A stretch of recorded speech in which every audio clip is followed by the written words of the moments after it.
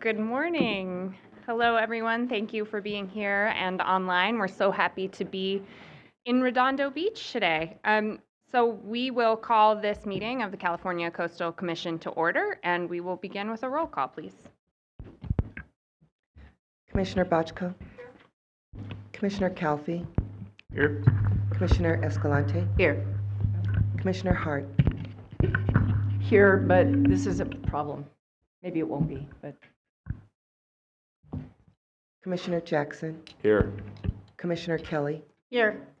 Commissioner Larson. Here. Commissioner Lopez. Here.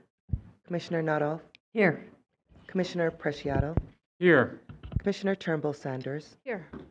Commissioner Williams. Here. Commissioner Wilson. Here. Chair Harmon. Here. You have a quorum.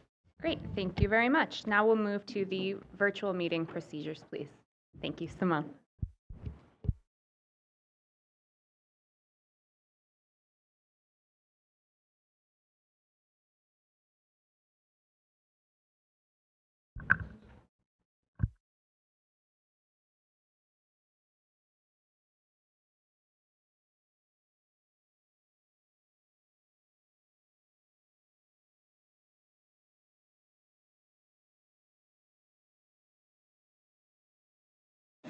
Zoom audio.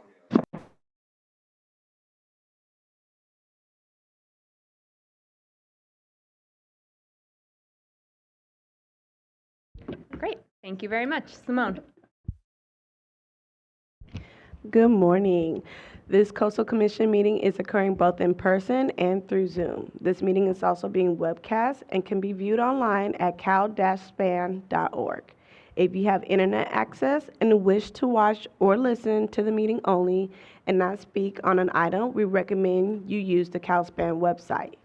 Those who wish to address the Commission today can do so in person, through the Zoom platform, or by phone. The speaker request forms may be found on the Commission's webpage. Paper forms and a scannable QR code for paperless submittals are available on the Commission staff table just outside the meeting room. For those on Zoom, we have posted virtual hearing procedures on the Commission's agenda webpage, which is a guide on providing comments via Zoom or by phone. Members of the public speaking during general public comments may be given up to 2 minutes to speak at the discretion of the chair. Requests to speak during the general public comment periods will not be accepted after 9 a.m. on each day of the meeting. In order to provide the opportunity for the broadest range of public participation, you may speak on a specific topic one time only each month. Those speaking on an agenda item that is not general public comments are typically allowed 2 to 3 minutes to speak at the discretion of the chair. We will accept a request to speak on a regular agenda item up until the chair opens the hearing on that particular item. If you have internet access, please go to the Commission webpage and click on the link to fill out a speaker request. If you do not have internet access or prefer to testify by phone, please call the Commission staff at 562-477-9089. Again, that number is 562-477-9089. Staff will provide you with a telephone call-in number and instructions for how to participate and provide testimony by phone. We will manage speakers coming in and out of the meeting through the meeting organizer. When it's your time to address the Commission, the organizer will invite you to turn on your video and microphone or provide instructions on how to unmute the phone. Madam Chair, that concludes the virtual hearing procedures. Great. Thank you very much. And now we will move to general public comment, please. Actually, before we do that, we'll do agenda changes. Thank you, Mr. Hudson. Thank you, and good morning, Chair Harmon, Vice Chair Hart, and Commissioners. I will go over the agenda changes for today. First, item 14A, the City of Ventura LCP amendment. Time extension for short-term vacation rentals is moved to consent. Item 14B, the County of Santa Barbara LCP amendment for outdoor lighting and signs. Time extension is also moved to consent. Item 14C, The County of Santa Barbara LCP amendment for housing element update and rezone is postponed. Item 14D, County of Ventura LCP amendment for coastal hazards, time extension only, is moved to consent. And item 14E, the County of Ventura LCP amendment for the Housing Bill Implementation Ordinance is moved to consent. That concludes our changes to today's agenda. That brings us back to item 4, general public comment. And with that, I'll turn the mic back over to you, Madam Chair. Thank you, Mr. Hudson. Now we will go to general public comment. Thank you. Sounds good. For members of the public, I will be announcing the names of the upcoming speakers and invite you to speak when it's your turn. Each speaker will be allowed 2 minutes during general public comments at the discretion of the chair. In order to allow for live video testimony on Zoom, we'll be bringing you in as a panelist. As we bring you in, your Zoom will reload. This may take a moment to speed up this process. We will bring several people in at a time, but please remain muted and keep your video off until we ask you to speak. After your time is up, you will be moved back to attendee mode. For members of the public present in the room, I will call your names in the order they appear on our sign-up list. When you hear your name, please line up behind the podium and introduce yourself when you approach to speak. There is a raise hand function that will help us find you in the attendee list. If you are using a phone for audio, you can raise your hand by dialing *9. If you are participating by Zoom, you should see a button on your Zoom screen. If you have signed up to speak for this item and are able to do so, please raise your hand now. When it's your time to speak, we will invite you to unmute and turn on your camera. You can unmute yourself on the phone by dialing *6.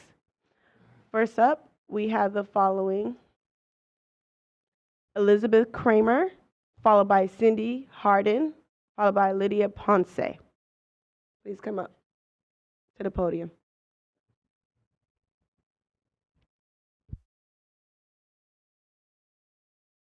Push the mic, please. Didn't mean to scare you. Oh, sorry. Sorry. Good morning. My family has been tied to Camp Emerald Bay on Catalina Island for 4 generations. This camp, run by Scouting America, offers young Californians from all walks of life the opportunity to experience nature and help preserve a unique ecosystem. My grandfather spent a summer as camp director in the 1940s. My father was on nature staff in the 1950s, and I was a sailing instructor in the 1990s. And all 3 of my children attended and worked at Camp Emerald Bay, and I've seen them soar in part by the influence of this camp. My son developed incredible leadership skills and was on the waterfront staff and was inspired to study biochemistry at UC Irvine. My older daughter is on the spectrum, and the safe environment of camp helped her expand her comforts,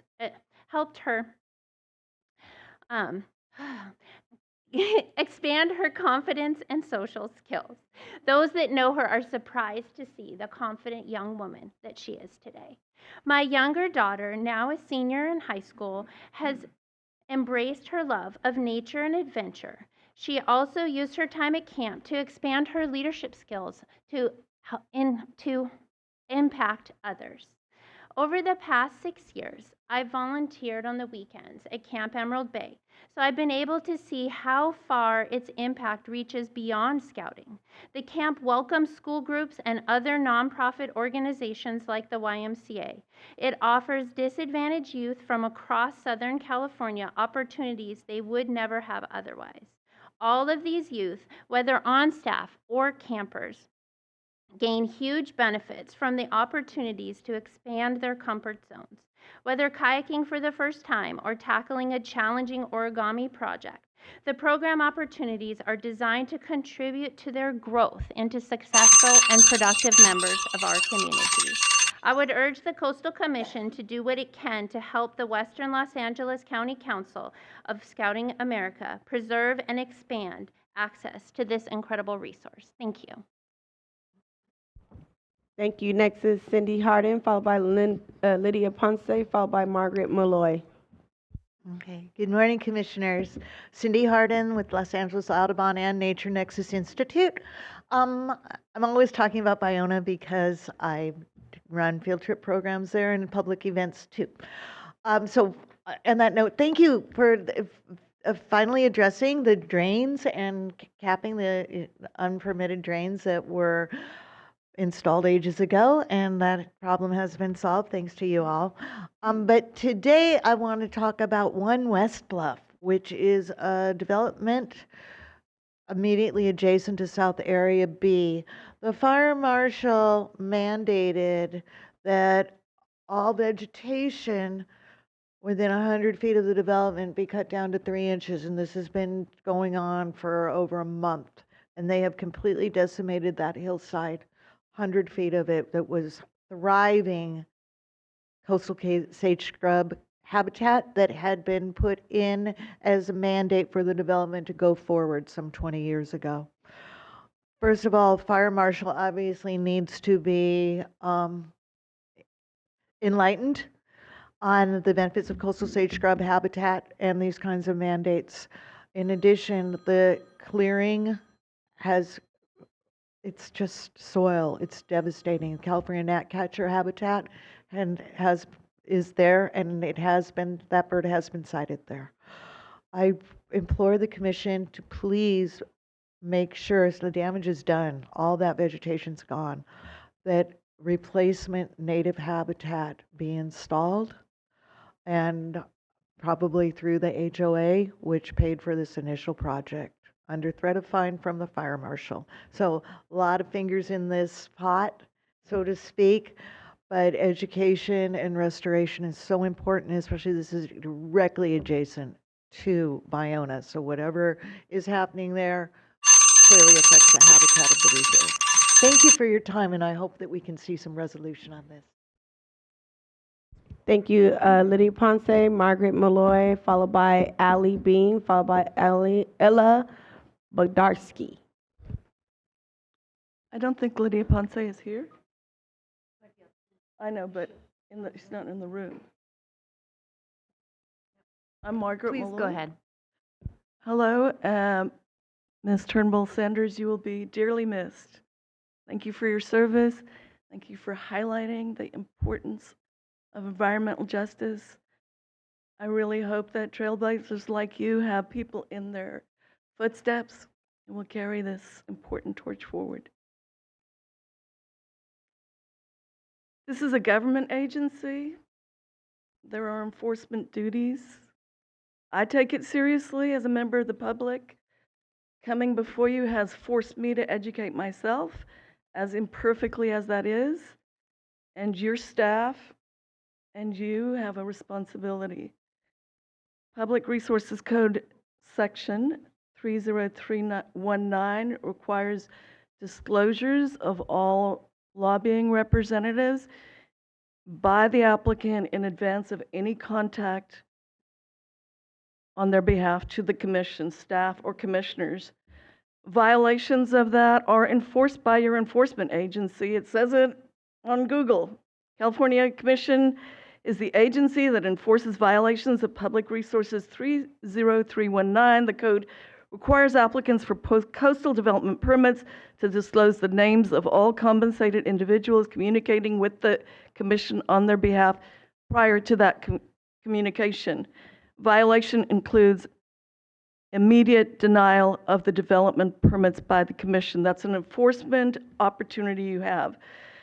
Political Reform Act, California Code of Regulations 18600 to 18611 requires individual lobbyists to be registered with the Secretary of State, and lobbying firms are required by 18612 to 18615 to be registered as lobbyists with the Secretary of State prior to any contact with the Commission.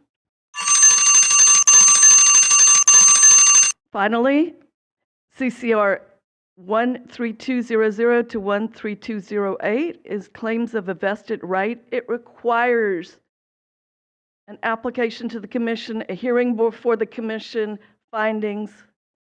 None of these are arbitrary. They're all mandatory. Thank you. Thank you. Next is Ali Bean, followed by Ella Bodarsky. And Good morning. Ingrid M. Oh, good morning, Commissioners, and I echo Margaret's statements that your voice is going to be sorely missed, but I hope it will be replaced in full force. I wasn't going to speak on general public comment, but yesterday in Venice, I'm from Venice, I'm on the neighborhood council, and I'm chair of the Homeless and Housing Committee. Yesterday in Venice, there was a major sinkhole. A water main broke. He said it was built in 1911. I talked to the engineer, and Venice Boulevard North, right by the ocean. I went over there. The sinkhole was literally the size of this whole commissioner's area. It was gigantic, and just recently on the canals, the same thing happened. A water main broke, and this torrent about 4 feet tall of mud came coursing down the alleyways and went into people's garages. And so all to say, the infrastructure in Venice is very old, and it's like right on the edge right now. This is the second, maybe more than that, I don't know, but it's the only two I know of because they're right in my environment. And I spoke to the guy on the news, and he was asking, he said that there was also problems with the electrical grid. So just, the only reason I'm mentioning it to the Coastal Commission is I know we're about to potentially see a lot of density proposed on the coast in building. We've all been talking about it for a long time. And just to keep in mind in Venice and probably other areas, I'm not sure, but Venice, being so old and not replaced yet, I don't think we can withstand it. There was about to be a 40-lot consolidation right at that spot. There's other lot consolidations. I've never heard of one that big, but there's going to be 8 affordable housing units are going to have more lot consolidations. So just, I don't know what we do. I guess it's more a city thing, but just to keep in mind as we approve density to really just think about the fact that we don't have the structure to support it yet. Thank you so much, and thank you for all you do.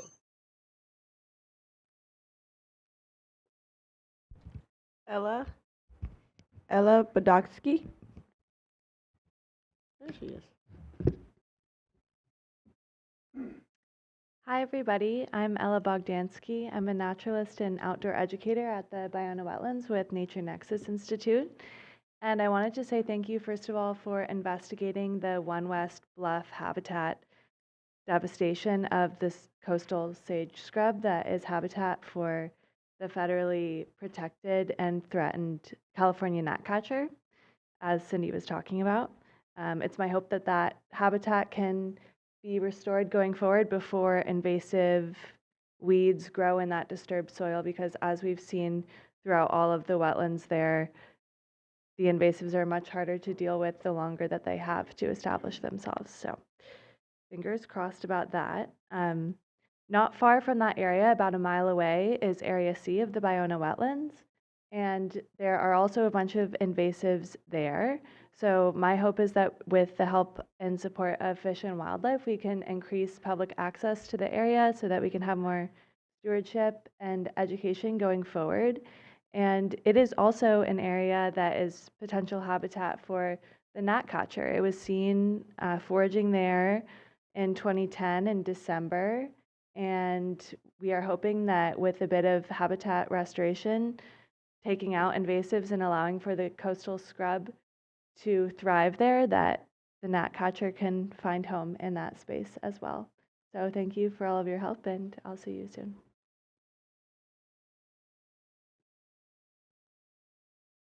Thank you. Next is Ingrid M. And then we'll go to our Zoom. That'll be Lydia Ponce. We found her on Zoom, followed by Eileen Boken, followed by John Callender. You 3 are on Zoom, so just be ready. We'll be moving you to panelists.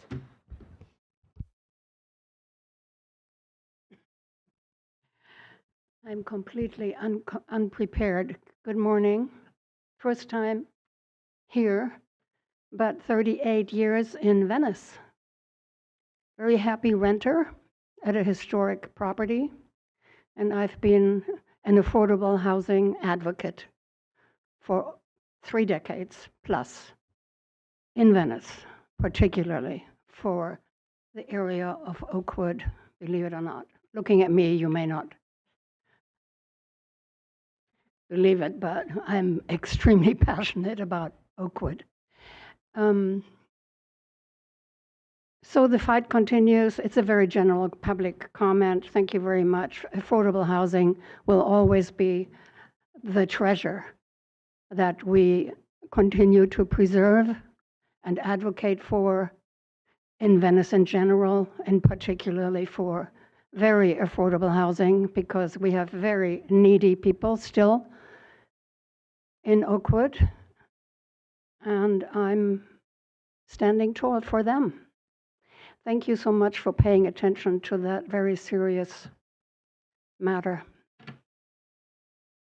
Thank you. Next is Lydia Ponce, followed by Eileen Boken. Lydia, if you can unmute yourself. Yes, thank you so much. Good morning, relatives.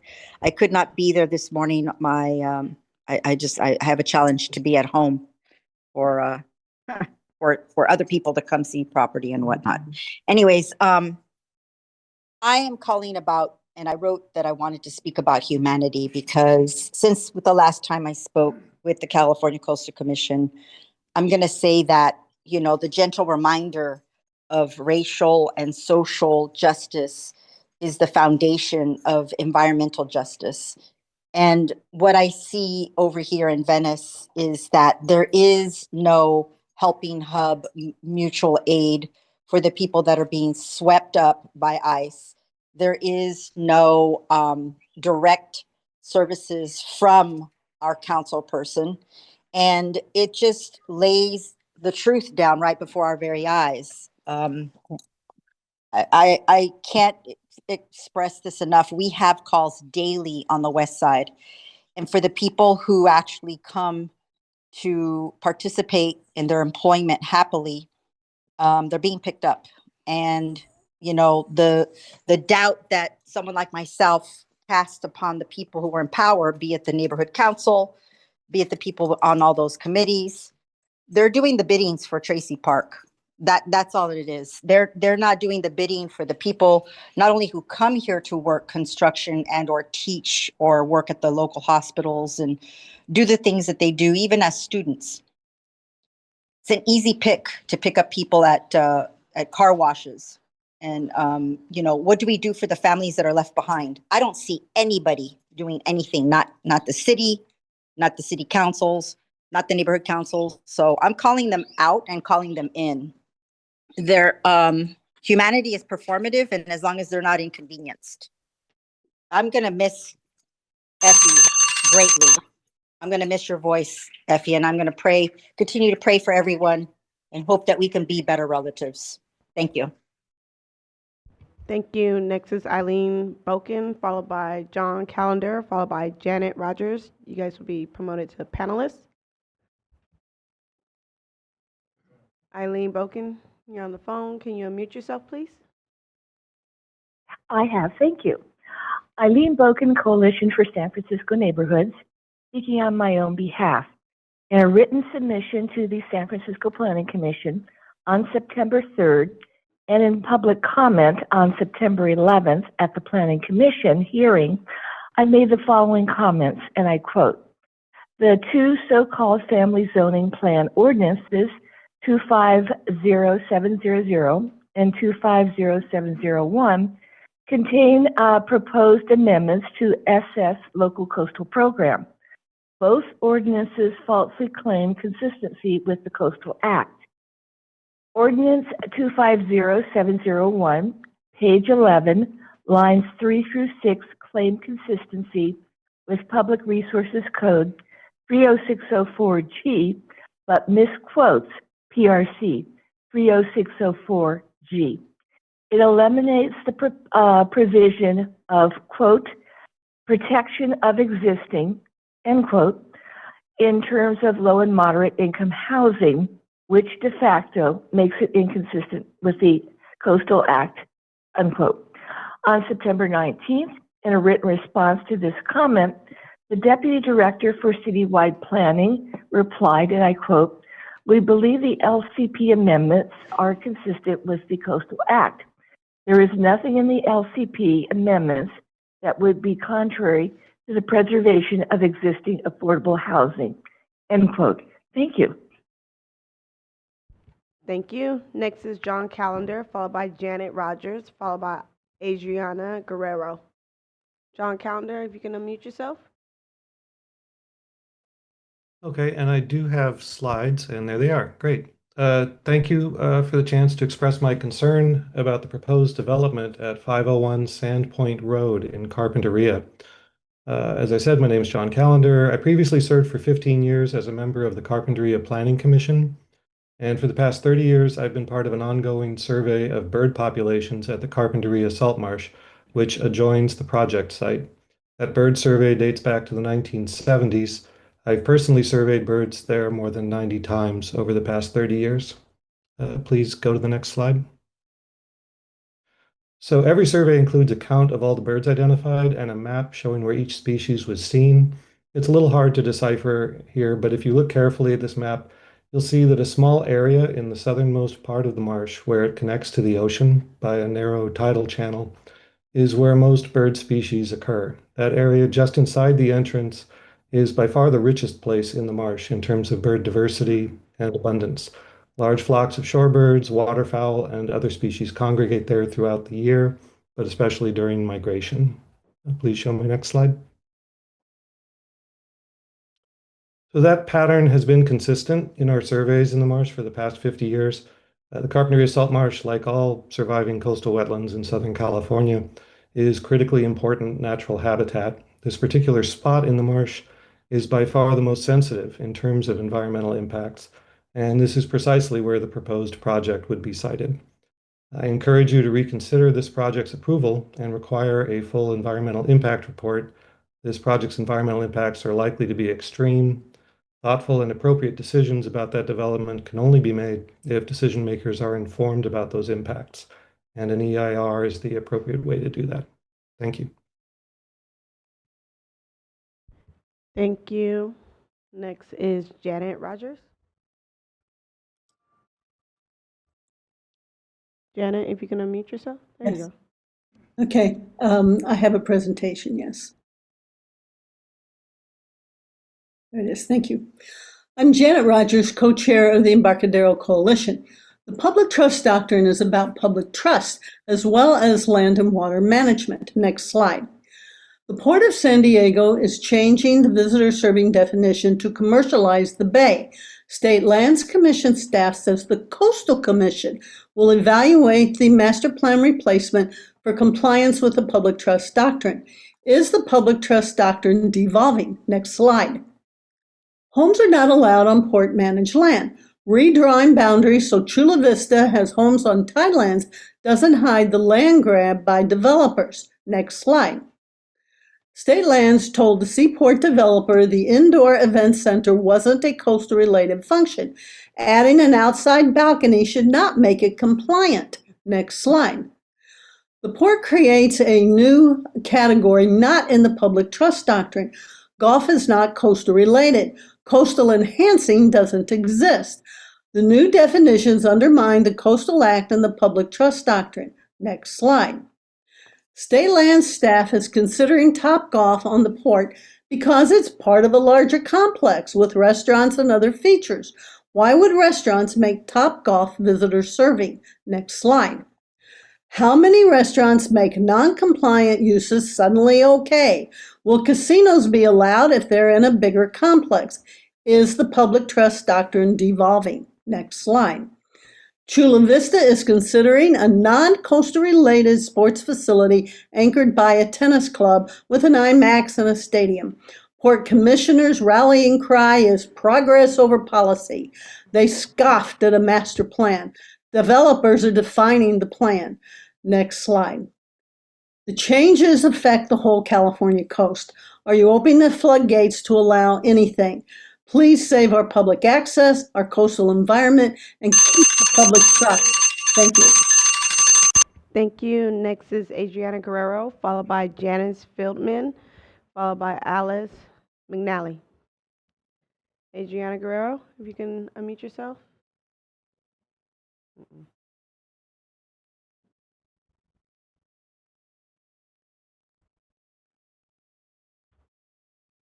Okay, we're going to try this again, Adriana. I'm going to promote you to panelist.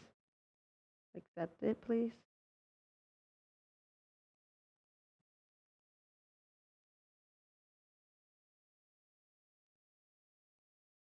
Okay. Adriana, I'm just going to try to unmute you. Okay, we'll come back to you, Adriana. Let's go to Janice Feldman. Okay, seems like you're not available as well. Yeah. Okay, let's try to allow you to talk, Janice Feldman. We're going to allow you to talk.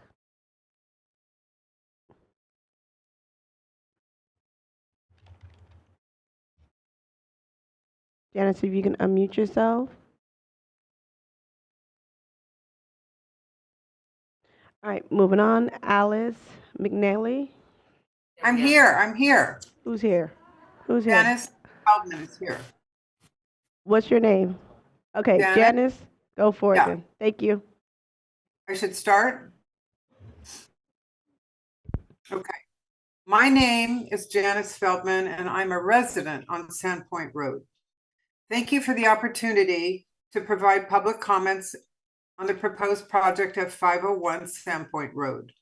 I'm very much opposed to this project and frankly stunned that the California Coastal Commission approved any level of project on this tiny, fragile piece of land adjacent to the Carpinteria salt marsh. I'm very concerned about the impacts this proposed project will have. The marsh is allegedly a state-protected wetland.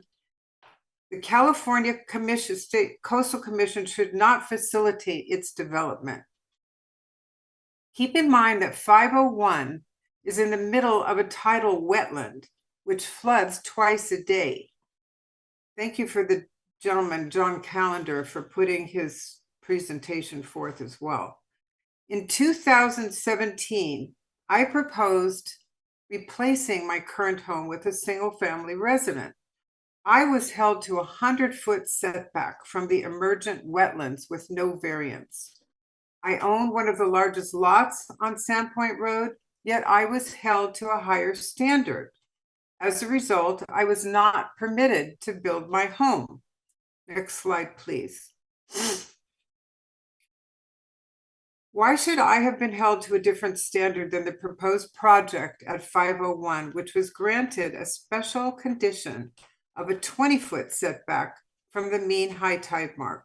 Also, I was never notified about this project at 501, and I understand none of my neighbors were either. I encourage the Coastal Commission to require the applicant at 501 do a full environmental impact report that would allow for a thorough review and to follow the same requirement as I and other neighbors have had to do.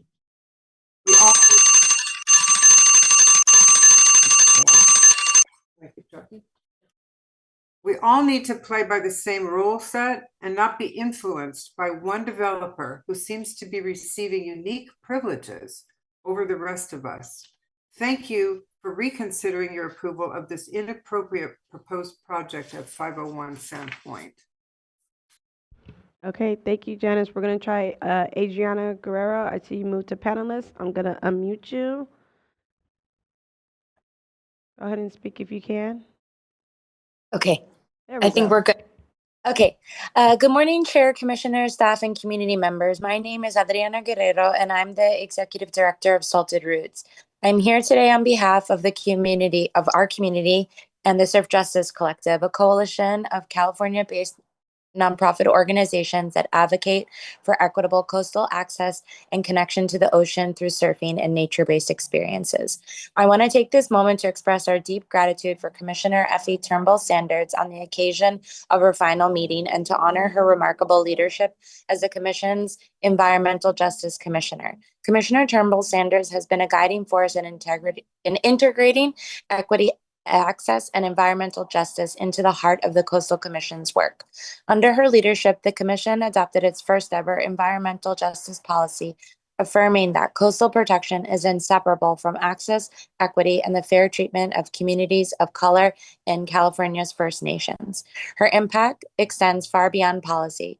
It is visible in real, tangible outcomes like the May 2023 decision approving the Pacifica Coastal Development Permit which corrected inequities in surf school access, ensured that nonprofit organizations creating pathways to the ocean are included and supported. That decision was a milestone for many of us who have long advocated for community-centered, equitable access to the beach. Commissioner Turnbull Sanders once said, "Equity demands more. We must work diligently and deliberately to create full and inclusive participation in process, policy, and benefits." That conviction has reshaped how this commission listens, acts, and leads. On behalf of Salted Roots and the Surf Justice Collective and the many communities across California whose coastal access has expanded because of your vision, Commissioner Turnbull Sanders, thank you. Your legacy will continue to guide us as we carry this work forward, ensuring our coast truly belongs to everyone. Thank you. Thank you.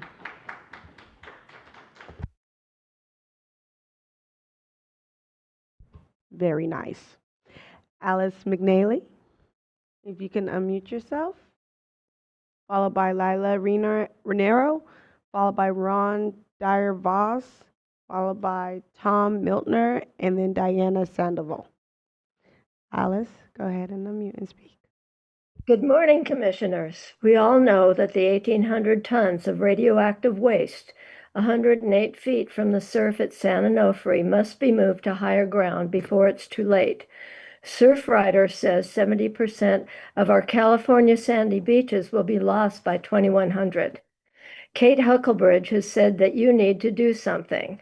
Start by making SCE accountable. The Coastal Commission has ordered Edison to do inspections and report back on more than one occasion, and at one of the last meetings, they had still not, in fact, at the last meeting, they had still not complied. I believe Commissioner Ann Nordhoff had inquired about this report at the last meeting in Long Beach. Don't let them get away with this. Trump's executive order to streamline licensing and expedite a pathway to approve reactors within 18 months may soon rule out environmental considerations such as climate change and sea level rise. You better act fast. Thank you. Thank you. Next is Lila Rierno. Hello. Hello. Hello. Can you hear me? Loud and clear. Go ahead and speak. Okay, please. great. Thank you. Greetings, Honorable Chair and Commissioners. I am Lila Renero, a concerned citizen residing in the coastal zone of Pedro Point in Pacifica.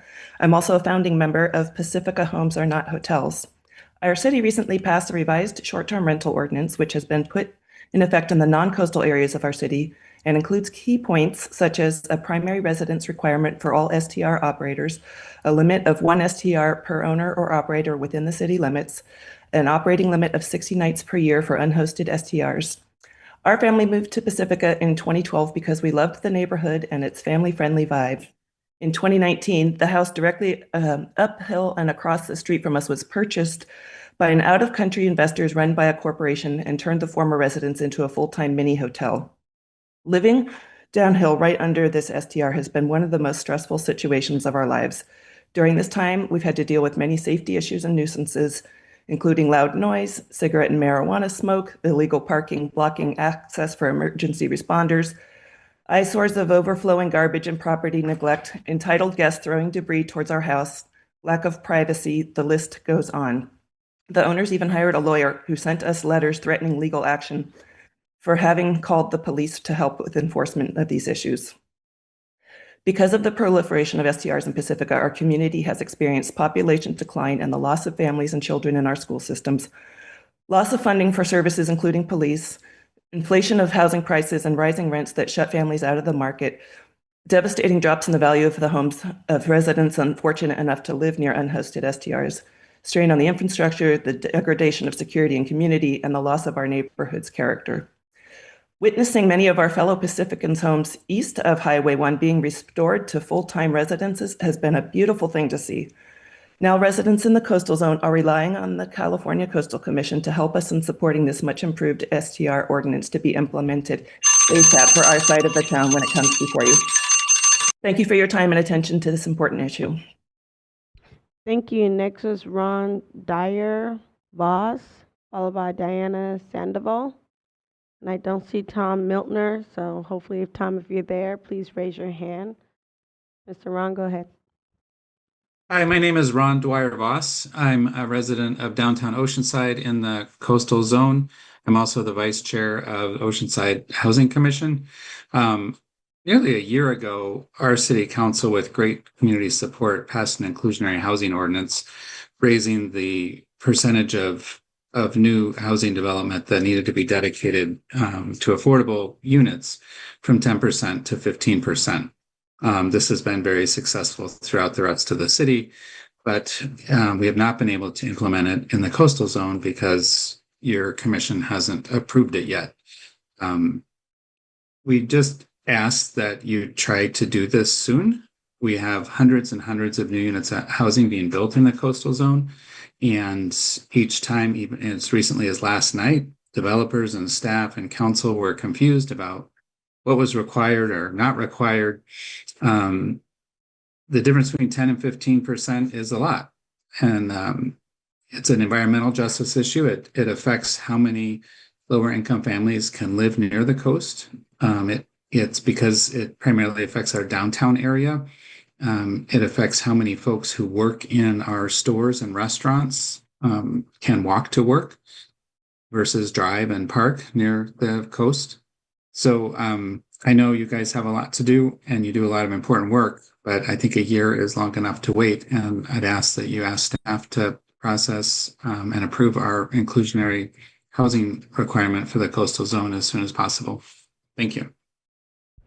Thank you. Next is Diana Sandoval, followed by Tom Miltner. We don't see him as of yet, but Tom, if you're there, please raise your hand. Diana, go ahead and speak.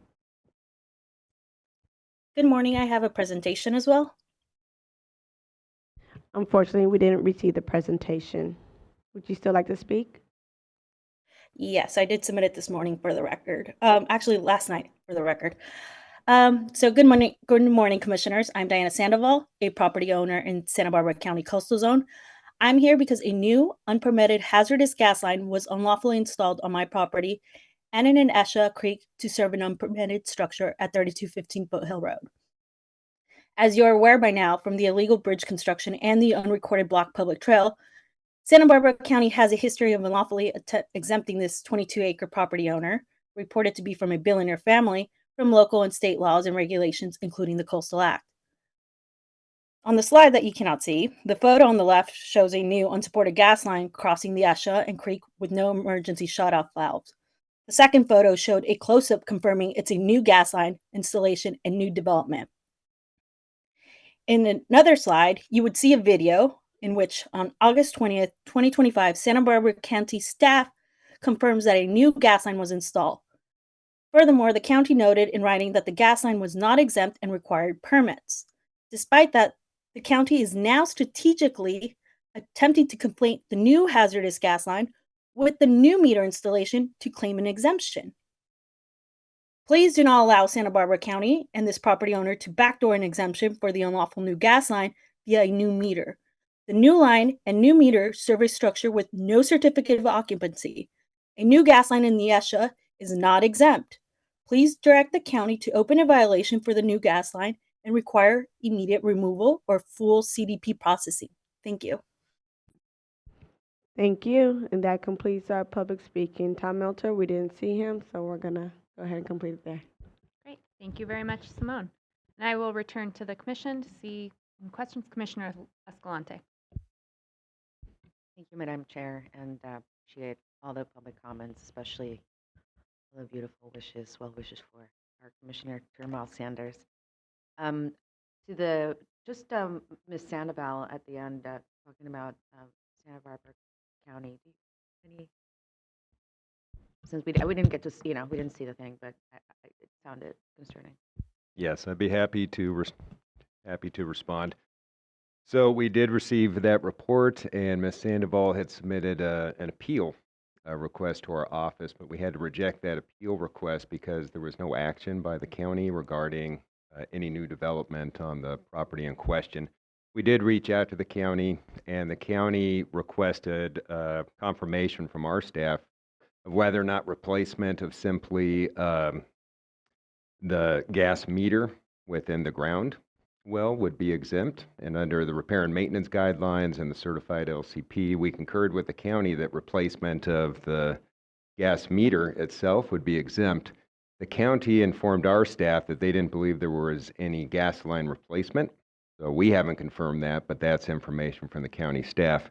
We did note in our letter responding to the county's request that if there was any gas line replacement within ESHA, so within the creek specifically, that would trigger the need for a coastal development permit. And we wanted to be clear with the county. So we don't have information yet from the county that such gas line replacement occurred. And they have not processed an exemption or other determination of any such work. But we did put them on notice that we did agree with Ms. Sandoval that any work in the creek would trigger the need for a coastal permit. Agreed. So what's the next step for, just so Sandoval knows? So Ms. Sandoval should reach out to the county regarding where the applicant is at in the process to confirm the work and what applications the county has before them. If there was work in the creek, then that would require a coastal permit. The county is processing a coastal development permit for the related work to the bridge that Ms. Sandoval has discussed at previous hearings. So our staff's recommendation to the county would be if there is any additional work, that should be ideally consolidated into one CDP application and processed by the county. Thank you, Mr. Hudson. Appreciate it. Commissioner Lopez. Yeah, just a question about the inclusionary component of a update. I'm wondering if we can better understand where that is in the process. From 10 to 15% seems low in Monterey County. We're at 20 and most projects come in at 30. So I'd love to see this one at 15 if they're supported. Thanks, Commissioner Lopez. We're looking into it. I have messaged my staff to see what the status is. I don't know anything. I don't know any of the details, but we will get back to you to the commission as soon as we have a sense, because I have the same question. Thank you very much. Commissioner Preciado. And I have a follow-up. The discussion by the speaker on the inclusionary housing element is gratifying to hear. But one of the things that I'm becoming more and more aware of is affordability, and inclusionary is a different thing for different folks. And so I'm interested in understanding if it's stratified, meaning usually there's a comparison made to the median income of a particular county, and then the median income has a threshold for, everything under 30% of median, and then 40% of median, et cetera. This has translated for those of us who are not in the housing development world into low income housing, and then working communities housing, and then new professional housing. And these three labels that I just described are within that inclusionary program. And so I'm interested in seeing if in the context of including communities into the coastal zone, that if those elements are included, and what's the scale of the project? So do you have to have 1,000 units to have all these elements, or can you have 20 and have these elements? And so those are interesting things. And my intention is not to prolong your examination, it's just to understand better what is inclusionary and for whom. I was gratified to hear about in the testimony this morning that for service workers who would walk to work or bicycle to work, I suspect that means that people are earning minimum wage and tips, and that they could afford to live in the communities where they work. So I'm interested in seeing if that kind of detail is available. Thank you so much, Madam Chair. Thank you. Okay, seeing no other comments or questions, we'll move to item 6, the Executive Director's Report. All right, thank you, Madam Chair. Good morning, Commissioners. My published Executive Director's Report can be found on the Commission website, but as usual, I'll spend a little bit of time going through several of the items. So first off, I'd like to let everyone know about a few upcoming educational opportunities and guidance documents that are available for public review. First, the Coastal Commission will host a public webinar, titled Coastal California Futures, Equity, Resilience, and the Permitting Process on November 4th at noon. The webinar will help the public and future applicants consider communities that have been excluded from decision-making and most impacted by environmental impacts in coastal development permit applications. Participants will learn a 6-step approach to integrate these considerations into coastal permitting process, and you can register. There's a link on our website. It's also in my executive director report. Staff released the draft nature-based adaptation strategies guidance for public review on September 29th. The guidance provides a set of principles that aim to guide the Commission on future permitting and planning actions related to nature-based adaptation strategies. It includes various Commission permitting pathways for nature-based projects, how these projects may be analyzed under the Coastal Act, and key considerations and topics that should be addressed when designing and implementing such projects. The draft is available for public comment until Friday, October 24th, and you can send comments to our statewide planning staff, and the email address is, again, on my executive director report and on our website. Senate Bill 1077 requires the California Coastal Commission, in coordination with the Department of Housing and Community Development, or HCD, to develop written guidance for local governments to facilitate the preparation of LCP amendments that clarify and simplify the permitting process for ADUs and junior ADUs in the coastal zone. The deadline for completion of this guidance is July 1st, 2026.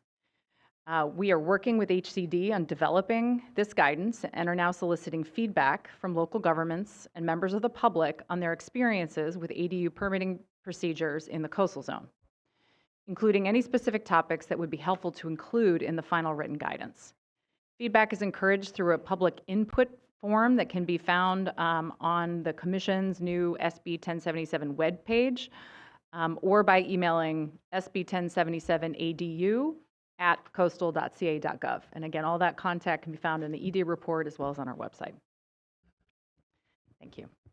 Next, I am pleased to report that the California Coastal Commission has published its 2024 year in review, highlighting the agency's accomplishments across all core program areas.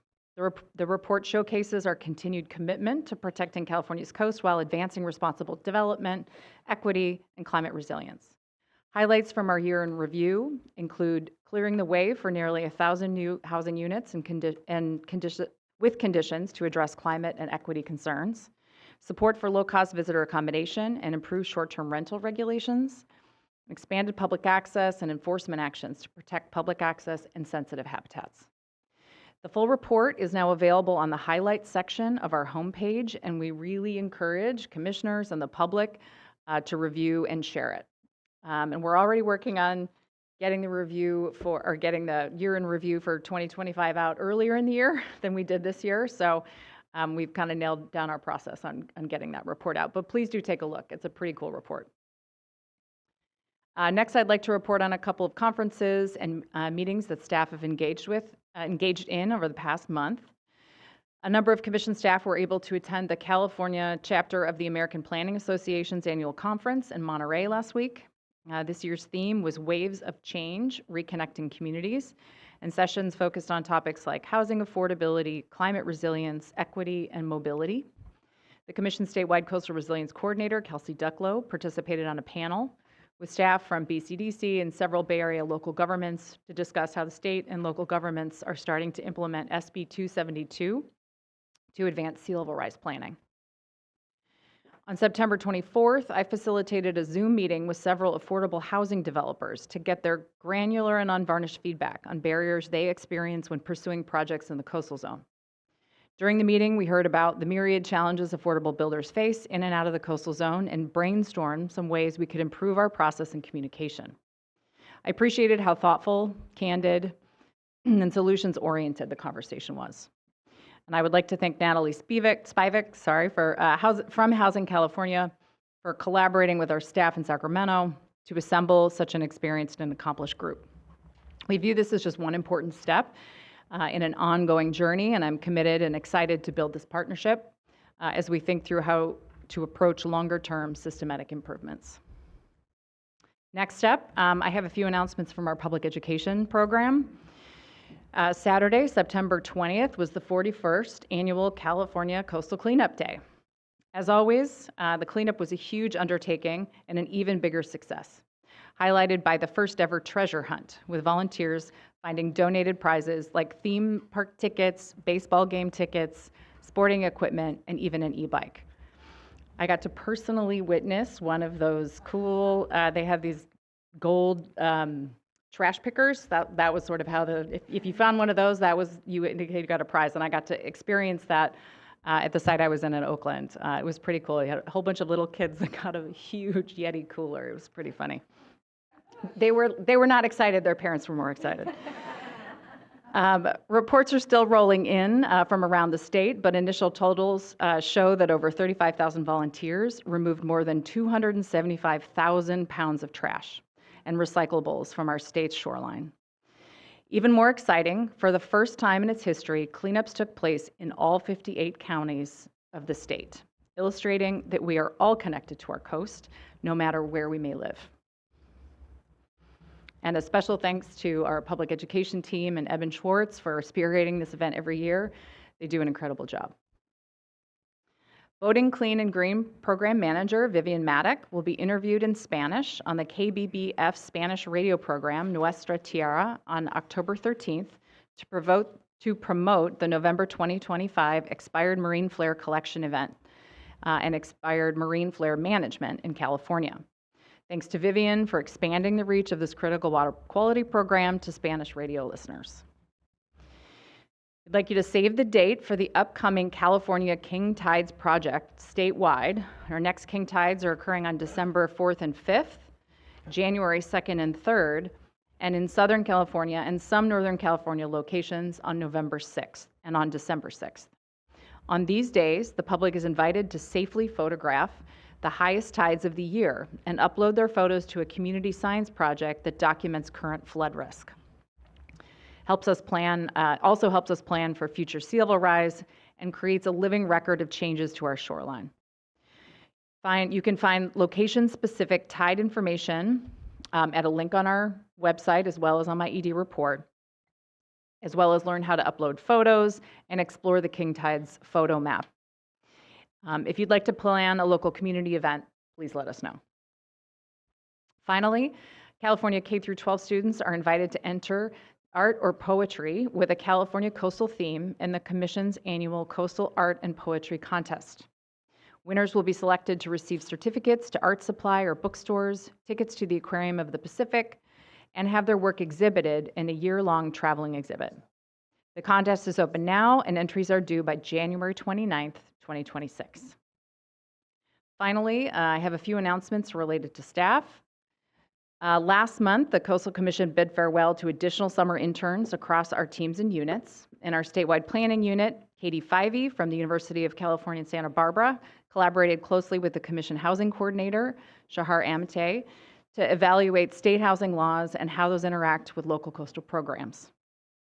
Also in statewide planning, Will Dean from the Bren School at UCSB worked with the Commission statewide Coastal Resilience Coordinator, Kelsey Ducklow, primarily to advance work on a group master's project for which the Commission is a client that aims to develop a framework to guide local planning for managed retreat, as well as other sea level rise related topics. In the Central Coast District Office, Hallie Bolig from UCSC was the Commission's Peter Douglas intern this summer and worked with district staff on developing a comprehensive database on coastal armoring in the Cayucas neighborhood of San Luis Obispo, and also supported the Commission's housing team by researching recent changes in California ADU laws and preparing a report on their implications. My sincere thanks to these driven and dedicated young people. We're grateful that they chose to spend their summers and time and energy with us, and we hope we get to see them again. I also wanted to announce that Kelly Cuff from our statewide planning unit retired last month after 26 years of service with the Coastal Commission. As an environmental scientist in the statewide planning unit, she developed key resources and training materials for the public, local government partners, and our staff on a variety of Coastal Act topics. Kelly was an integral part of the team that created the Commission's California Coastal Trail Mapping Project in 2021, And as part of the interdisciplinary team with staff from public access, mapping, and the statewide planning, along with state coastal conservancy staff, Kelly researched, identified, and digitized hundreds of segments of the coastal trail to broaden coastal access.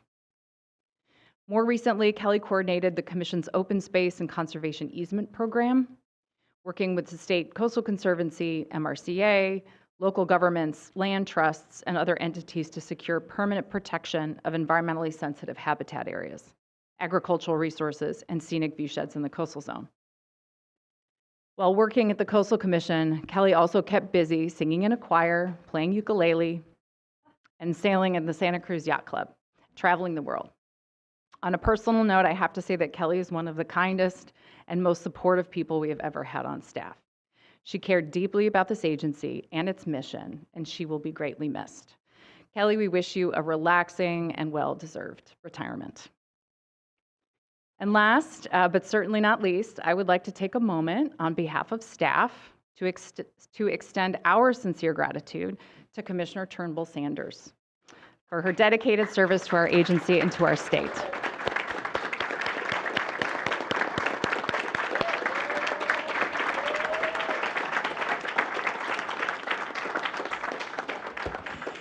Commissioner Turnbull Sanders had the unique honor to be appointed by Governor Brown as the Commissioner's very first Environmental Justice Commissioner. And in that role and under her leadership, she worked with staff to develop the Commission's EJ policy and launch our EJ program.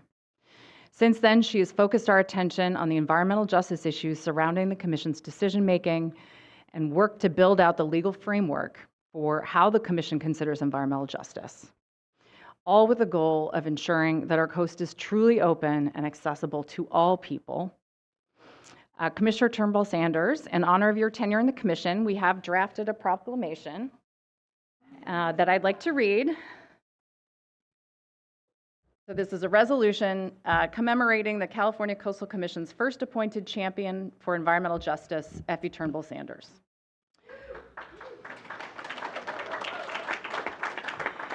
Whereas Effie Turnbull Sanders started her career as a presidential appointee with the United States Commission on Civil Rights and has had a distinguished career in higher education, law, and government. And whereas Effie Turnbull Sanders was appointed by Governor Jerry Brown to the Coastal Commission on January 13th, 2014. And whereas Governor Brown appointed Commissioner Turnbull Sanders to be the agency's first Environmental Justice Commissioner on February 21st, 2017. And whereas Commissioner Turnbull Sanders helped guide the development of the agency's first environmental justice policy, which was unanimously adopted on March 8th, 2019. And whereas Commissioner Turnbull Sanders has used her dynamic combination of legal acumen and community leadership to defend public access and coastal resources for all people, with a particular focus on uplifting environmental justice communities that are disproportionately impacted by pollution and other hazards. And whereas Commissioner Turnbull Sanders has announced her voluntary departure from the California Coastal Commission as of October 8th, 2025, therefore be it resolved that the California Coastal Commission thanks and honors Commissioner Turnbull Sanders for more than a decade of service protecting the state's coastal resources. And may it further be resolved that the California Coastal Commission commends Commissioner Turnbull Sanders for her leadership as the agency's first Environmental Justice Commissioner and for her commitment to ensuring that California's coast is accessible and welcoming to all people.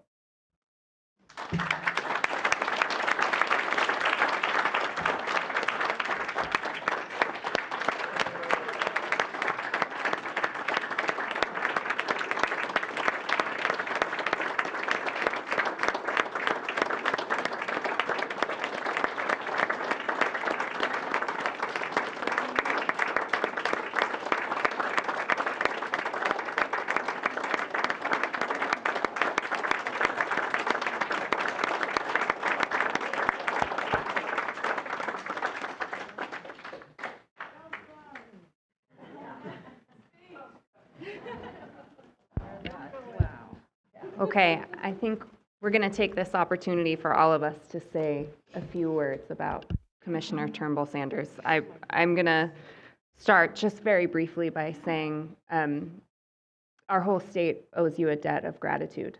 the legacy that you are leaving through our environmental justice policy is profound. And every time we have had a meeting, I have learned something from you, and you'll be sorely, sorely missed. So with that, I know there's going to be a lot of comments. Let's start with Commissioner Escalante. We'll start with the crybaby house.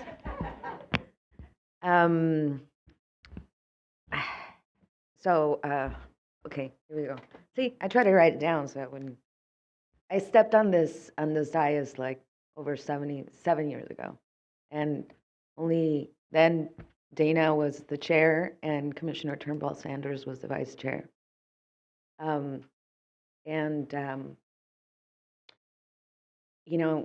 Commissioner Turnbull Sanders welcomed me with the warmest embrace and full of friendship and understanding, and you kept that tight embrace around me ever since. You have been a role model and a trailblazer on this commission.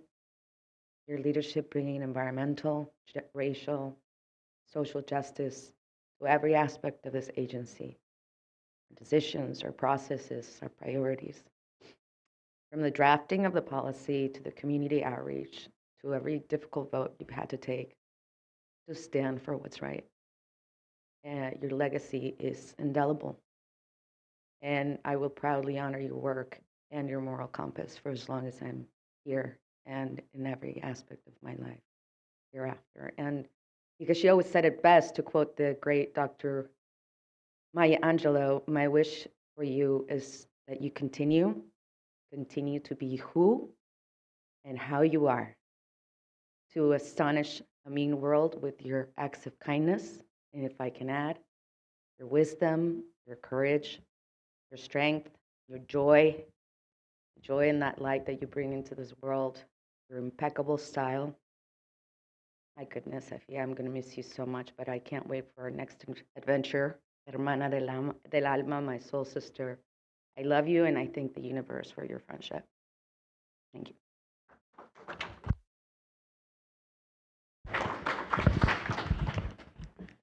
Commissioner Preciado.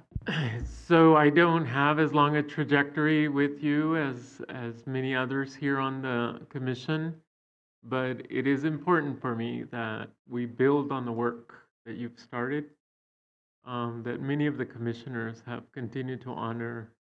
And so we'll be referencing the good policy work that you helped develop for this agency, I'm sure for decades to come.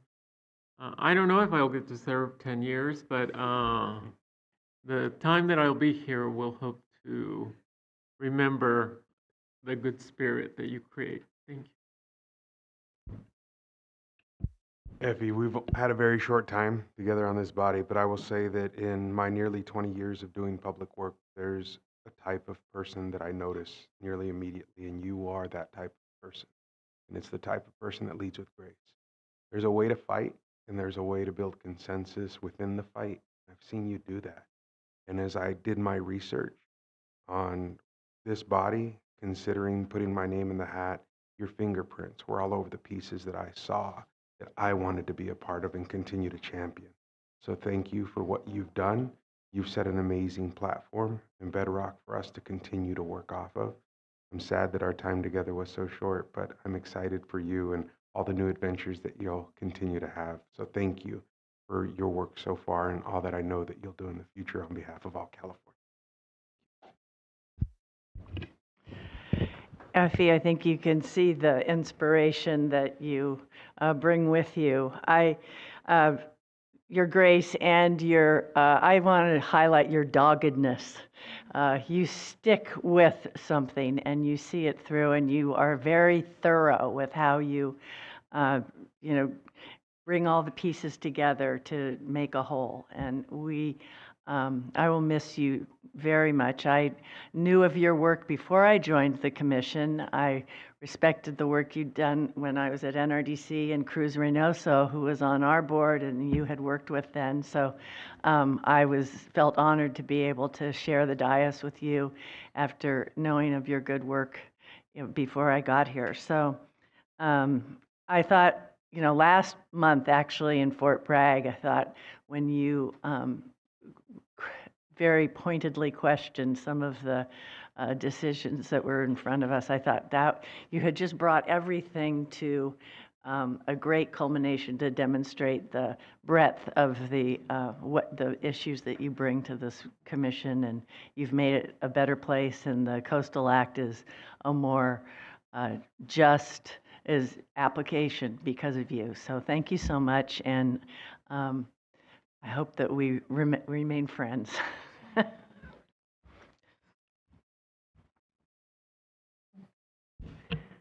Oh, wow. To have so much to say and not even know how to begin. I didn't prepare anything. I didn't think about doing it here. I wanted to talk to you myself. So I just want to say a lot of people don't realize how much I've depended on you over the lot. For me, I've been here almost 15 years, and when Effie came, she was such a ray of light and intelligence, and your kindness and your heart is so big. I just instantly wanted you to be my friend and my cohort.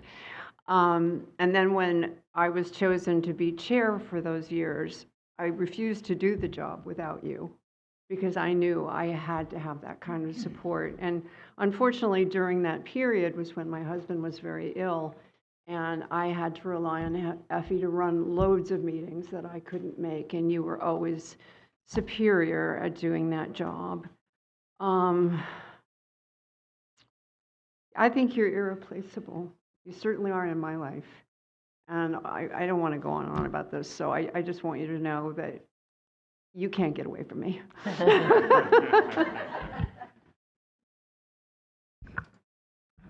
Wow, it's really tough. Somebody said, "Don't go." Yeah, that would be my. I know it's time for you. We were talking about it, and when Effie came on the commission, her daughter was 2 years old. Now her daughter's in 9th grade, and incredible. Your children are just so beautiful, and it's just such a funny story you told about when you would try to leave, to come to meetings, and your daughter would have her fingers on the glass, and what was the word? What was it? Don't go to the Coastal Commission. Don't go. I'm sure you can relate. But I mean, for me, the role that Effie has played has been so central. And, it's not because she responds or talks on every issue, but it's that when she does speak, everyone listens. Everyone listens. And it's usually deep and well thought out, always, I should say. I don't recall you ever speaking in a way that I thought, okay, that's not worth here, or what, not that I do that with anyone, but really, seriously, it's just, like on the Bruce's Beach issue, you gave a significant statement on that, and I think it gave us information and knowledge that we just could not have had otherwise, and a perspective we never could have had. And just so many issues, Effie. I really, my respect for you is really, there's no way to measure it. I'm going to miss you so much. It is going to be a huge hole. However, saying that, I want to repeat something that you said to me, is that it's okay for you to step away at this time, because you have embedded your environmental justice views, your environmental, this concept. It's not only embedded now within all of our policies as part of the environmental justice policy, but you've embedded it in all of us, so that you feel, I really appreciate what you said, that you don't need to talk all the time. It shouldn't be the one. It should be the all. And it is the all. We will carry this forward. I will, as long as I am on this commission, and you know that. I'm just so grateful to you for everything. So thank you so much, Effie, and obviously, we will always be friends. Thank you so much. Any other? Commissioner Kelly. Commissioner Turnbull Sanders, it has been an honor to serve alongside you on this body. When I was applying and in the process of reviewing the years of footage of these meetings, studying you and studying the way that you educate your wisdom, but the avenue in which how you share that wisdom, both with the public, with applicants, or with our fellow commissioners. You are one of the most incredible teachers I have ever had the opportunity to learn from. And I want to second what Dr. Hart said, that your the way that you have permanently left a legacy on this commission, on the work we do, and the state and the public, we will forever benefit from that wisdom and the way in which you've led us all to embody what you have taught us. And so I hope you feel very confident that you have helped to propel this organization and this state forward in a way, and I think really it's the language that you use and how you take what we all know to be true about environmental justice, about our coastal resources, about public access, and about impacts and who is most greatly impacted and how we have to mitigate those impacts in ways that lift up community.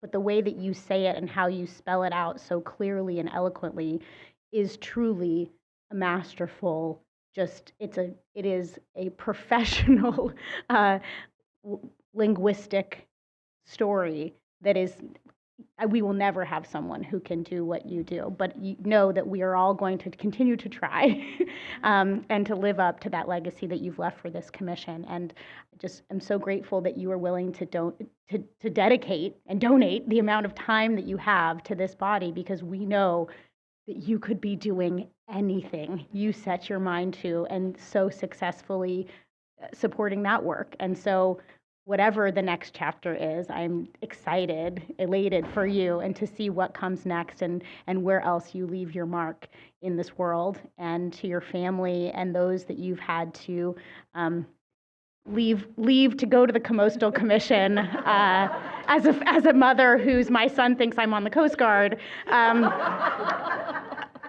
that it is one of those sacrifices that we all have to make to be here and to do this work. And I know you have sacrificed for many years, so thank you. And to your family and others who didn't get to have that time with you, thank you to them for lending your talents and treasures to this community. We are grateful. Thank you.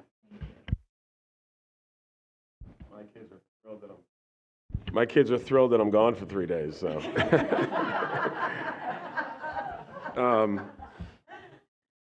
Last night I made a comment at our little mixer about the quality of commissioners that we have and how impressed I was, just as the new guy watching these videos, similar to my colleague, during the application process, and then actually meeting you in person and sitting next to you and being dazzled. I'm like, Fort Bragg just blew me away with your comment in particular, and it will forever resonate. And as I was sitting there, beyond impressed, I was like, first of all, I could never have written that, probably even with the help of ChatGPT. It would have never been as well thought out, articulated. And that was just that's a microcosm of who you are and what you bring to this body. And our time together has been short. You will remain on my speed dial. I appreciate what you've done for this body and for our state. Your legacy will live on, and I can only hope, I aspire to be, half the commissioner that you've been. You are a model for all of us to emulate. So thank you for your leadership. Thank you for your courage. And thank you for always be willing to stand up to do the right thing. So it's been a pleasure. Where do I start? Well, we always say we associate ourselves with all the comments that are made. I associate myself with all of these comments that were made. I'll bring this to a more sort of personal space, which is going back to 2019, my first meeting on the Coastal Commission. I definitely was dropped into the fire. My very first meeting was in my local community, and I think it was on that very first day, yeah, that it was like the most contentious, charged thing possible. It involved environmental justice issues and all the stuff. Very emotional, and so somehow I was sat next to Effie, and I have to say. That I'm so grateful for that, because she was very calm and also had in the subjects that we were talking about. Unlike me, I'm very stream of consciousness. Our attorneys have said sometimes it gets us into trouble, but Effie, every word has purpose and meaning, and I'm just extremely grateful for that. Well, in that moment, this was a very convoluted process. We have even processes that are convoluted for the commission itself. We have a lot of these double negative motions that are made. We have these amended motions that can be made, especially in that very complicated process.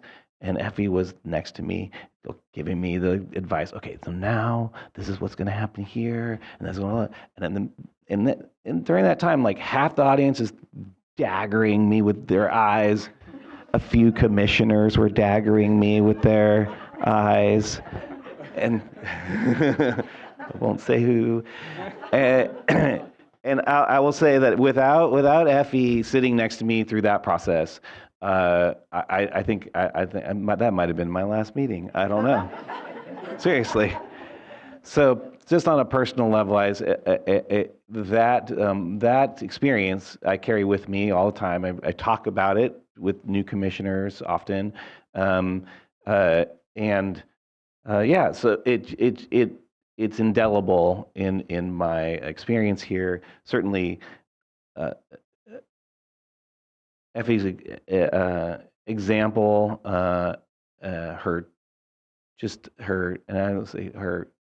her demeanor in these very contentious spaces has elevated the commission and the conversation and the state of California, I think, quite frankly, in these times. We could use a lot more of that. At the moment, and so just thank you so much for your friendship and your time in this space. As people may know, it's like we're colleagues to a great degree. We have a lot of differences on this commission, but we work very hard to move that through with great respect and dedication to the mission, and Effie is the pinnacle of that from my perspective. So, thank you. Any further comments before I turn it over to Commissioner Turnbull Sanders? Mr. Coffey. Can I say thank you? So to our public who's participating today, you all know this, but commissioners serve 3 days a month on their free time. And that's important here because many of our commissioners have noticed that people have families, and including Commissioner Turnbull Sanders. So the Coastal Commission is taking up a lot of personal time. And so that's evidence of your commitment to public service. And that's a very big deal. Also, you're not just serving the public in a role, you are bringing your entire self to it. And people see that, and you make it safer for others to also join in public service. So thank you for that. And just personally, you and I have had opportunities to talk through some tough issues, and I just can't thank you enough for your leadership and mentorship, and it's been a great pleasure. Thank you. Commissioner Williams. I honestly can't believe this is your last hearing. I didn't realize that till yesterday. So we're going to miss you. Since I started following the commission was around the time I think you started, and so it's going to be very different without you there. There's some big shoes to fill, and yeah, you have an incredible legacy, and I just from a personal, I just really appreciate when I joined just how welcoming and warm just our conversations have been, and appreciate everything that you've done. So thank you. Commissioner Larson. You know, it feels inappropriate to be the last one giving comment, but I also don't want to be left out here.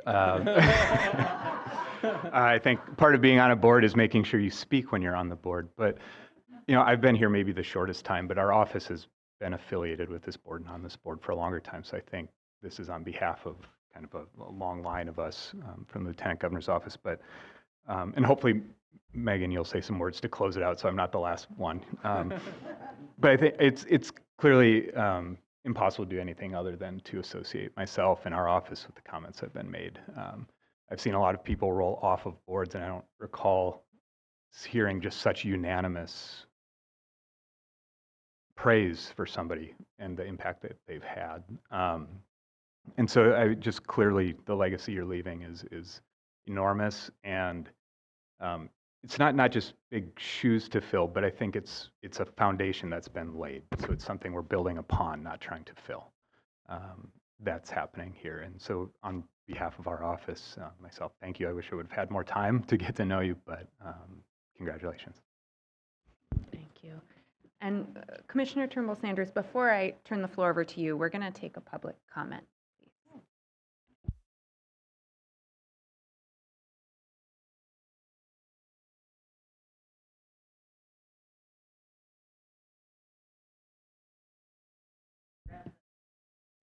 Anytime.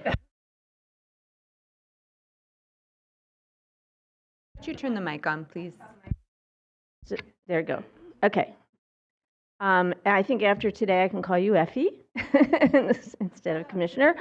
I guess I just want to go back to how this seat was created. It might have been mentioned somewhat during public comment, but I remember when Autumn Burke, who was an Assembly member, agreed to carry this bill.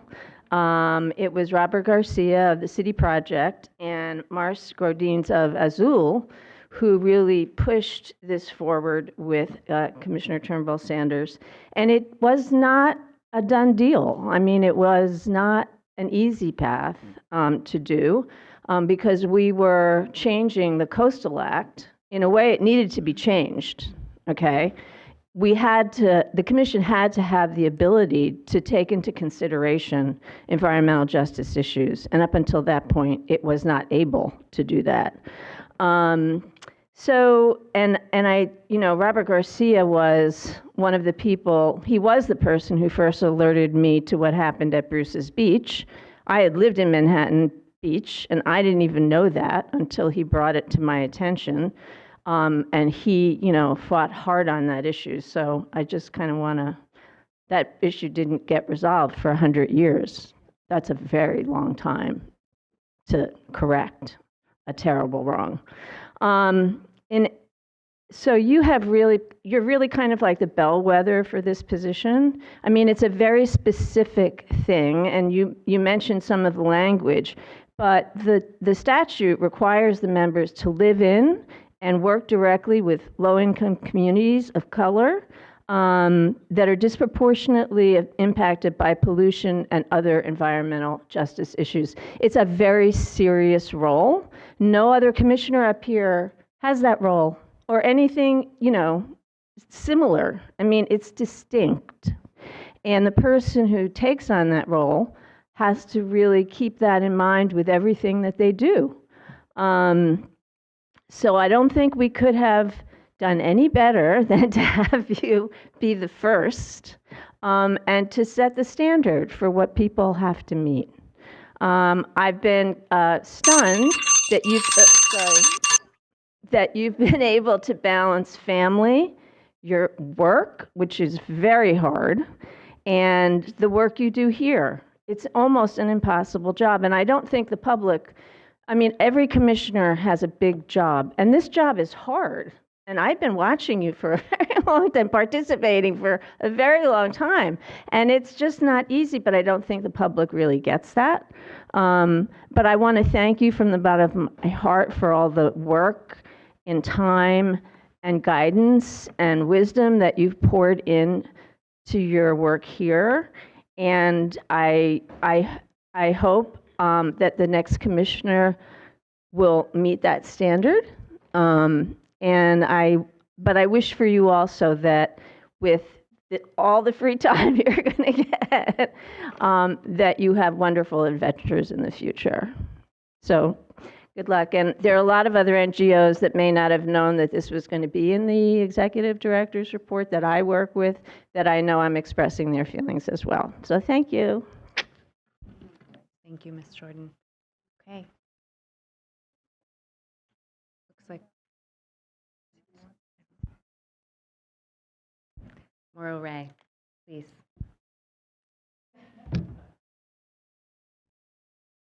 Well, Madam Chair, Commissioners, staff, and Commissioner Terminal Sanders in particular, I'm here to thank you for all the years you've given in service to the people of California. I remember when you first joined the Commission back in 2014, 11 years ago.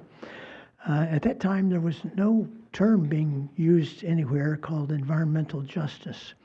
And it was not a well-known public term and had not a lot of exposure. And I was at that time in charge or heading up the effort to save Banning Ranch. And I asked to have some ex parte meetings with you, which you agreed to. And we met at that restaurant near your house there.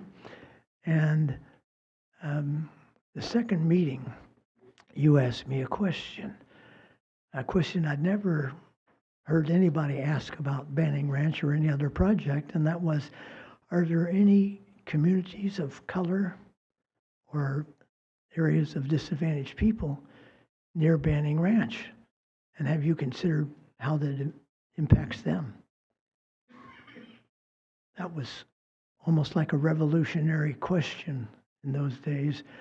And you got us thinking in a whole new way of what impacts Banning Ranch was going to have and what saving it would mean to all the communities, disadvantaged communities in that whole area.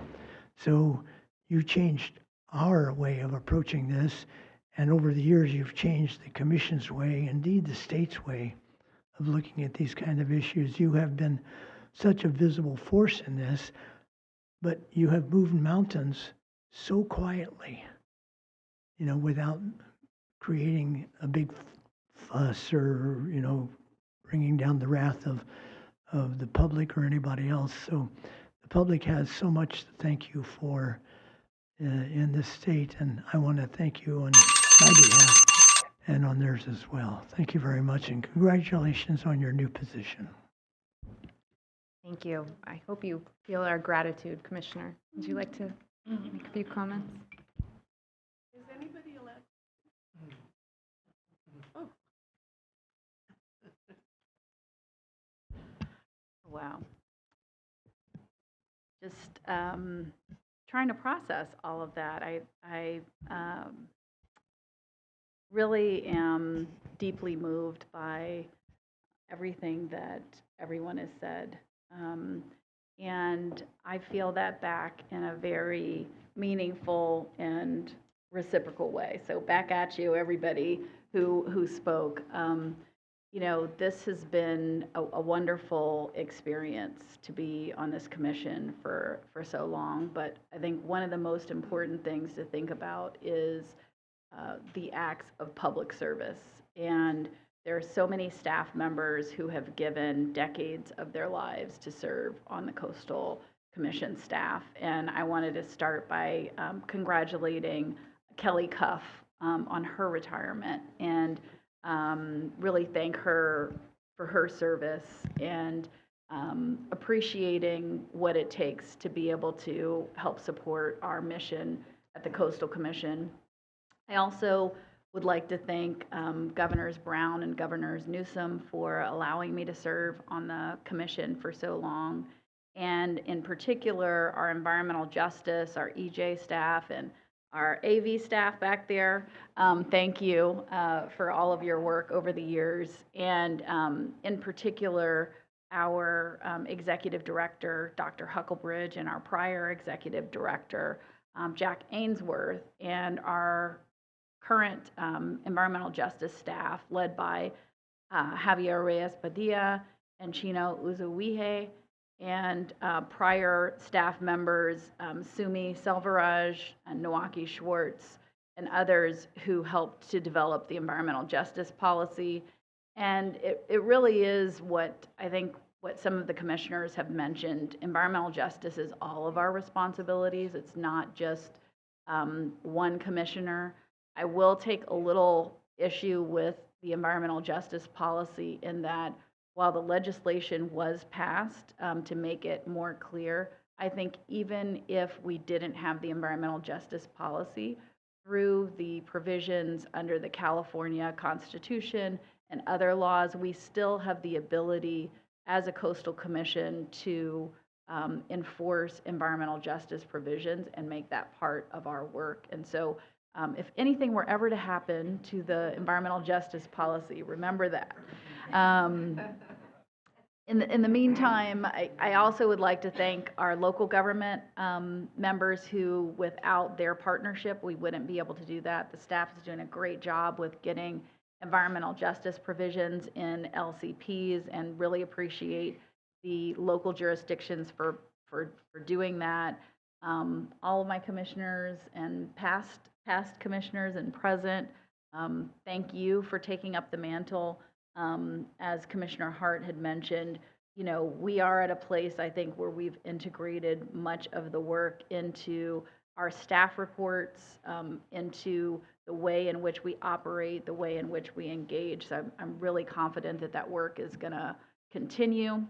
I want to thank also my family, my village, my daughter who was mentioned. I have a son also, and my husband, Ed, and a whole village of friends and family and grandparents and aunties and uncles who watched the kids when I was at the Coastal Commission. In particular, I wanted to thank the public, because without the public, we wouldn't even have a Coastal Act. We wouldn't be here. We wouldn't have a Coastal Commission. And it's important that the public remain vigilant and focused on issues that involve truth, fairness, and justice.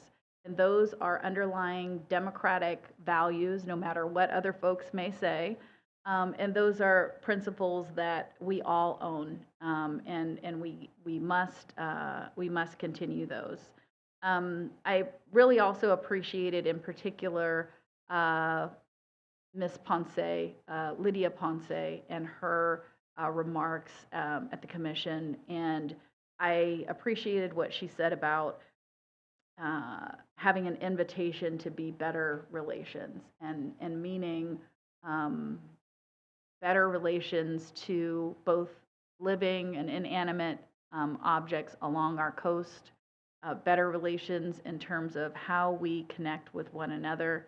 And at the core of the environmental justice policy are fundamental values that are going to be true no matter which way the political winds may flow. And those are embodiment of care, compassion, fairness, justice, truth, understanding, love. And I challenge you all, it's all up to us, the public, the commission staff, to keep up that good fight and occasionally get into a little good trouble doing it. But it's important that we protect our coast, all living things along the coast, and protect our public access for future generations. And continue to practice deep repair of historic and continuing injustice, and making sure that those historic injustices that have had a disproportionate impact on certain communities receive the care and attention that are necessary. And in these times, I think about one of my favorite quotes. It's by Gwendolyn Brooks. And it really embodies how I feel, I think, at this moment and how I think we need to move forward into the future. And it's a poem by Gwendolyn Brooks that goes, we are each other's harvest. We are each other's business. We are each other's magnitude and bond. Thank you all.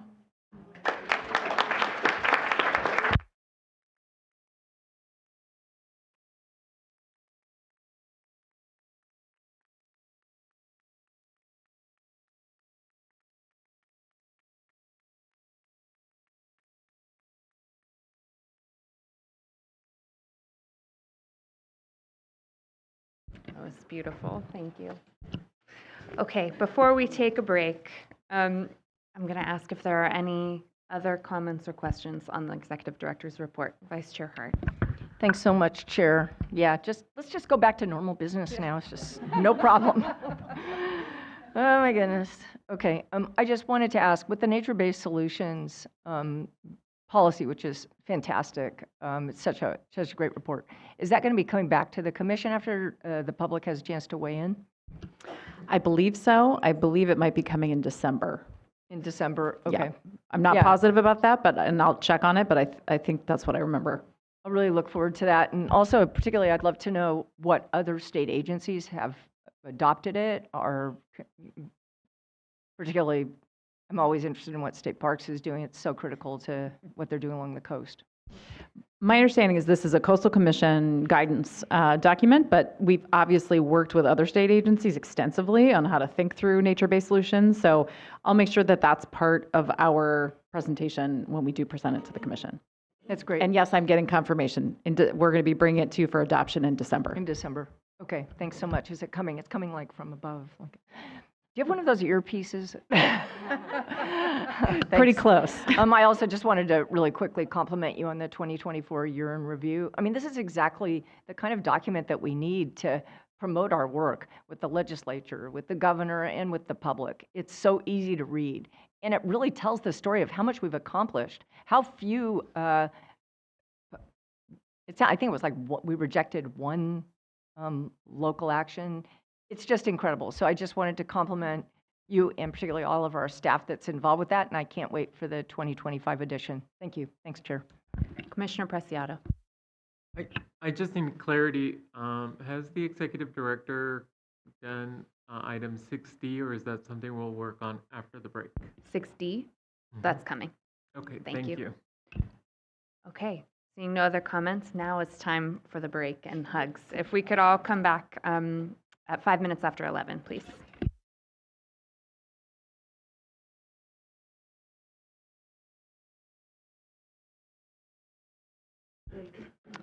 Okay, thank you, everyone, and we will return to our calendar, and I'll turn it over to Director Huckelbridge.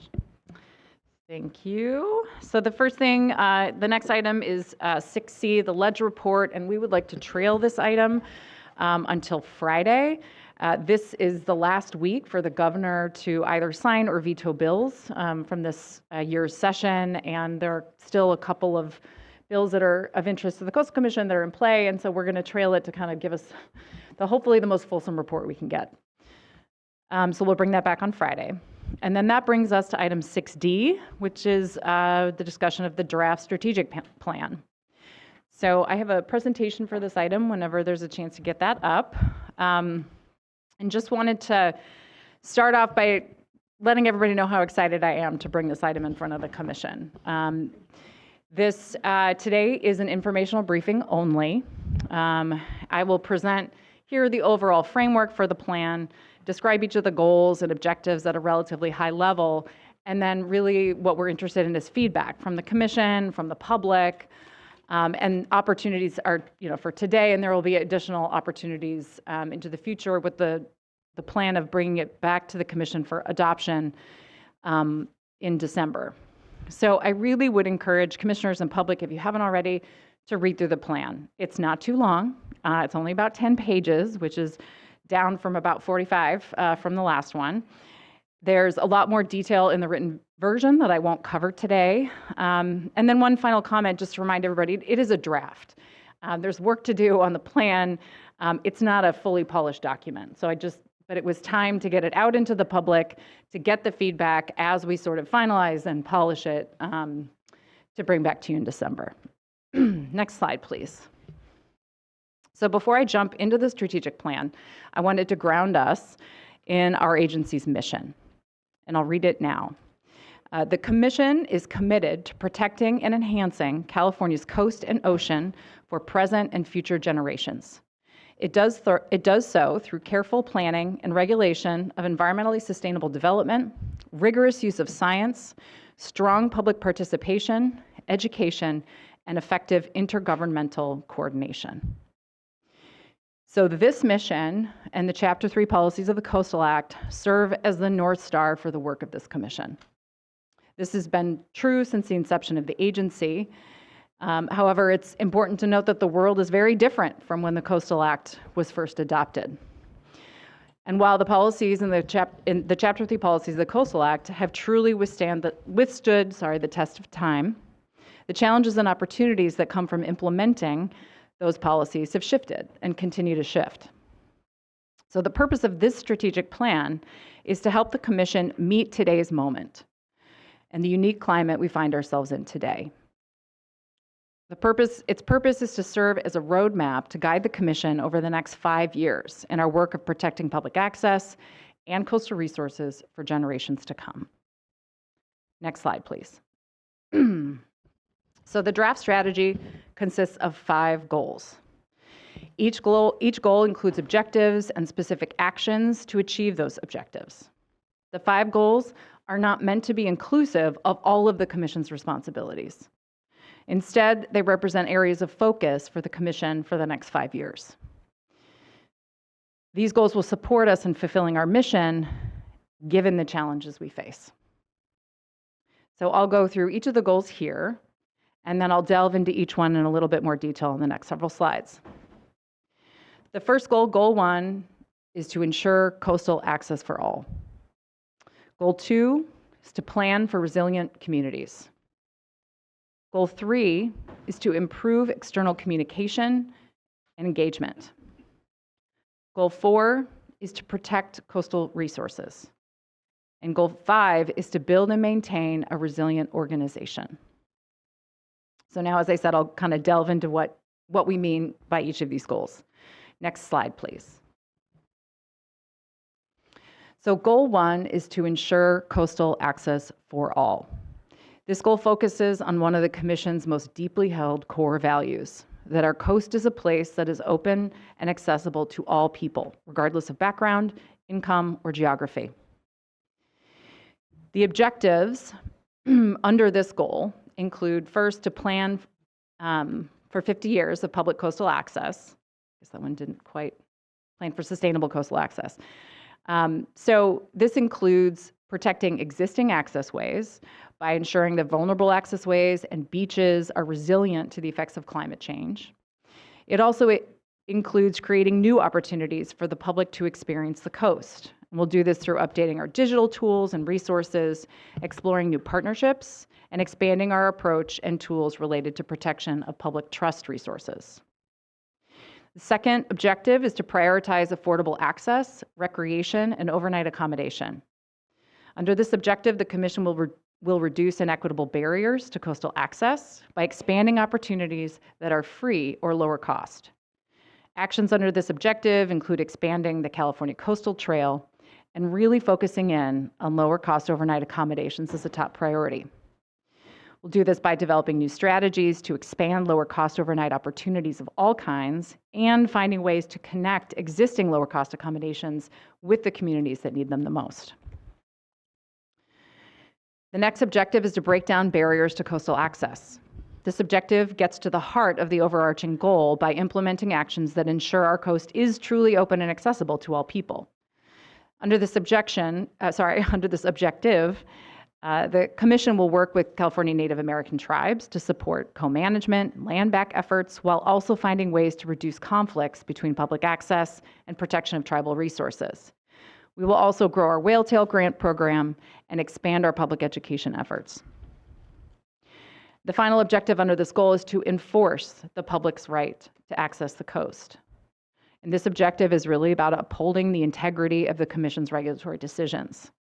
As you all know, we have a small but mighty enforcement team that works diligently to ensure that public access and coastal resource protections are complied with. Under this objective, we will seek to strengthen and expand our enforcement program, improve messaging about enforcement outcomes, and build a more formalized condition compliance program.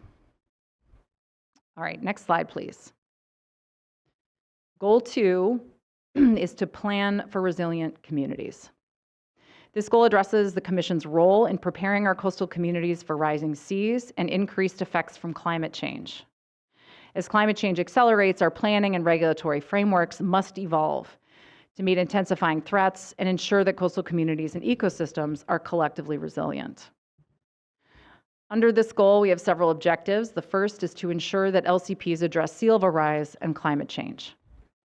SB 272, which we've already spoken about today, requires that LCPs address sea level rise by 2035. The Commission will need to drive these updates forward by providing technical support, policy guidance, and funding assistance. So more specifically under this objective, we will continue our work with a local government working group, prioritize and expedite LCPs and CDPs, but mostly LCPs and LCP updates that align with SB 272, and seek additional funding for our local assistance LCP grant program. Finally, we will continue to innovate on climate adaptation strategies. We have a lot of work to do in this space, and we really need to get focused. Second objective is to prioritize principles of environmental justice and resilience planning efforts. As you heard earlier this morning, the Commission has worked hard to fully develop its environmental justice program since our EJ policy was adopted in 2019. Our next frontier is how to effectively prioritize EJ principles into our resilience planning efforts with local governments. Under this objective, we will conduct a comprehensive review of implementation of our EJ policy to identify our successes and what has worked, as well as where there are opportunities for improvement. We will also improve our internal coordination and training, as well as provide education and guidance about incorporating EJ into LCPs and CDPs. The final objective under this goal is to advance climate-resilient housing and transportation planning. If we are to be successful in planning for resilient communities, it is critical that land use, public access, housing, and transportation planning be integrated into climate adaptation efforts. In the coastal zone, this means facilitating climate-smart, affordable housing development that supports our coastal workforce and encouraging long-term adaptation planning for vulnerable transportation corridors. We also need to get creative with the tools we have to address at-risk infrastructure. Under this objective, we will continue to advocate for Coastal Act consistent housing policies and expand our coordination with HCD. On the transportation and infrastructure front, we will encourage multi-benefit climate adaptation solutions, facilitate regional and programmatic approaches to beach loss, and encourage climate-friendly multimodal transportation projects that improve coastal access and recreation. Next slide, please. Goal 3 is to improve external engagement and communication. This goal acknowledges the critical importance of the relationship between the public and the Commission. Over the years, we have worked hard to engage directly with those that are affected by our decisions, but we must do more, especially to reach those who have not had a voice in our decision-making. This objective describes how the Commission will improve its efforts to reach a more diverse audience and how the Commission will improve its own tools and process so that the public, local governments, applicants, and other stakeholders can interact with the Commission more effectively and efficiently. The first objective under this goal is to engage more people. Under this objective, the Commission will explore ways to reach a broader audience.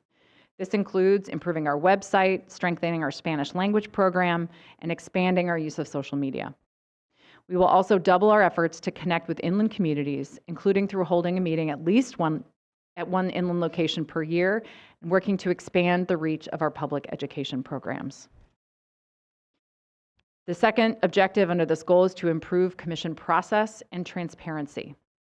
Under this objective, the Commission will prioritize the development of a streamlined, user-friendly systems that make it easier for the public to access records, understand procedures, and participate in decision-making. We will do this by developing an online portal for submittal of CDP applications and public comments, and expanding access to our records through our public portal. We will also seek to clarify the Commission's process and timelines for appeals. The last objective under this goal is to foster stronger relationships with California Native American tribes. California Native American communities have been the stewards of our coastal resources long before the Europeans arrived in California. Traditional ecological knowledge and tribal cultural practices can teach us a lot about sustainable coastal management. To strengthen our relationship with tribes, the Commission will seek to establish consistent dialogue with tribes to understand their priorities and concerns with coastal management. And we will also explore ways to strengthen the coastal protections of tribal cultural resources and work to build our own internal capacity to engage with tribes effectively. Next slide, please. Goal 4 is protect coastal resources. This goal focuses on how the Commission will continue to protect coastal resources, including species and habitats, agricultural areas and communities, marine resources and uses, and open spaces, to name a few, especially in light of the threats posed by climate change and sea level rise. The first objective under this goal is to preserve and restore coastal wetlands and habitats. Under this objective, we will prioritize the expeditious review of restoration projects, also wildfire resilience and vegetation treatment projects. We will update our guidance on coastal habitat identification, mapping, buffers, and mitigation policies, and explore increased use of preservation of at-risk coastal habitats as a mitigation tool. The second objective under this goal is to protect marine resources. Our marine environment is increasingly under pressure from climate change, pollution, and competing ocean uses. To effectively protect our marine resources, we will expand our staff expertise on emerging marine science topics and implement innovative educational, planning, and regulatory strategies to reduce plastic pollution. We will also continue to participate in offshore wind planning efforts for the state and prioritize decommissioning of aging oil and gas infrastructure. The final goal here is to prioritize resilience for coastal agriculture and open space. These vital coastal resources are under constant pressure from the impacts of climate change, expansion of the built environment, and the growing demand for housing in the coastal zone.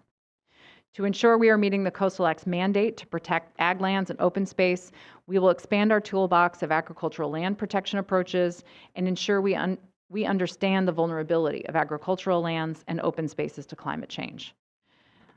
Finally, we will update our timberland protection practices as part of this objective.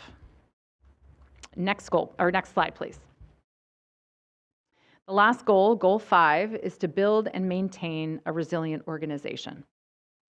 If we are to achieve any of the goals that I have just described, a healthy and resilient staff is critical. I have said this before, but the strength and successes of this commission are grounded in its staff. We've gone through a lot of transition over the past several years, and we have some work to do to ensure that our staff have the training and the support needed to thrive in our complex work environment.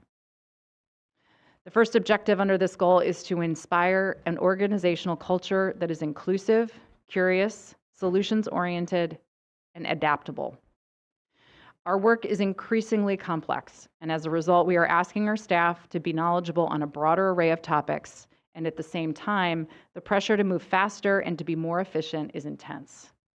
We need to provide our staff with the environment and the support to be successful in this atmosphere. This will involve investing in staff training, mentorship, and professional development programs. And this is especially critical given the large number of new staff we have welcomed into the agency over the past few years. This feeds directly into the next objective, which is to improve staff retention. As I mentioned, we have gone through a lot of transition, including the retirement of a significant portion of the agency's senior staff. This has resulted in the loss of institutional knowledge and more pressure on the remaining staff. As I just described, we've onboarded a significant number of new staff, and I have to say, we did a really good job of recruiting a fabulous crop of new analysts and staff. Now we need to create a work environment and community that makes them want to stay. To do this, we will solicit feedback from staff on job satisfaction and areas for improvement. We will also expand our professional development and leadership training opportunities. State salaries have been an issue for many years, and it is hard to compete with local and federal government agencies that pay, in most cases, significantly better than the state. We unfortunately do not set state salaries and have struggled to make our voice heard in the state bargaining process. Moving forward, we will continue to pursue any and all opportunities to increase salaries for our staff. And lastly, we will work within each district and program to identify workload priorities to help staff manage their significant workloads and ensure that they can all have lives. Next slide, please. So that concludes the brief presentation of the goals and objectives. Next steps, logistically for the commission, the public comment period for this draft strategic plan is open now and will remain open through November 10th. If you go, we have a website or a web page on our website, and the URL is here. You can easily find it from our website, and that will allow you to check it out, to send comments, and other opportunities for how to get in touch with us. We will revise the draft based on comments we receive from public, from commissioners, also from staff, and then consider adoption at the December 2025 hearing. Next slide, please. So with that, again, there's no formal action required from the commission today. It's just an opportunity to provide feedback, both from, again, hear feedback from the public, but also to have, hear your feedback. And we'll go from there. So with that, I'll turn it back to you, Chair. Great. Thank you very much, Dr. Huckelbridge. And I'll start by asking if there are any public comments on the draft strategic plan. Yes, we have 2 in person and 1 on Zoom. So we'll start with Don Smits and Steve Ray in person, and then Peter McNamee, excuse me. Peter McNamee, go ahead and we'll move you to panelists, and we'll call you when we're ready. Before we start the clock, I do have a presentation. A very brief one, of course, 2 minutes. Got the memo. Good morning, commissioners. My name is Don Schmitz. Our firm is proud that we represent a lot of religious institutions and organizations, both in and outside of the coastal zone. Next slide, please. So I'd like to talk to you about a very important federal law. You may have heard of it, the Religious Use and Institutional Persons Act. It's actually, the acronym is RLUIPA. I left out the land use aspect of it. And it's a very, very important law and very complicated. Next slide, please. So basically, well, we're having trouble with our PowerPoint. It's important that you recognize and promote the presence of religious facilities within the coastal zone. And we just moved right on to the next slide. That's fine. This is already well within your comfort zone. In fact, what you've been speaking to in regards to environmental justice, religious uses are something that is already protected within that. Now, I did give you a handout which has a letter that was written by the Deputy Attorney General for the Department of Justice under the Biden administration in March of 2024. And it was sent to decision makers and planning departments in federal agencies, states, counties, and cities all over the United States of America. RLUIPA is powerful and it's complicated. Now, your most excellent staff is more than up to the task. However, one of the things that is envisioned, as Dr. Huckelbridge just spoke to, is training in regards to this. RLUIPA sets a whole new standard, and RLUIPA requires that there will not be substantial burdens placed on religious institutions in their applications for their land use. And that's not just limited to churches and mosques and synagogues, but that's also for their housing, for the people within the institution, community centers, etc. So it's an important issue. I'm short on time, but I'm hoping that you will support our recommendation that RLUIPA be incorporated. Thank you. Next is Steve Ray.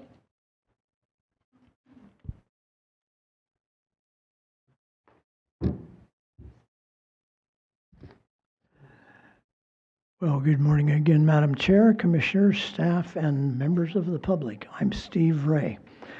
I'm a planner. Not by profession, I just do it all the time. I write a lot of strategic plans. Every project I've worked on, I write a strategic plan for it. So I'm all in favor of a strategic plan here. And I will say the staff has done an excellent job of presenting one. And I like strategic plans that are comprehensive but short. And they've succeeded here in that regard.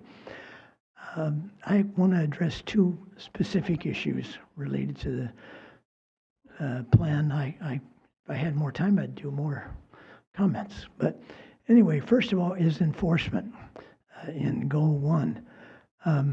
Enforcement, in my opinion, is such a key element of the work that this commission does. And the commission has kind of taken the position now that they're trying to resolve most enforcement issues through permitting actions that are taken. And that's a worthy way of doing it. It's a good goal. But sometimes resolving these through permit actions just won't work. And I think the commission should pay more attention to the sometimes punitive nature of enforcement and resolving some of these issues as well. But I think the commission needs to place much more emphasis on enforcement. A lot of problems could get solved in the future by resolving the few problems of the past. The second issue is follow-up and monitoring. It's mentioned barely in the plan, but I think, and this requires hiring more staff, and I know that's a whole issue in and of itself, but if effective monitoring and follow-up to permits that are issued would go to resolve a lot of problems as well that the commission deals with them over the period of time. So thank you very much. Thank you. Next is Peter McNamee. You can unmute yourself.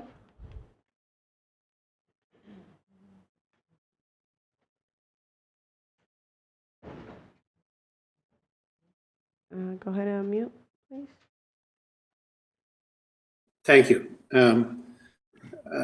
Enactment of the California Coastal Zone Conservation Act represented a seminal turning point in our state's history. Voters empowered the commission to conserve and protect California's coastal zone as a vital environmental resource. Your strategic plan is an important articulation of the commission's goals, objectives, and commitment towards fulfilling its mandate from California's voters. I applaud the commission and its staff for outlining a smart strategic course to actualize that mandate.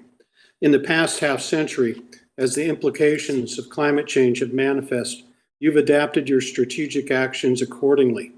This draft strategic plan is the latest iteration of that adaptive evolution. As such, it is important the Commission's strategy continue evolving to address new emerging challenges climate change confronts us with. One of the most significant such challenges is the rising number of people forced to migrate from communities becoming less and less habitable due to droughts, excessive prolonged heat, wildfire destruction, storm disasters, and sea level rise. The impacts of this migration are felt both by the communities these migrants leave as well as the communities they migrate to. Climatologists anticipate globally that for every degree of climate warming, 1 billion people will migrate from adversely impacted areas to safer climate havens better suited for sustainable habitability. Because the vast bulk of Californians live in communities abutting the coastal zone, this migration will have a huge impact on coastal development, use, and conservation. Demographers have already begun to study and report on how communities are coping with what is becoming the biggest mass migration of people in our state's history. Initial impact assessments show declining population growth in southern portions of California. I urge the Commission to recognize growing challenge of climate migration and to incorporate effective specific goals in this new strategic plan. Thank you. Thank you. And that concludes our public speaking. Thank you very much. I will return to the commission. Commissioner Preciado.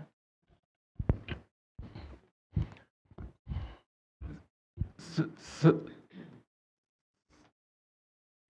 I need to make sure the mic is close enough to me. So Dr. Hucklebridge, I want to compliment you and your entire team for the development of the framework, and also I'm glad it's not a 40-page strategic plan, that it's a digestible 10 pages. It seems to me that when you have too many things that you're trying to accomplish, we overwhelm ourselves.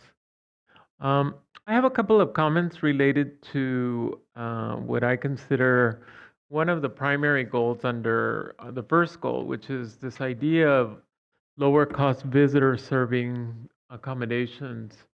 And I'm bringing up the issue because recently, I see that I have my little NASCAR going here.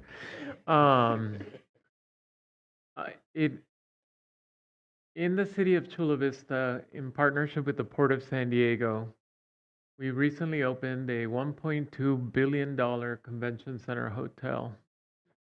This facility is everything we always wanted to have. This facility is outstanding. It has, and hopefully it'll continue to be such a facility for a long time. But there is only one element of it that I believe really meets the idea of having equitable or inclusive access to the space. Every evening, there's a lottery competition for about 100 passes into its amenities. I think it's become a rite of passage now in Chula Vista to see, did you get one of those passes? Because it's available to the entire state. It's not just for Chula Vistans. But it really gives you access, and for $12, you can have a similar experience to those conventioners who are visiting, who are staying for 3 or 4 nights at $550 a room, who are paying $40 a day to self-park, $65 a day to valet. What I'm getting to is that this facility is exactly what it's supposed to be. It's supposed to be an anchor tenant in that bayfront that for over 60 years served as part of the military industrial complex of our country, and that bay was walled off to the rest of us. It had some parks and things like that, but really it was a central part of our economy. And now we have a new economic sector that's emerging, convention business and et cetera, that's providing a lot of economic benefit for our community. In fact, I think in February, where they had a job fair, they had 6,000 or 7,000 interested parties that came. And in fact, we know that a significant number of the employees who work in this hotel are Chula Vistans. All of that is to say the following. I'm hoping that there's room in the plan to consider maybe new approaches to creating accessible spaces for visitor serving accommodations. And by that I mean in other ways that I'll add this caveat, which will help my comments make sense. So we're building 12,000 more homes in Chula Vista, and to be able to do that, we had to mitigate the environmental impacts of that development. And so the developers have set aside land and protected areas, and basically have used mitigation banks to address some of the challenges that they were going to create. I'm thinking and I'm hoping that we may have room for some sort of pilot for cities like Chula Vista and National City. By the way, in Chula Vista and National City, we have visitors serving accommodations within a quarter mile of the bayfront in both Chula Vista and National City. And I think there might be an opportunity to see if we can create mitigation spaces where these 1-star, 2-star, 3-star accommodations that are more family and working family friendly can be part of our process. And to that end, by the way, I'm working with one of my staff to prepare a memo to submit this. So I'm hoping it's more accurate and more coherent and more specific. But I think in a similar way that we have mitigation banks and mitigation opportunities in other kinds of development, that in the coastal zone, we may be able to create visitor serving accommodations that are in fact mitigations. And so that a family that wants to enjoy Gaylord doesn't have to have a $500 night room. But even if they had a $140 night room, something very accessible, you still have to pay the $40 parking. You still have to pay for the $28 burger. You still have to pay for, well, if you want to have a steak, apparently you have to spend about $60.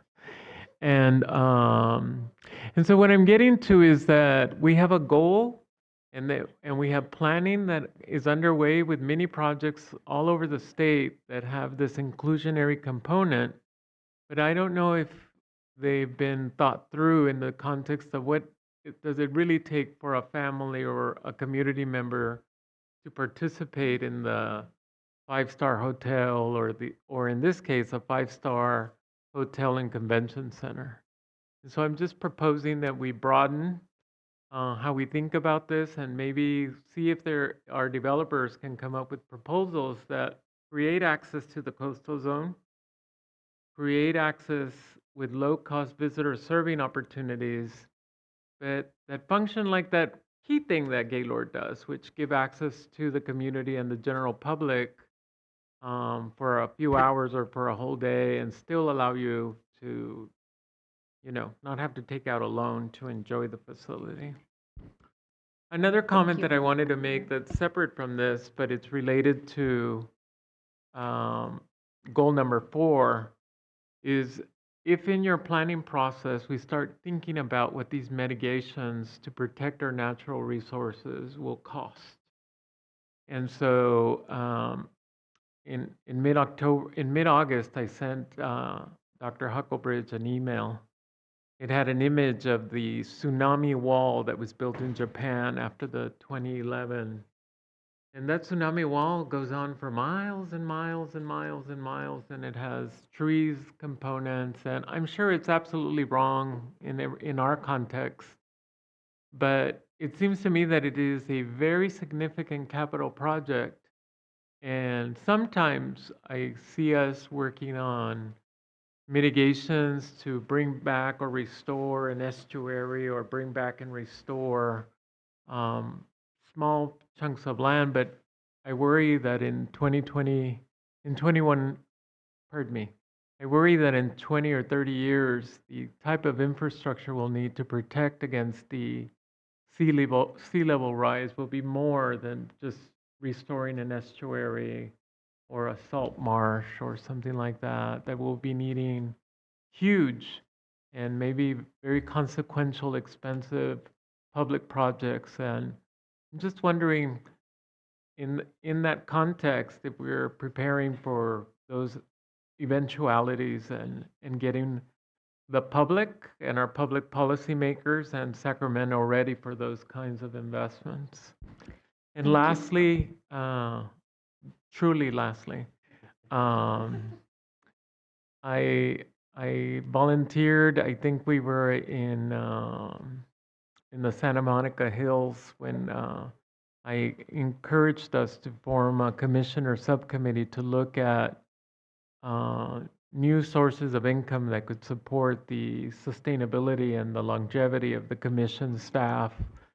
And I'm glad to see that in the strategic plan that will probably be implemented mostly by staff, that you have that in mind. I'm still very much interested in seeing if there's a way the commissioners can help in that process. But I'm glad to see that it's already an element.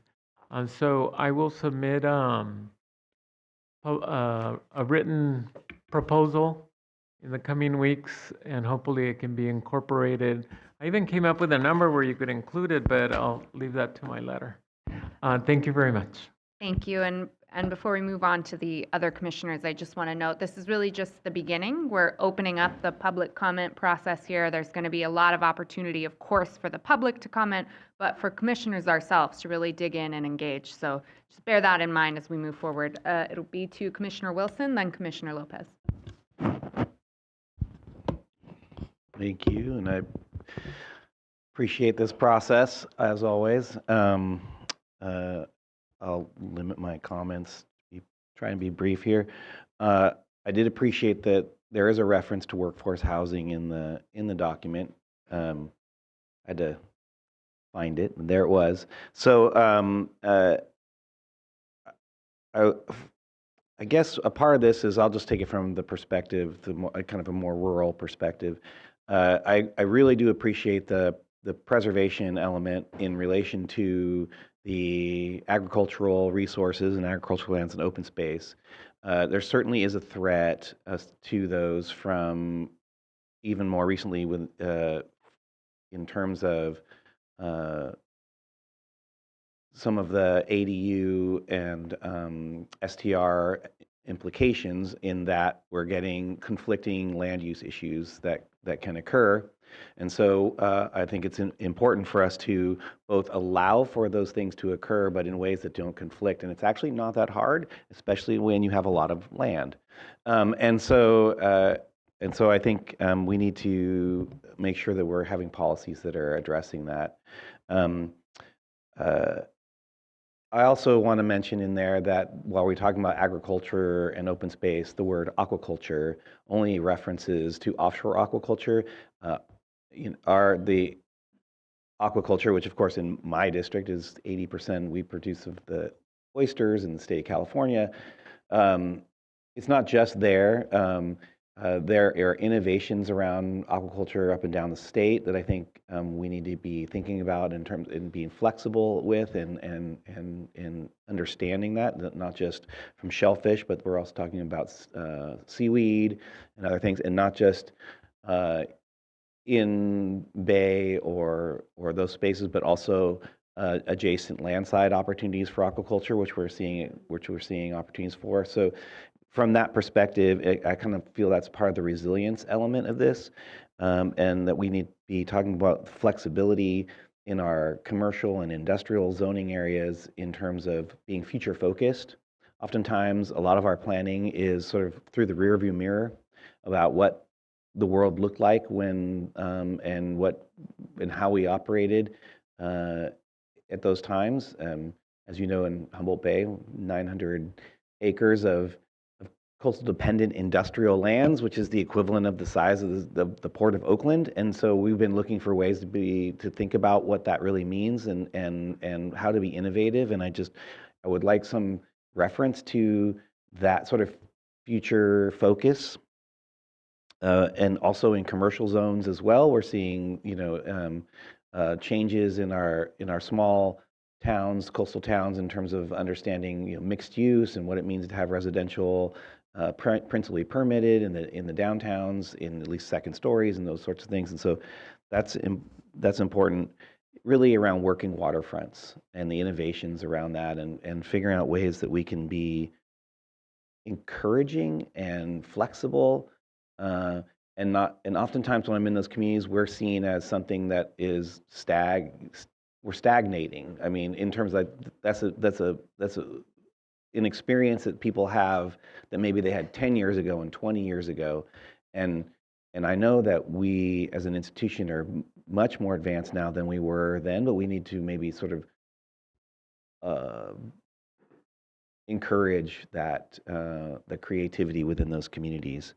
And then on the affordable accommodations, I do like the language that we have in there currently in this, but also we have some resources to help, I think, expand and help plan for communities, and I'd just like to see what we can do to leverage some of those resources. That's all I have for now. This is great. Really appreciate the opportunity to get into this, and I'll write some stuff up later. Thanks.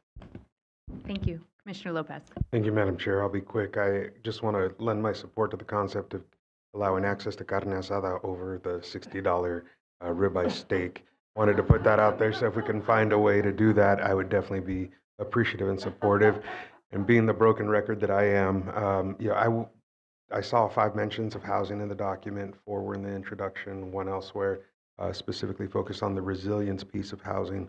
So for me, as we move forward here, I would love to go back to the words of the illustrious Mike Wilson, who at the last commission meeting actually referred to housing as perhaps infrastructure for our visitor serving regions that really need that housing to house the folks who make up that, who strengthen our capacity to welcome people to the coast.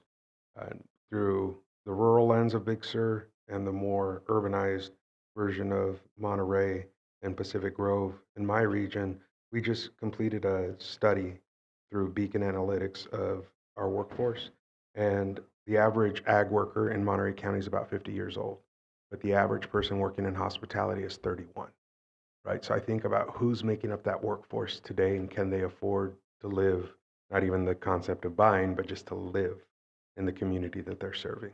And so I think we should be calling out that important piece in this document in a way and highlighting it. And I get that we're restricted in how to a degree, but finding a way to mention it and acknowledge it maybe more so than we have so far would be something that I would ask for as we continue to work on this document together. Thank you, Madam Chair. Commissioner Nara. Thank you. And I just want to say this is a really important time to bring this and be putting this together, because next year is the 50th anniversary of the California Coastal Act. So this is really an opportunity to highlight and shine. And I kind of think of this as really bringing coastal management into the 21st century. What does coastal zone management look like in the 21st century? We have a changing coastline. We have a dynamic coastline, giving challenges with climate and sea level rise. We have population growth in California that I don't think anybody foresaw in when the Coastal Act was passed, and that's putting housing pressure on all across the state. So elevate those issues and really be able to show how the Coastal Act is adaptable and can address those issues. And I think this is I just wanted to say what an exciting opportunity this is. And I can't say how much I love that it's only 10 pages long. I mean, that is, but people will actually read it. And of course, the thing they will read the most is the first page. So I'm very interested in working with staff to make that really pop, bring people in, and highlight the good work. So I'm look forward to hearing from what public comment on this and working with staff to make a beautiful little package that we can share with all. Great. Thank you. Commissioner Escalante. Thank you, Madam Chair, and appreciate all the comments by my fellow commissioners. I think all of those are very important.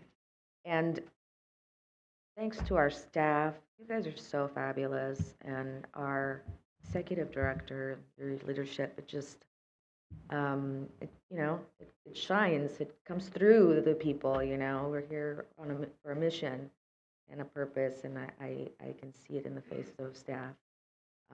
So you're doing a great job, Kate. It's reflected on that awesome slideshow and those beautiful pictures. And then 10 pages, the limit of 10 pages. And I wanted to sort of volunteer and whatever, I love speaking in Spanish in front of cameras. So, it was true. Very good at I the lend camera my, loves whatever you need, I'll be there. Yo también. We'll fight for the mic. Okay. All right, seeing no further comments, thank you very much, Director. Now we'll move on to item 6E, please. Thank you, and I'm going to turn the mic over to Megan Hall, who will be joining us via Zoom for item 6E.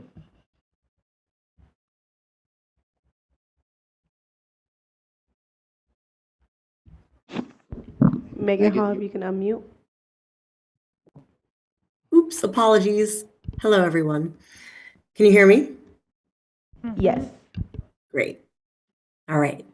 Good morning, Chair and Commissioners. Item 6E is a presentation on the Commission's Draft 309 Enhancement Grants Assessment and Strategy for fiscal years 2026 to 2030.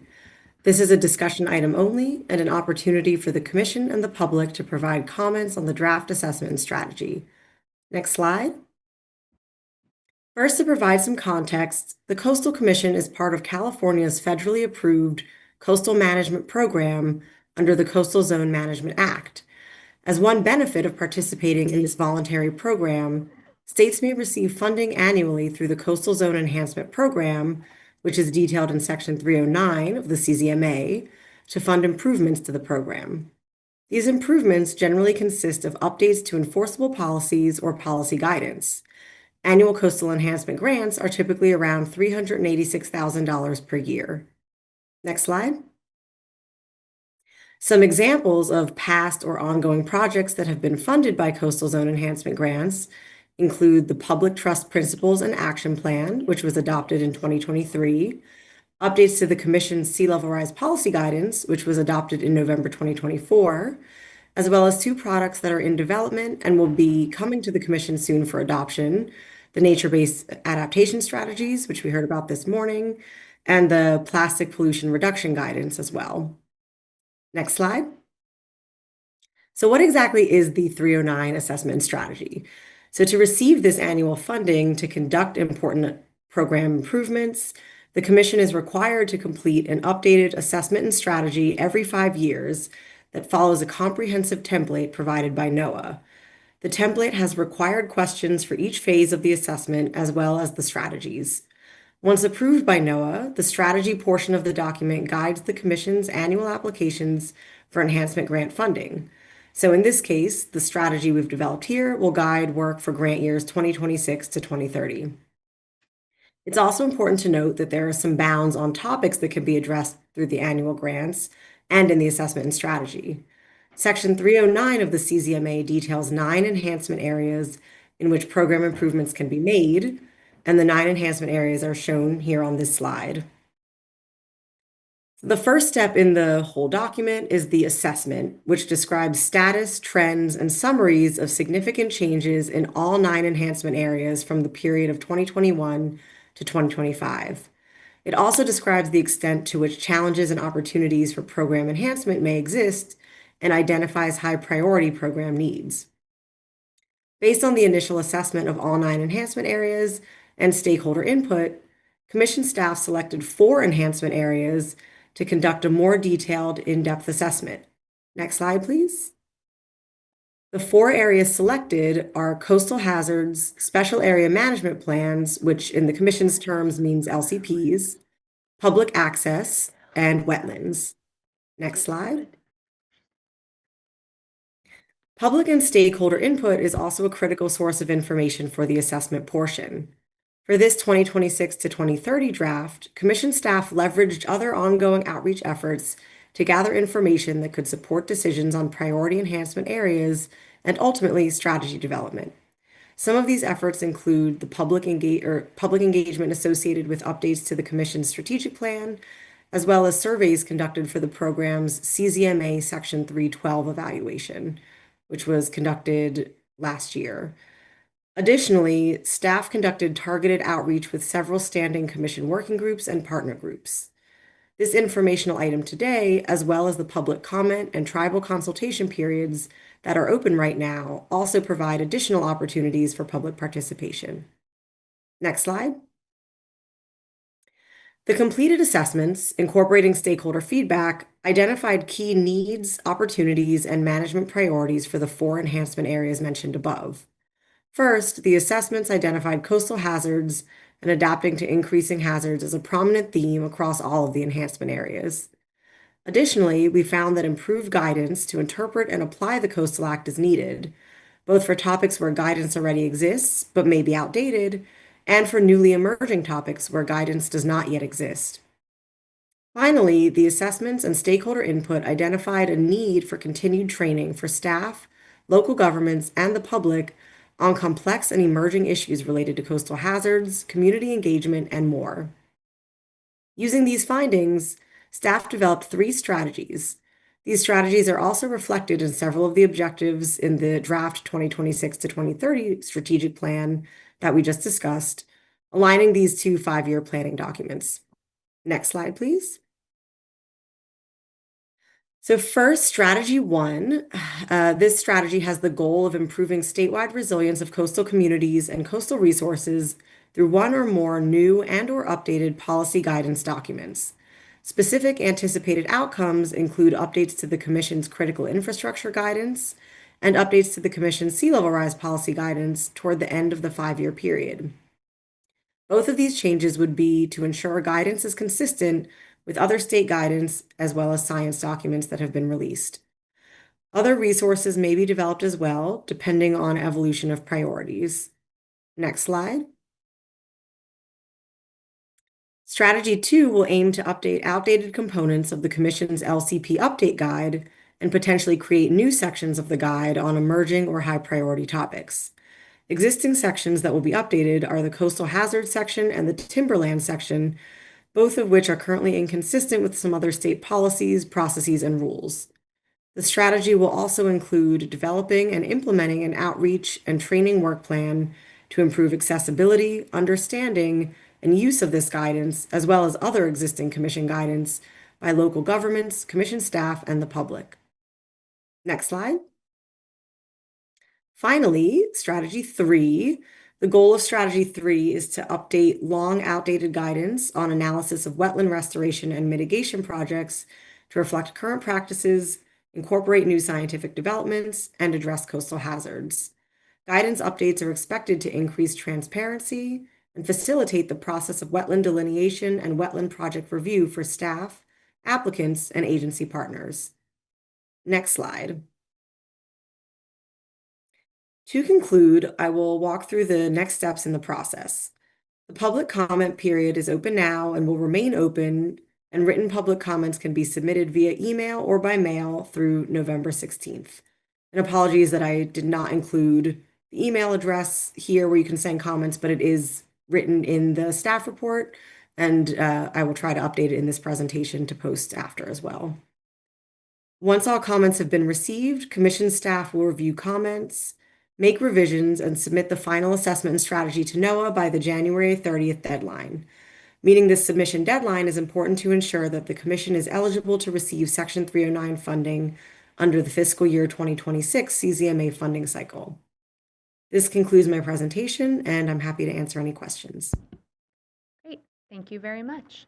I'll ask if there are any public commenters on this item. Yes, we have a total of 2. One we don't see so far, but Susan Jordan, she's attending in person. And then Naveed Fari is on Zoom. So Susan Jordan? It looks like Susan Jordan was signed up for a different item. We maybe put you in the wrong spot. So we can go to the next speaker. All right, just kidding. Naveed Fari, I don't see them on Zoom, so we're good to go. Okay, thank you very much. Any comments or questions from commissioners? Okay, seeing none, thank you very much. And that will move us to item 7, the consent calendar, please.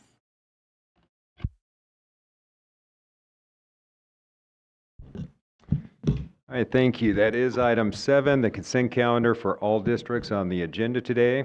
There is one item on consent, and staff was not aware of any opposition to this item at the time the staff report was prepared, and the applicant is in agreement with the staff recommendation. However, I would note the staff did receive an email on objection from Leslie Purcell for this item, and that has been included as correspondence for this on the Commission's website.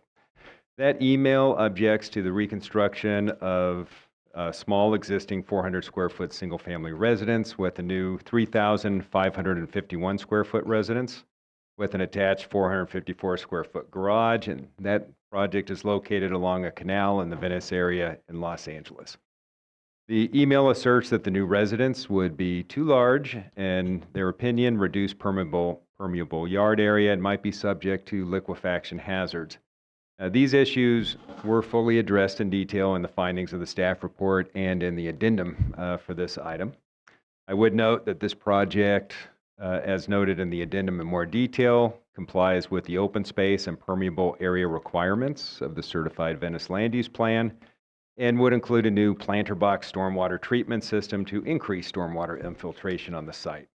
Now, I would also note that in regard to the size of the house, we did look at the surrounding residences. They include a range of different sizes, but this project is within that range. And so we do believe it's consistent with the community character.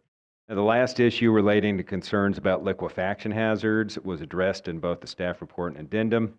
And we do have the applicant's geotechnical consultants who provided reports and concluded the project was designed to ensure geologic and engineering stability, including from liquefaction, and would not affect the stability of any offsite areas.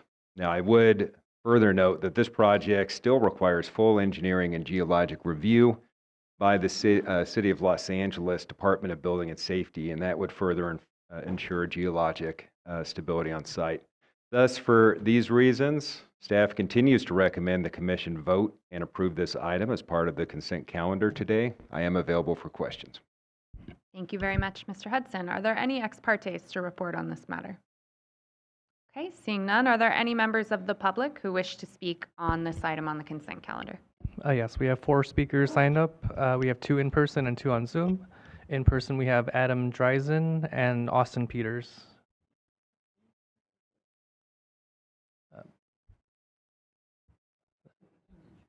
And go ahead.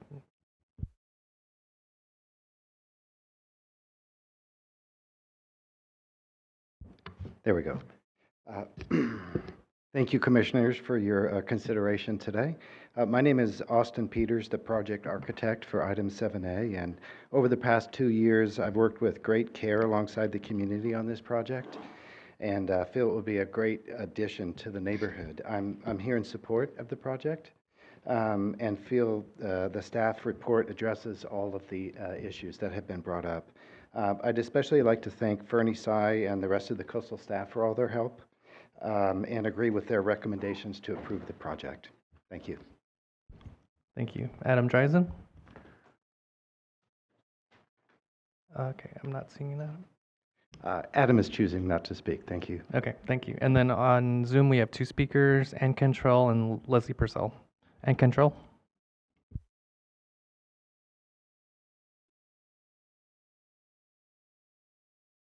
Good afternoon, Ann Cantrell, Sierra Club.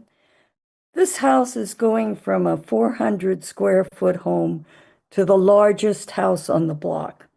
And my biggest concern is the enormous ficus tree, which can be seen if you look at the picture, the air picture of the house.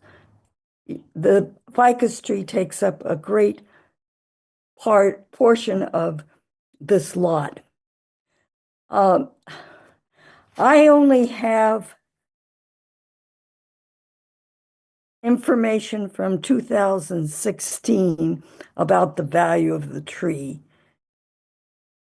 At that time, a professor of the University of Calcutta did a survey, and he said a tree living for 50 years will generate $31,250 worth of oxygen, provide $62,000 worth of pollution control, control soil erosion, increase soil fertility, and he goes on about all the values of the trees to animals and to humans, including free air conditioning. And he came up with the total value of $193,260 in 2016. It's probably much more today. This tree is being replaced by a planter box. I urge you to do something to save this valuable coastal resource. Thank you. Thank you. Leslie Purcell?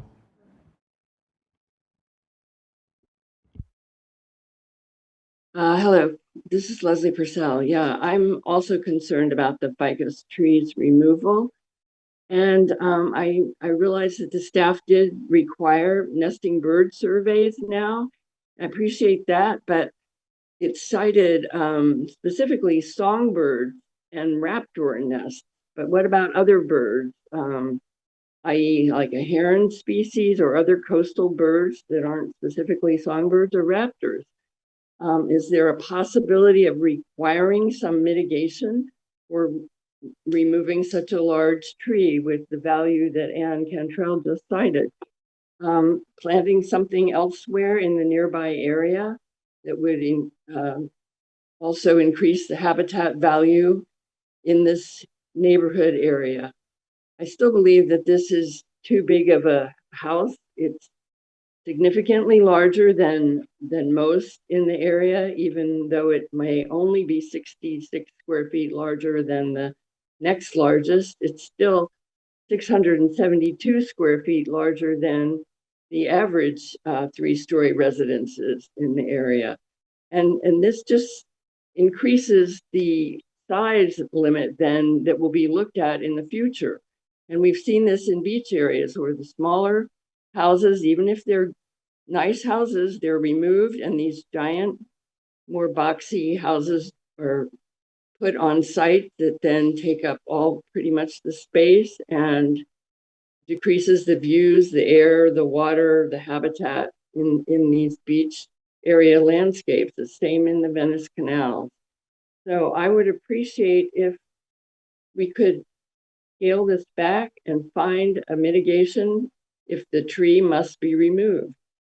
Thank you very much for your work on this. Thank you. There are no more speakers. Thank you, Chris. Mr. Hudson, do you have any further comments?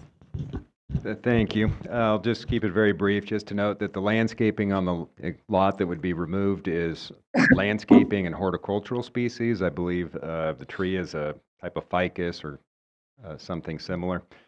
We do have provisions, and there are federal laws in place that already prohibit the removal of nests, any active nests. So we do believe that that issue is covered. So I'll close our comments and just note that I am available for any questions. Thank you. Do any commissioners wish to remove this item? Okay, seeing no such requests. Comments or a motion to approve consent? Move to approve consent. Okay, that's a motion by Commissioner Kelly, a second by Commissioner Preciado. And for this item, I'll ask for a roll call vote, please.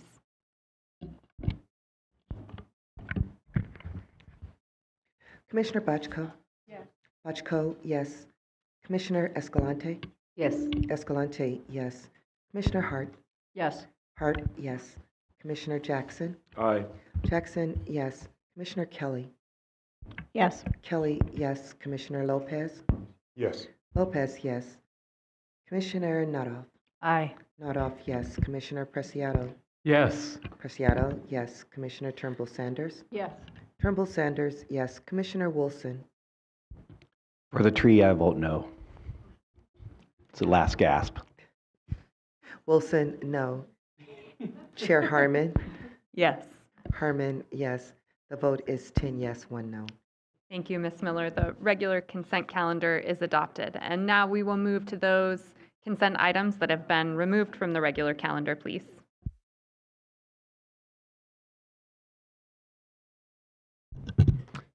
Thank you. That does bring us to item 8, the applications being moved from regular to consent for all the districts on the agenda today.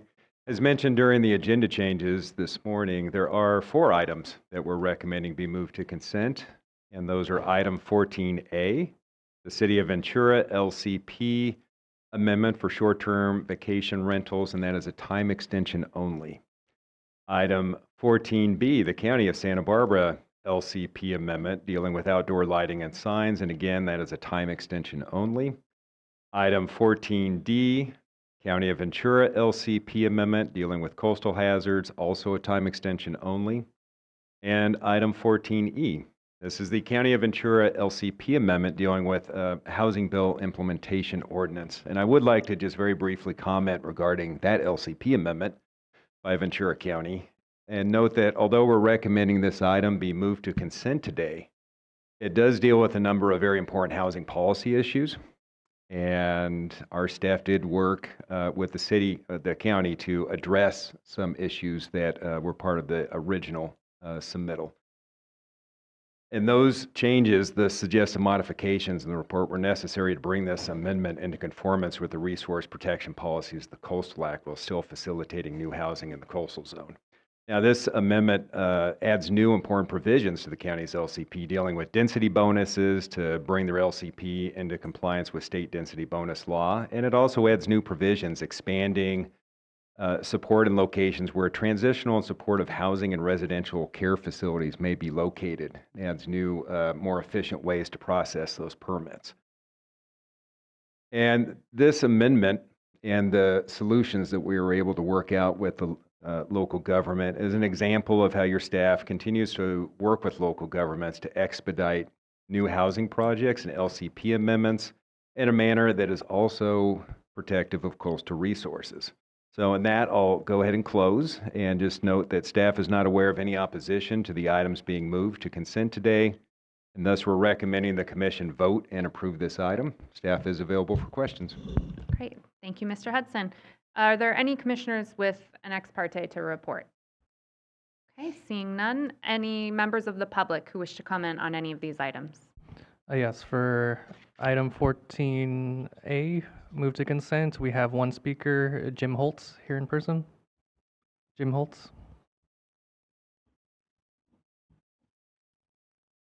And that is our only speaker for items moved to consent. So we just have this one.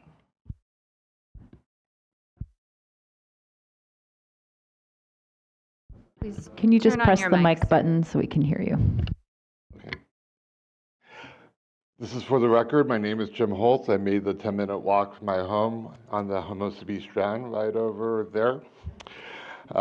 Chair and Commissioners, I'm here to bring attention to the County of Hawaii Economic Impact Study on Short-Term Vacation Rentals June 2025 attached to this agenda packet. It is to clarify the record with neutral government commission analysts. Recently, you heard a frequent testimony from hotel employee unions such as Unite Here Local 11 and their affiliated Better Neighbors Los Angeles that relies on commission research tailored to supporting stricter limits or complete bans on STRs. This Hawaii study is different as STRs are an important part of their tourism economy. They commissioned this neutral study to see how STRs are working for them. Should they have more, less, or otherwise? So this report has no incentive to have any bias, only accuracy. While the Hawaii is not the California coastal zone, the study's scope and methods are comparable and informative for coastal policy. For example, if STRs were not available, 24% of STR visitors would not have made the trip. That is lost lodging, TOT, and offsite spending, not a one-to-one shift to hotels. This is the big one. Conversion to long-term housing is minimal. Only 4% of owners would definitely convert to long-term rentals if the STR was banned, meaning eliminating STRs did not yield a meaningful supply of long-term units. The majority, 61% of residents report no noise or traffic disruption, and 53% saw no change in neighborhood character. More than 75% of owners operate a single unit. Thank you, sir. Please look at the study. Thank you. Thank you. And as a reminder to my fellow commissioners, what's before us on this consent calendar is the time extension. With that, I will return to the commission and ask if anyone wants to remove any of these items. Seeing no such requests, I'll entertain a motion. Commissioner Lopez? Second. A motion by Commissioner Lopez, a second by Commissioner Nodoff. And are there any objections to unanimous consent? Okay, seeing none, this consent calendar is so adopted. Thank you. And now we will move on to item 9, the Deputy Director's report. Mr. Hudson. Thank you. And item 9 is the Deputy Director's report for the South Coast District. This month it includes 7 permit waivers, 2 time extensions, and 1 objection to an immaterial amendment. The Deputy Director's report includes a memorandum responding to 2 letters of objection received from Adam Rose and a group called People of California to the immaterial permit amendment that was reported at our meeting last month, and that is CDP 5-20-0540-A1. That was the LA County application dealing with the reauthorization for a 5-year period of a previously approved 5-year program for temporary seasonal sand berms protecting existing structures such as public restrooms and other county beach facilities. The letters from the 2 opponents contend the Commission has not had a sufficient opportunity to assess public concerns that heavy equipment can damage the parking lot, impacts might occur to intertidal species, structures protected by temporary berms are not, in their opinion, in danger, and that the berms would block public access and views, and assertions that the project wasn't adequately noticed. Now, the Commission's regulations provide that the Executive Director must determine whether received objections to an immaterial amendment raise an issue of conformity with the Coastal Act or the certified LCP. In this case, the development is in an area without a certified LCP, so the standard of review is whether or not this amendment is conforming to the Chapter 3 policies of the Coastal Act. In response to the opponents, the Commission was provided a sufficient opportunity to assess public concerns regarding the underlying permit, and staff would note that the Commission did have a full public hearing for essentially this same project, authorizing construction of seasonal sand berms of the same size and locations, dating as far back as when the original CDP was approved in 2003. Since then, the project has been subsequently amended 7 times and most recently approved with a new full CDP in 2020. In regard to the noticing issue, Commission staff would note that the project was noticed in compliance with the Commission's regulations with both mailed notices to all property owners within 100 feet and using on-site posting. Potential damage to county facilities or the parking lot would be an issue for the county and would be addressed by the applicant, the county, on an as-needed basis pursuant to their regular maintenance of those facilities. And in regard to potential impacts to access or views, these temporary berms are considered both low-lying and limited in length, and that allows the public to either traverse around if they choose not to traverse over the dunes themselves. And nor is the project expected to result in any new or significant adverse impacts to biological resources, as they're located on the dry portion of the sandy beach and they use sand that is also collected from the dry portion of the beach. The staff does not believe that this amendment raises any issues relative to its conformance with the Chapter 3 policies of the Coastal Act, and we continue to recommend the Commission concur with the Executive Director's determination that this amendment be deemed immaterial. Now, in addition, staff also received 1 objection from a member of the public, Melinda Cotton, to one of the other time extensions being reported this month, and that's for the reconstruction of the Belmont public pool facility by the City of Long Beach. Now, the primary contention raised in that opposition is that the city intends to reduce the budget for the project, which will necessitate revisions to the previously approved plans for the project. But staff would note that those changes are the subject of a related permanent amendment application, which will be heard by this Commission later today, and that's item 11A. I would also note that this is the 3rd 1-year time extension for this same project, and some of the same issues were raised by opponents during those previous extension requests, including that the potential revisions to the scope, in staff's opinion, do not constitute changed circumstances. And that such changes would require that separate amendment, which I mentioned will be heard later on today's agenda. And thus, the appropriate forum for members of the public to raise concerns regarding those changes would be during item 11A today, when the Commission will evaluate and determine whether or not such changes are consistent with the Chapter 3 policies of the Coastal Act. Now, pursuant to our Commission regulations, in order to deny a permit extension request, objections must identify changed circumstances affecting the consistency of the project with the Coastal Act.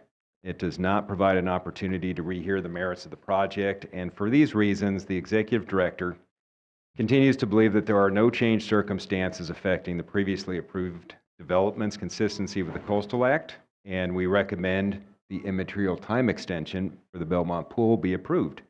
We're not aware of any opposition to the other items being reported today, and thus we're asking whether 3 or more commissioners object to any of the items for which action is needed today in the Deputy Director's report. Staff is available for questions. Thank you, Mr. Hudson. Are there any ex partes on the Deputy Director's report? Okay, and any speakers on this? No speakers. We do have 2 available for questions, 1 in person and 1 in Zoom. Okay, do 3 or more commissioners object to any item in Mr. Hudson's report? Seeing no objections, the commission concurs. I think now we're going to take a break for lunch, and I'm just going to ask my fellow commissioners, do you think we can do it in 45 minutes? Yeah. Okay, so let's be back here at 1:15, please. Thank you.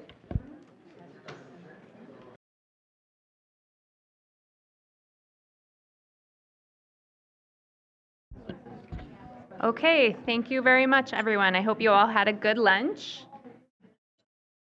So now we will return to our scheduled items, and that brings us to item 10, which is a combined item with 10A and 12B. Mr. Hudson. Okay, and thank you. This is item 10A and 12B, a combined presentation that will be presented by Danny Ziff, Planning Supervisor in our South Coast District. I would also just note that to allow for the combined presentation, items 11A and 12A, which also have a combined presentation, will be heard immediately after items 10A and 12B. All right, and we do have a PowerPoint already up, and Danny, please take it away. All right, good afternoon, Commissioners. So this is the presentation, as Steve said, for both items 10A and 12B, which are the substantial issue determination for the appeal of a coastal development permit approved by the City of LA, and the related dual CDP application for proposed renovations to an existing restaurant and theater within an existing apartment hotel building. The applicant is Venice Waldorf LLC, and the appellants are Robin Rudisil with Citizens Preserving Venice, and Judith Roth Goldman and John P. Given with Keep Neighborhoods First. The Commission standard of review for appeals and CDPs in the dual permit jurisdiction area is the Chapter 3 policies of the Coastal Act, with the certified Venice land use plan used as guidance. Next slide, please. The subject site is located in Venice within the City of Los Angeles along Oceanfront Walk, which is a boardwalk that separates private properties from the open sandy public beach and public park amenities. The subject site is developed with a 5-story plus basement mixed-use building identified as an apartment hotel with a restaurant and theater. Next slide. As seen on this next slide, the city-approved project involves the renovation of an existing 1,276 square foot ground floor restaurant and a 706 square foot basement level theater. As proposed, the restaurant would have a seating capacity of 43, and the theater would have 49 seats. Next slide, please. The city's approval of the restaurant theater renovation was appealed to the Commission, with the appellant's primary contention being that the site underwent an unpermitted change from 36 residential rent-stabilized dwelling units to hotel short-term rental units. They assert that improvements at this site should not be authorized if the building's principal use is not legally permitted. As such, the appellants argue that the alleged change in use should have been formally addressed in the subject local CDP, and that the alleged unpermitted use must be brought into conformance with current regulations and policies. While this contention is not specifically related to the city-approved renovation project or a basis for appeal, the Commission staff researched the issue. The structure was constructed in the 1910s and was approved by the city as an apartment hotel. As shown in this slide, the 1967 certificate of occupancy for the site identifies the building as an apartment hotel with 11 apartments, 22 light housekeeping rooms, and 3 guest rooms. In 1969, a subsequent certificate of occupancy was issued to authorize the conversion of a portion of the existing apartment hotel and commercial building into a theater. The restaurant use was included in a 1960 certificate of occupancy for the site, And so collectively, prior to the passage of Prop 20 and the Coastal Act, the use of the site was legally developed as an apartment hotel with a restaurant and theater. In 1985, after passage of the Coastal Act, a new certificate of occupancy describes the structure as an apartment building. However, Commission staff were unable to locate any documentation indicating that this was a change in use that occurred prior to passage of Proposition 20 in 1972, or that the required coastal development permit was processed for such a change of use after enactment of the Coastal Act. Therefore, the apartment hotel is considered the legally established use on the site, not residential-only units.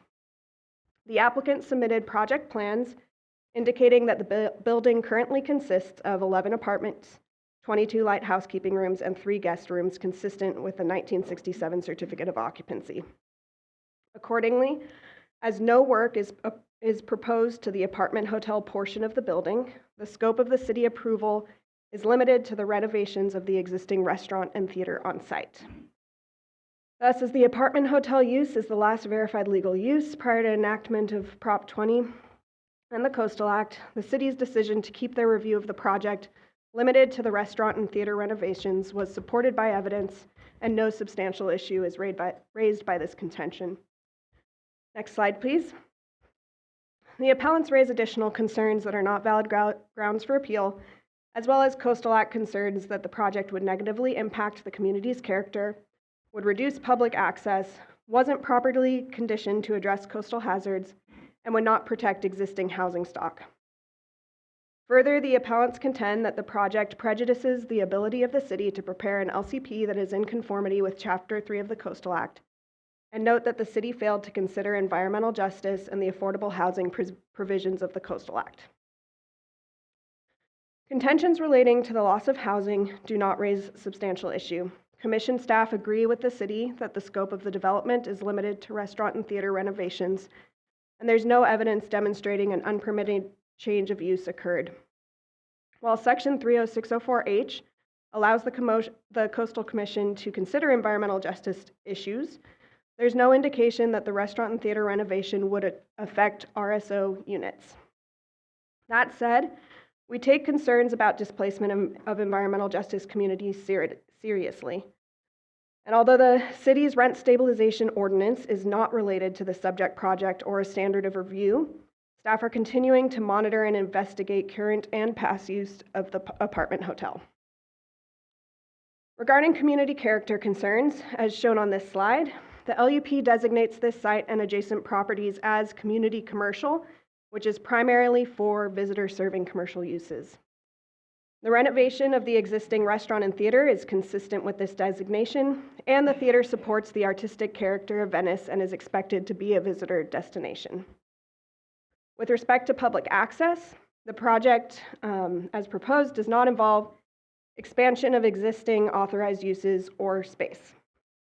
Regarding coastal hazards, the city-approved project does not change the site's vulnerability or increase the intensity of use in an area vulnerable to hazards.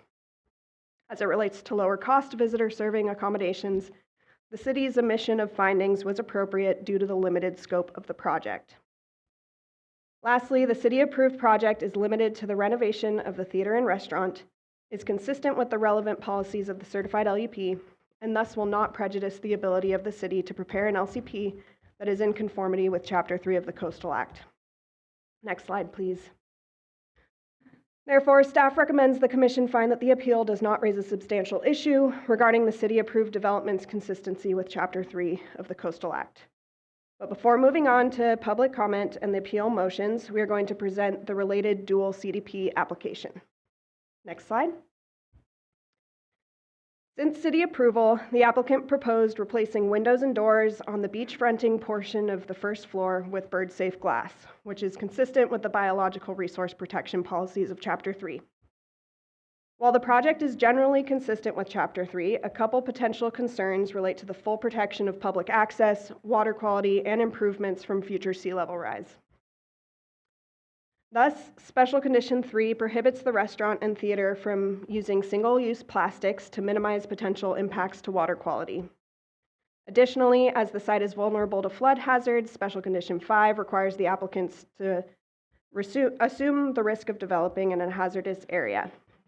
Further, Special Condition 1 requires the applicant to detail existing flood-proofing measures on site and submit a plan with additional measures to be undertaken should the existing measures be insufficient for the life of the development. As the renovation of the theater and restaurant may generate additional employee and visitor trips to the site, public access could be affected if those employees or patrons use public parking intended for beach use. Special Condition 2 requires the applicant to submit a traffic demand management plan that provides complimentary public access or public transit passes to restaurant and theater employees to minimize vehicle miles traveled and potential access impacts. Staff also recommends a condition prohibiting encroachments into the public right-of-way at the site.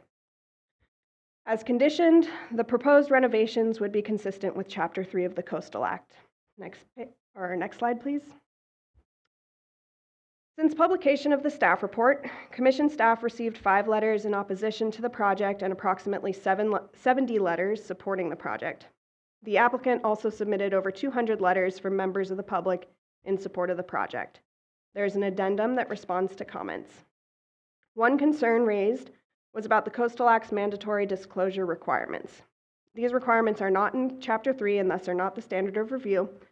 In any case, the applicant included the appropriate agent authorization disclosure form with its CDP application. There also seemed to be confusion about whether these CDP applications cover alcohol licensing, which they do not. Most of the opposition raised concerns relating to the alleged unpermitted use of the site, which was addressed in the staff report and presentation.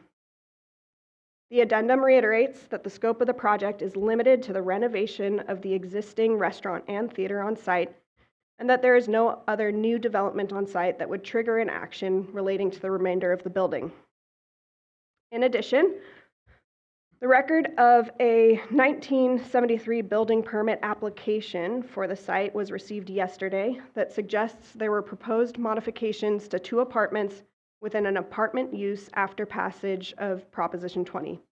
However, it is unclear if the referenced use is part of the apartment hotel or if the building was converted to an entirely residential building, and if it was converted, whether that action was formally approved or pursued. Regardless, this new information is not relevant to the restaurant and theater renovation.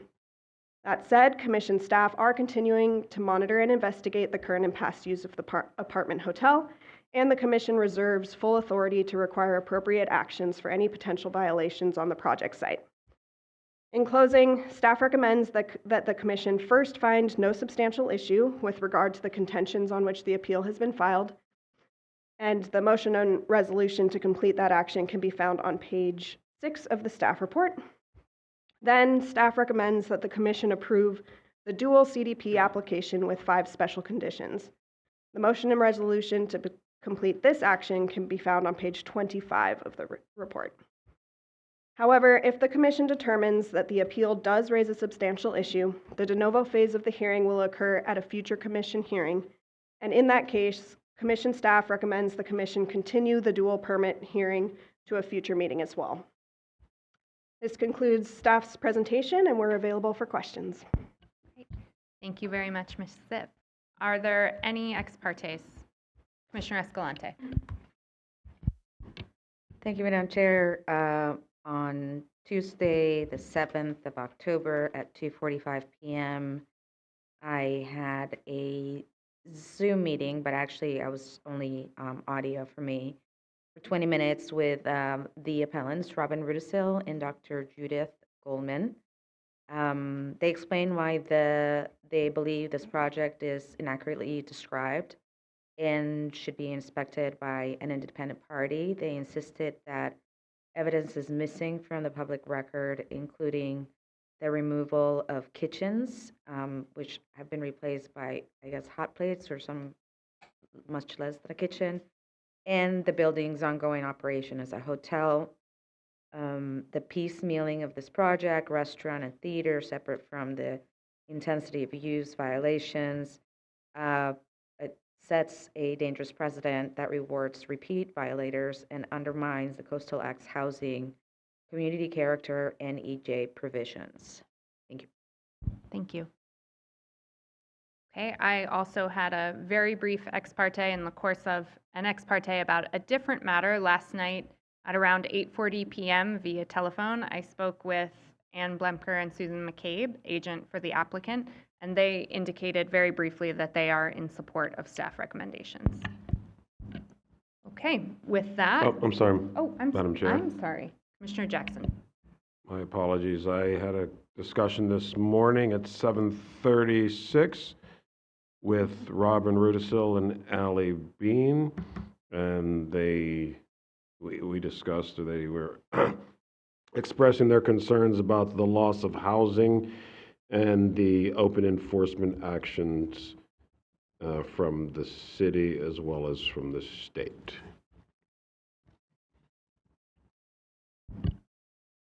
Thank you, Madam Chair. Thank you. Appreciate it. Okay, with that, we will open the public hearing. And I'll turn it over to Chris, please. All right, we have the applicants here in person, Tima Bell and Carl Lambert.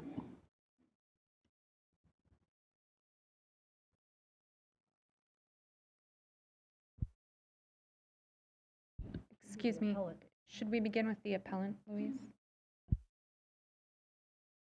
That's right. We should start with the appellant. Sorry. Okay. We do have. You passed. We have the appellants here as well, Robin Rudisil and Judy Goldman.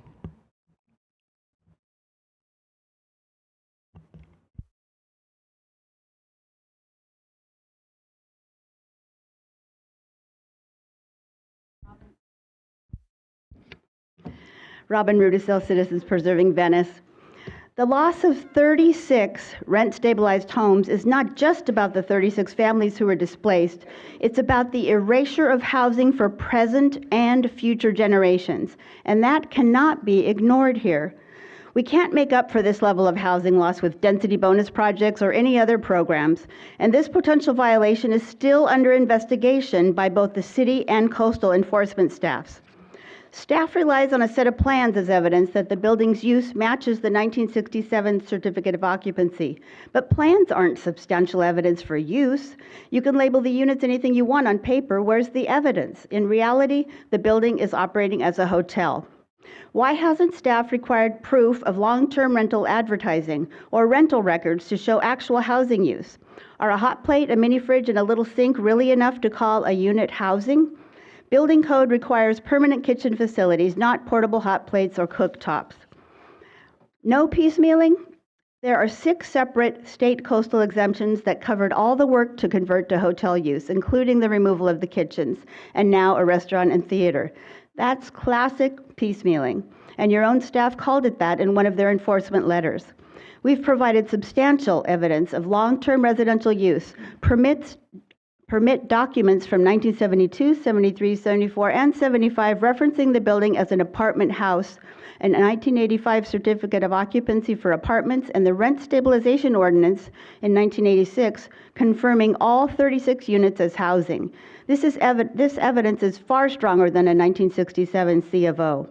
I truly don't know what more evidence could be provided to show a change in intensity of use. Please declare substantial issue, deny the permit, and move forward with enforcement.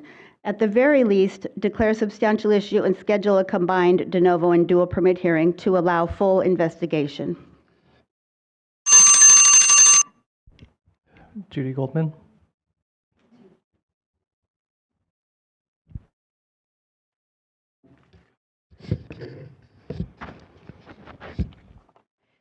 Good afternoon, Commissioners.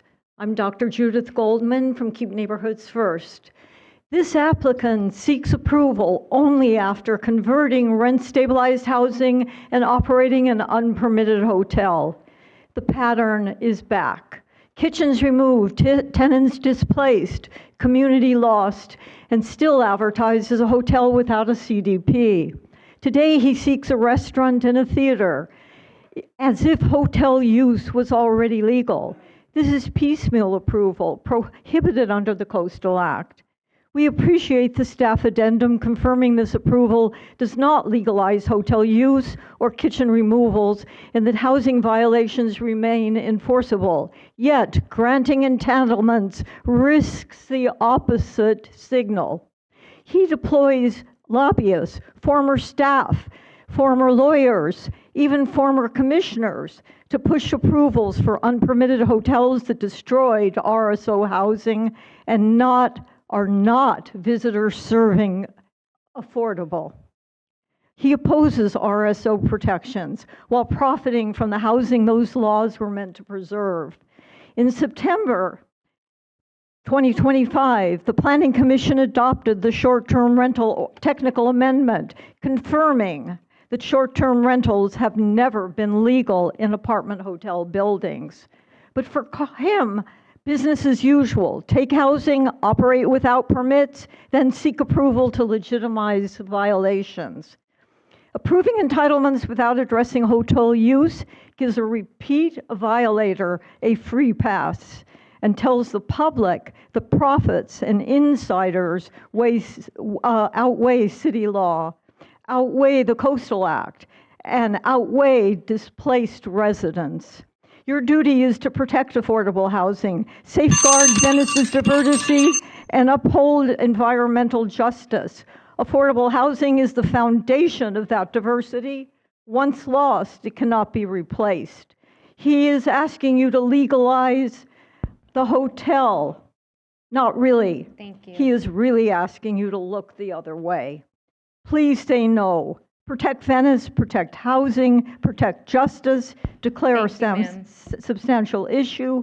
Please deny the permit and pursue enforcement. Thank you. Thank you. And then we have the applicants next.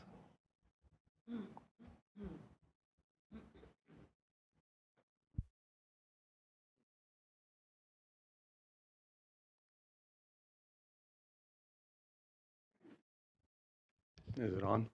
Great. Hi, everybody. My name is Tima Bell. I am, just for clarity, I am the Secretary of the Venice Neighborhood Council. However, I am not here in that position. My firm, Bell Design Group, is the architect for the project. We were the architect for the hotel, and we were the architect for the restaurant and the theater. I want to thank the commissioners, the staff, and Emily for putting together a really reasoned staff report. I want to clarify that we found the recommendations accurate and appropriate, and we're prepared to follow the requirements. It's a historical theater. A little background on the restaurant. I'm a lifelong Venetian. My parents used to take me there as a kid. So I'm glad that the restaurant will be put back in the bottom. I think it is a visitor serving use that will benefit, obviously, the locals and the visitors alike. As was told earlier in the report, hundreds of letters of support. Even now, we have, I think, 34 people here in the audience. We have 14 on Zoom. Want to stand up, everyone that is in support of this? So you're going to hear a lot of people come and talk and support. I do also want to make it clear that we're not expanding the square footage of the project. This is encased within the building. These are existing spaces, and that we're staying consistent with the size that's listed on the existing certificate of occupancy that recognizes the theater and the restaurant. Yeah, so again, the conditions that you're proposing are acceptable. I'm also a restaurant owner in Venice, and I am very pleased that you put on the no plastic. We make sure to do that for our restaurant as well.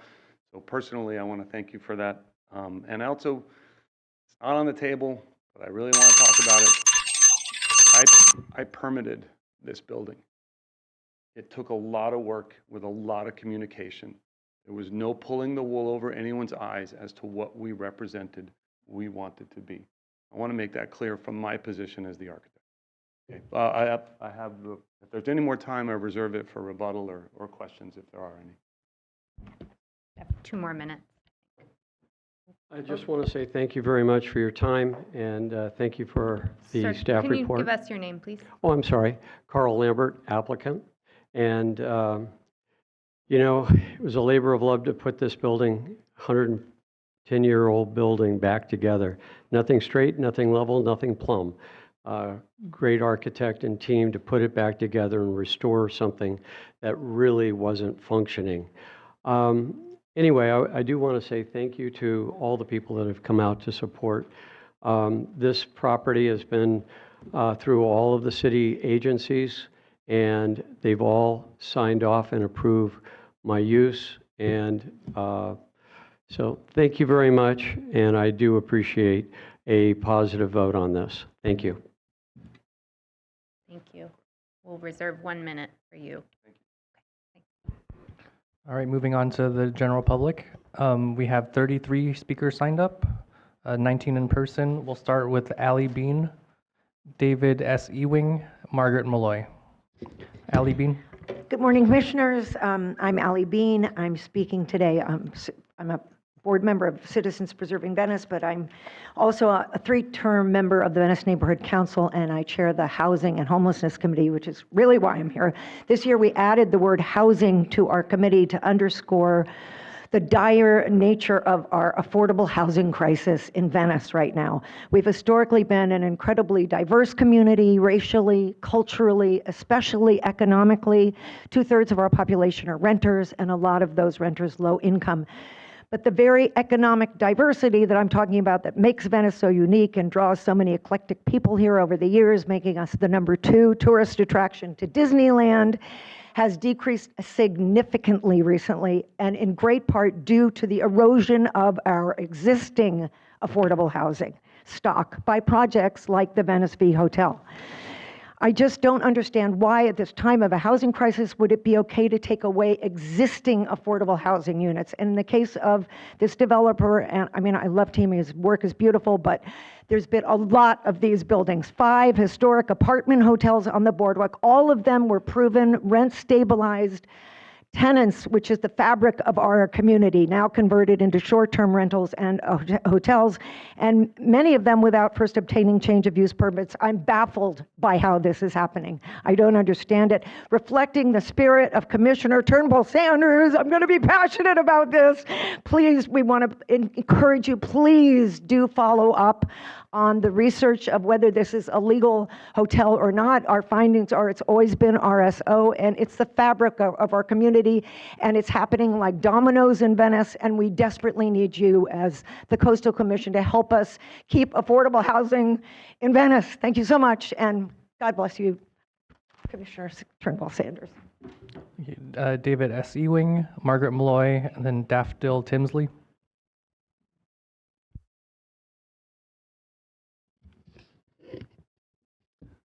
Good afternoon, Commissioners. I'm David Ewing with Citizens Preserving Venice.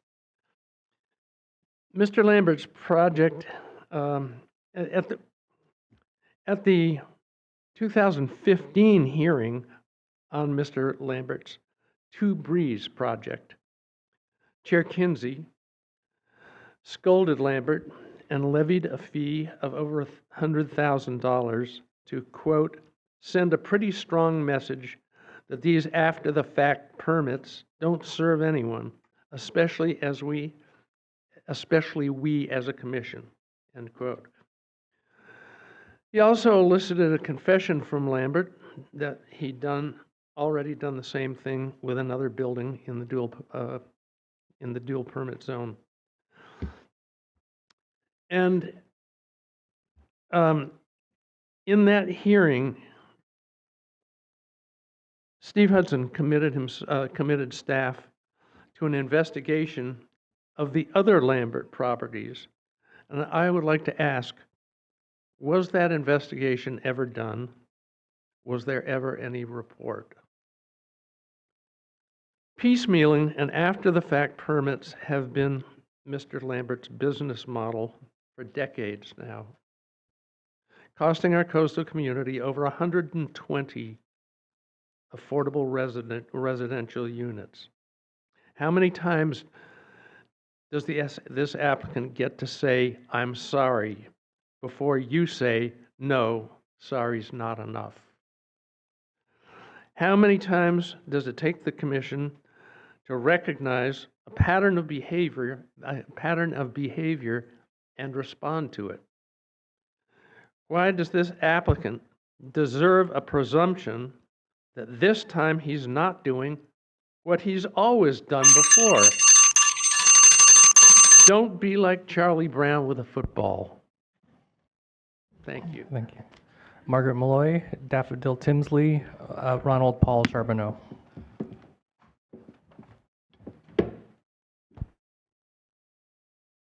Hello, Commissioners. I was at that November 4, 2015 hearing on the after-the-fact approval of 100% of RSO apartment building to a hotel. And at the time, I showed these pictures and these websites, and nothing has happened. And this applicant has set precedent to the point where there is currently a short-term rental technical amendment ordinance in front of the City Council to confirm the city's long-standing rules governing the use of dwelling units for short-term rental occupancies to protect the use of any dwelling unit, guest room or suite in any dwelling and apartment house from illegal short-term rental occupancies.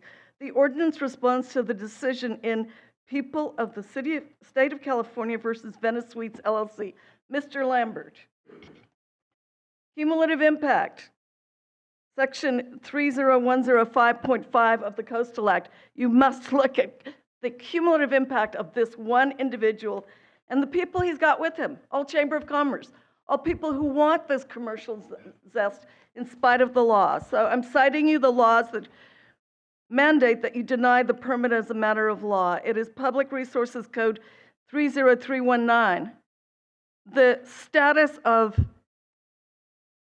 a hotel at this location was discussed and arbitrated behind the scenes by Steve Kaufman, former general counsel to the Attorney General, off the records. Government Code, California Code of Regulations 13200 to 13208, claim of a vested rights, mandates that the applicant apply to the Coastal Commission, that there be findings by the executive director, that there be a public hearing. Didn't happen. He didn't provide the disclosures for Kaufman or others. Public Reform Act requires lobbying registrations. There are no lobbying registrations for Susan McCabe, Ann Blemker, Steve Kaufman, McCabe and Company, or Kaufman at Nossaman from 2016 until today when these permits were used. You must deny the permit as a matter of law. Thank you. Thank you. Next, Daffodil Tinsley, Ronald Paul Charbonneau, and then Pamela London. Good afternoon. My name is Daffodil Timinski. I am a neighbor of the project. I live on a small walk street a few blocks away, and I wholeheartedly support the project, as do my neighbors. Even more importantly, though, for our purposes today, I was the attorney that represented Mr. Lambert before his city hearings about the very issues that are raised in this appeal. These appellants have done a great job of raising this issue again and again and again, and every agency, every city actor that passed on this case denied their arguments and denied their appeal because they're simply incorrect. They're incorrect as a matter of fact, they're incorrect as a matter of law, and as a matter of process. In terms of process, there was some talk about the interim short-term rental ordinance that was claimed to have been passed. There was no ordinance passed. There was a proposed ordinance that was discussed, and the Planning Commission moved it to City Council for review. It has not been reviewed by the city attorney.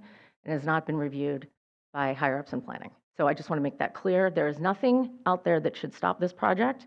It has had tremendous support, tremendous review, and I suggest that you deny this appeal and grant the community the benefit of this project. One last point. Very often this commission looks at the Venice Land Use Plan to look at what the community character is in Venice. The original Waldorf Hotel from 1915 is actually one of the properties that both Venice and Coastal believe contributes to Venice's community character. There's a reference to this on the staff report on page 17, but this entire project is completely consistent with both the vision of Venice of the community and of the Coastal Commission. Thank you. Thank you. Ronald Paul Charbonneau, Pamela London, George Francisco. Good afternoon, commissioners and staff. My name is Ronald Charbonneau. I've been a tenant at the Venice Waldorf since 1976. I'd like to express my unwavering support of the Venice Waldorf LLC application to renovate the existing ground floor restaurant and basement performance venue with approval of the conditional use permit for the sale and provision of alcoholic beverages. I'm thrilled by the quality of the renovations to the current Venice V Hotel. Carl Lambert restored this building to its former beauty and elegance, investing and preserving a vintage appearance while updating its infrastructure. I believe that the revitalization process is necessary to maintain economic vitality for the local community. Much like a growing hermit crab abandons its old shell for a new one, the Venice Oceanfront Walk is an international tourist destination that would welcome an oceanside restaurant and intimate basement performance space with the provision of alcoholic beverages. This venue will be embraced by both local residents and tourists alike, who would be afforded an opportunity to relax and enjoy the ambiance of the Venice beach, bringing more people into proximity with the beautiful California coast. I fully support the Commissioner's staff's recommendation for approval of this application. Thank you for your time and kind consideration. Thank you. Pamela London, George Francisco, and Yolanda Gonzalez. Good afternoon. As a permanent resident of the Venice V Hotel, after living in the Waldorf for 40 years, I'm very happy to give my full support for the approval of the conditional use permit for the sale and service of alcoholic beverages. The return of restaurant to the Venice V is very exciting. For many years in the 70s and 80s, we frequented the Lafayette Cafe on the ground floor of the Waldorf, where we enjoyed the community vibe and had a social gathering place. I'm very excited for the opportunity to have a place to dine and share a drink with friends right downstairs. The basement theater performance space is especially exciting to me. It will be a wonderful place for creative expression where Venetians and tourists alike can come together to enjoy varied artistic modalities, a vibrant creative enhancement for our Venice community and for the many visitors who come from all over the world to experience how wonderful Venice is. I would like to express my deepest appreciation for the respect, grace, and ease Carl Lambert has shown us through the stunning renovation of the Venice V. It was pretty horrible before. I won't go into detail because I don't have time here, but yeah, we had a lot of horrible issues that we lived with for many, many years. So we're very appreciative. I would like to express my deepest appreciation for Carl Lambert and the stunning renovation of the Venice V. And I am confident that Carl and his team will be respectful operators of the proposed venues, just as they are with the hotel property. It will be a phenomenal positive change for our whole community. Please pass this conditional use permit. It will make Venice an even more wonderful place for locals and tourists to gather. Thank you. Thank you. George Francisco, Yolanda Gonzalez, and then Vikla Halliday.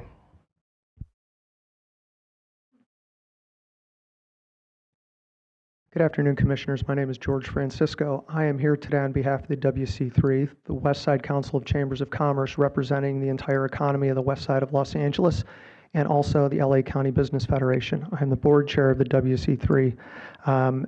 Every single business organization representing hundreds of businesses, thousands of employees, and contributing billions of dollars to the economy of the West Side takes seriously our tourism industry. 1 of every 5 jobs on the West Side of LA is tourism-based. We welcome and support another visitor-serving amenity, and we compliment you and your staff on the proper determination and dismissal of the specious appeal. There are no considerations, there are no errors, there are no substantial issues. More personally, I'm a direct neighbor of this property in several blocks. It is not an understatement to say that Venice and the hospitality industry has suffered since COVID. This will be an incredibly positive step to bringing people back to Venice, to fulfilling the mission of the Coastal Commission, which is to provide visitor-serving amenities. More than that, people come to Venice because of the culture, not because of affordable housing. The person who said we need affordable housing actually lives in 3 RSO buildings on her property. Again, I compliment you. I thank you. I hope you dismiss yet another specious appeal from citizens perverting Venice and support the application. Thank you. Thank you. Yolanda Gonzalez, Vicla Halliday, Barry Casserly. Good afternoon, Commissioners. My name is Yolanda Gonzalez, and I am, for the record, on the Neighborhood Council, but I'm here on representation of myself. And I just want to say that Ms. Robin Rudisell did not disclose that she is on the Neighborhood Council, and she sits on LUPEC, as a matter of fact. I am a property owner. I've been a property owner for over 35 years.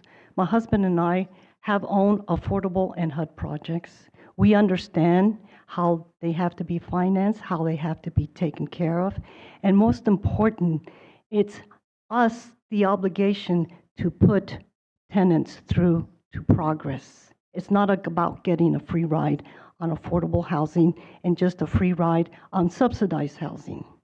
Most important, our community right now is really suffering, not only because of the fires, but we have a lot of business people that lost their homes, and they need to survive on the income that they have of the RSO projects that we have. It's very important for you to understand that money and understanding of what it is to own property and the rates that we are put on and the cancel of insurance policies is putting us against the wall. I want to support Carl Lambert because not only does he come from a family of renovating important historical projects in historical places throughout the United States.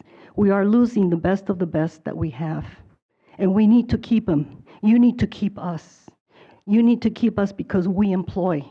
We have the financial ability to be able to reconstruct in our community. I've been a community survivor of 50 years in Venice. I am a naturalized citizen, and that's why I came to this country. I please beg you to support us in what we need in our community right now for our business growth, for our businesses, and for the people that have at least the ability to keep investing. Thank you.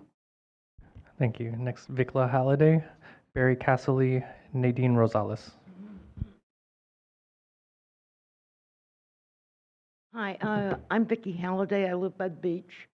I'm on it at least, I walk down Oceanfront Walk at least once a day, if not 2 or 3 times. A lot of businesses are shuttered. There are for lease signs, for sale signs. I beg you, deny this appeal and let a business open that will help us. We need the energy back, and this project will help bring it. Thank you. Thank you. Barry Casserly, Nadine Rosales, Jeff Harris.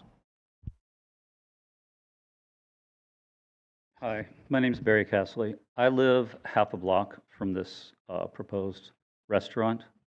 I just want to assure you that in the neighborhood, There is nothing but support for this restaurant reopening.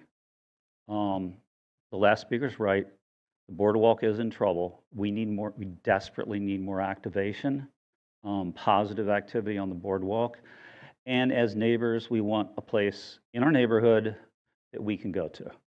The overwhelming majority of people who live in the immediate neighborhood are living in rent control apartments. I deeply resent people who do not live in the neighborhood, who live in multi-million-dollar single-family homes, which characterizes every one of the appellants, except for one who doesn't live in Venice at all. I deeply resent them coming in and talking about affordable housing in my neighborhood. I deeply resent them coming in here and characterizing my neighborhood. We want this restaurant. Thank you.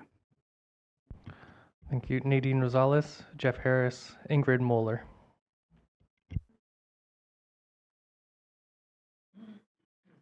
Good afternoon. My name is Nadine Rosales. I serve as the treasurer for the Venice Chamber of Commerce, the Venice Historical Society, the Pacific Area Boosters Association for the Pacific Division Police Department, and I am currently working at the LGBT Center in Long Beach. I am here today to express my support for Mr. Lambert and his appeal regarding the renovation of the Venice Waldorf Hotel, which includes the establishment of the restaurant and a 43-seat theater. By approving this project, Mr. Lambert will create at least 12 new jobs, which is crucial to our community, especially in light of the numerous businesses that have been forced to close, including my own, Control Printing, due to the pandemic and other natural disasters. This renovation has the potential to attract tourists and generate significant revenue for our area, particularly with the upcoming 2028 Olympics in the horizon. Furthermore, I want to highlight that Mr. Lambert is a vital pillar of our community. His dedication and contributions have made a lasting impact, and I believe that supporting this project will further enhance our local economy and the community spirit. Thank you for your consideration. Thank you. Jeff Harris, Ingrid Moeller, Mark Ryavec.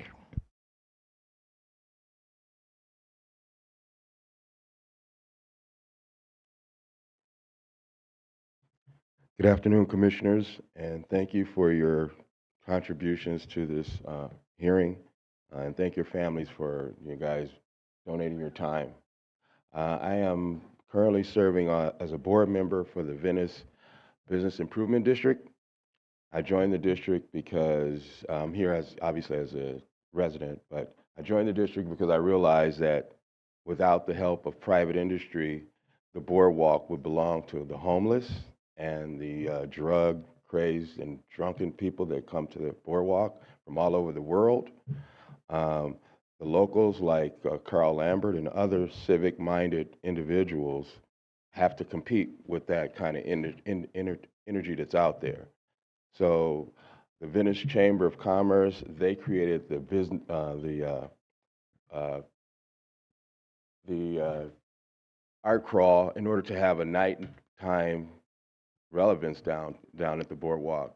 So without businesses like Carl Lambert's and other businesses that have a nighttime presence, the boardwalk would belong to the homeless and the undesirables that find themselves there just festering. So again, I urge you to reject this redundant appeal and approve this project. We desperately need that kind of energy down there at the boardwalk. We need civic-minded individuals that actually care about the community and don't just exploit it. Thank you. Thank you. Ingrid Moeller, Mark Ryavec, Kathy H.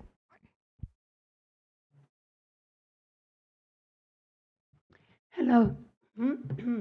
Hello again.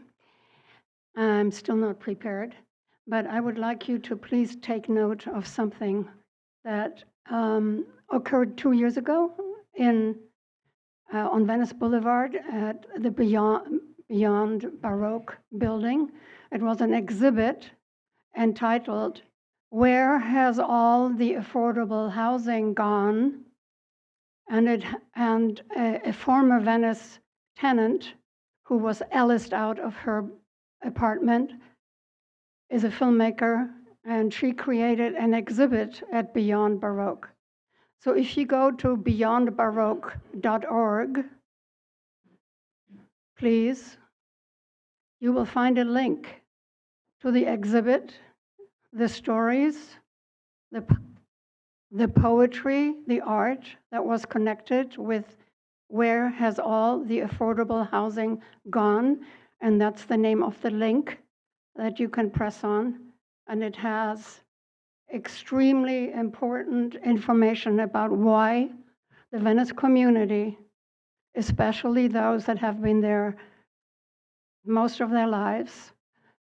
I'm only there for 38 years, so I call myself a babe in the woods at age 82. And you will see what the concern, what the anger, and some of the negative feelings are, that what we call serial gentrifiers is still at work. Thank you. Thank you. Mark Ryavec, Kathy H., Alex Dowell. Good afternoon, Chairwoman Harmon and members of the Commission. My name is Mark Ryavec. I'm a 35-year resident of Venice. I live about 4 blocks from the hotel. I'm speaking to you today from 2 backgrounds.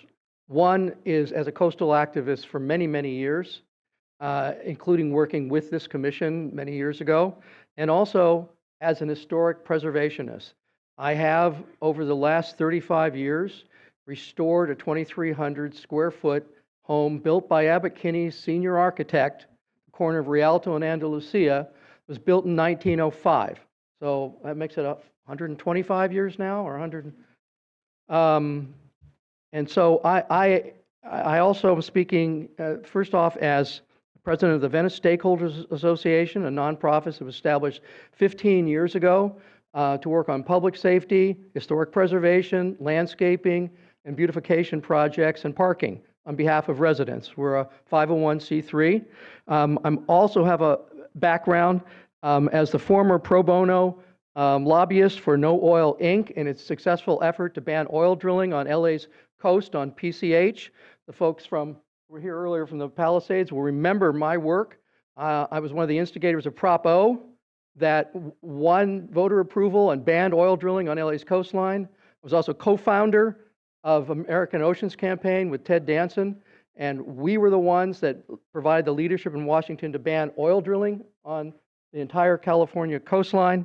And AOC is now Oceana.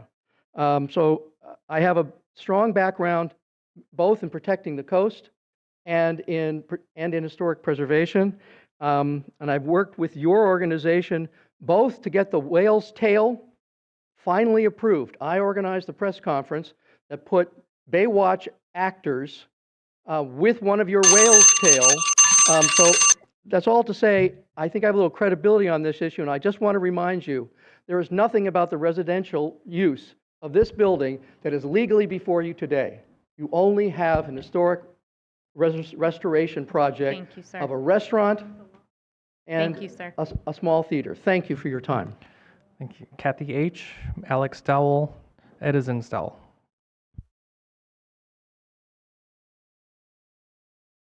Hello, my name is Kathy Hart, and Hi, my name is Kathy Hart, and I am a lifetime resident of Venice. We moved to California when I was 9 years old. I went to Westminster Elementary School, graduated from Venice High School. I met my husband at the Venice handball courts. We got married in a restaurant on Venice Boardwalk. We had our children, we raised our children, brought them to the beach, and they grew up there just as we did when we were children. I just want to say I support this project. I bring my grandchildren now who live out of the area to Venice Beach, to the boardwalk, and I think this project will bring nothing more than just another great option for both the locals and tourists, and then additionally create jobs for the Venice community. Thank you. Thank you. Alex Dowell, Edison Dowell, and Christopher Scharf.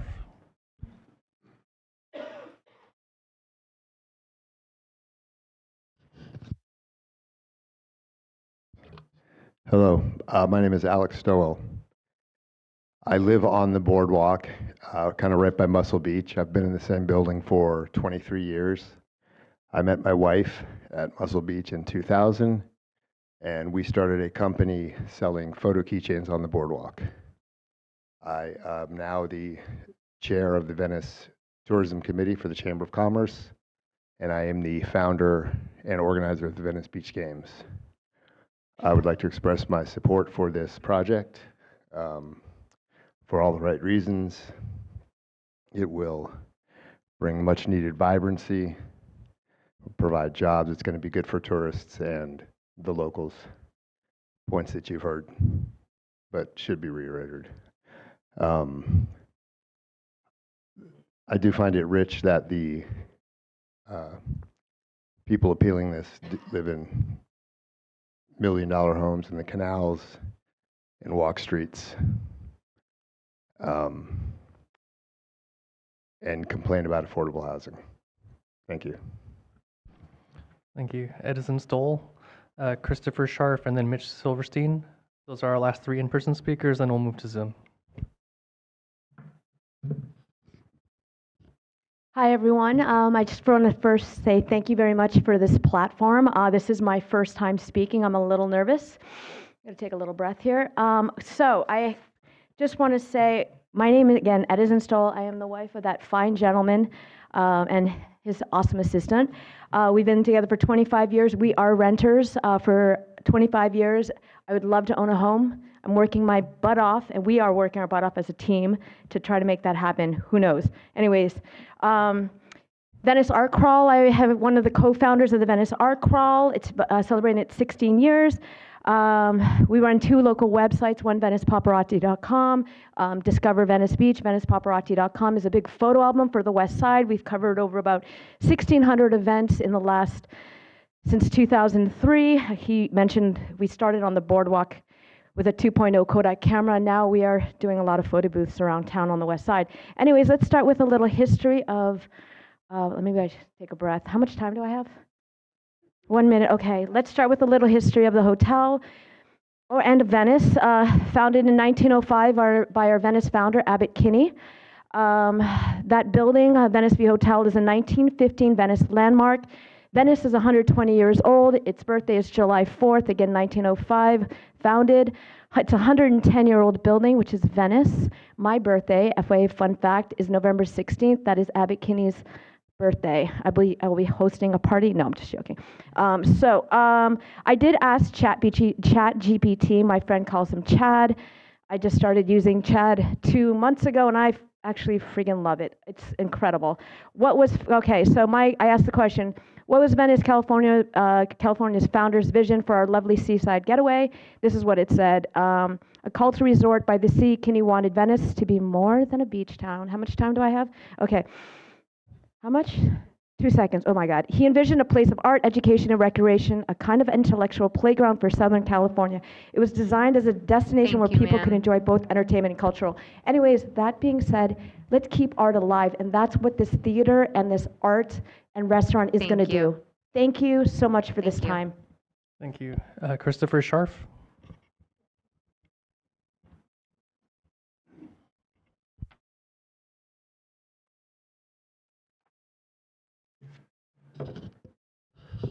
Honorable Commissioners, my name is Christopher Scharf.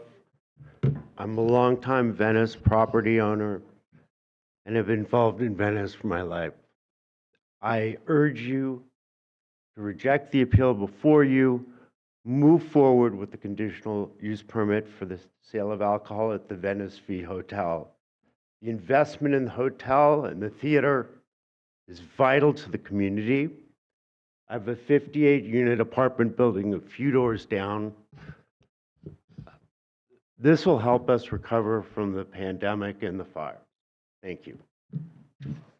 Thank you. And then Mitch Silverstein was signed up for a different item. So we will be moving on to Zoom. Our first three Zoom participants will be Natalie Moreno, Maura O'Neill, and then Noel Gold.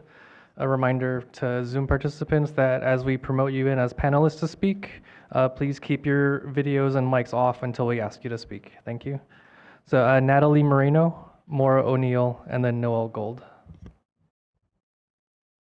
Natalie, we seem to be having trouble promoting you as a panelist. You're in as an attendee and can unmute now. Natalie?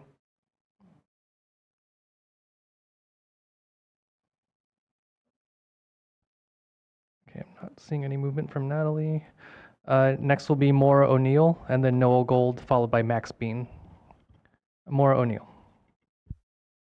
Thank you.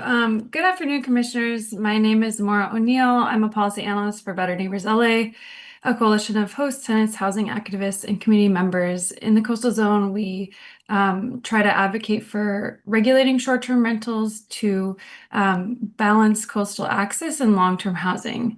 On this issue, we urge the Coastal Commission to deny the coastal development permit application for the Venice Waldorf. This project represents a violation of both municipal law and the Coastal Act, and approving it would set a dangerous precedent. The Waldorf property has been converted from a residential apartment complex historically composed of 36 rent-stabilized units into an unlicensed hotel comprised of short-term rentals that directly violate the city's home sharing ordinance. The Coastal Commission has not authorized this use, and the applicant is now seeking approval for the project that has already displaced affordable housing and undermined coastal protections. This is especially concerning considering that these rent-stabilized units have been replaced with short-term rentals, some of which charge more than $600 a night. These are not affordable accommodations for coastal visitors, nor do they serve the public interest.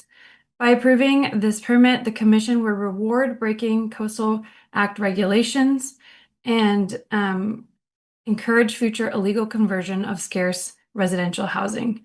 We urge the Commission to follow the recommendations of Keep Neighborhoods First, to deny the coastal development permit and pursue enforcement action to reclaim the 36 units of affordable housing that have been lost to the illegal operation of the Waldorf as an unlicensed short-term rental hotel.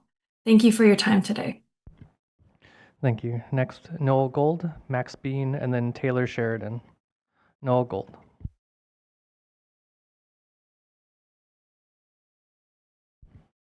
And then you're still muted. There you go. Can you have, is the video going to play? I can't see the timer. I would like the video to start and then the timer, perhaps. Okay, we have your video ready to go. Let us know when you want it played. And then, yeah, could you start the video? And okay. I have a few things to say. One, I wanted to actually follow up on Commissioner Schallenberger's point. That was of great concern to me as well, and I wondered if Mr. Lambert would come forward so I could ask you the question. Sure. Are you currently advertising any short-term rentals that are not permitted? Yes.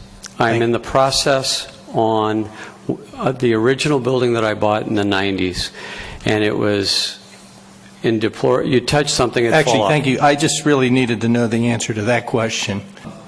So with that, I'm going to make an amending motion, if there's a second, that we increase the permit fee to $102,924 from the $37,264 that was identified, on the basis that we do have the opportunity to charge 5 times the standard application fee for after-the-fact permits. And if there's a second, I'll speak to that. So Commissioner Uranga mentioned it. It puts us in a difficult place. The applicant himself has acknowledged that this isn't the first and the only time. And so I think that this is really one of the few ways we have of saying that it's important not to go out and do what you think you want to do and then come back and say, give me the permission to do it. You're aware of the amending motion to go to the full amount under the available under the Coastal Act, the 5 times for the after-the-fact permit? Yeah. Chair Kinsey asks, are you currently advertising any short-term rentals that are not permitted? And Mr. Lambert says yes. Later, Kinsey says the applicant himself has acknowledged that this isn't the first and only time. By his own admission, Mr. Lambert acknowledges a pattern and practice of violating the law and should be more closely scrutinized. So please find substantial issue with this. It's not that the restaurant is bad, but it can't be separated from the housing that has been lost. That's piecemealing, not allowed. Thank you. Thank you. Max Bean, Taylor Sheridan, and then Gary Sutter. Max Bean. Hello. I'm resident of Venice. Can you hear me? And then we also have your video. Let us know when you want it to be played. Yeah, I was just gonna say I'm Max Bean. I'm a over 40-year resident of Venice. I'm opposed to this, and let's start the video. And if I have any little time after, I'll get back on. Long-time resident of Venice. I've been living in this apartment, the Waldorf apartments, in Venice Beach for about 15 years, I believe. About 3 years ago, a new owner bought the building, a developer, Lambert Investments, and every tenant that has left or been kicked out has been replaced with basically a keypad at the doors. When I moved here about 15 years ago, this building was an incredible place to live. It's an old building in the Venice Boardwalk, small apartments, but a really wonderful community with an incredible situation. Having short-term renters in our building, we just don't know who is coming here to stay or is maybe someone that just broke in. Many times the short-term renters are here to party, and so there's a lot of more noise, drunk people in our common areas, again, people coming in and out. I've had people trying to get into the apartment in the middle of the night and trying to put a key in or whatever, and then realize it's just really a drunk, confused tourist that is trying to get into what he thinks is his hotel room. Before, we used to know all our neighbors. You could just go knock on someone's door and say, hey, no matter what the time was. And now it's basically either empty or a bunch of strangers. The apartment building has 32 units. Of those, only about 10 units remain with long-term residents. Thank you. Yeah, so just to say, I'm opposed to the project due to the loss of all the rent-stabilized housing units that would come as a result of this. And thank you. That's it. Thank you. Before we go on, could I ask that we please put the signs down? It's a bit distracting. Thank you very much. Thank you. Next is Taylor Sheridan, followed by Gary Sutter, and then Elizabeth Peterson Gower. Taylor Sheridan. Hi, hello. So my name is Taylor Sheridan, and I have worked on the Venice Beach Boardwalk altogether close to 20 years. And the boardwalk is in desperate need of revitalization. So this project needs to be approved. It will bring business back to the boardwalk, and the benefits will be felt by visitors and locals alike. So please deny this appeal and approve this project. Thank you. Thank you. And before we go ahead, I'll just note that we have 5 more speakers that we're able to find. Gary Sutter, Elizabeth Peterson Gower, and Frank Murphy are next. Gary Sutter. Hello, can you hear me? Yes, we can hear you. Yes, my name is Dr. Gary Sutter. I've been a resident and property owner in Venice for over 40 years. And I had a long list of supporting points for this project, but most of my predecessors have covered all that, and I agree with all of them. So I will be very brief and say I think this is a great asset to Venice, and I support the project strongly. Thank you. Thank you. Next, Elizabeth Peterson Gower, Frank Murphy, Justin Brezhnev. Elizabeth Peterson Gower. Yes. Good afternoon. Can you hear me, please? Yes, we can hear you. Oh, great. Thank you. Elizabeth Peterson Gower. I was born and raised in Santa Monica and Venice. I want to let you know that I did the entitlements for this project and I'm very proud of them. The V Hotel opened in May of 1915 as the Venice Waldorf. It was exclusive and luxurious. It was the home to Charlie Chaplin, Fatty Arbuckle, and Clara Bow. Part of Venice's early development and rise as a recreational and destination between 1910 and 1930.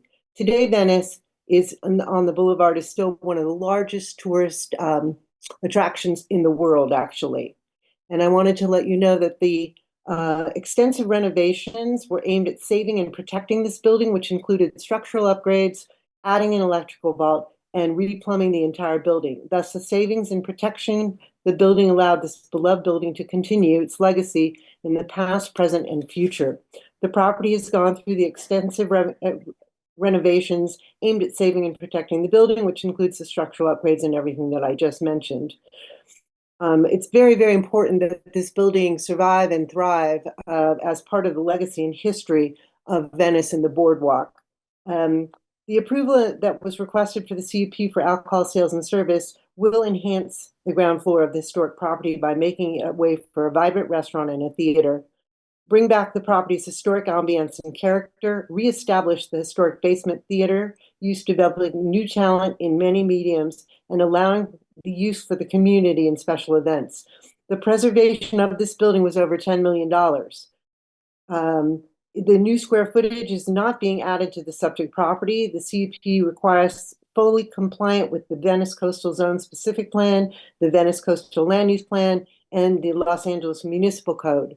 We have no zone changes, no general plan amendments, no variances or exceptions were requested. The Los Angeles Police Department acknowledged that a vibrant ground floor restaurant will assist safety issues on the boardwalk in front of the subject property, putting eyes on the street. The boardwalk would be much more vibrant with the building here. Thank you.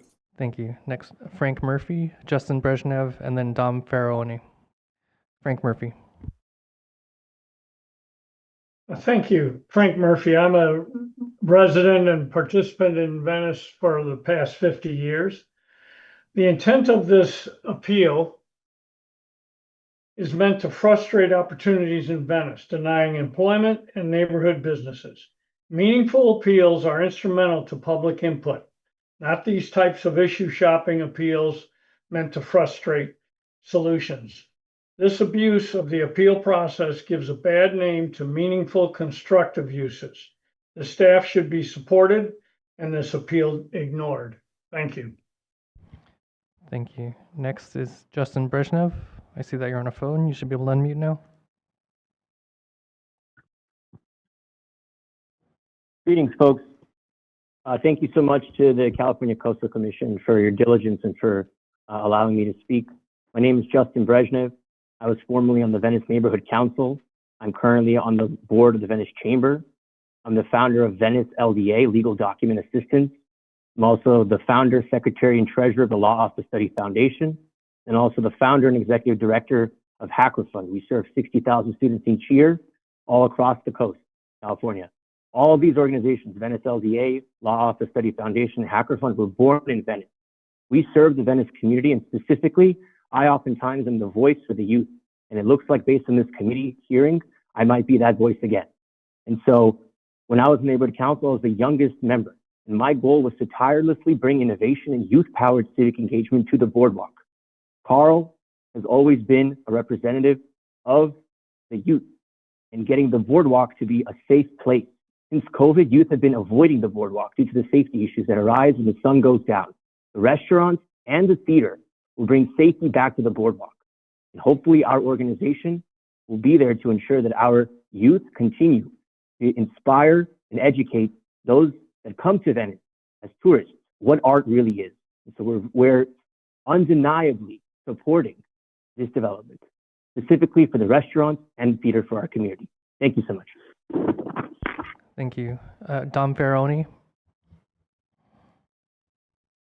Yeah, hi. I've lived in Venice for many, many years. And after COVID, we just witnessed the downfall with the homeless and what's gone on with the boardwalk. And I fully support the approval of this development for the restaurant and theater. I think it's going to bring a lot of jobs back to the area. And as mentioned before, Venice is a very tourist population. And with the amount of homeless people that have been on the boardwalk, this will bring the energy back, which Venice desperately needs. All right, thank you. We did have one speaker pop in that we weren't able to find. Keith Lambert. Keith Lambert, go ahead.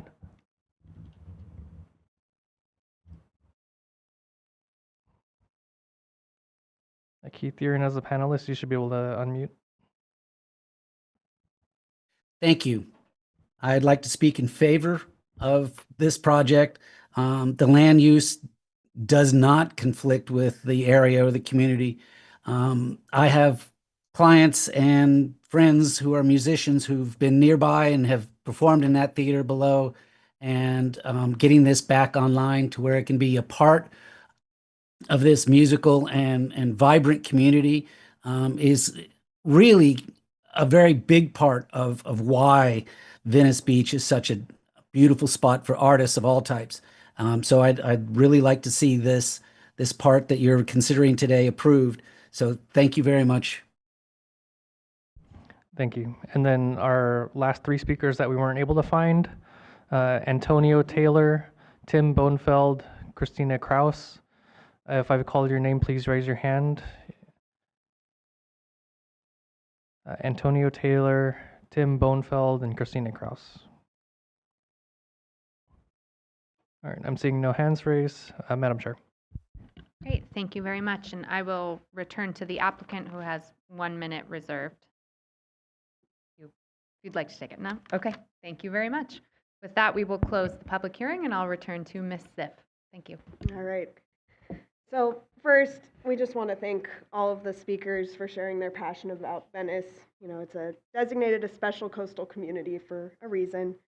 And I would also like to note that Commission staff have been actively researching the history of this area, including changes in affordable housing, availability, and related displacement within the coastal zone. In this case, we do not have enough information to suggest that there has been loss of 36 affordable or RSO units at this site.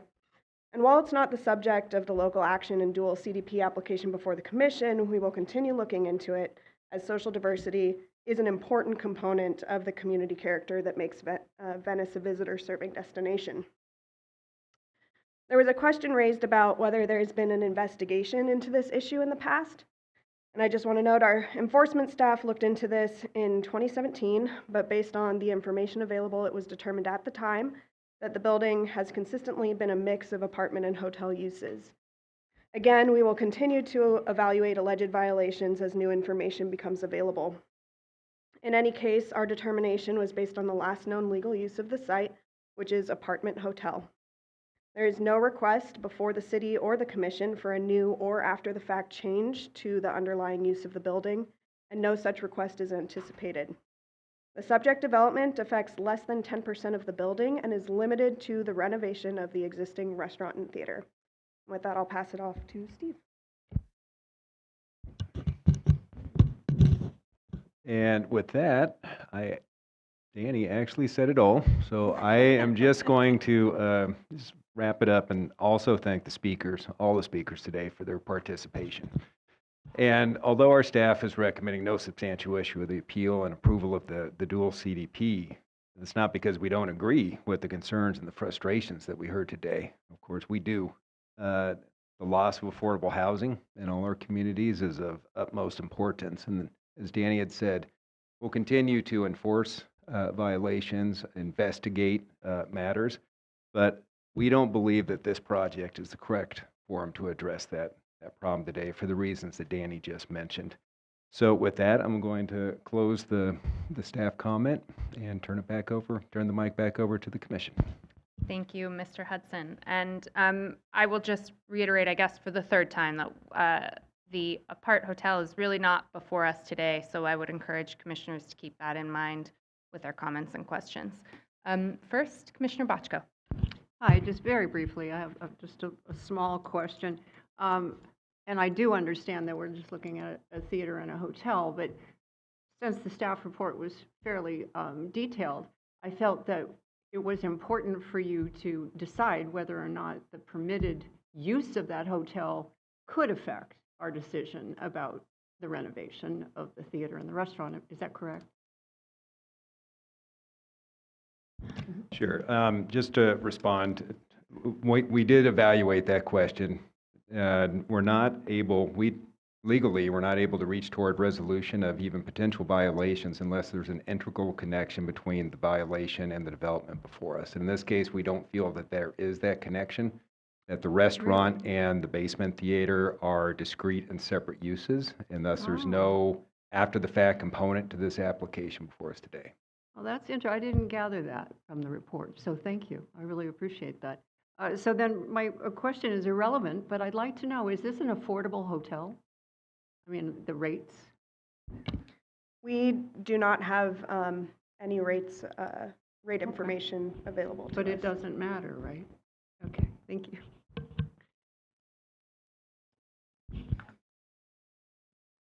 Commissioner Kelly. Thank you. And I appreciate the question, Commissioner Bochco, because I was also on the same curiosity. I want to just, I'm struggling with how to articulate this. I want to thank the members of the public who are here today with us regarding this issue, as well as those who participated on Zoom today. And it's very clear, it's very palpable in the room that there are a lot of people who deeply care about the Venice community. And I'm grateful that you all are taking the time to care about your community. And I think especially at a time when it's difficult to stand up and show up and speak up, that I want you all to applaud yourselves for caring and caring as deeply as you do. Now that said, and I apologize that I'm not speaking directly to the issue in front of us, but as we proceed through this item and as you all move forward as a community, I found the comments today to be very personal in nature and towards other members of the Venice community.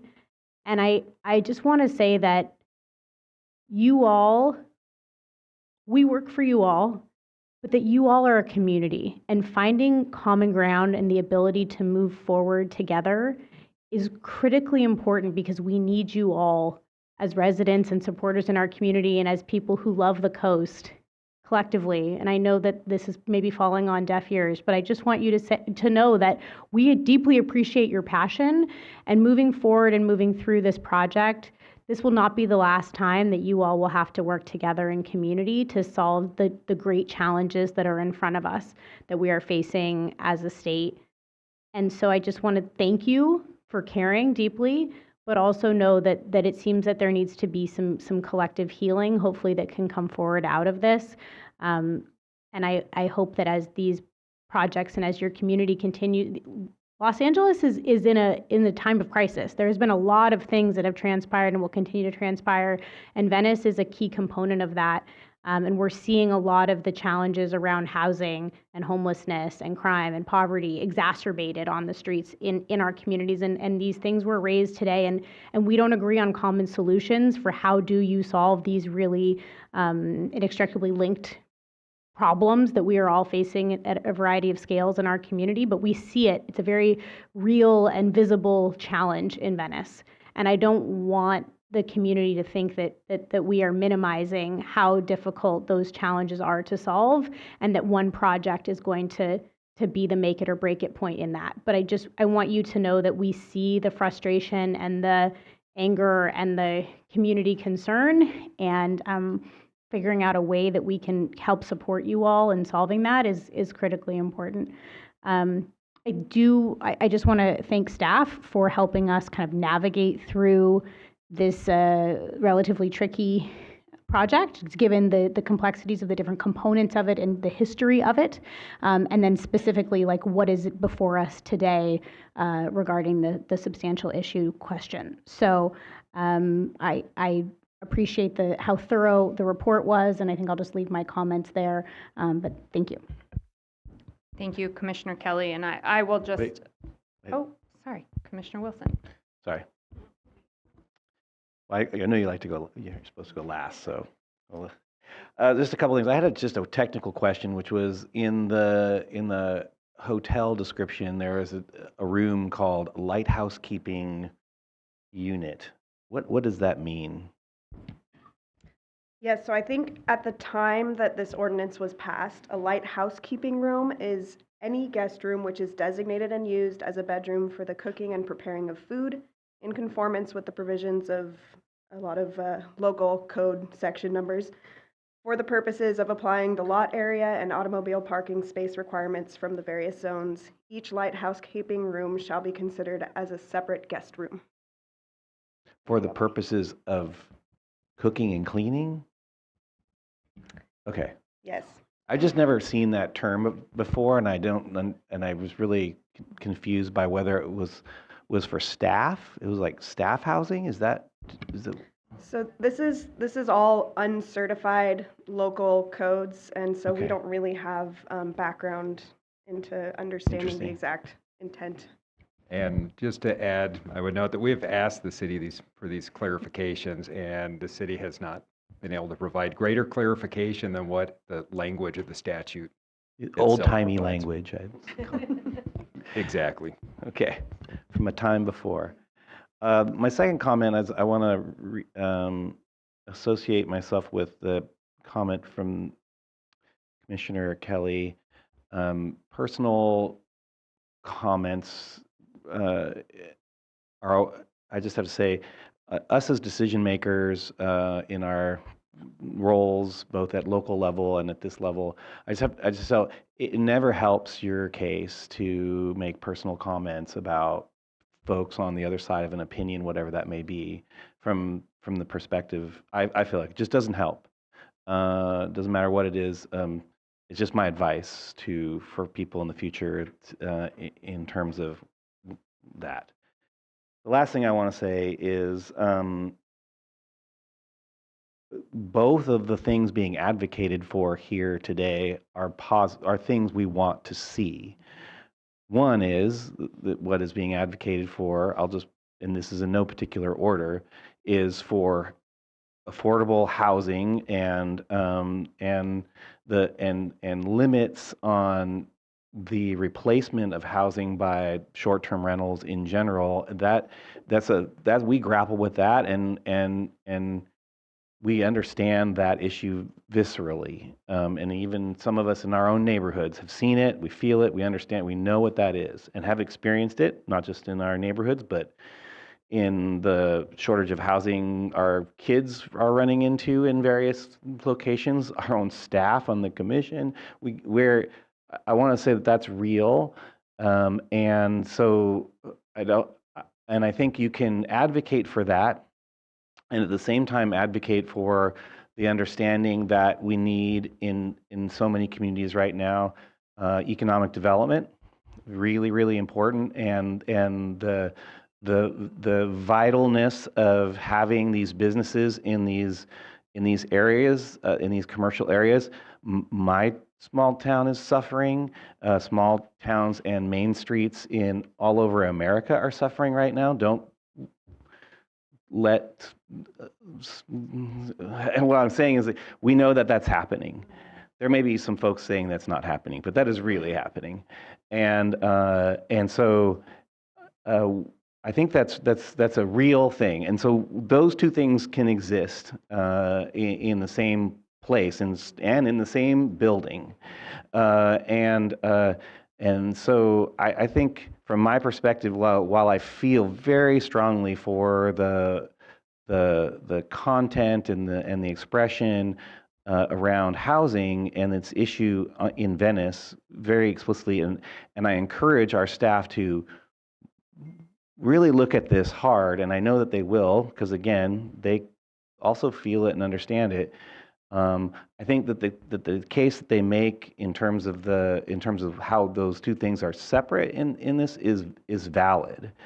As much as I would want to really put the feet to the fire of the building owner in terms of the housing element of this, and move that in that direction,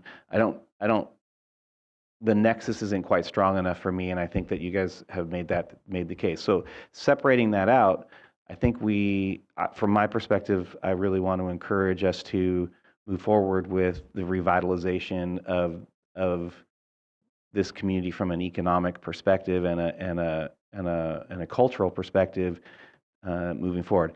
I did mention to Chris, I had this burning memory that I mentioned before with Effie, and if you weren't here earlier, you didn't get to hear it. But actually, when I was around 8 years old, I stayed with a family friend who was an author living in that same apartment building, and because I'm a Northern California kid, I went to the beach for a day and I came back with the worst sunburn of my entire life. And so I spent 2 days in that apartment building just suffering with probably the worst sunburn anyone's ever seen. But on the side, I know, I hope the attorneys don't think that's bad for me to say. But anyways, I just, from that perspective, I'm ready, I'm ready to move forward with this, with this project. I think it's something that's needed, but at the same time, I really want to encourage staff to keep on this issue that was being brought up by some of the other neighbors. And this is what I'm saying is like, you can advocate for both of those things and still be wanting what's best for Venice in this community. Thank you. Thank you, Commissioner Wilson. Commissioner Escalante. Thank you, Chair. And I feel like I also had a lot of questions for the city. Because obviously we're here because the city makes some decisions, and there's information lacking on some of those things. Now, my question would be, this looks to me, from my perspective, like piecemealing. So how is that not piecemealing for you? Thanks for getting to the heart of the issue, as usual. Like always. So we do believe the project before us is limited in scope to the restaurant and the theater. We've looked at these assertions of, has there been a change in use for the hotel portion? And there is not clarity of, has there been a change in use?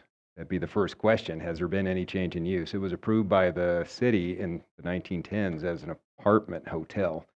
And to use the planning term, old-timey language, is that's the code language that we're dealing with. What are these housekeeping units, and what was meant by apartment hotel? And the city has not provided greater clarity as to the interpretation. There's also the question of, has there been any change? And when we look at the available city record, the record that's been provided by the applicant, the appellants, and by the city, the record seems to show that there wasn't any change, that it was continuing to be used as an apartment hotel, at least up until Prop 20, the effective date of Proposition 20 in the Coastal Act, so March 1973 for Prop 20. At some point after that, there's more in the record that there were apartments and sunburns and other issues. That occurred after the Coastal Act, and if that was a change, that itself would have required a coastal permit, and we have no record of that conversion. And so this record is unclear, and we will continue, our enforcement division will continue looking at this, and if there is new information that is brought to light, we'll look for that. If it is brought to light, we will reevaluate. But based on the information that is available, we don't see clear evidence that we can say there has been a violation, and thus we don't believe that there's piecemealing occurring. We believe there's a discrete project that we can act on today. Thank you, Mr. Hudson. And I guess I'll just make a comment as to where I'm at with this. I am uncomfortable, very uncomfortable with voting for this, because there is an enormous gap of information, and I appreciate the appellant's efforts to, go dig in as deep as you went. I looked through kind of your documents, your comment letters, and I thought they were pretty thorough. And that video from the resident was also very compelling, sort of showing the kind of short-term rental locks on the doors. So, I might be on the minority, but I actually find substantial issue enough. I would like to have I would like to have some questions for the city, and to have this project reach its vision. Of course, we want it to be beautiful and welcoming, and for it to invite people to come to Venice. But we obviously want to make sure that it's done right, and most definitely doesn't encourage any more of this loss of units, affordable units. So I'm going to be a no on this. Thank you. Commissioner Notoff. I want to associate myself with the strong concern about the piecemealing of this. It's hard to imagine that. Great to see the revitalization of the bottom of the building, but what about the top of the building? That's the same building. And I would assume that it's not just change of use, of course, the standard is change of intensity of use. So if there is change of intensity of use, would hope that we would see that project would come before us. Is that if we determine that there's a change of intensity of use? So in this instance, it looks like the applicant has successfully navigated the technicalities of the permit process to bifurcate the project so that we're not seeing the whole impact of what this means for the housing and for the hotel part of the building, which is the biggest part of the building. That said, the revitalization is very desirable, and I appreciate all of that. I wonder if there's more information that we would be able to get if we had a hearing. Thank you. Dr. Huckelbridge. Commissioner Notoff, I just wanted to follow up on what Mr. Hudson said on the piecemealing issue. So piecemealing is about looking at the cumulative impacts of an entire project and slicing one whole project up into small pieces so that you miss the big picture environmental impacts. But there's also a second piece of it, which is when the reviewed project legally compels or practically presumes completion of the other project. And I just don't think we have that prong here.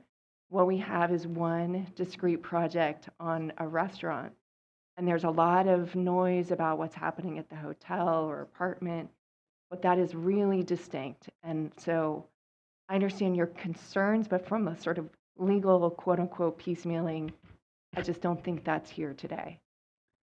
Okay, that's very helpful. I think that's building on the response that was provided to Commissioner Bochco early on, but that is, thank you for that clarification.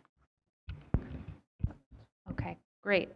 Thank you. I'll make my comments briefly, then turn it to Vice Chair Hart for her comments. And okay, Commissioner Jackson, please. No, go ahead. Thanks. I thought you were finalizing things. My apologies. I know. Well, you know how it is.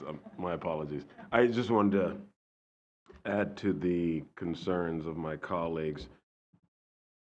Certainly understand the bifurcation, certainly understand, to your point, two things can be true at the same time. Two things can be good or not good. We mentioned a conversion. Deputy Director, you talked about a conversion. Is going from apartment hotel to apartment short-term rentals a conversion of sorts?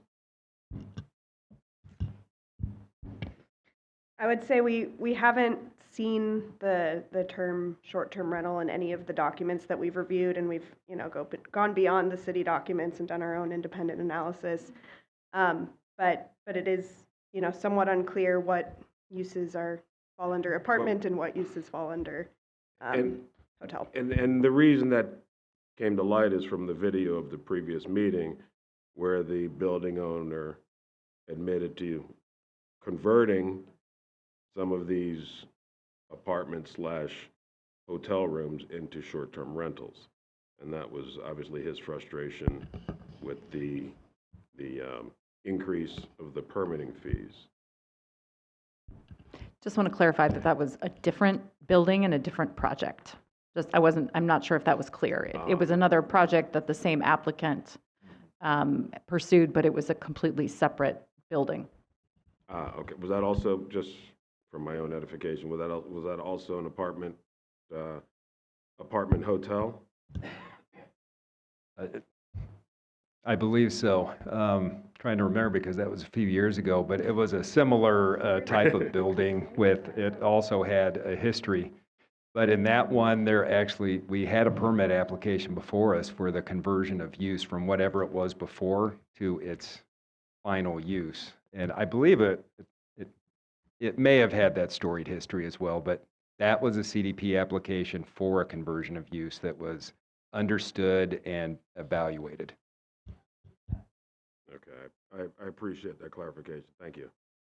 And just shifting focus for a minute, I know that one of the conditions is about single-use plastics, and I am just sort of a big fan of spelling that out specifically to include polystyrene, plastic carryout bags, coffee stirrers, drink lids, plastic cups, bowls, and all that, because oftentimes we use these broad descriptions and then it's not as inclusive as I think it should be. Thank you. Just note that that was the intent, was to include all those things, and for clarity, staff modifies its recommendation to include all the different types of plastics that Commissioner Jackson just mentioned. Thank you. Thank you, Madam Chair. Okay, anyone else? No? Okay, I'm going to make some very brief comments, and then I'll turn it over to Vice Chair Hart for her comments and potentially a motion. I think the discussion that we're having up here is very reflective of our shared commitment to affordable housing in coastal California. It's reflective of our shared commitment to retaining community character, what makes the coast so special. But I am thoroughly convinced by our staff's presentation of the facts and the record that this is really a discrete project that's before us. And our job, as challenging as it sometimes is, especially when we hear such compelling and passionate testimony, is to really look in a confined way at what is before us and to look at what is before us through the lens of the Coastal Act. I think in this case that our staff has it correct, and I agree that there's no substantial issue to be found here and that the permit should be approved as conditioned. I really do appreciate the comments from my colleagues, particularly around engaging with one another and how to move forward as a community. From our perspective as a Coastal Commission, I again just believe that our staff got it correct, and respectfully, assuming that those are the motions, we'll be voting to support our staff recommendations as just revised to include all plastics. Thank you. Vice Chair Hart. Thanks, Chair, and I want to associate myself with your comments, and I want to thank everyone that's spoken here today, and I just appreciate all of the comments by my fellow commissioners, as the Chair said, expressing our strong desire to support affordable housing in Venice, and I think it's a strong statement to you all in this case, that whatever goes forward with, it's kind of like upstairs, downstairs, we're only dealing with downstairs. But when you get around or start considering upstairs, I think you see what our position is, well, and I think it's probably shared by other policymakers, to try to make sure that there is a strong affordable component, whatever you end up determining happens here. All right, so I'm going to start out by making the motion on substantial issue, and then I'll ask staff, after we get done with that, we'll determine, do we go then right into the permit. But for now, I'll make the motion that the Commission determine that appeal number A-5-VEN-24-0038 raises no substantial issue with respect to the grounds on which the appeal has been filed under Section 30602 of the Coastal Act, and I'm asking for a yes vote. It's a motion by Vice Chair Hart, a second by Commissioner Bochco. They're asking for a yes vote, and I'll ask for a roll call vote, please. Commissioner Escalante? Respectfully, no. Escalante, no. Commissioner Hart? Yes. Hart, yes. Commissioner Jackson? Aye. Jackson, yes. Commissioner Kelly? Yes. Kelly, yes. Commissioner Lopez? Yes. Lopez, yes. Commissioner Nadoff? Nadoff, yes. Commissioner Preciado? Yes. Preciado, yes. Commissioner Turnbull Sanders? No. Turnbull Sanders, no. Commissioner Wilson? Yes. Wilson, yes. Commissioner Bochco? Yes. Bochco, yes. Chair Harmon? Yes. Harmon, yes. The vote is 9 yes, 2 no. Thank you. No substantial issue has been found. Now we'll go right into the permit. Thank you. Is staff presenting on the permit? Okay, so that's fine. So I just have to find the motion on the permit. What page is it? 25, okay. 1 second, zipping along here.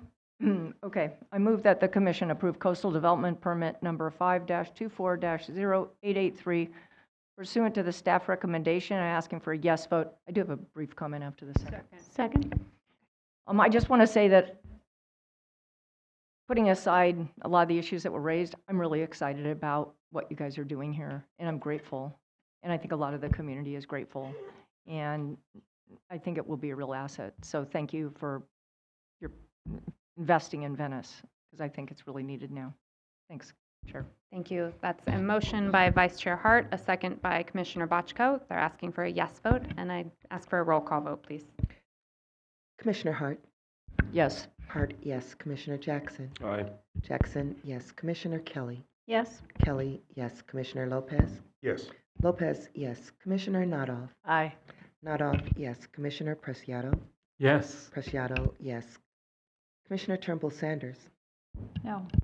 Turnbull Sanders, no. Commissioner Wilson. Yes. Wilson, yes. Commissioner Bochco. Bochco, yes. Commissioner Escalante. No. Escalante, no. Chair Harmon. Yes. Harmon, yes. The vote is 9 yes, 2 no.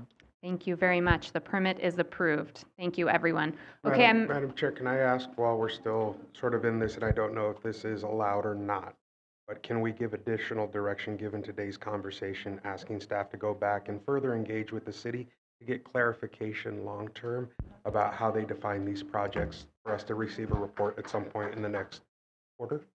Why don't we take that conversation offline? Very much appreciated. Let's take a quick break and come back at 3:15. Thank you.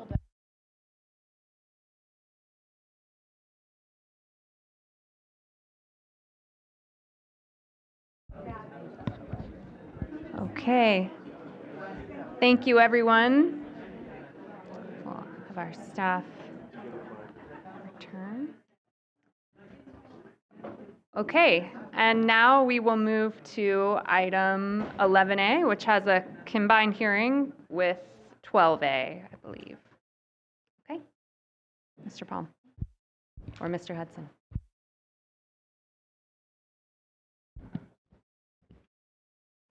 And thank you. That does bring us to item 11A and 12A. There will be a combined presentation that will be presented by Jeff Palm, a coastal program analyst in our South Coast District. And Jeff, take it away, please. Good afternoon, Commissioners. As Steve mentioned, we have a combined hearing for items 11A and 12A. Item 11A is the hearing of the amendment request to a CDP approved by the Commission for the construction of the Belmont Beach and Aquatics Center. And item 12A is the condition compliance hearing for the applicant's final public access program. The applicant is the City of Long Beach. Next slide, please. The Commission approved a CDP for the Belmont Beach and Aquatics Center on February 11th, 2021. The City is applying for the subject CDP amendment request to reduce the size of the previously approved facility in response to various challenges impacting the project's long-term fiscal viability, including anticipated reductions in Tideland's oil revenues, increased construction costs, and rising costs for ongoing operations and maintenance. The underlying CDP includes Special Condition 3, which requires the city to prepare a final public access program for the review and approval by the Commission at a noticed public hearing, which is identified as item 12A on today's agenda. Special Condition 3 would continue to apply to the revised project if approved, and therefore will be discussed in the second part of this presentation. Next slide, please. The project site is located within the Belmont Pier area of the City of Long Beach at Belmont Shore Beach Park, which is the site of the pre-existing Belmont Plaza Olympic Pool facility that was demolished in 2014. Next slide, please. The site is generally located between Belmont Pier and an associated parking lot to the northwest and another public beach parking lot to the southeast. There's Sandy Beach and San Pedro Bay to the south and commercial development and Ocean Boulevard to the north.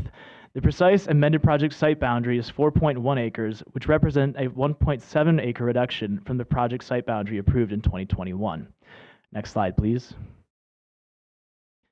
In 2021, the Commission approved the closure of Olympic Plaza to automobile traffic, removal of park landscaping, demolition of 2 outdoor pools, conversion of the temporary Murtha pool and associated facilities to permanent structures, and construction of an outdoor pool complex including a competitive pool, recreation pool, teaching pool, spa, diving well, spray garden, permanent seats, a pool facilities building with locker rooms, offices, food concessions, changing rooms, storage rooms, hardscape open space, passive park area, and public restrooms. Next slide, please. The current CDP amendment request is to amend the previously approved permits to eliminate the dive pool, dive tower, spa, separate instructional pool, splash pad, separate recreational pool, and renovation to the east 50-meter Murtha pool. Modify the outdoor pools to include 1 outdoor 50-meter competition pool and an outdoor combined instructional recreational pool. Reduce the size of the entry building and reduce the size of the separate support building for mechanical, electrical, chemical, and storage space. The proposed amendment would relocate the development approximately 80 feet further landward than its previously approved seaward extent, as represented by the dashed line on this slide. Next slide, please. The proposed modifications represent a significant reduction from the originally approved project. Specifically, the applicant is proposing to reduce the total number of new pools from 6 to 2, including a combined 1,700 square foot reduction of the approved competition pool and outdoor combined instructional recreational pool. Reduce the primary support building by approximately 15,000 square feet. Reduce the plinth height, which is the foundation of the structure, by 4 feet. Eliminate the building canopy. Reduce the pool equipment and chemical storage building by approximately 1,200 square feet. Relocate the 2 public restrooms from the Belmont Pier parking lot to within the entry and support building. Relocate the electrical service transformers from the Belmont Pier parking lot to be adjacent to the support building. Reduce the number of trees to be removed by 16 trees, thereby reducing required tree replacements by 32. Reduce permanent spectator bleacher seats by 956. Reduce the height of the bleacher canopy by approximately 30 feet, and increase open space by approximately 35,400 square feet due to the reduced footprint of the project. Next slide, please. The approved project was analyzed under the 2018 Ocean Protection Council sea level rise scenarios with 6.7 feet of sea level rise by the year 2100. The updated projections provided in the 2024 State of California Sea Level Rise Guidance Update indicate a lower level of expected sea level rise than previously anticipated at the subject site during the project's design life, representing an approximately 2.2 foot reduction in anticipated sea level rise. Additionally, the proposed project, as modified, removes structural elements of the facility located on the seaward side of the site, thereby relocating the proposed development approximately 80 feet further landward than its previously approved location, which reduces potential hazards from wave uprush and flooding from the ocean side of the site. As can be seen on this slide, under 5.75 feet of anticipated sea level rise, the remaining beach width between the sea and the development outlined in orange on this slide for the approved project would be approximately 90 feet, while the remaining beach width for the proposed project would be approximately 170 feet. Therefore, the proposed project relocates the development further landward, and anticipated sea level rise at the site has been reduced since the Commission's approval of the project in 2021. Next slide, please. The Commission previously required mitigation for the removal of trees along Olympic Plaza, circled in white on this slide. However, the revised project no longer includes removal of any trees from Olympic Plaza and no longer proposes the closure of Olympic Plaza. The proposed project retains 16 more trees than the previous design and would require removal of 17 trees, which would still be mitigated at the previously required 2-to-1 ratio. All previously required bird roosting, breeding, and nesting protections required pursuant to the underlying CDP continue to apply. Next slide, please. The proposed project reduces potential view impacts in comparison to the project approved in 2021. Specifically, the proposal reduces the plinth height, which is the foundation of this facility, by 4 feet, eliminates the approved 41-foot building canopy outlined in purple on this slide, and reduces the bleacher canopy by approximately 30 feet. Therefore, the reduced scale of the revised proposal would further reduce potential adverse impacts to visual resources associated with the development. In addition, the trash enclosure, public restrooms, and transformers that were previously proposed to be located at the southeast corner of the Belmont Pier parking lot within the Termino Avenue viewshed have been relocated within the confines of or adjacent to the proposed entry building and support building, which avoid additional coastal view impacts. Next slide, please. As amended, an additional 0.81 acres of open space would be provided, including the park area south of Olympic Plaza, shown on this slide, as the project footprint is proposed to be reduced from 5.8 acres to 4.1 acres. The proposed project maintains swim lesson programming and encourages more and safer beach access and recreation, and is therefore consistent with the public access and recreation policies of the Coastal Act and the certified LCP. Next slide, please. In its approval of the underlying CDP, the Commission was concerned with how the project complies with the environmental justice provisions of the Coastal Act. Although the project provides public access and recreation opportunities, the facility would be located in a more affluent part of Long Beach, which has a low Cal Enviro screen score, meaning that it is not a particularly vulnerable or polluted community compared to the rest of the state, and is less environmentally burdened than the rest of the city, as shown on this slide. In order to address environmental justice concerns and insufficiencies in the community outreach associated with the approved project, the Commission imposed Special Condition 3, which required the city to conduct citywide community outreach to inform a revised public access program. Special Condition 3 continues to apply to the revised project with one minor modification. Currently, the condition requires a minimum of 4 bodies of water be made available to the general public for recreational purposes during normal operation hours. The revised project includes 2 pools in comparison to the previously approved 6, so this subsection has been modified to require both pools to be made available to the general public for recreational purposes during normal operation hours for 95% of the year. Next slide, please. Special Condition 3 requires the city to conduct citywide community outreach to inform a revised public access program that captures input from beyond the project area. Specifically, the condition requires the city to develop a final public access program informed by a community outreach program in consultation with Commission staff that includes tailored, multi-language, culturally appropriate outreach methods to equitably engage and survey Long Beach residents and users of Long Beach community pools to collect input on what type of recreational programming at the Belmont Beach and Aquatics Center, if any, is most desired and how it could be best accessed. The community outreach program was developed by using diverse techniques for surveying, including online citywide surveys and community meetings focused in underserved areas made available in multiple languages, and was designed to collect information from respondents, including demographic data, pool usage, transportation usage, barriers to access to the facility, and preferred programming. The community outreach program was approved by the executive director on November 2nd, 2021. The survey and public engagement results informed the final public access program, which was submitted to the executive director for review on March 26, 2025. It is now before the Commission for your consideration today as part of this action as required by Special Condition 3. Next slide, please. Surveying included 132 intercept surveys completed at 9 locations focused in underserved areas, as well as 823 online surveys distributed to key interest groups and communities citywide through various channels for a total of 955 completed responses. Additionally, 5 community meetings were held with members of 5 different community groups in underserved communities. Between all community meetings, there were a total of 42 meeting participants. Next slide, please. The city analyzed data from the completed surveys and community meetings and identified 4 barriers to access to the facility, including feeling unwelcome or unsafe, time, cost, and safety of transportation, not knowing how to swim, and feeling alienated from city decision-making.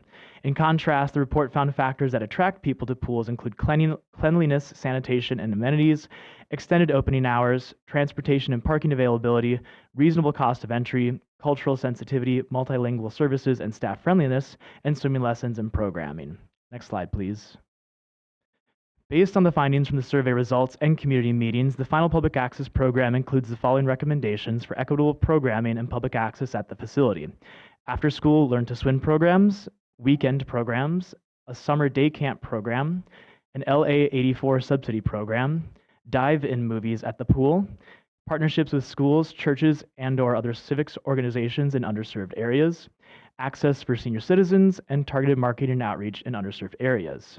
These recommendations include mechanisms to improve access to the facility, including but not limited to low-cost swim lessons for youth, free transportation vouchers to assist those with limited transportation or mobility options to access the facility, targeted outreach and marketing efforts to expand awareness of the facility for underserved communities, and reduced or subsidized admissions and classes fees. The city proposes to make transportation vouchers available for pickup at the facility, the Parks, Recreation, and Marina Administration Office, and community centers within underserved areas. Additional transportation improvements proposed by the city include additional bus transit routes, the city's implemented micromobility program, and the city's on-demand free circuit shuttle program. The final public access program also specifies that the city will limit permitting of competitive events to no more than 5% of the year in order to prioritize open and non-competitive recreational programming. The remainder of the components of the public access program are analyzed in the staff report for this item. Special Condition 3 also requires the city to identify concrete objectives and benchmarks for measuring success of the public access program and outreach components of the final public access program. The city identified 4 key objectives, including increasing programs that allow youth to access the beach, ocean, and water-related activities, increasing the number of youth who know how to swim through free or low-cost swim lessons, increasing scholarships for low-income households and removing barriers to participation, and ensuring a wide variety of programs and space are made available to adults and seniors at accessible locations. In order to ensure these objectives are achieved, the city identified key benchmarks to measure success at years 1, 5, and 10 after opening the facility. Each benchmark includes expected data trends, such as percentage increases in participation, to determine if benchmarks have been met. The city will collect data through their proposed annual evaluation and monitoring program, which includes submittal of annual reports to the executive director in order to ensure objectives and benchmarks are being achieved. If the executive director finds that the evaluation program identifies substantial inequities in access to the pool facilities, the city is required to revise the public access program accordingly. Funding for the program is proposed to be provided through Proposition A funding, nonprofit partnerships, grant funding, and the city's Tidelands Fund and General Fund. Staff would like to note addenda were posted to the Commission's website to address comments received following publication of the staff reports. The addenda included the addition of a new special condition, which would temporarily authorize the operation and maintenance of the existing Murtha pool and associated structures through 3 years following opening of the new facility. This would allow members of the public to continue to have access to a pool facility in the project area during construction activities. A coastal development permit will be required for the continuation or removal of the facility prior to the end of the authorization period. Additionally, the addenda replaced the final public access program referenced as Exhibit 1 in the condition compliance staff report with a revised version that includes additional benchmarks to support the objectives identified in the city's proposal and provides clear metrics to determine if the targeted outreach and marketing proposed by the city is effective. Next slide, please.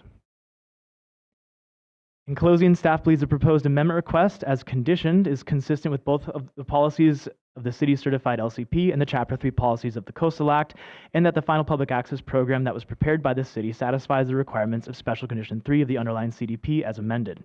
Thus, staff recommends the Commission approve the proposed amendment request as conditioned and approve the final public access program as submitted. To accomplish the staff recommendation, there are 2 separate motions. The first motion to approve the amendment as conditioned can be found on page 5 of the amendment request staff report, item 11, and the second motion to approve the city's final public access program in satisfaction of Special Condition 3 can be found on page 2 of the condition compliance staff report, which is item 11, or item 12A. This concludes the staff presentation, and staff is available for questions. Thank you. Great. Thank you very much, Mr. Palm. Okay, are there any ex partes on this item?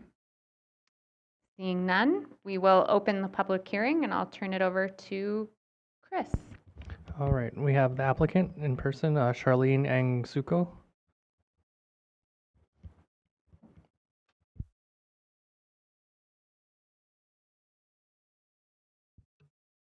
Hi, good afternoon. Is there a presentation? Yes, we're bringing it up right now. Thank you. Excuse me, ma'am, how much time do you need?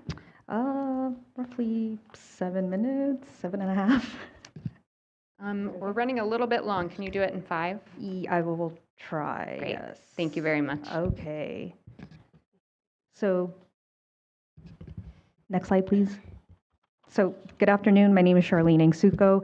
I'm one of the project managers with the Public Works Department. I'm joined today by Stephen Figuera, Dino D'Amelia, and Joe Stokely, project managers with our Dura group. Unfortunately, we lost our colleagues in the Recreation and Parks Department who were instrumental in the development of the public access program. Next slide, please. So wanted to just share quickly our goals with the pool project. The project before the commission is smaller, virtually in all aspects. It is very much a community pool.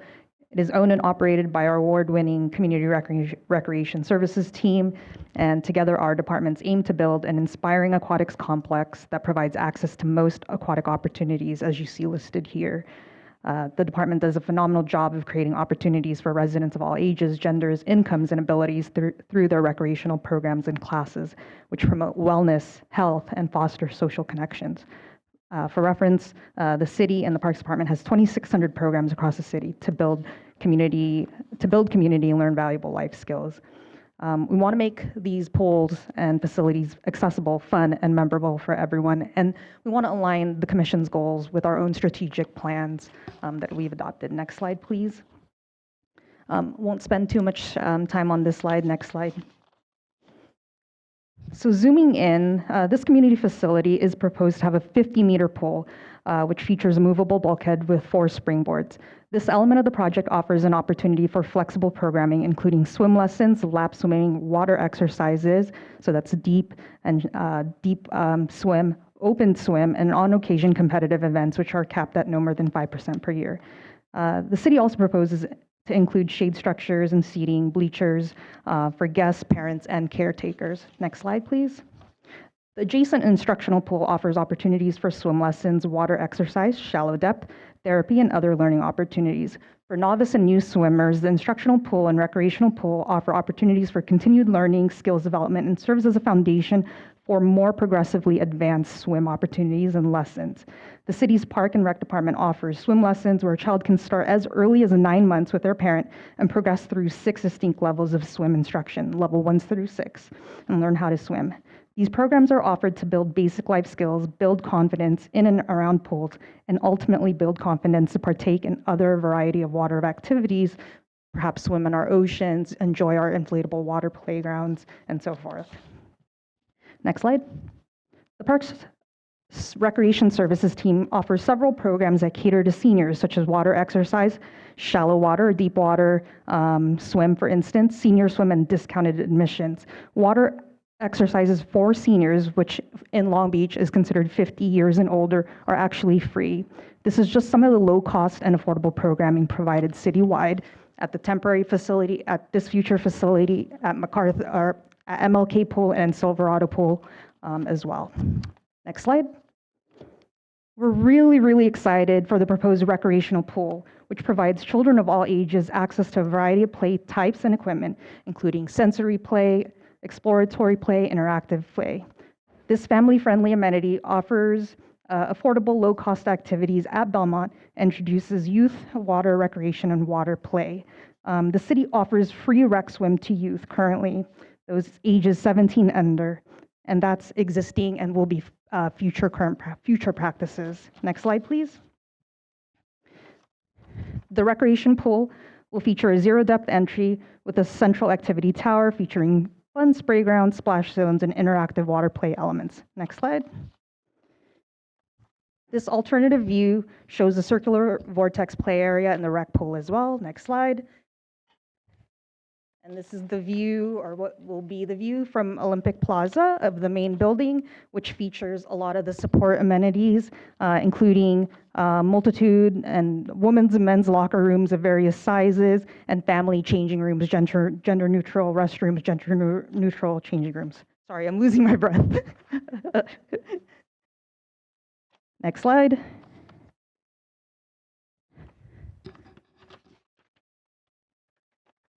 And let's just go to the condition compliance slide.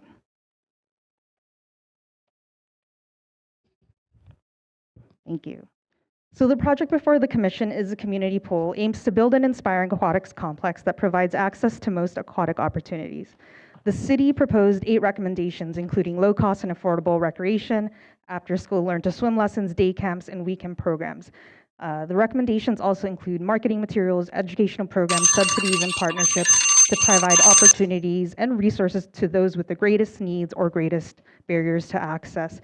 The 4 objectives outlined in the public access program are consistent and are included in the department's strategic plan for 2022, demonstrating the city's alignment with the commission's special conditions which champion equity, inclusion, and access. I won't read them, but we believe that this project is contributing to the park's landscape. Parks make Long Beach better. Parks are great equalizers in our city and across the nation.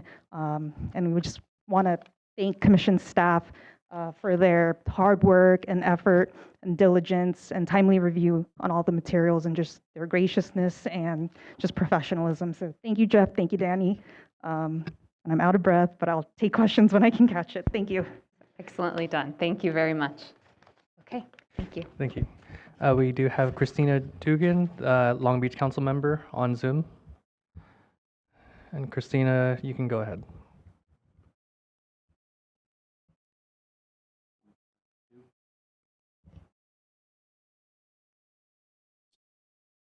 Wonderful. Thank you so much. Good afternoon, commissioners, and great job, Charlene, on your presentation. My name's Christina Duggan. I'm the council member representing District 3 in Long Beach, which includes the area around the Belmont Pool. Long Beach is a proud, diverse, and active coastal city. And every weekend, thousands of people visit our beaches for marathons, soccer tournaments, family gatherings, and community events. The Belmont Pool is at the heart of so many of these activities, providing a safe and welcoming place for residents and visitors to swim and enjoy the coast. The Belmont Pool is a regional asset. It serves so many people from across Long Beach and throughout Southern California, where families come to learn to swim, seniors stay active, and where competitive athletes train and compete. Long Beach has always been a leader in expanding coastal access and creating inclusive spaces. Rebuilding the Belmont Pool continues that legacy by providing a world-class, year-round destination that serves our entire community and the broader region. Thank you, commissioners, for your consideration, and we look forward to getting this project done. Thank you so much. Thank you, Council Member Duggan. And next we have in the room Joe Stokely and Dino D'Amelia. I believe they're agency representatives.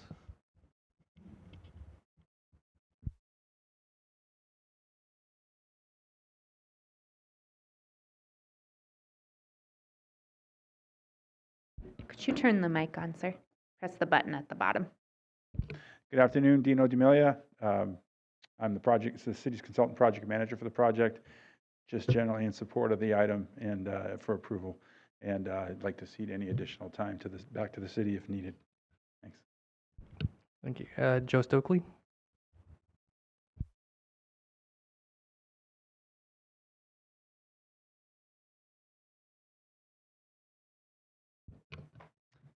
Hello, I'm Joe Stokely. I've worked on this project in a consultant project manager capacity along with Dino D'Amelia there.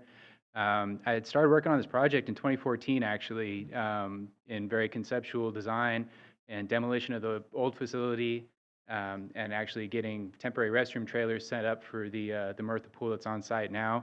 I did not work on this project for about 10 years in between, and then about October last year, I got involved again supporting Dino and Charlene. And while I was doing that, for about 4 months in being involved in this project again, it was very stressful. I was catching up on 10 years worth of information that had happened. And we had a community meeting in January of this year, a community outreach meeting. I was actually telling some of my colleagues here recently that in that meeting, we had both elder people who had worked or had swam at the old facility before it was demolished, and that coupled with some of the younger swimmers, 10 years old, swim clubs, and the excitement from young and old for this new facility that we presented to them at that community meeting really brought back into sharp focus what we were doing here and what we were trying to accomplish. And in that sense, in that moment, I realized that, that I wasn't doing this for the folks that signed my check. I was doing it for those folks that will use this pool when it's eventually built. So all that being said, and that little personal history, just wanted to share that and in full support of this project, 100%. That's all for me. Thanks. Thank you. Moving on to general public speakers, we have 8 people signed up. We'll start with the group presentation. Ann Cantrell, Corliss Lee, and Anna Christensen. Ann Cantrell and Corliss Lee are on Zoom, and Anna Christensen is here in person. They're all sharing a presentation. So we have your presentation ready. Ann Cantrell, you can begin when you're ready. Before I start, Corliss is saying that she has not been alerted that she should join the panel. Do you have her? Oh, yes, we're moving Corliss in. Okay, go ahead. Good afternoon, Ann Cantrell, Sierra Club, California, and the Long Beach area Peacework Network. Next slide, please. In 2021, this commission approved a conditioned CDP for replacement of the Belmont Olympic pool torn down in 2014 because of seismic issues. The approved pool was to be built on the sand in the same liquefaction zone as the former pool. It was to be located on what is currently a public park and public street.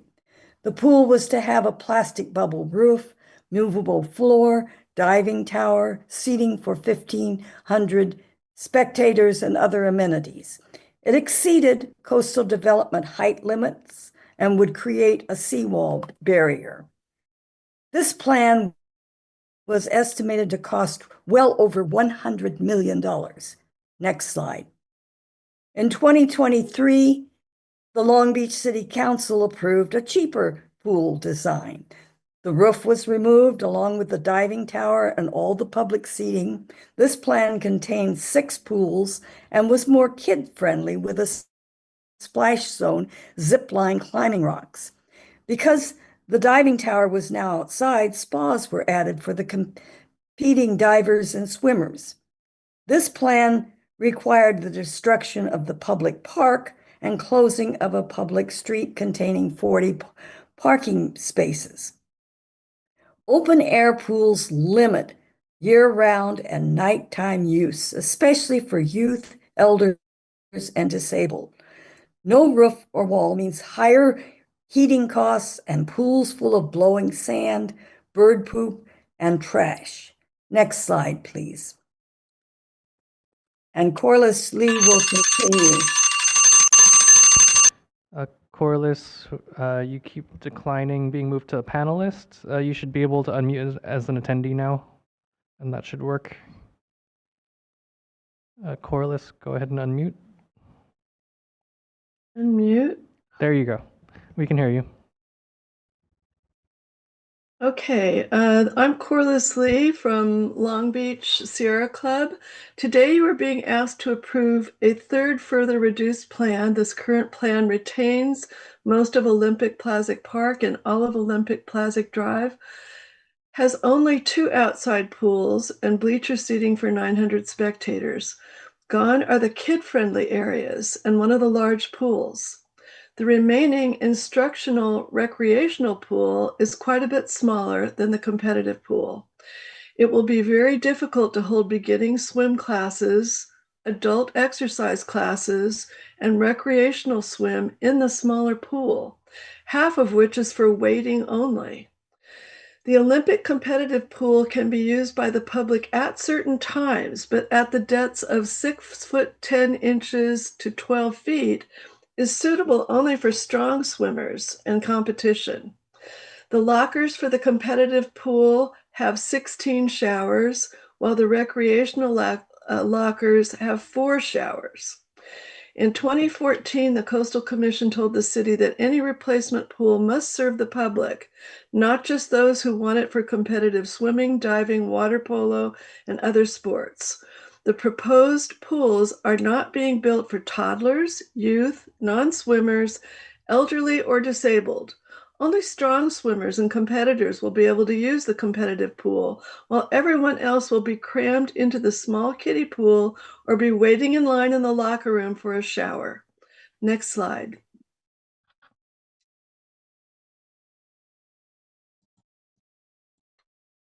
And that turns it back over. All right. Anna Christensen.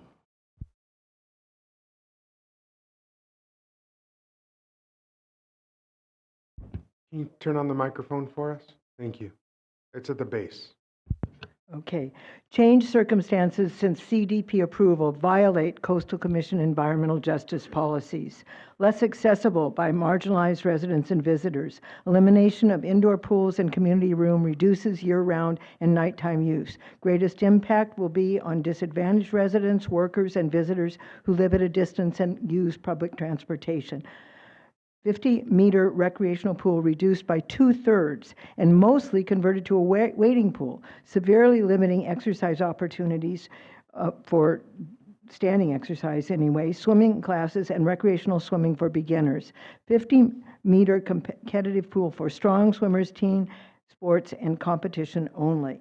More changing facilities and showers, as you have heard, for competition pool users. Equity plan serves few marginalized residents. I mean, this city is the 7th largest and has only 3 public pools, including this one. The other 2 public pools, I will add, are only 25 meters long.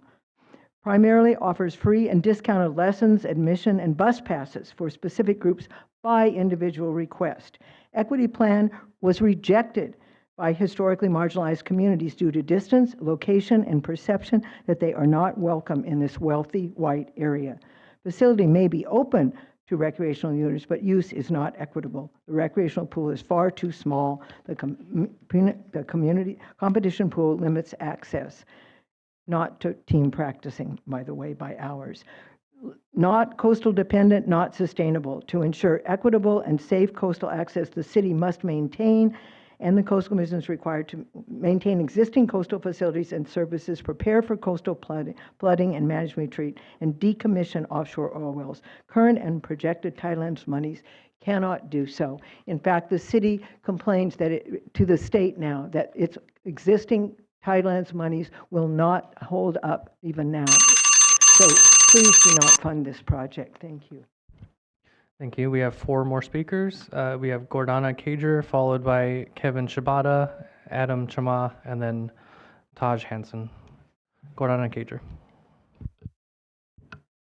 Good afternoon, Commissioners. My name is Gordana Cager. I do not support this project. I haven't supported this project for close to a decade and a half.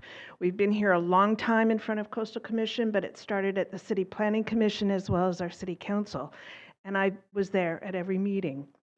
There is a municipal pool on this site, and everything you've heard about pools, access to pools, swimming, access to swimming and open space all go to the current use of this property. It is a municipal pool. It's used by residents, and the city has not supported or maintained this pool for a decade in advance of this new BBAC. So just to let you know, there is a pool. It is used. It is supported by the community. My comments today relate to the Special Condition C and the applicant's responsibility to conduct baseline measurements at least 14 months prior to the planned opening of the new pool to inform effectiveness of future public outreach. In addition, the city must collect data and benchmark these programs on an annual basis with reports provided to the Commission's ED. Today, I'd like to respectfully request that there be an additional condition request and requirement that the reports that are going to be provided to your ED could as easily be provided to the public and to the members and residents of Long Beach who would like to have a better understanding of how this pool is being used and how well the city is making its benchmarks. The city does manage a website for this project. It's absolutely accessible to the public to better understand what is going on with the project as it's been moving through the approval process.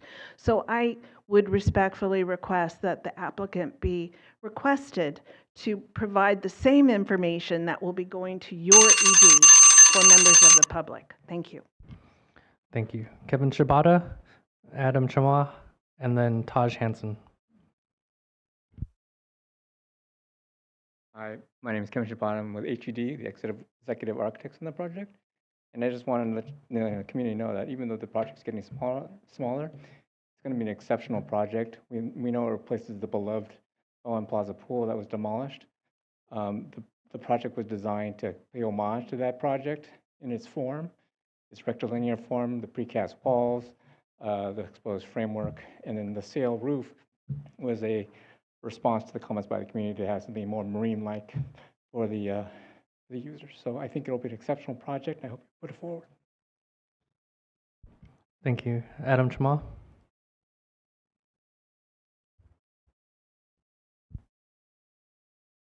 My name is Adam Shama. I'm with ESCO. I'm a foundation geotech engineer.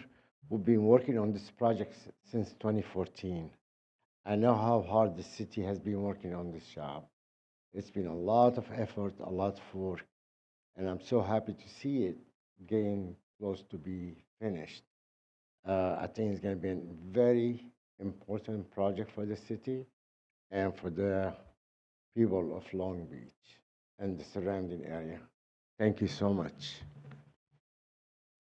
Thank you. And I see that Taj Hansen is available for questions, and they've declined to be promoted in, so there are no more speakers. Madam Chair. Okay, thank you very much, Chris. So now I'll return to staff, see if they have any response or closing thoughts.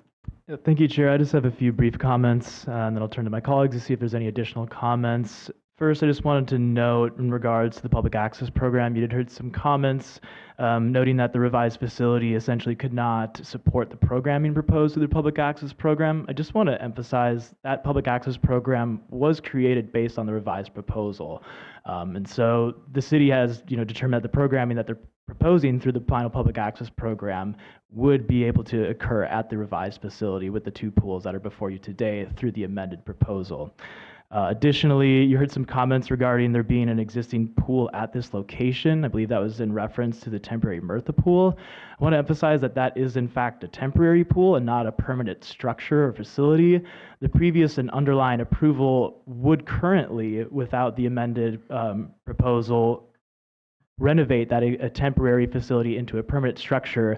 That is being removed to the amendment request. However, they are proposing to retain that structure, that temporary pool, for a period of 3 years beyond the opening of the Belmont Beach and Aquatics Center. So essentially what I'm trying to get at is this facility would replace that existing temporary pool. It is not a permanent structure and is only currently anticipated design life up until approximately October of 2032. And then finally, just wanted to note there was a comment regarding making the annual reports public that are submitted to the executive director. Those are in fact public documents. And so should any members of the public have interest in reviewing those reports annually, we are more than happy to make those available to them upon request. With that, I'll turn it over to Mr. Hudson for any additional comments. Okay, thank you, Jeff. With that, I don't have additional comments, so I'm going to go ahead and close out the staff comment and just note that our team is available for questions. Great. Okay, thank you very much. So I'll return to the commission and start with Commissioner Turnbull-Sanders. Thank you, Chair. This project has been going on for a long time. I think I've mentioned before, I was one of the elders, as I think one of the folks mentioned, who swam in the original Belmont pool. I swam in the Pac-10 championships back when I was an athlete once upon a time in that pool, and so it brings back a lot of fond memories. And I think one of the challenges that we are facing is one of kind of balancing both this idea of public access for the seniors, young people, looking at the rates in particular of communities that may not be located near the pool. Some of those communities have extremely high drowning rates and lack of swimming proficiency, which is a public access issue. If you're not able to swim and be safe on the beach, or your parents aren't able to be safe on the beach, then it prevents folks or deters them from enjoying our beautiful coastline. And so I think as we're thinking about the replacement of public space with a swimming facility, we have to balance those issues around public access and amenities that everyone can use versus the other issues around access that a competitive swimming pool could bring to an area. And I think I heard in the public comment that, and not sure if this is accurate, but that the other public swimming pools in the area were 25-yard pools. And so in order to have a competitive opportunity, particularly for Olympic level swimming, you really do need a 50-meter pool that is of the appropriate depth to allow for diving, starting blocks, and also to have Olympic level competition in the swimming pools. For me personally, swimming was an access point.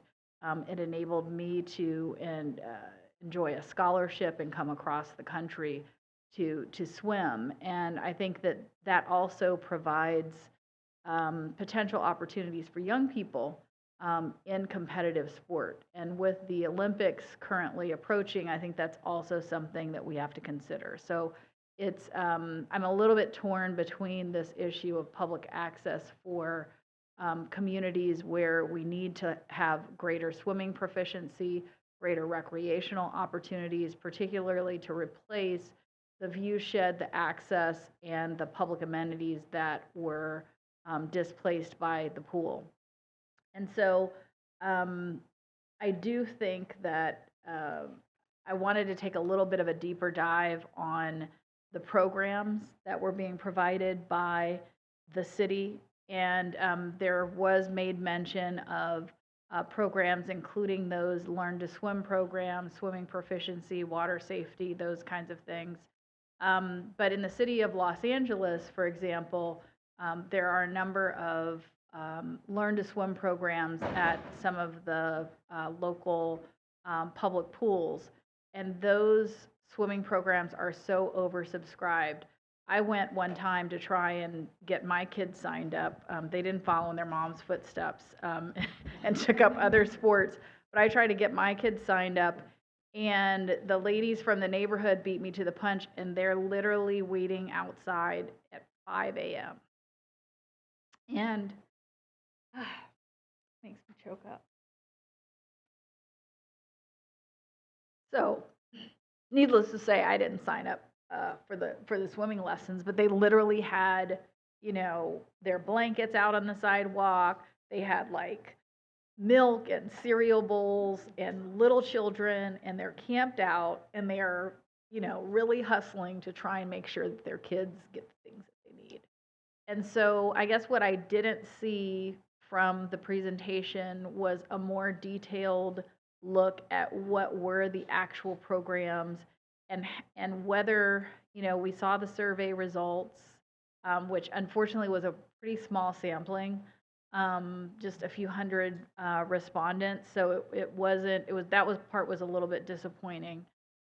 But really getting, you know, under the hood of what kinds of programs are being offered and how many slots are available, because, you know, seeing what I saw in the city of Los Angeles just broke my heart.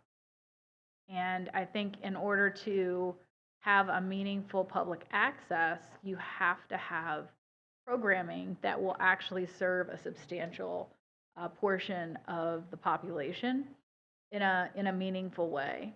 And so I think I would like to learn more about what that looks like, because, you know, you can say you check the box, hey, we've got these programs, and you could have like one lesson available, you know, for 20 kids, and that's not going to meet the needs.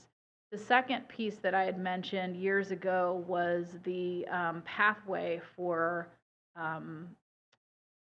Olympic level competition swimming. And so for the reasons I had mentioned, there are opportunities for young people to develop, to be able to be at a high level of competition, but it requires a deeper level of training. And so you have on the one end of the spectrum, Learn to Swim, and then you have competitive swimming.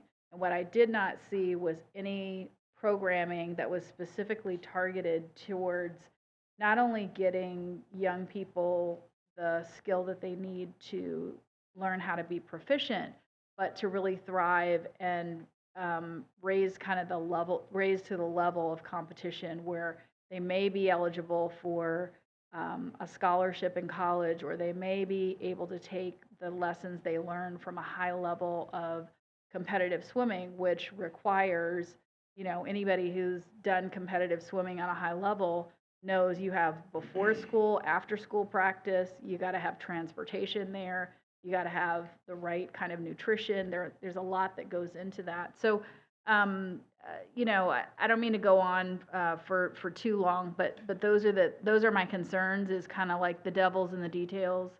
And then with respect to special condition number 3, I do agree that if the city does have a website, I don't think it's a big deal for them to be able to just publish whatever they send over to the commission, and putting that onus on the city rather than kind of our coastal commission staff that is already kind of heavily burdened with their current workloads.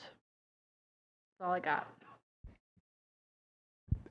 Thank you, Commissioner. Through the chair, we have a collective response here, so we're going to kind of bounce around one another. I just wanted to first address some of the early comments you made regarding individuals, waiting outside and there being kind of an oversaturated targeting and outreach for some of these programs. I just want to mention one thing that the city has proposed to their final public access program is first a collection of baseline data. We struggled to identify exact numbers for the program, given this is a new program and a new facility, so we don't really have a sense of what is that baseline participation and interest for some of these programs. So 14 months prior to the opening of the facility, the city will collect that baseline data through surveying annually or for the 14-month period.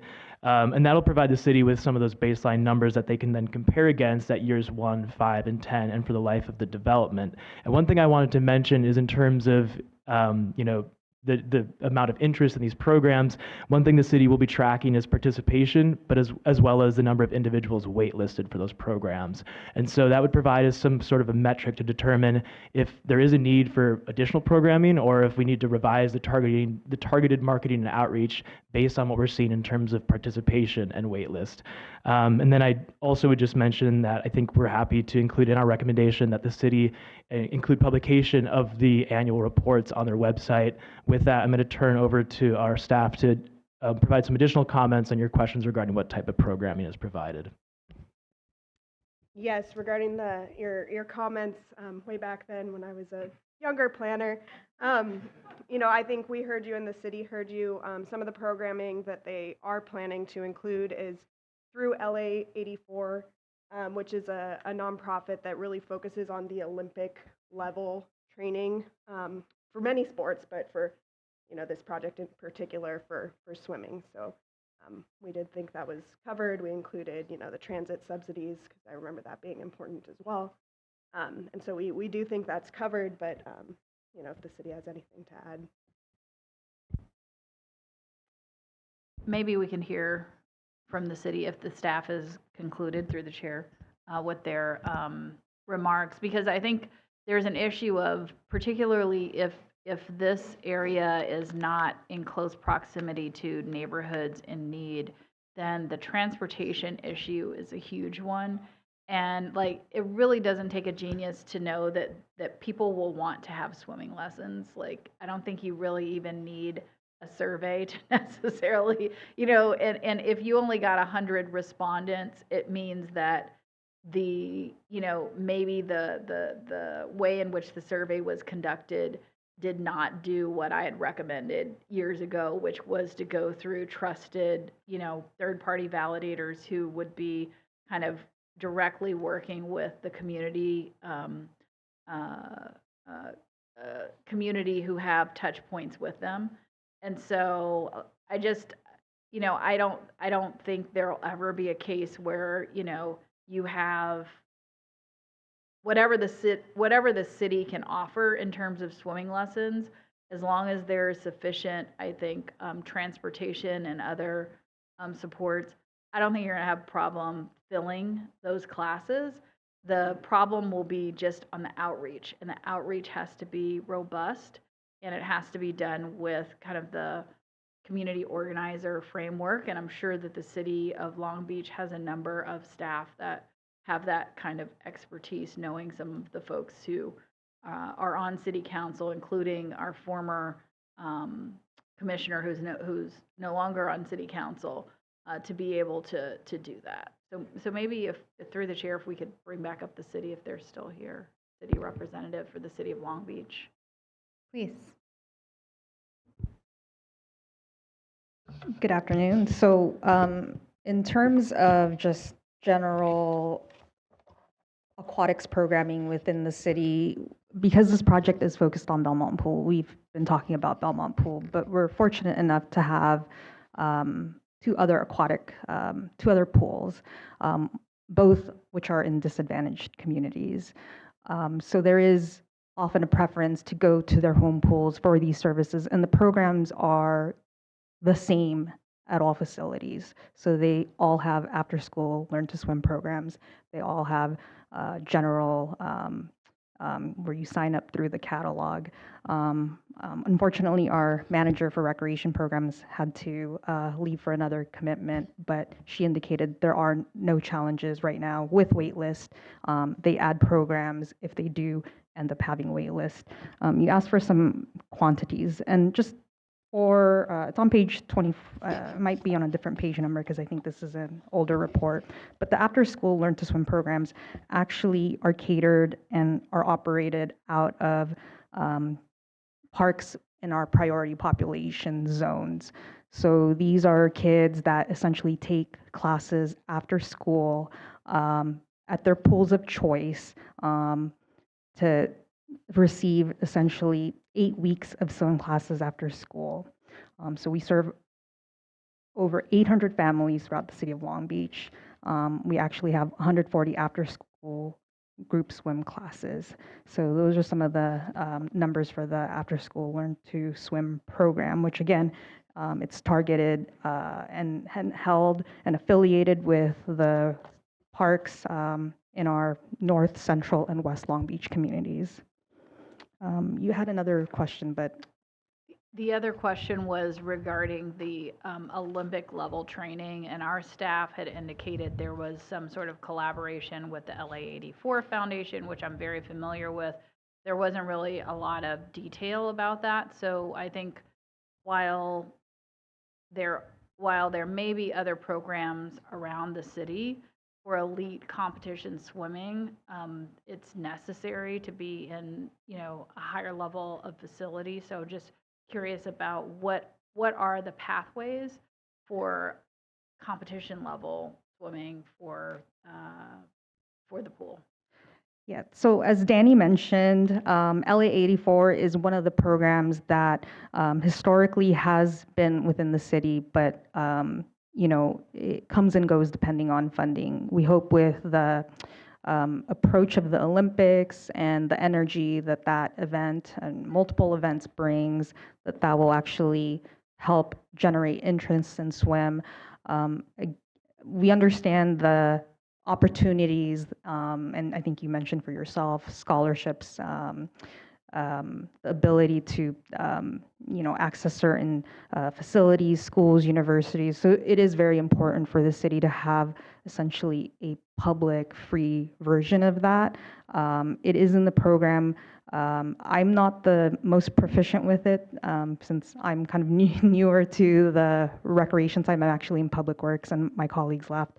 But we could provide more information to the commission, but that is our commitment. We do want to focus on swim, training, essentially learning life basic skills, and really promote the recreational portion of the facilities to be able to elevate folks to those programs and opportunities. And we do want to be a part of that as well.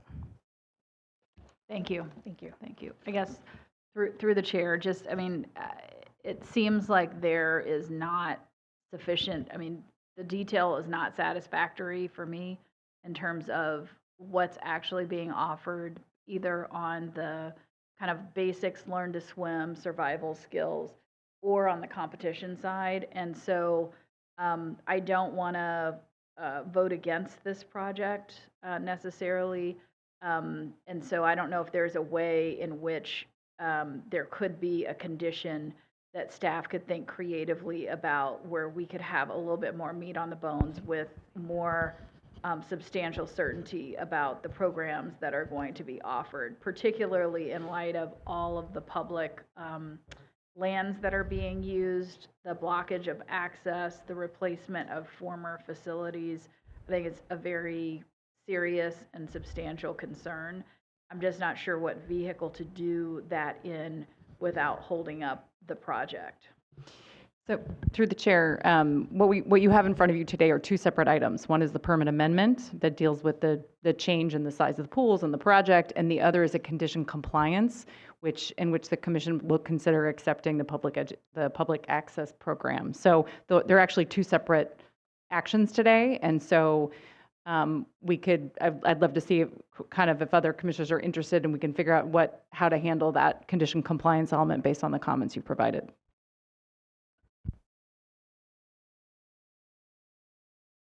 Commissioner Lopez. So I did not swim at the collegiate level. I was more of a floater than a swimmer. But I did have a friend growing up in rural southern Monterey County who we would go swimming in the summer, and as soon as he got in, it was clear that he had a skill, right? And without the pool for him to fall in and fall in love with the sport, he would not have gone D1 and swam right at the Pac-12 level as well.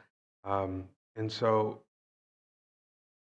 I too have the concerns you have about what that access looks like.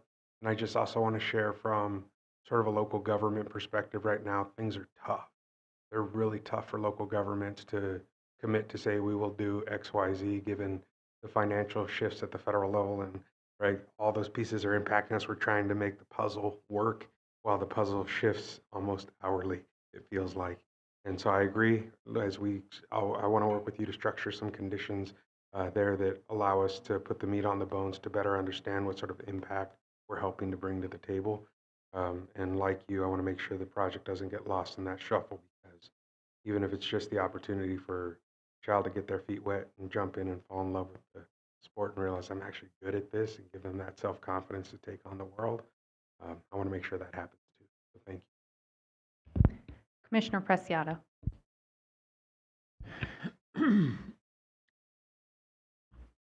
I wanted to share, and I appreciate all of the commissioners' comments, but I want to raise two issues. So one issue, as staff explained, is associated with the new physical facility that is before us, and I think I'm in support of that aspect. But I do want to join my colleagues in thinking about creating conditions or requirements on that stipulate that more access or good access or important access be presented. The Director of Public Works from the City of Long Beach, I don't know if you're the director or not, but I just promoted you. Hopefully you'll get that salary.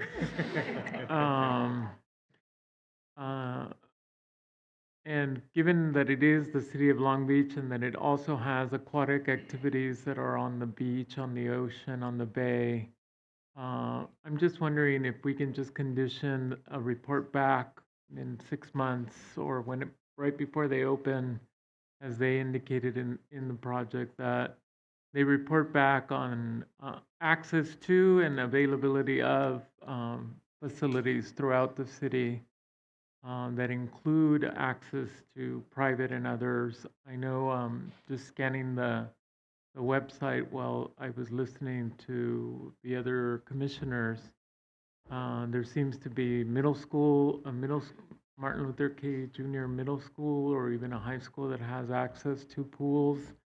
And so rather than holding this project up, I'm interested in seeing it move forward.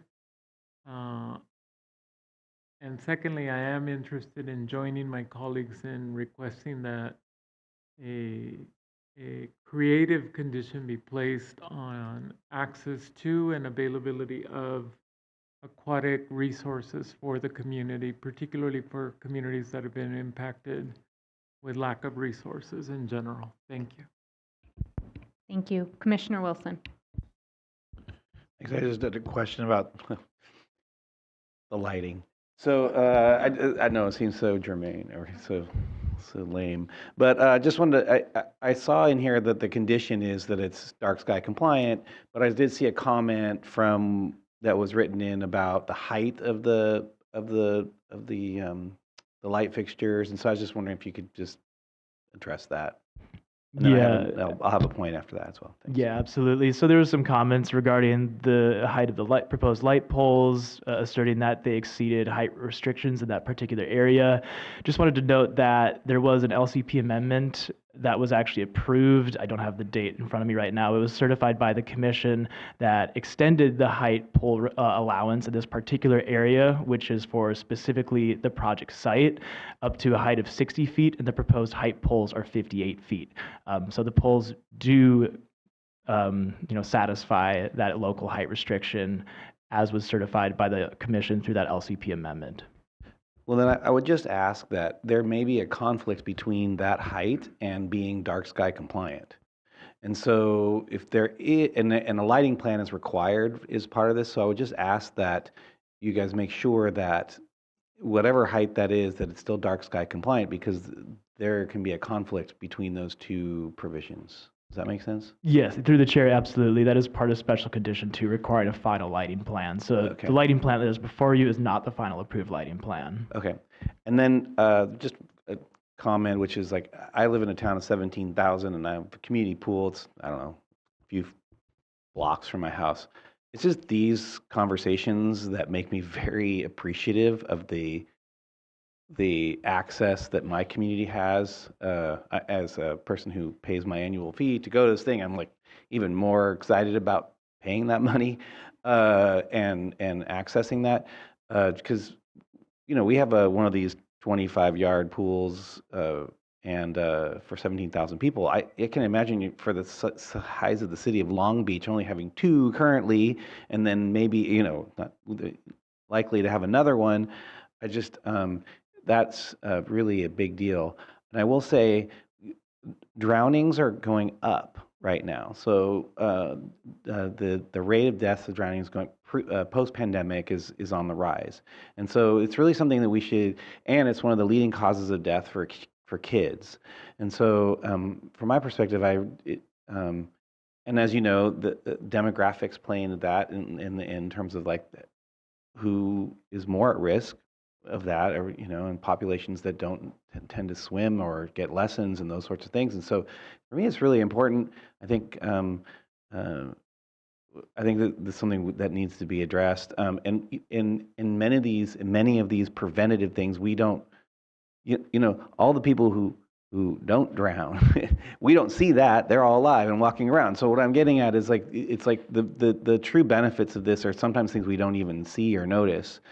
Because there isn't a fundamental change, but as having kids who've gone through lessons at my local community pool, I've seen and experienced this issue of not being able to sign up because it fills up real fast, and these are hugely important in our communities. I mean, I just have to say, like, this is.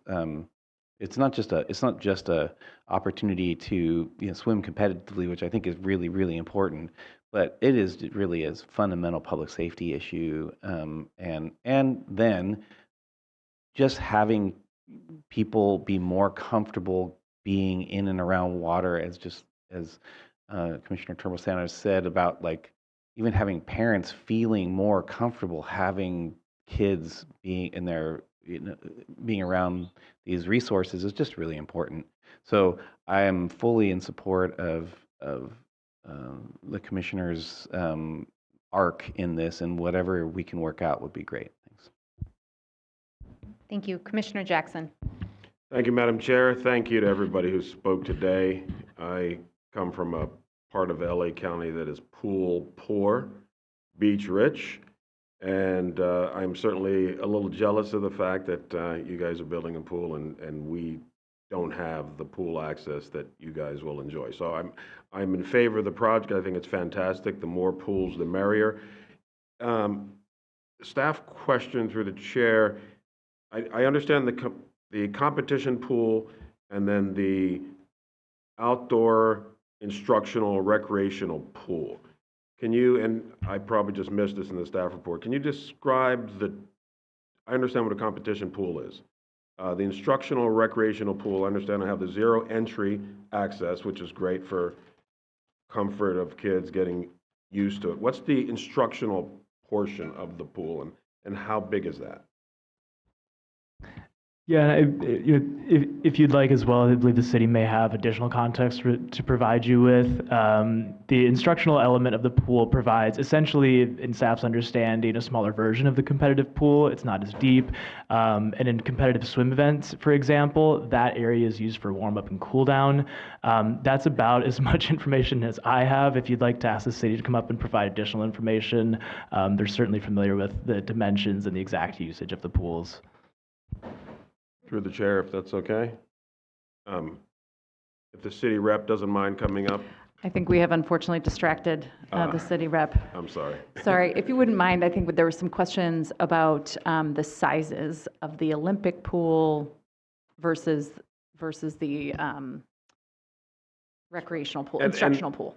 And to provide context for my question / concern, understand the competition pool, understanding tons of swim teams, tons of water polo teams. Everybody is always fighting for pool space. And from my perspective, there's always the concern that the pool space is the lion's share of that pool space and time is going to be used by those competitive teams. Swim practice, swim meets, water polo practice, water polo meets. And then there's little opportunity for recreational, instructional swimming. So if that competitive pool is being used, the lion's share, which I'm guessing would be by those swim teams, water polo teams and whatnot, what's left for everybody else? So we actually have a tremendous amount of programming for the 50-meter pool. So I believe it's like the majority, the pools are open 15 hours a day. My understanding is 12 hours is dedicated to recreation swim. And so that's senior programs, and we talked about in my, I rushed through the presentation. Right. We talked about water exercise, right? And water exercise happens in deeper water, so like the 7 feet pool, but also in our shallow pool. So the combined instructional and recreational pool, they're connected, so it's one body of water, but different uses. The rectangular instructional pool is your shallow pool, so you can touch the floor, you could do whatever, water gym, water aerobics, but that's a form of water exercise. But there's also just general lap swim for those seeking to get exercise. There's swim lessons for more intermediate, where they need the little bit deeper waters, but in general, it's about 13 hours out of 15 that are dedicated to recreation swim. And I think competitive pool is a misnomer because it is a pool. It's 50 meters, so it has the flexibility to be a competitive pool, but as you heard from the commission's presentation, it's restricted to basically 5% for competitive uses. So I think there's a need for greater water space, water play, and opportunities to both get introduced to water activities, but also to gradually advance in your comfort and your ability to take on deeper waters, especially as a child gets older, gets taller, right? And so those are sort of challenges that they sort of self-conquer and get pride in, once they learn how to jump into a 7-foot, I think everyone who's taken swim lessons remembers when they jumped in, right? And so, and then just to Commissioner Turnbull Sanders, so we do have programs. The city does partner with swim clubs, so they start with the city lessons, the Parks Recreation Programming lessons, and matriculate into competitive programs should they do that. So it's not written in the plan, but it's something that we could add to and describe in more detail. Great, I appreciate that, and it sounds to me like you've got a handle on ensuring that the competitive activities, i.e. swim teams, practices, meets, water polo teams, practices and meets, don't crowd out those recreational swimmers and those instructional swimmers. And that was really my concern. And I'm a huge fan of LA County's junior lifeguard program.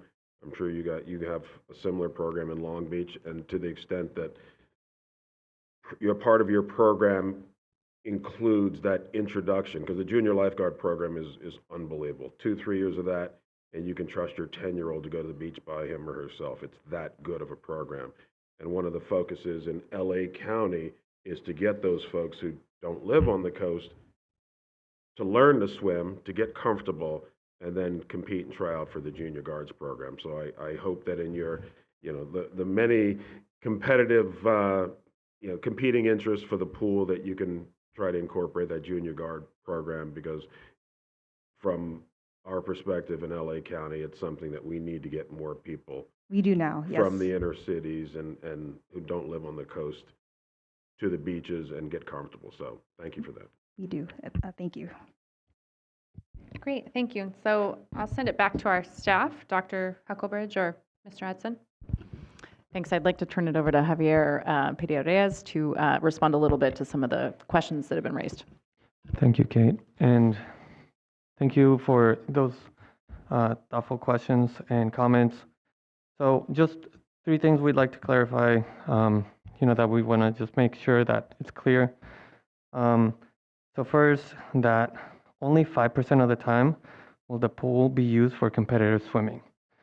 95% of the time, it will be used for the other activities and recreation. The other point is that transit vouchers, will be available in community centers in the zip codes for communities that were highlighted in the original conditions. And the third thing is that we've included in the benchmarks, the metrics, and in general, just the review in the annual report that would be coming into the director. We included zip codes to ensure that the marketing plans and the right amount of folks, and we also included increases per year to ensure that things are actually working and it's reaching the right audiences, because we absolutely have the same concerns regarding public safety, and we understand that the original condition and those zip codes that were highlighted was a priority. So yeah, just wanted to clarify those 3 things. And I guess real quickly to just go back to the issue that was raised by Commissioner Turnbull Sanders about competitive swim programs and the importance of those. I mean, I think this is an issue that's challenging. There's not a lot of funding. My understanding is from the city to support that program at this point. That said, this seems like an evolving issue, that is, as this pool is built, there are going to be programs that are going to be interested in using it for competitive swim. And in one sense, as you heard now, the balance right now is 5%, 95% in favor of recreational. There may be a shift in that over time. And so we have a condition in here that requires regular reporting so that we can assess how that's going the whole time. And I think I would recommend that we adjust one of our conditions, and I'll actually turn it over to Steve to give the specifics, but to specifically call out this issue about feasibility of competitive swim programs and making sure that component is included. Steve?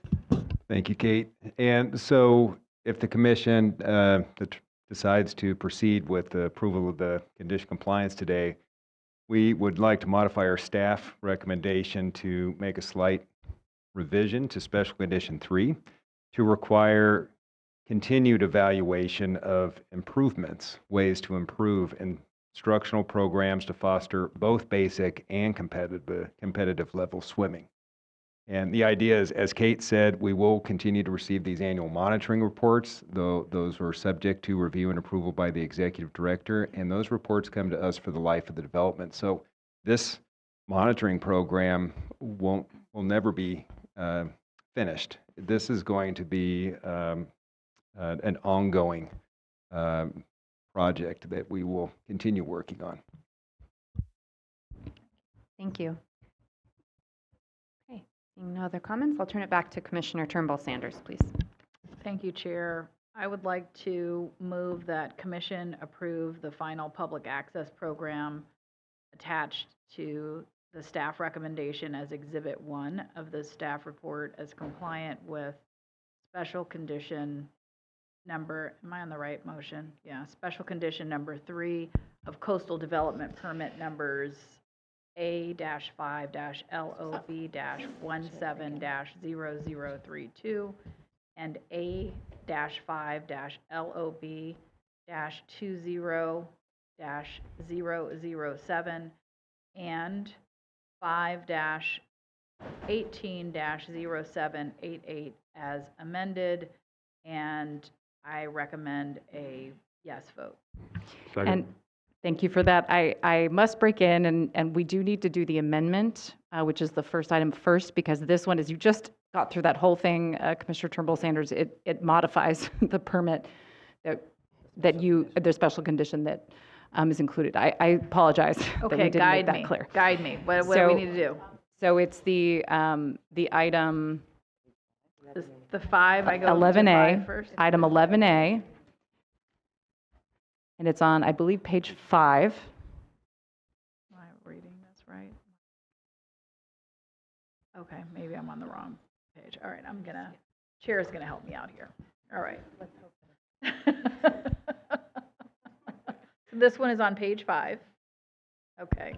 I move that the commission approve coastal development permit amendment numbers A-5-LOB-17-0032-A1 and A-5-LOB-20-007-A1 and 5-18-0788-A1 pursuant to the staff recommendation as amended.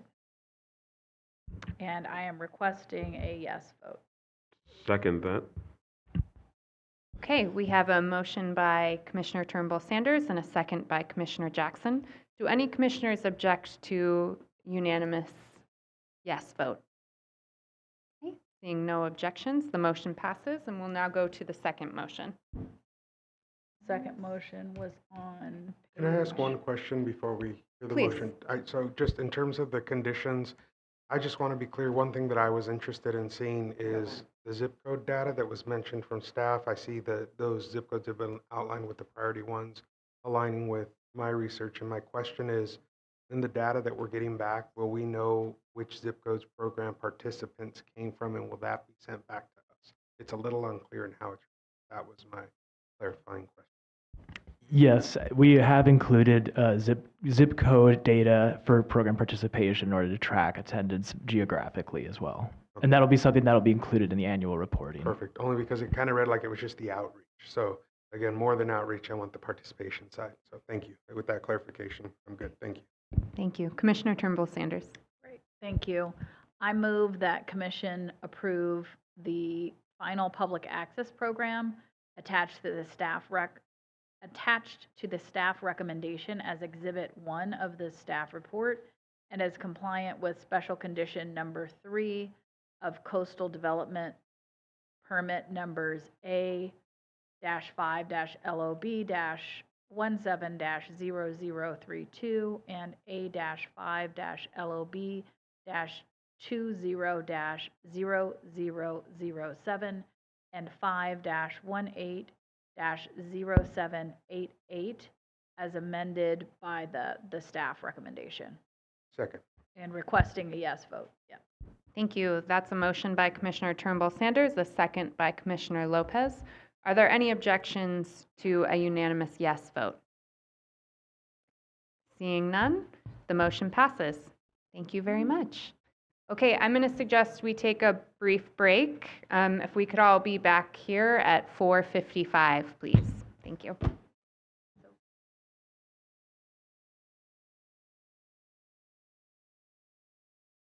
Okay, thank you. Thank you all very much. Appreciate it. Okay. We are now on to item 12C. Thank you, everyone, for your patience. Thanks, All Ms. right. Ziff. Item 12C is for permit application number 524-1045. The applicants are PCH Beach Associates, LLC, Los Angeles County Department of Beaches and Harbors, and the California Department of Parks and Recreation. The applicants propose to demolish an existing one-story, 12,091 square foot restaurant known as Gladstone's and the adjacent public deck and restrooms and construct a new three-story, 17,712 square foot restaurant on a caisson grade beam foundation, reaching a height of approximately 47 feet above Pacific Coast Highway. as well as a new 2,094 square foot public deck, 2 new public restrooms, a snack shack with a walk-up window, and a retail shop. They also propose to make improvements to the adjacent 212-space public parking lot, including repaving and restriping, the establishment of a new bus stop and turnaround loop for Metro and the Big Blue bus lines, 8 new bicycle parking spaces, and water quality improvements. The parking lot improvements will reduce the number of parking spaces in the lot to 148, but with valet stacking, there will be a total capacity of 171 cars. In addition, the proposal includes improvements to the existing California Coastal Trail on the seaward side of the parking lot and construction of a new segment of the trail on the seaward side of the new restaurant, as well as removal of an approximately 300-foot-long rock revetment seaward of the existing restaurant and 9,000 square feet of landscaping throughout the site. Proposed grading includes 510 cubic yards of cut and 1,260 cubic yards of fill for a total of 750 cubic yards of imported fill. Next slide, please. The project is located on 2 adjacent beach-fronting lots within the Pacific Palisades area of the city of Los Angeles. The upcoast parcel, a portion of which is seen on this slide, is 4.39 acres and currently developed with the existing restaurant and public deck proposed to be replaced, and a large county-operated public beach parking lot that is not part of the subject project. The downcoast parcel, seen on this slide in its entirety, is 2.59 acres and currently developed with the county-operated public beach parking lot that is proposed to be improved. Both parcels are designated open space in the city's uncertified zoning code, which allows for parks and recreation uses. The beach seaward of the upcoast parcel is approximately 100 feet wide. There is a 900-foot-long rock revetment seaward of the parking lot and a groin that extends from between the 2 parcels into the ocean. The parcels are on public land owned by state parks, leased by the City of Los Angeles, and managed by the LA County Department of Beaches and Harbors. The project site sits within the middle of Will Rogers State Beach, which stretches 4 miles from Topanga Canyon to Santa Monica Mountain, or to Santa Monica. The Commission standard of review for the entire project is the Chapter 3 policies of the Coastal Act. Next slide. The parking lot on the downcoast parcel is operated by a vendor valet service. The parking lot serves both the restaurant and beach users. As described in detail in the staff report, the site, including public access to the public deck and public parking lot, have been subject to a series of enforcement actions for decades. Very briefly, the violations involved the restaurant operator not allowing members of the public to access the public deck without making a purchase from the restaurant, the restaurant and valet operators not allowing members of the public to self-park in the parking lot, charging more for parking than permitted, and charging beachgoers more for parking than going to the restaurant, and the installation of misleading parking lot signs suggesting the parking lot was exclusively for patrons of Gladstone's only. The Commission has received public comments from residents that there has been insufficient public engagement by the applicants. Staff would note that although the project site is located within the dual permit jurisdiction area of the City of Los Angeles, the state law AB 178 in 2024 modified the permit requirements for development on site so that only a CDP from the Coastal Commission, not the city, is required. Thus, there were no local hearings for the proposed project. Although the applicants voluntarily expanded the hearing noticing radius from 100 feet to 300 feet from the project site parcels to capture all those who would have been noticed if a local hearing for the proposed project was held. This provides an opportunity for greater public participation in the Commission's process. Also, as detailed in the addendum for this item, the LA County Board of Supervisors held 3 public meetings about the project between 2016 and 2022, and the Beach Commission held 13 public meetings about the project between 2016 and 2023. Next slide. The Coastal Act prioritizes public access and recreational opportunities on oceanfront land and requires new development to avoid impacts to public access and to provide lower cost visitor-serving amenities. The proposed development includes commercial visitor-serving uses on public beachfront lands. Given the previous challenges associated with mismanagement of the existing public deck and public parking lot, and to avoid confusion by members of the public or staff of the restaurant, the proposed public deck will be entirely separate from the restaurant dining areas and designed to ensure that the deck does not appear to be part of the adjacent restaurant. It provides seating for a minimum of 100 people that will be available on a first-come, first-served basis. Reservations of any portion of the deck is prohibited. The public deck and restrooms will be open and available to the public at a minimum during all hours the restaurant is open, with no purchase necessary. Special Condition 9 memorializes the proposed operation of the public deck. Next slide, please. To encourage non-automobile access, the proposed parking lot configuration includes a new bus stop, bus loop, and 8 new bicycle parking spaces. The proposed bus loop bisects the parking lot, creating a separation between the self-park only lot and the shared valet and self-park lot. To ensure drivers are aware that they are not required to valet park their vehicles, Special Conditions 8 and 9 require a sign plan to ensure the public is aware of their right to self-park in either lot, how to get to those lots, and that they are not required to valet park their car unless all self-parking spaces are full, at which point they will not have to pay additional fees for valet parking. It is not typical for a public beach parking lot on public property to be operated by a private company. However, in this case, the county who manages the parking lot agreed to the terms of the private operation through a concession agreement that was approved by State Parks and the County Board of Supervisors. The proposed reconfiguration of the parking lot will result in the reduction of 41 public parking spaces. The loss of those spaces is necessary to accommodate the bus loop and stop. However, the addition of the new bus loop, along with the new coastal trail segment, ride share loop, and bicycle parking spaces, will provide additional opportunities for all people to reach this part of the coast. Because the parking lot will be available to any member of the public on a first-come, first-served basis, employees of the development who drive to work will be able to park there. So to minimize the loss of public parking spaces that may be taken up by employees, Special Condition 8 requires the permittees to submit a transportation demand management plan that provides or covers the full cost of a monthly transit pass to and from work. This condition also requires the permittees to submit annual monitoring reports for the first 5 years from receipt of certificate of occupancy for the restaurant. During that time, they will be required to monitor the parking management program and provide annual reports to the executive director related to the actual operation of the program and any unforeseen impacts to public access. Within the 5-year period, if any adverse impacts related to the program are identified, the permittees are required to provide a revised parking management plan incorporating potential solutions to address those impacts for the review and approval of the executive director, unless the executive director determines substantial changes to the plan would require an amendment to this permit. Special Condition 8 also limits the maximum daily rates that may be charged per vehicle to self-park in the lot, requires an hourly fee schedule to be implemented, and requires that beachgoers who park in the lot not be charged a higher rate to park than restaurant patrons. Next slide, please. Construction for the proposed development is expected to take almost 2 years.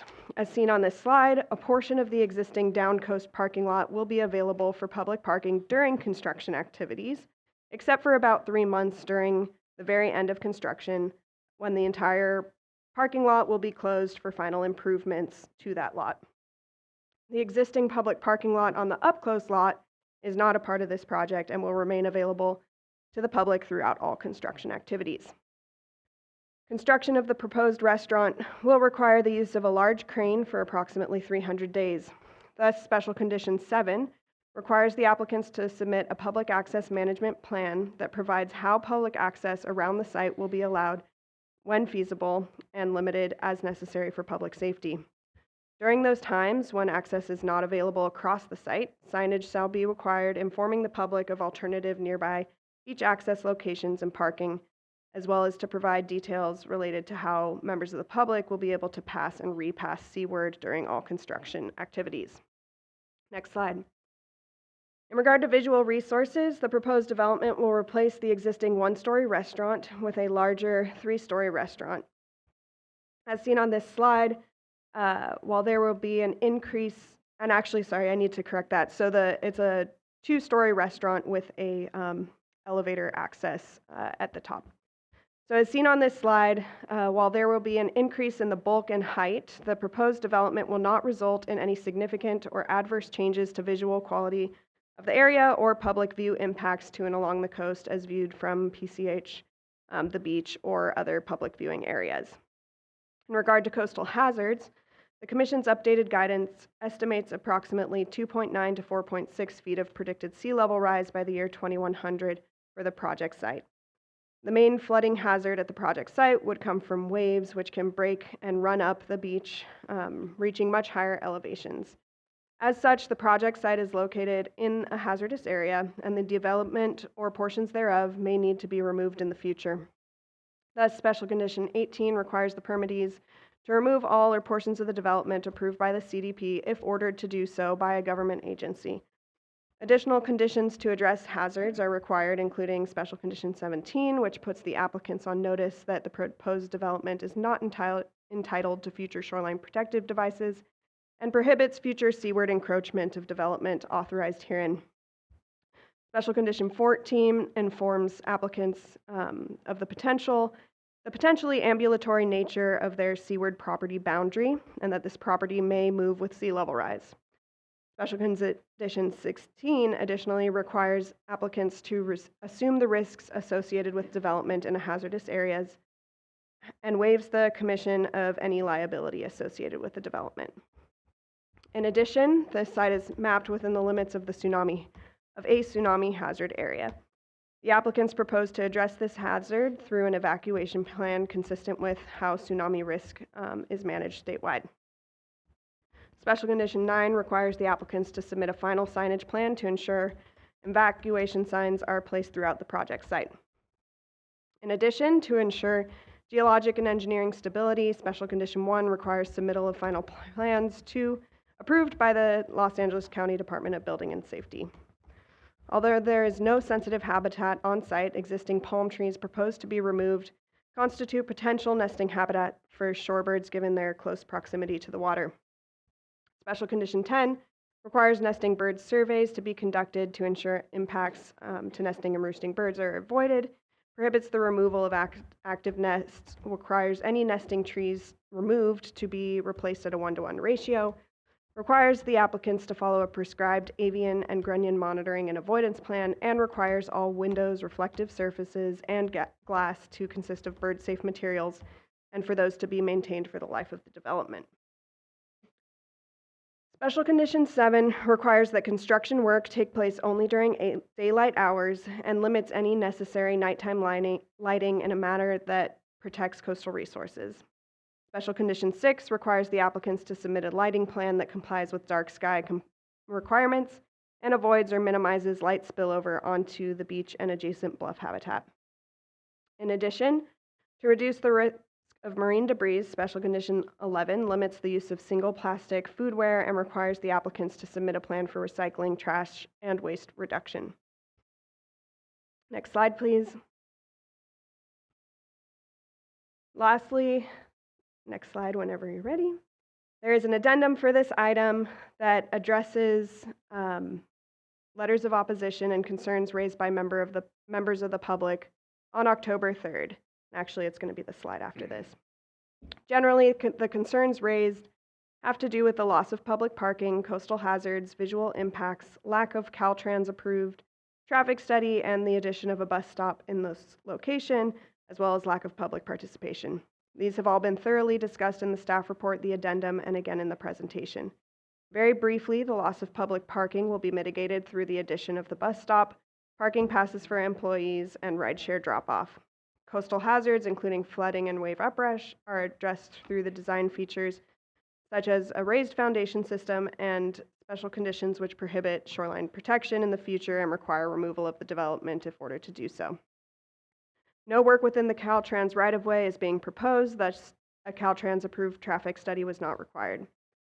Concerns raised with the addition of a bus stop in this location are generally related to unhoused people accessing the area and triggering SB 79.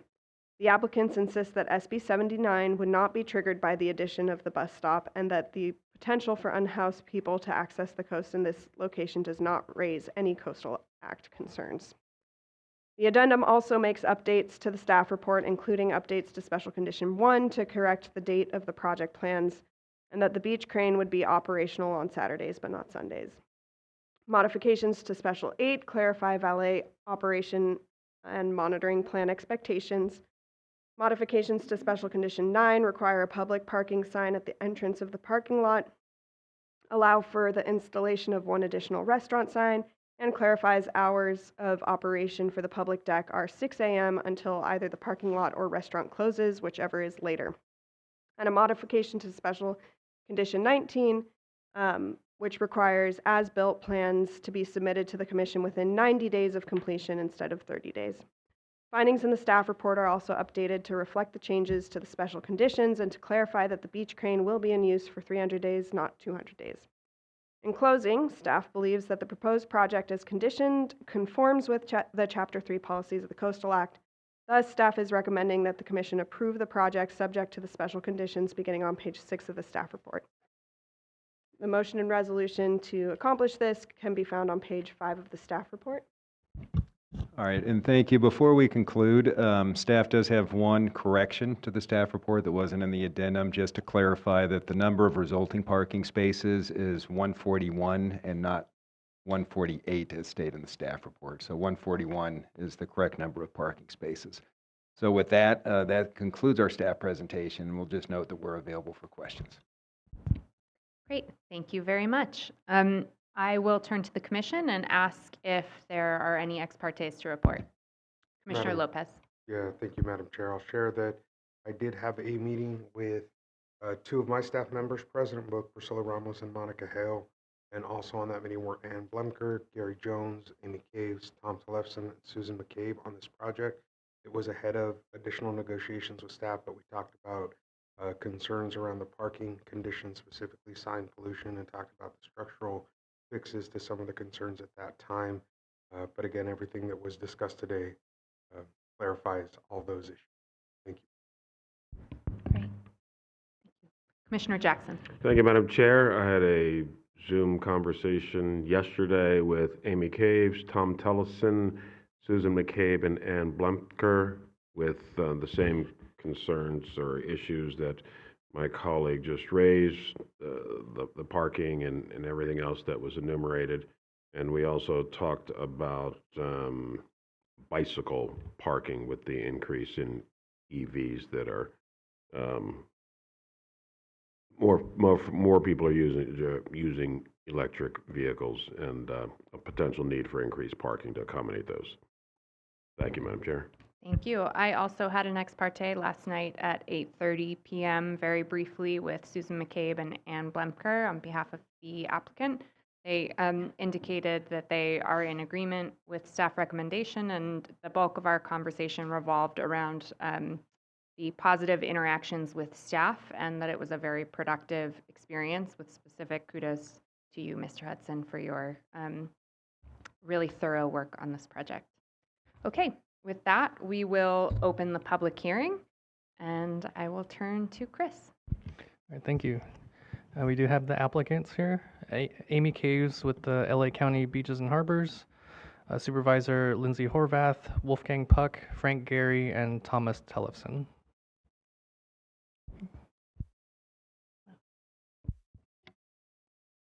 Good afternoon. My name is Amy Caves, and I'm the Chief Deputy Director of the LA County Department of Beaches and Harbors, a co-applicant of California State Parks and the Puck team on this project. And first of all, thank you to the commissioners for this opportunity to speak with you today. Ma'am, can I ask how much time you need? Oh, I'm so sorry. It's okay. We need 15 minutes. We want to reserve of those 5 for rebuttal, so 10 initially. 10 minutes on the clock, please. So sorry. Thank you. Sorry to interrupt you. No, no worries. So I was just saying thank you for the time today, and also thank you especially to Coastal staff, for all of their patience and hard work over the years. We've been at this since 2017, and we, along with our co-applicants, are extremely happy to be here today to help progress this exciting public-private partnership that we are confident will enhance public beach access, including expanded free amenities that are open to the public, as well as a safer means of accessing the beach and the restaurant site via public transit. The county team's here and available to answer any questions. And now, without further ado, we do have a video message of support from LA County Supervisor Lindsay Horvath.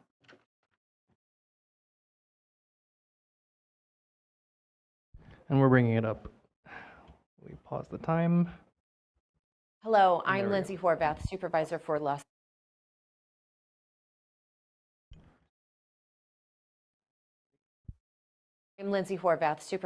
Los Angeles County's 3rd District. Thank you for the opportunity to share my thoughts on the proposed redevelopment of Gladstones at Will Rogers State Beach. This project has been in development for many years, long before I took office. And while there have been moments of community engagement, I understand that after everything this community has been through, people are feeling overwhelmed and uncertain. That's completely understandable. Unfortunately, misinformation has added to those fears, so let me be clear. The rumors circulating right now, including any claims about SB 79, are simply not true. The Gladstones project is not creating a major transit stop, and SB 79 would not apply to this location even if it becomes law. The proposed bus turnaround and stop do not meet the bill's criteria. In fact, no big blue bus stops qualify as bus rapid transit under SB 79 either. I support this project because it's an opportunity to invest in a place that means a lot to our community and to our coastline. With leadership from Frank Gehry and Wolfgang Puck, the project will provide public benefits like new restrooms, a widened coastal path, a public deck with ocean views, improved transit access, and a cafe with affordable food options, all while keeping the beach experience front and center. The proposed redevelopment will honor that legacy while building a more inclusive, accessible, and climate-resilient space for everyone. These are our goals. This is about reinvesting in a public space, not taking it away, and it's about achieving a revitalized, strengthened landmark as our community recovers long-term. I respectfully ask for your support of the Coastal Development Permit so we can move this important work forward for future generations. Thank you.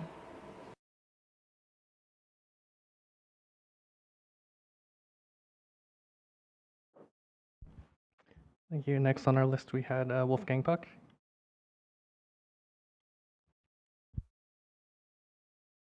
Good afternoon, commissioners and staff and everybody here. I think this is probably the most exciting thing happening in Los Angeles, at least in our business.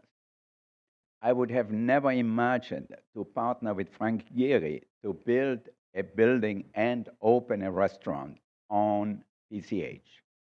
To me, it's the premier location, and it deserves really a first-class restaurant. But we won't let the public on the side. We're going to have a 100-seat deck where we're going to have less expensive food, where people can bring their own food, hang out if they want to. They have the public parking if they want to. They have the valet parking if they like to. You know, we had enough bad things happen in Los Angeles. And I think Ms. Kelly said before, Los Angeles is in a crisis. We know all about our business, how we suffered this year from the fire, the Eaton fire, the Pacific Palisades fire, fire Malibu. Then I think we had all these things going on downtown, which really gave the whole city a bad reputation. I was in Europe this summer, and people asked me, what the heck is going on in Los Angeles? You know, you had the fire, you had the military downtown. They thought we are totally in a chaos. So now for us, teaming up with Frank Gehry to build a world-class facility, and we know what Frank Gehry does to a city, to a place. I mean, Bilbao was not a city. It was a city, but Frank Gehry's Guggenheim Museum changed the whole city. And we will do the same thing with the restaurant. It will change the perception of Los Angeles. We're going to get press all over the world, because how many restaurants did Frank Gehry design? None that I know. The man is 95 years old. He's not going to design a lot more.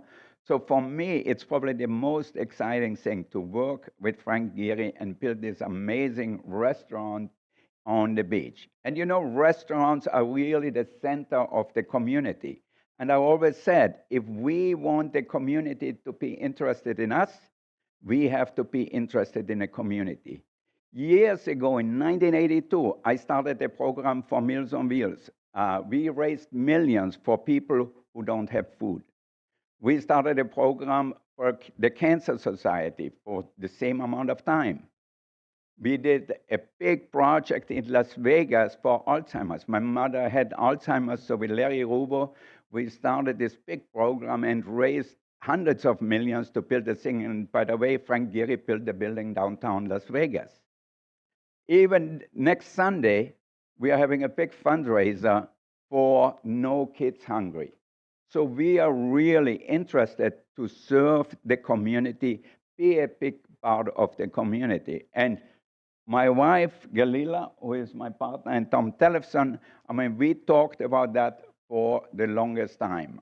My wife is really interested in the cultural aspects, so she's going to have art shows from emerging artists, music, whatever it takes to get the community involved into our project. So for me, to be here with Tom, my wife Galila, and everybody who helped us to go through, and you know what? I didn't have gray hair 8 years ago when we started, but I think by the time we open, I probably won't have any hair left. So hopefully we can get this thing going. I think we really need something positive for the community. When you hear what's happening in Pacific Palisades, and I have some people who live there, they moved away and trying to figure out about their life, I think this will be the first step when they see the cranes out there, when they're going to see that we are actually rebuilding and not talk about if we're going to build high rises or whatever. We're going to really change the way people think about where we are. So for me, hopefully we can get this approved. I think this is really, for me and for my wife Galila, one of our main projects, and probably for us, our reputation is the most important thing. We might lose a little money somewhere, but we don't want to lose our reputation. So I put my heart and soul into it, and I think this is going to be my final project. We didn't have to use Frank Gehry as an architect. We could have found probably a cheaper one. But I said, you know, I want the best. I want the best for the city. And I think for me, I'm a proud Angelino, even with an accent, the way I have it. People might not believe me, but you know, we are a community with so many different accents from so many different countries. And we even had a governor with an accent like me. So I hope that we can get this done. I hope that we can build the restaurant sooner than later. We waited for a long time. And not to say we're going to create over 200 jobs. We're going to pay taxes. A lot of people need jobs these days. A lot of restaurants are failing. A lot of people are out of a job. So hopefully, with the city together, with the county together, with the Coastal Commission, we can achieve a goal which will make every Angelino proud. So thank you. Thank you. And next we had Frank Gehry. Yeah, I'm sorry. Frank Gary's has health issues today, and he cannot join us. I apologize. Okay. And then we had Thomas Tellefson. Yes, thank you. Madam Chair, members of the Commission, Executive Director, and staff. My name is Tom Tellefson. I am partners with Wolfgang Puck and Goleta Puck in the entity PCH Beach Associates, which is basically a co-applicant with the county and the state for this project. Thank you for allowing us the opportunity to present our exciting project and address concerns expressed by some members of the community. I'm actually going to shorten what I was going to say a lot because Wolfgang took a lot more time, but in doing so, I think he did a great job of expressing ourselves. So I'm going to just go through the rest of my comments here in under a minute. First of all, as Wolfgang said, we've been at this project for over 8 years, working closely with the staff of the county and the staff of the Coastal Commission. Our project is supported by the supervisor, governor, LA City mayor, assemblyperson, and senator for the district. The project description and program are substantially consistent with that presented in our response to the RFP 8 years ago, and that was approved by the Board of Supervisors.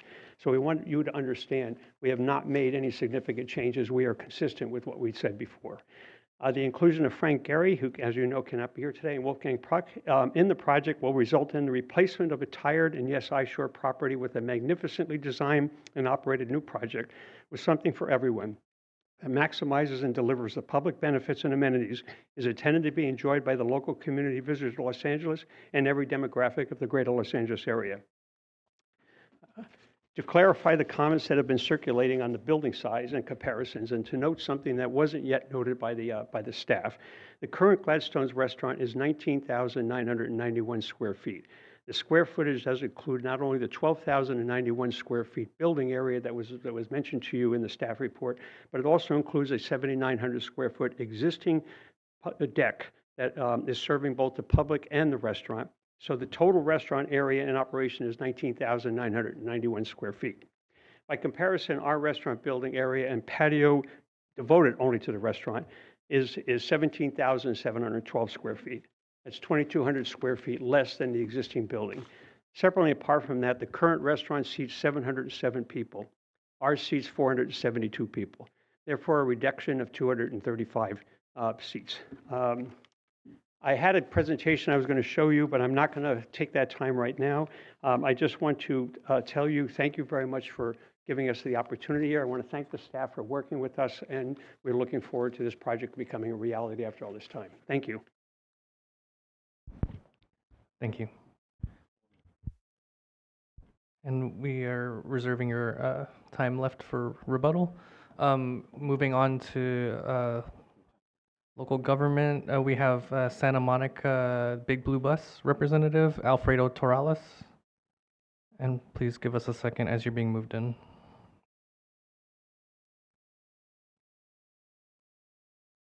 And Alfredo Torales, when you're able to, please unmute and begin. Hi, thank you. Good evening. On behalf of the Big Blue Bus, I'm here to declare our support for this project. This project balances honoring a beloved beachfront restaurant's legacy with critical infrastructure investments for future generations. It will create a world-class coastal destination that delivers real public benefits to our communities. Beyond the restaurant and the public deck, this project includes a new bus stop and turnaround that will be served by our Route 9. This transit improvement provides employees, diners, and the general public with affordable, sustainable beach and job access. Big Blue Bus has long needed infrastructure at Sunset and PCH. Without it, we haven't been able to serve this area with our Route 9, leaving a critical gap in service. Transit riders, especially from disadvantaged and low-income households, have suffered the most from this lack of affordable, equitable mobility option in this area. This project enables Route 9's extension to PCH, facilitating transfers with Metro Line 134. Big Blue Bus fully supports this project for enhancing coastal access and creating employment and recreational opportunities through improved transit connectivity and investments. Thank you. Thank you. And the remaining speakers are all members of the general public. We have 14 people signed up, and we'll start with people in the room. Jessica Rogers, Miriam Czar, Anina Maddock, Diane Dayton. Nina is taking it from the road. She had to leave. Okay.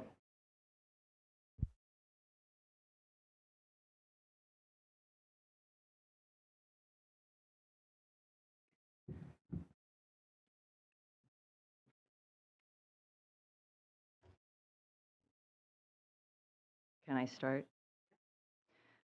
Hi, my name is Jessica Rogers, and I'm the president of the Pacific Palisades Residents Association. 2 points, 1 comment. The addendum to the staff report filed just yesterday modifies at least 10% of the initial staff report. The public must be given more than 1 day to review and comment on that amount of substantive changes, and a delay in the Commission's action on this project by 1 or 2 months cannot reasonably be argued as prejudicing the applicants. The other comment and note is that I have several emails on my phone here from the chief of the Office of Permitting of Caltrans, verifying and confirming that you absolutely do need a permit for this project in order for it to be approved, unlike what we've been told. In addition to that, The comment is, in case you haven't noticed, our community burned to the ground. I am a survivor of the wildfire, and I have lost absolutely everything. I am here to speak on behalf of my community. For you to say that there were 16 public hearings, and by the way, you're not obligated to tell our community about it, but this community here, who cares so much about our community, guess what? We were not aware of all these hearings you have, and you promised us back in the day in 2021 that you would involve the community, that you would speak to us, that you would give us an opportunity. Our children were on the streets at Sunset and PCH, right at Gladstone's, crossing flames, trying to survive. We are traumatized. And yet today you made me sit in this room all day long, hearing about this, that, and the other, and had zero compassion for us, knowing very well that you plan to approve this project today without hearing us. The worst historical wildfire of our time in the United States of America. And yes, look at me, outraged. Live what I've been living through, and you'll know what anger feels like. Thank you so much. I really appreciate you taking the time to hear my voice, because my community didn't get to have a voice. Thank you. Thank you. So with Anita Maddock and now Beth Holden, who are both here in person, we see that you're on Zoom. We'll come back to you when we move to our Zoom participants. Next will be Miriam Czar, Diane Dayton, and then Steve Proto. Thank you. I just want to locate the clock. And I just want to say, for all the talk of the community that you'd like to serve and be kind to and bring services to, shockingly, the community has not been consulted. I will speak into the mic. We can't hear you, ma'am, and if you could direct your comments to the commission. I certainly Thank will. you. Good afternoon, commissioners. My name is Mariam Czar, and I'm speaking on behalf of the Palisades community through the inclusive voice of the Pacific Palisades Community Council, representing residents navigating recovery and rebuilding following the January 2025 wildfire. We respectfully but firmly request that this item be postponed. The current proposal for specific new development on the County Beach parking lot constitutes a major coastal project that has not been publicly presented and for which required notice and opportunity for comment were neither properly posted nor provided. These failures violate the notice requirements for posting 10 days prior to the hearing and leading up to that date, and warrant dismissal and reapplication of the process. At the very least, a continuation under the Coastal Act's fundamental guarantees of due process, transparency, and public participation is warranted today. The applicant assured the community in 2021 that plans would be shared and questions addressed. That has not occurred. Proceeding without adequate public notice and outreach would undermine both the integrity of the review process and the community's right to meaningful input under California's land use and coastal protection laws. We therefore urge the Commission to require the applicant to renotice the project, engage in proper community consultation, and return only after full disclosure and outreach have occurred. The Palisades community stands ready to participate in good faith, but we cannot support a process that bypasses public involvement, particularly at this moment when we rebuild from a devastating fire that has leveled our entire community and diverted the attention of most of our residents as they grapple with recovery and rebuilding. Thank you for your time and commitment to fairness and proper procedure. Thank you. Diane Dayton, Steve Proto, Mir Kashani. If anyone's heard their name, you can approach. Diane Dayton, Steve Proto, Mir Kashani, Sanaz Kashani. Steve Proto. Lee. Please go ahead. I think. Give us a moment. We're bringing up your video. Lee is going to go ahead and put the video on. Go ahead.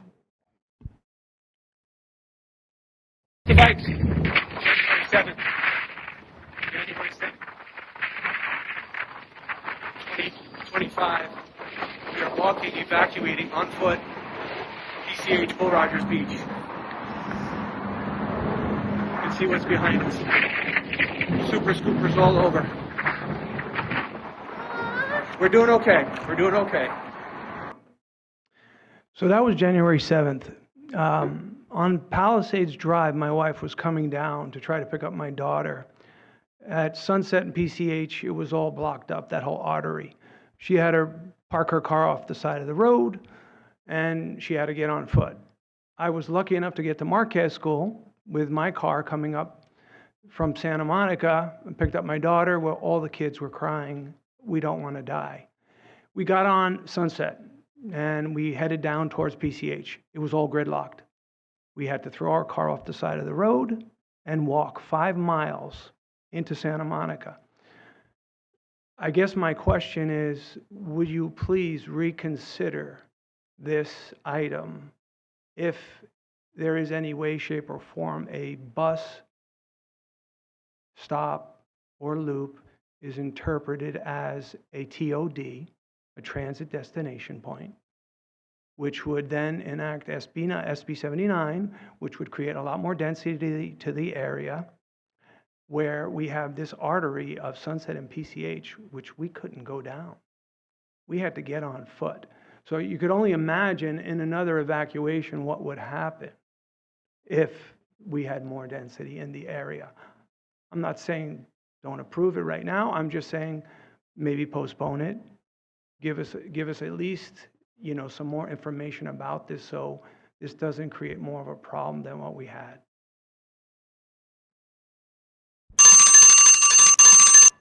Thank you. Diane Dayton, another call for you. Mir Kashani, Sanaz Kashani, James K., Mitch Silverstein. Any of you that I heard your name, you can approach. Hello, I'm Mir Kashani. I had a presentation, if that could come up. Okay, let us bring it up. Excuse me.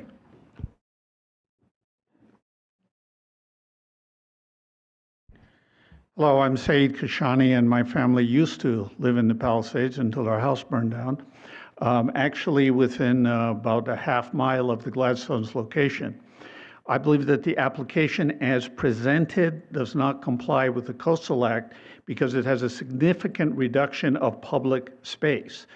As you can see, this is right from the application. They are taking, currently, the public deck is 7,500 feet. And they propose to reduce that to 2,000 feet. That's a 70% reduction in public space. They propose to take that 5,000 feet and add it to the restaurant, a substantial increase in the private space. This is right from the staff report. And Mr. Tillotson was saying the restaurant is going from 19,000 feet to 17,000 feet. I'm sorry, that's misleading. Because when he says 19,000 feet, he's counting the current restaurant, which is only 12,000 feet, plus the public deck, which is 7,000 feet. And he's comparing that to the new restaurant only, which is 17,000 feet. If you could, next slide, please. As you can see, they are taking 5,000 feet of public space and adding it to the private restaurant. This is not acceptable under the Coastal Act, and they need to revise that. Now, the staff said we will impose conditions, everything will be okay. This restaurant has a long history of not complying with any of those conditions. In addition to the violations cited from the staff, another thing they did continually was close the public deck for so-called private events. So it was not available to the public. And if you look at their drawings, they don't really even indicate where the public deck is in relation to the existing deck. So there's no way to evaluate what they have under this proposal. I request that this proposal should be denied and they should be required to resubmit while preserving the public space unchanged at a minimum. By the way, my wife was next. She had to leave to pick up our children. Could I take her time? No, okay, apologies. that's fine. Thank you, sir. Thank you. James K., Mitch Silverstein.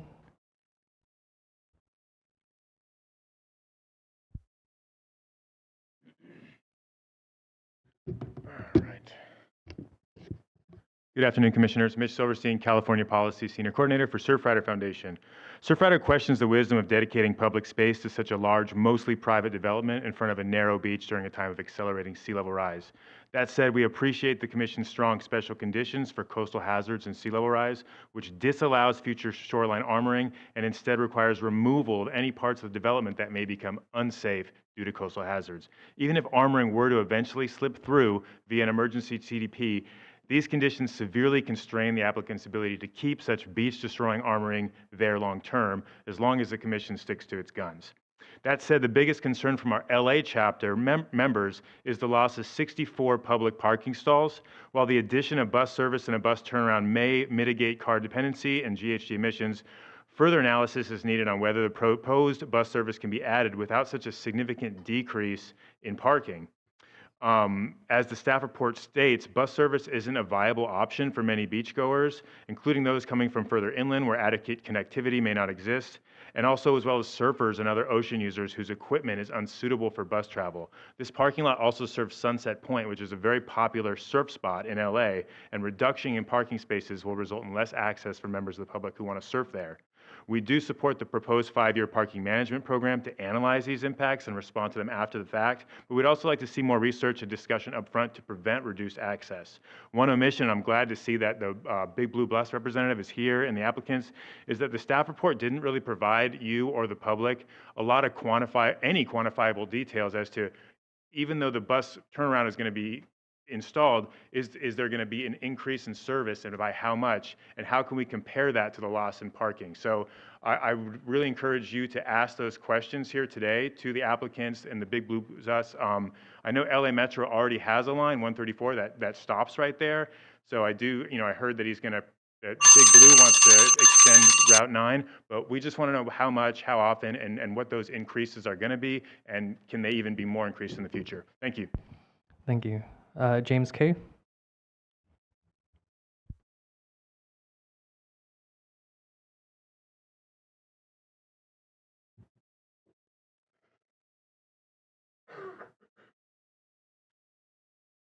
So I oppose this permit as it stands. I'm a Malibu surfer. Don't live in Malibu, but I've been up and down the coast over 1,000 times. I know the coast intimately. I know it well. There's already bus service there. Those buses, you can look at whatever numbers you want. My own eyes tell you that they're empty. Nobody is on them. That's not something that's even used. This has really good intentions, and I actually was excited about it until I thought about it a little bit more. So one of the biggest issues is that it might not be today, and it might not be through SB 79, but at some point in the future, they will use this transit station as an excuse to increase density. Malibu, the Pacific Palisades already has way too many people. The Pacific Coast Highway already gets extremely jammed with cars. It's a dangerous place to live. I don't even know why people live there, but of course I know why. So one of the things that I would say, though, is that removing 64 spaces is completely unacceptable given the fact that nobody uses the buses to get to Malibu for very good reasons. Also, one thing that is extremely important to keep in mind is that in Santa Monica, we saw an end-of-the-line situation where people who are maybe lost, who are perhaps looking for shelter, now they don't know where they're going, but they're being siphoned in from Hollywood and downtown or wherever, and then they're, through no fault of their own, finding themselves in a very dangerous situation. The people often go 60 miles an hour on the PCH, sometimes 70 or 80. And you're now taking people that don't know what's going on or what's happening, and you're putting them at an end-of-the-line situation. Right now, the 134, it keeps going, it keeps it moving, but this is going to be like in Santa Monica where it's like, okay, time to get off. Now you're in a very, very dangerous situation. I don't want to hit one of these people. I don't want that to happen. This is a terrible idea. You cannot approve this as it stands. This little turnaround thing is a really bad idea. It's going to be underutilized, and you shouldn't do it. Thank you. Thank you. And one more call for our in-person signups, Diane Dayton and Sanaz Kashani. If they have moved on Zoom, could you please raise your hand and then we can call you there. Otherwise, we'll continue with our Zoom speakers, some of which have already moved over from in-person. Nina Maddock, Beth Holden Garland, Ashley Olson. Nina, you should be able to unmute now. Hi, can you hear me? Yes, we can hear you. Okay, can you see me? No, we can't. Okay. Is there a way to make that happen or no? I can promote you in as a panelist. We tried a couple times. Okay, I see you're moving in now. So it'll take a second to reload, and when you're able to, you'll be able to turn your camera on.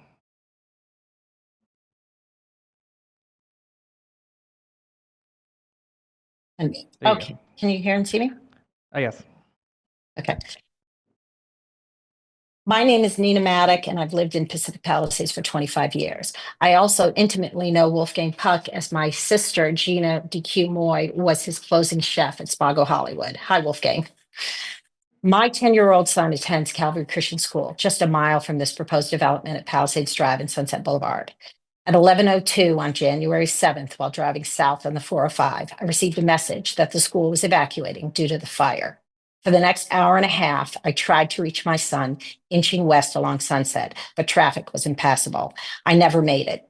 In the end, a neighbor closer to the school had to evacuate him for me. That helplessness, knowing your child is in danger and you can't reach him, is something I'll never forget.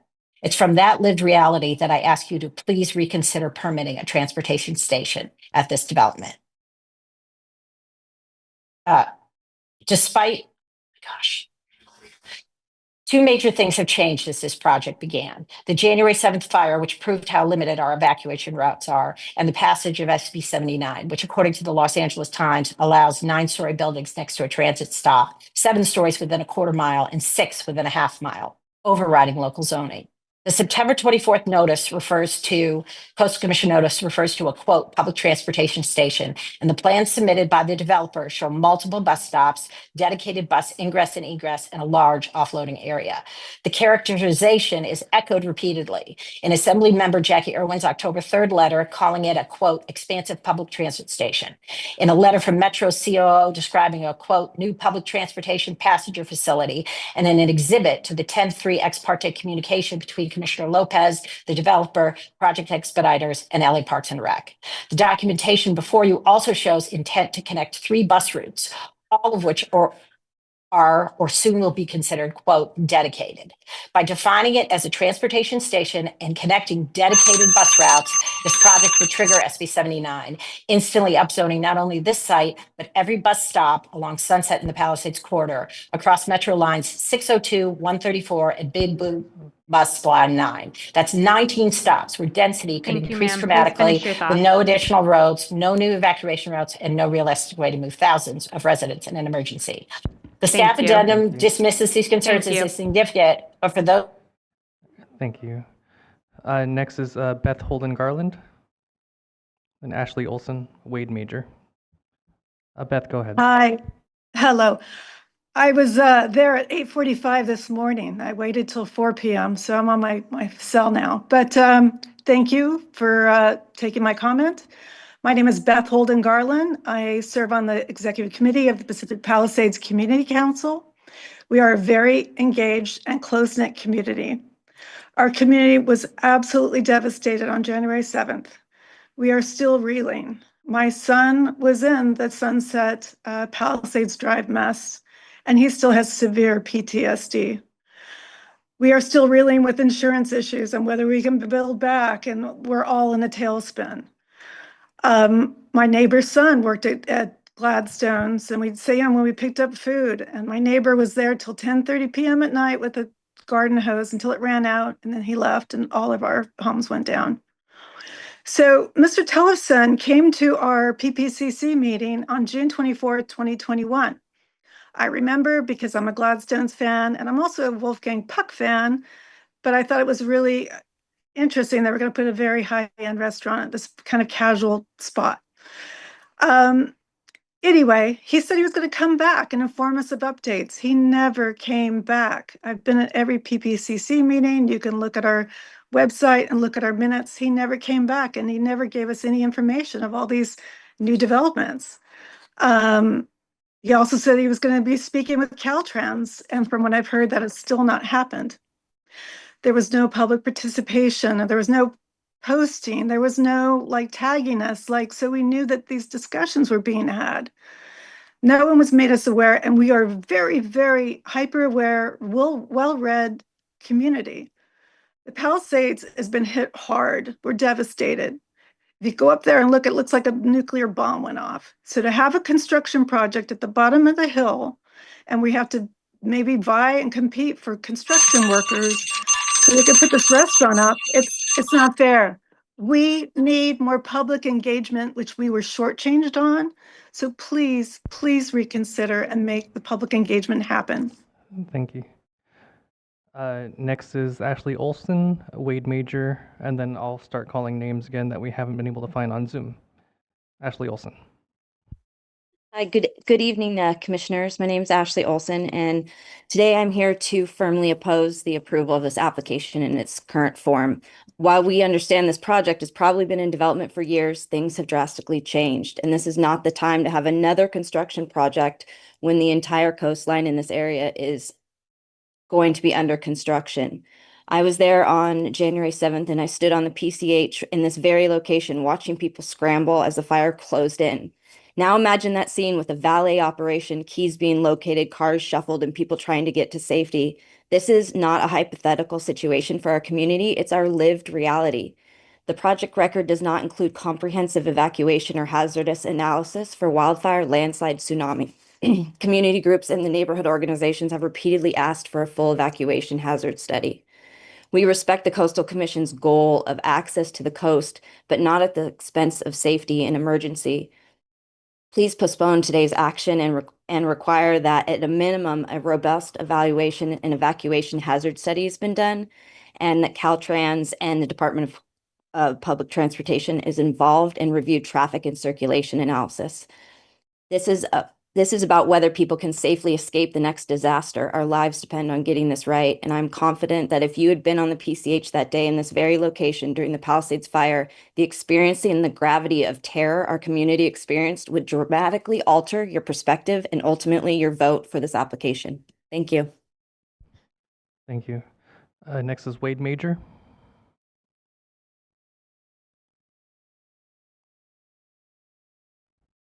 Are you able to hear me? Yes, we can hear you. All right. My name is Wade Major. I'm a Malibu Public Works Commissioner and a member of our Palisades Fire Rebuild Task Force. My wife and I lost our home on January 7th in the fire that destroyed a third of my hometown of Malibu and half of my wife's hometown of Pacific Palisades, specifically the Castlemar neighborhood that overlooks the site in question. As a teenager, she worked at Gladstone's as a valet parker. This is her neighborhood, and we know it well. Her family home survived the fire, but is uninhabitable for the foreseeable future, displacing her 88-year-old mother. It will take many years for her neighborhood and hometown to rebuild. In fact, she and her siblings are there right now, wearing respirators, preparing their family home for a very long recovery process. It is shocking to us that in your staff report, there is not a single mention of the Palisades fire, not one, as if it never happened, as if the area your staff deems suitable for a bus depot will not be consumed with construction for many, many years. This is an inexcusable oversight. It is an act of profound disrespect to the people of Pacific Palisades to even consider a project like this without acknowledging the Herculean task ahead of them. Also not mentioned, a planned multi-year Caltrans PCH improvement project expected to go through 2030 and other traffic impacts, including the added traffic spill onto PCH because of the loss of 41 parking spaces in an area which already has too few spaces. This is also a favorite spot for surfers. How will the loss of parking spaces and increased parking on PCH impact them? The people of Pacific Palisades broadly see this for precisely what it is, an attempt to backdoor a transportation hub into a critically damaged community as a pretext for densification and development. What guarantee is there that the backers of SB 79 won't be back with another bill at some stage to forever change this community before it has had a chance to rebuild? Palisadians are owed the right to rebuild their community. And when that task has been completed, then and only then should a project this transformative be submitted for their feedback and approval. Thank you. No clapping, Okay, please. Thank you. so we are gonna call names that we have signed up for Zoom, but we haven't been able to find them in our Zoom list. Razan Abuhantash and Lynn Bird. Again, Razan Abuhantash or Lynn Bird, if you are in the Zoom meeting, please raise your hand. Seeing no hands raised, there are no more speakers, Madam Chair. Thank you, Chris, and thank you very much to the public for waiting and for sharing your testimony. So I'll return to the applicant. I believe they've reserved 4 minutes and 20 seconds for their rebuttal.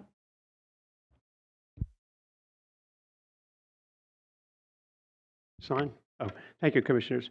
So there were a number of items said, and let me just start by saying I live in the Palisades as well, and I'm also displaced by the fire. And I'm also very sorry for all of the loss of everybody that's spoken. The bottom line on it is that the fire happened on January 7th. We started this project 8 years ago. During that 8-year period, we went through, yes, meetings with the Pacific Palisades Community Council, meetings with the public. We went through a number of public hearings at the county level, which is where the project stood for its approvals, et cetera. We had multiple media coverage over that time, multiple media coverage. And the individual that spoke from the Pacific Palisades Community Council, when I said that I would return, I said, just let me know when you need me. And I've never heard from them. Nobody's ever called me. Nobody's ever contacted me. I live in the community, and as far as the community is concerned, everybody I've heard from is basically in full support of the project and is actually excited about the project because of Wolfgang Puck, Frank Gehry, and what's going on there. A couple of other quick things so I can clarify things. I want to clarify the situation said about the size of the restaurant. I said it earlier, and I want to say it again. The existing restaurant has a 12,000 square feet of building and a 7,900 square foot deck. That deck is a shared public restaurant deck. It serves restaurant service for anybody that wants to come. So the restaurant itself is 707 seats and 19,991 square feet. Our restaurant is 472 seats. We are 235 seats less than the existing restaurant. Those seats, therefore, don't need parking. So the reduction of parking spaces is such where, as far as the restaurant's operation is concerned, the public deck operation is concerned, and as far as the beachgoers are concerned, they will have the same amount of parking, relatively speaking, that they have right now. Separately and apart from that, you now have a Big Blue Bus Metro stop as far as that goes. Now, as far as the Big Blue Bus and Metro is concerned, I don't know if Alfredo is still online already, but all they're doing is expanding an existing line. So their existing line right now forces drivers and people sometimes to stay on the bus because they have to come down to Mescal Canyon and go along, which time, 2 minutes. They come down to Mescal Canyon and have to go along PCH and go back up Sunset because they can't turn around. So all that this is basically solving for them is they get to turn around on an existing bus line. So if anything ever happens with SB 79, the existing bus stops and the existing bus lines will trigger it alone, not us. We're basically, all we are adding is an additional stop for the buses, and they turn around for them to go back up Sunset without having to keep people on there. Let me see. So it is not a transit station. It's nowhere near a transit station. And as far as SB 79 future references are concerned, the existing bus line alone, without doing this, will trigger anything related to that. Let me see. As far as so I've talked about the loss of stall. As far as Caltrans is concerned, okay? We met with Caltrans 5 years ago. They said to us in the meeting, very much so talking about the project, they said, well, if you touch the right-of-way or anything in PCH and anything related to Caltrans, you will need to come to us for a permit. So I asked the question. I said, what happens if we design our project entirely on site that doesn't touch the right-of-way or come anywhere near it and doesn't ask for anything from Caltrans? Their response to us was that if you don't need us, we don't need you. And so, or no, if you don't need us, we don't need you. So from the standpoint of Caltrans is concerned, our project is designed entirely 100% on the site for everything to occur on site. Nothing touches Caltrans. Doesn't touch the right-of-way. Doesn't ask for any additional curb cuts. Doesn't go into PCH or have anything to do with Caltrans. So we do not need a Caltrans permit. And I'm sorry, as far as the individual that may have said that from Caltrans, I don't think she or he had the information of what our project was or what the limits were as far as. And I think I may have addressed everything. Thank you very much for the opportunity to clarify. Thank you very much, sir. Okay, now we will close the public hearing, and I'll return to staff for your response. Thank you. Thank you. And first, just wanted to say that our hearts go out to all affected by the Palisades fire. That being said, regarding public participation, as stated previously, there was a state law, AB 178, that was passed in 2024, which modified the permit requirements for development on site so that only a CDP from the Coastal Commission, not the city, is required. Notices were posted on site well before this hearing, we believe in December and August, and consistent with Coastal Act noticing requirements. In addition, the Coastal Act required noticing radius was expanded to all owners and occupants of properties within 300 feet of the subject parcels, which were sent out on September 24th. Regarding reductions in public space and parking, while the restaurant building is slightly larger, the public deck area is reduced by about 2,000 square feet, and parking spaces are reduced by 41. The applicants are mitigating these impacts with additional public access improvements, including extending the coastal trail, adding the public transit stop within the property site, and adding a rideshare drop-off area, public restrooms, a snack shack, and retail options for the public. Regarding private events, Special Condition 9 prohibits private use or reservations of the public deck or parking areas, including for special events. And restaurant service at the public deck is also prohibited. Regarding parking loss and the sufficiency of mitigation, the recommendation includes a condition for a final parking management program that requires monitoring of the public transportation options to understand bus use, rideshare use, and parking uses. If there are issues with that parking program, then the applicants must come back to the executive director with a revised program to fix such issues. As it relates to SB 79, as previously stated and clarified by Supervisor Horvath, SB 79, which is not law yet, will not be triggered by the bus stop at this site. And I will pass it on to Steve. Thank you, Danny. And I'm not going to add too many comments, but I did want to just add an overarching observation about this process.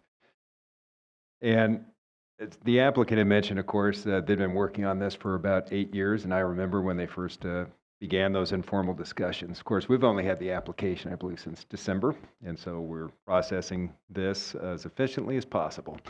But some of those discussions centered around many of these conversations about public access, recreation, and although some of these amenities like the deck might get smaller from what's there today, there's some really important distinctions that were made during the presentation that I just wanted to emphasize. There have been all those problems that Danny mentioned in the past, enforcement-wise, about how the parking lot and the public deck weren't operated correctly. And we have redesigned and worked with the applicant to what we believe resolve these issues, and we have brand new monitoring provisions that are going to ensure that this going forward is successful. One of those important changes is that new deck that'll be a little smaller, but it is dedicated 100% for public use. The previous deck was a shared deck, and it was shared between the restaurant users. So you had table service and waiters and waitresses, and the public trying to use the same space. And frankly, for as long as I have been doing this job, and for many decades, that has led to many enforcement problems with us, with public being turned away from the deck. We would fix that problem. Years later, it would come back. We think this new system that will have these new public amenities, the snack bar, low-cost recreational benefits is something new, and we're going to try. What was important for me is that we not just keep trying to do the same thing year after year, and that we try new solutions to these problems. So I just wanted to thank the applicant for working with our staff to try to come up with some new solutions, and we think this package does that. So with that, I'm going to close the staff comment and just note that we are available for any questions. Okay, thank you very much, Mr. Hudson, and all our staff. Okay, I'll return to the commission, and I'd like to begin, please, with Commissioner Bochco. Thank you, Madam Chair. And I want people to know that I actually asked to go first on this project because I am a person who lived in Pacific Palisades for 25 years, recently moved to Brentwood, but my family lost homes, my friends lost homes. I am incredibly sympathetic and empathetic to that situation. That being said, I'm not really sure I see the connection here other than the bus issue, which I want to ask a lot of questions about. If the fire hadn't happened, I don't know if you would still not want this project. I think you must understand that the state legislature or the state government, I should say, took away the permitting requirement of the county. So there was a section of it that perhaps you would have had a few more hearings. I really don't know. But that's the law, and we have to abide with it too. You know, I mean, we can't ask for hearings if the state already required them to skip that. So that being said, I want to go over this SB 79 a little more. I'm not a fan of that law. I never have been. I don't think it really works in Los Angeles. I think we're such a crowded city. We don't have enough roads, and the cars are a nightmare. And so the idea of, you know, us building and building and building without building more and more transportation of some kind to get around is a nightmare for us. So I understand some of the concern, although the concern about a bus, I have heard now repeatedly from the supervisor, from staff, from what my fellow commissioner Hart here said, you know, showed me the statute of 79. I don't see why this would be called a transit station any more than any other bus stop. Am I missing something that the Palisades residents are seeing? Yes, thank you. I'm happy to respond. And no, you're not missing anything. That's our observation as well. And I would just note that although that law does contain those reductions in parking standards, which from a Coastal Act perspective can be problematic, certainly the intent of that law was not to prevent new public transportation improvements. So I just wanted to make that point. But our understanding of what type of transportation improvement this is tracks with the description that you just gave. Our understanding is that it does not constitute a major transit hub, which is the language used in that statute. It's not our determination to make that call. It falls to the local government, and we've coordinated with the county, and the county has told us that they don't believe that it constitutes a major transit hub, and Supervisor Horvath was quite emphatic in that she does not believe it constitutes a major transit hub as well. It is not a station by any means. It's a bus stop with a turnaround. But I would also like to note that from a traffic standpoint, this does not change traffic. We looked at traffic, the existing restaurant is there, and this will just continue that use. The blue bus is currently in operation, and it is already making a turnaround, but it's using public streets to do its route. All this project does is now allow a dedicated turnaround to get them off the street when they do their turnaround. So when we look at that, we see that as a public safety improvement, public transportation improvement, and the idea that it may bring more people to this area is a benefit. And frankly, that's the important offset for us for that reduction in the number of parking spaces. And the reduction in parking is not due to the restaurant, it's only due to the inclusion of this big blue bus turnaround, which we see as an important benefit to public access. Thank you very much. And I'd like to point out, just pursuant to what Mr. Hudson just said, this commission has for years and years been dealing with parking issues on the coast because we use it as one measure of public access, which is our mandate. But all of us have begun to reevaluate the benefits of cars, which would be why you need parking spaces, versus public transit, bicycles. I mean, we're looking at many, many other ways to get people to the beach. It's really important. And I know the gentleman said, I see this bus and it's empty. He's not wrong. You know, people in Los Angeles don't use the bus unless they have to. And that's because we're a car community. So we, as a responsible agency, have to look to the future. And one of the future or part of the future that I'm looking at in Los Angeles is you cannot continue to be only a car city. And so the bus aspect of this, I see as an enormous benefit to everybody, you know, anyone who wants to get to the beach. Otherwise, they end at Santa Monica and, you know, or I guess they do run the bus up there once in a while. But this, I think that's a really positive part of this. And again, I can't say enough about how awful it is that we have to sit here and talk about these fires and what they've done to all of us in LA, because it in so many ways has nothing to do with this project in my mind. I keep trying to make that connection. And I understand that people are so upset. It's like it's going to be hard for them to rebuild. Like, you know, there's articles every day now in the LA Times about how slowly things, you know, are rebuilt. And there's loads of reason of it.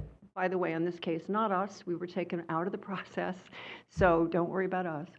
But I can't make a connection here that makes sense to me, that because of the horrible fires and the loss of property and lives, this restaurant shouldn't be built.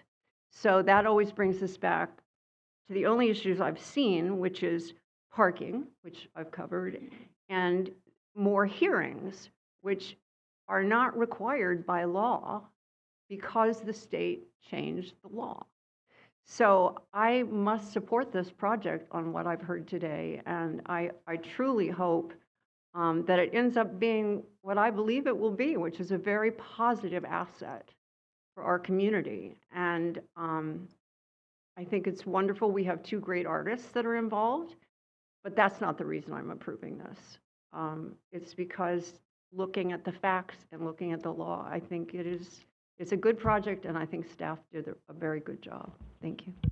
Thank you, Commissioner Bochco. Commissioner Jackson. Thank you, Madam Chair. Thank you to everybody who spoke today. Appreciate your comments and for being here and braving it out, because we never know how long these meetings are going to run. So we certainly wish they moved along quicker, but this is what we sign up for, so we appreciate everybody's patience. There's been some discussion about the big blue bus, and I know we've talked about bicycle parking when we had our Exparte.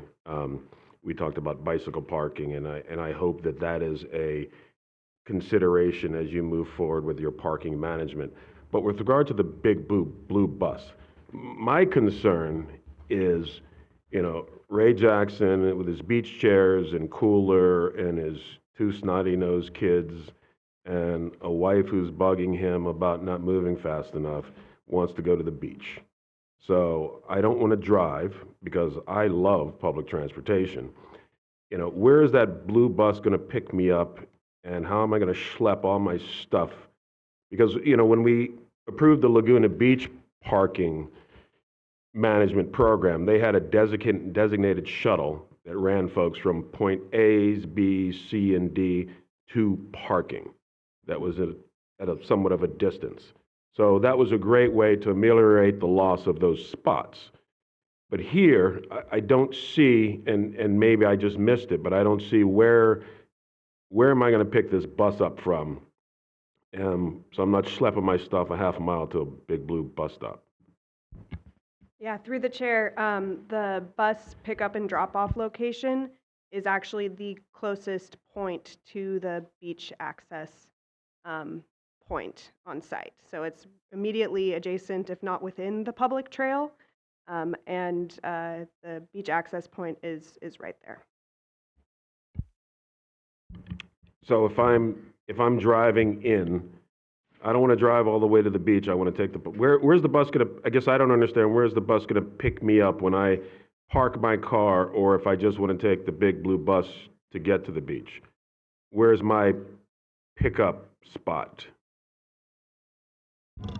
Thank you. I don't know that I don't know all the big blue bus routes, but I would suggest that the county may have better information about where are the southernmost. This is the northern terminus of the big blue bus route, so this is where it would end. But my understanding is that it begins further, it's much further south. We know Santa Monica and further south, and I believe the county may have better information about the entire route.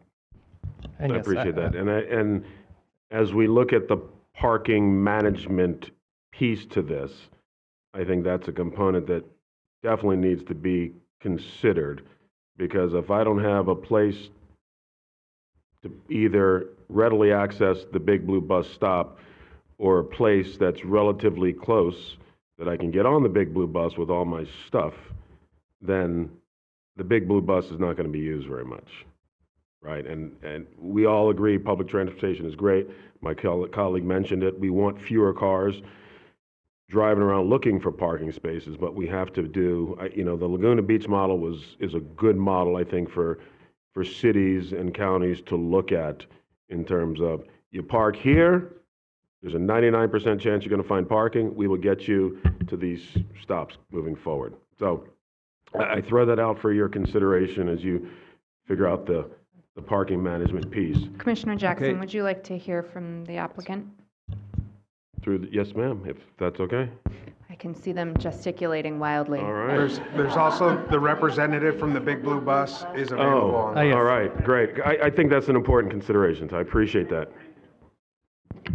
Thank you, Commissioner. I had a presentation that I was going to show that has a graphic that I could use if they could get my presentation up and go to that graphic. If that would be helpful, I would be really appreciated if they could do that. While they're doing that, let me just explain to you. So as far as the bus coming into the parking lot, I'm not sure you can envision the Gladstone's parking entrance. The bus comes into the parking lot, comes right along to the front of the coastal path, which is the coastal path that leads to the public deck and down to the beach, and it drops you off there. So there's an absolute drop off there, very close proximity to the beach. Then it goes around the turnaround, and there is a pickup spot where then it pulls in and people waiting to go on the bus pick up. That is a walk across the parking lot. That there's a pathway walk across the parking lot to the pickup stand where you would take the bus out. As far as the bus route is concerned, if you go onto the Big Blue Bus's website, and if I can use this, Commissioner, for your use, if you can see my graphic here.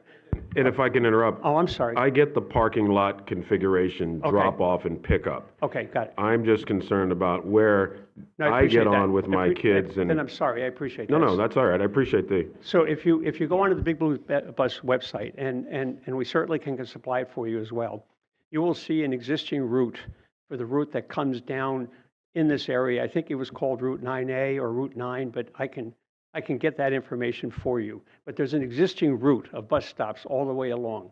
And the problem with the existing route right now is that, as Director Steve Hudson's mentioned, the bottom line on it right now is that it has to, by turning around, it has to turn around in public space and doesn't have a place off-site, off-street. But that existing route is going to stay in existence. And all they're going to do is now add an additional element where you can come down from the last stop to the parking lot and drop off at the beach and then come back around. No, and I appreciate that. I understand that. I just want to make sure it's it's got to be clear to the public that the Big Blue Bus is available for you to drive to. X marks your spot or spots. Yeah. There's room to get on with all your stuff that you're going to need for the beach for the day or the half a day, and it's going to drop you off, because then people will be, unlike our speaker said, no one's on the Big Blue Bus right now, and I understand that. Because Commissioner Jackson, there's a representative from the Big Blue Bus online. Might I suggest if he's I'm sorry. interested? Thank you, Madam Thank Chair. you. Okay. Thank you, sir. I can't see that person's face, but I assume they're. We have Alfredo say just one thing Torales, really who quick? spoke earlier on Zoom. Sorry, just one sec. I just sent the map to Anthony, if anyone's interested in seeing it, for the Route 9 as currently listed on the Big Blue Bus site. If you want to see it, we could pull it up. Yeah, so it might be worth the commission seeing it if the chair would agree. Director Huckelbridge. Are we going to bring in the person?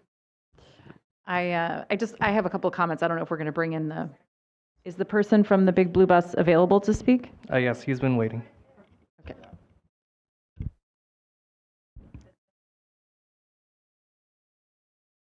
Hi, should I go ahead and speak? Yes, thank you, sir. Do you have any responses to the conversation? Oh. Yeah, I'll just mention that our Route 9 currently runs through essentially the entire Palisades. Comes up Chautauqua, goes down Sunset, and it goes through the village and past the Palisades High School, and it goes all the way westbound on Sunset, but it stops 1 mile short of PCH. There's a street called Marquez Place, and so that 1 mile gap, we suffer from that basically because if we go any further south or further west to Sunset, there's like no way to turn around unless you go all the way to Mescal, and it gets, really complicated. So we turn around 1 mile short. So what this project does is lets us extend our existing Route 9 all the way to PCH on Sunset. And again, at that point, we can make connections with Metro's 134 line that goes up and down PCH. Excellent. Thank you, sir. Thank you, Madam Chair. Just a couple final comments, if you'll indulge me.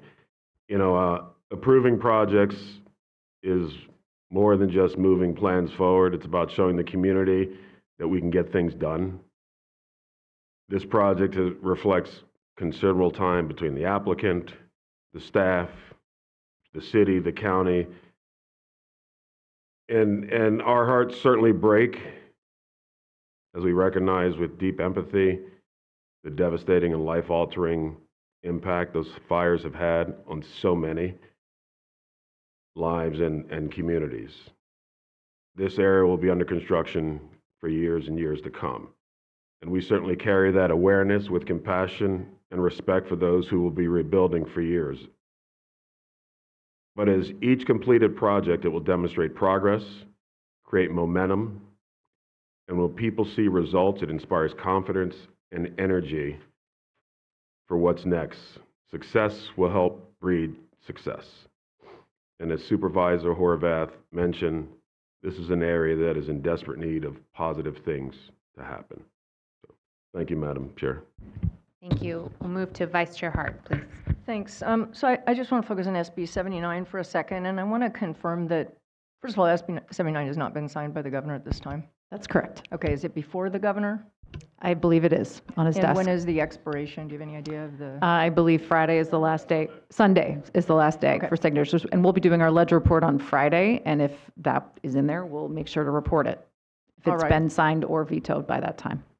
But Director Huckelbridge, isn't it true, or let me ask you this, is it true that the Coastal Act is specifically called out as it is exempted, or that the Coastal Act still applies under the language of SB 79, even if this were a major bus stop? I'm going to ask Sean Drake to respond to that. Mr. Drake. Good evening, Commissioners. So as Dr. Huckelbridge mentioned, SB 79 is currently on the governor's desk, and the governor has until Sunday to either sign or veto the bill. As to the contents, the bill is silent on its specific interaction with the Coastal Act. So the substantive provisions of the development patterns that would be allowed, the bill doesn't speak to its interaction with the Act. I would observe that procedural measures of SB 79, specifically the ministerial approval process that it includes carve-outs for certain sections of the coastal zone, and it accomplishes that through reference to SB 423 from several years ago. And so that's to say portions of the coastal zone, including with any development within 300 feet of the mean high tide line, within 100 feet of a wetland, any areas subject to 5 feet of sea level rise, any project under SB 79, should it become law, which again it's not, would not be subject to ministerial approval if they're in those areas of the coastal zone. So they would still be subject to the local discretionary hearing and review process. Okay, but I do know that in SB 79, it refers to, a specific type of bus traffic, which is the reason, I guess, that Supervisor Horvath and our staff have indicated that a bus stop such as this would not qualify. And I think that's because it's meant to be applied to buses that have divided lanes that are for commute service, that sort of thing. But putting the assurances with regard to SB 79, can you just talk for a second? And I agree with Commissioner Bochco on the importance of this transition away from cars. But could you talk for a second about if the Big Blue bus was not part of this project, how would that impact the parking, et cetera?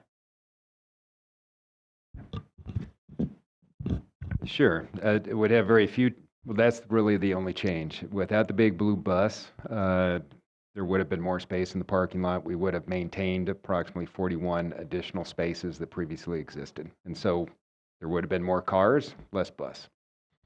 Yeah, I have to say, it's not the SB 79, it's the mood, and I think we're hearing that from the public. It's what's going on in Sacramento and, this intense pressure for housing, and people in Malibu are dealing with that. I mean, the Coastal Commission is not involved with approvals, but there's a lot of news about what might happen in Malibu. I understand not just, what it feels like to go through a fire. I live in Sonoma County. We've been through horrible nightmare fire situations. So I think a lot of us in California know what it feels like. But I just have concerns about where the legislature might go with this. How SB 79 might, and so I sort of share these concerns. And as a result of that, I have mixed feelings about including the bus stop at this time. Could you just talk about your reaction to that? Or am I just, my concerns are not well-founded, or? I think it's hard to know what to predict from the legislature on all of these topics. And we can't, in my view, we can't make decisions based on what might happen because we're afraid that certain things will come down. That said, as you said, the mood is going in a direction. My reaction to the last conversation we were having about the big blue bus that Commissioner Jackson was raising was that there is an opportunity here with the bus stop to expand bus access to the coast. I'm not sure the existing blue bus routes will accomplish that for the reasons that we were talking about. I also don't really think that's a part of this project. That's a larger conversation that we would want to have with the county as we're working through their LCP and to talk to the big blue bus to make sure that additional bus lines or there's service where there is parking and you can bring your coolers and there's places to put your surfboards on the bus. There's a whole bunch of ways that we could address that as a transit question, transportation transit type project.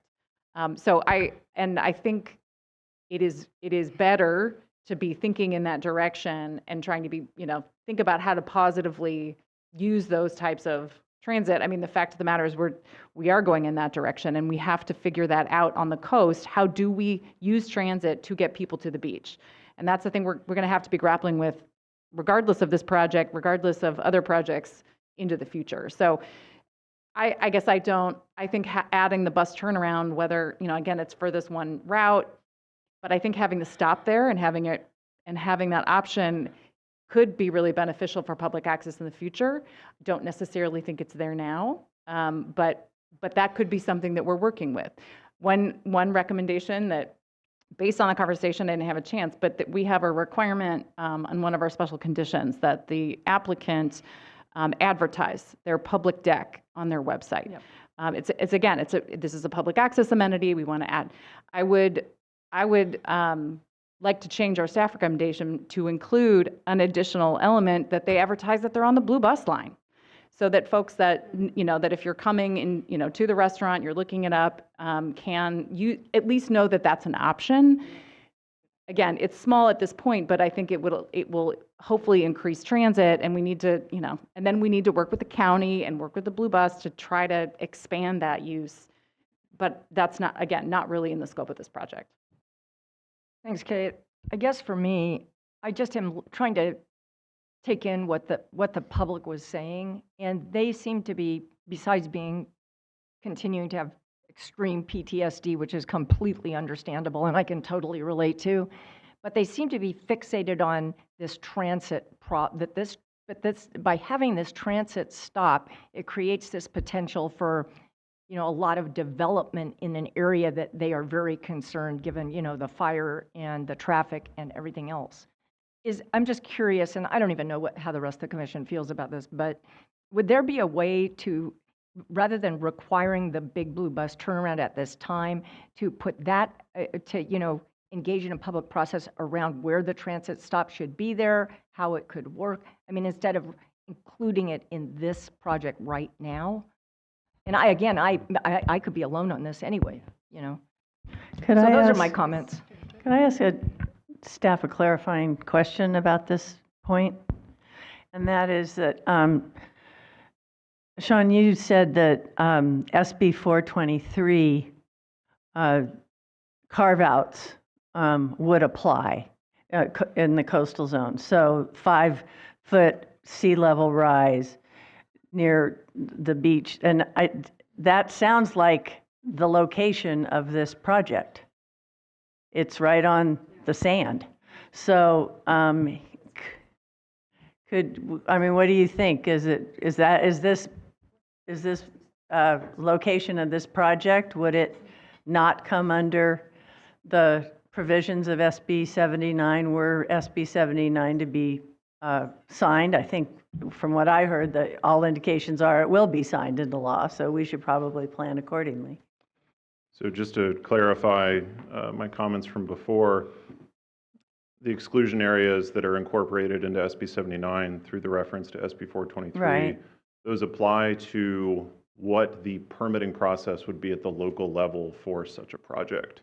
And so specifically, it would, if an area is excluded from SB 79, it would be, or excuse me, if a project is in one of these exclusion areas, it would be excluded from ministerial review, which is to say, it's not that a project couldn't potentially be subject to the parameters of SB 79 in terms of what it allows to be built dimensionally.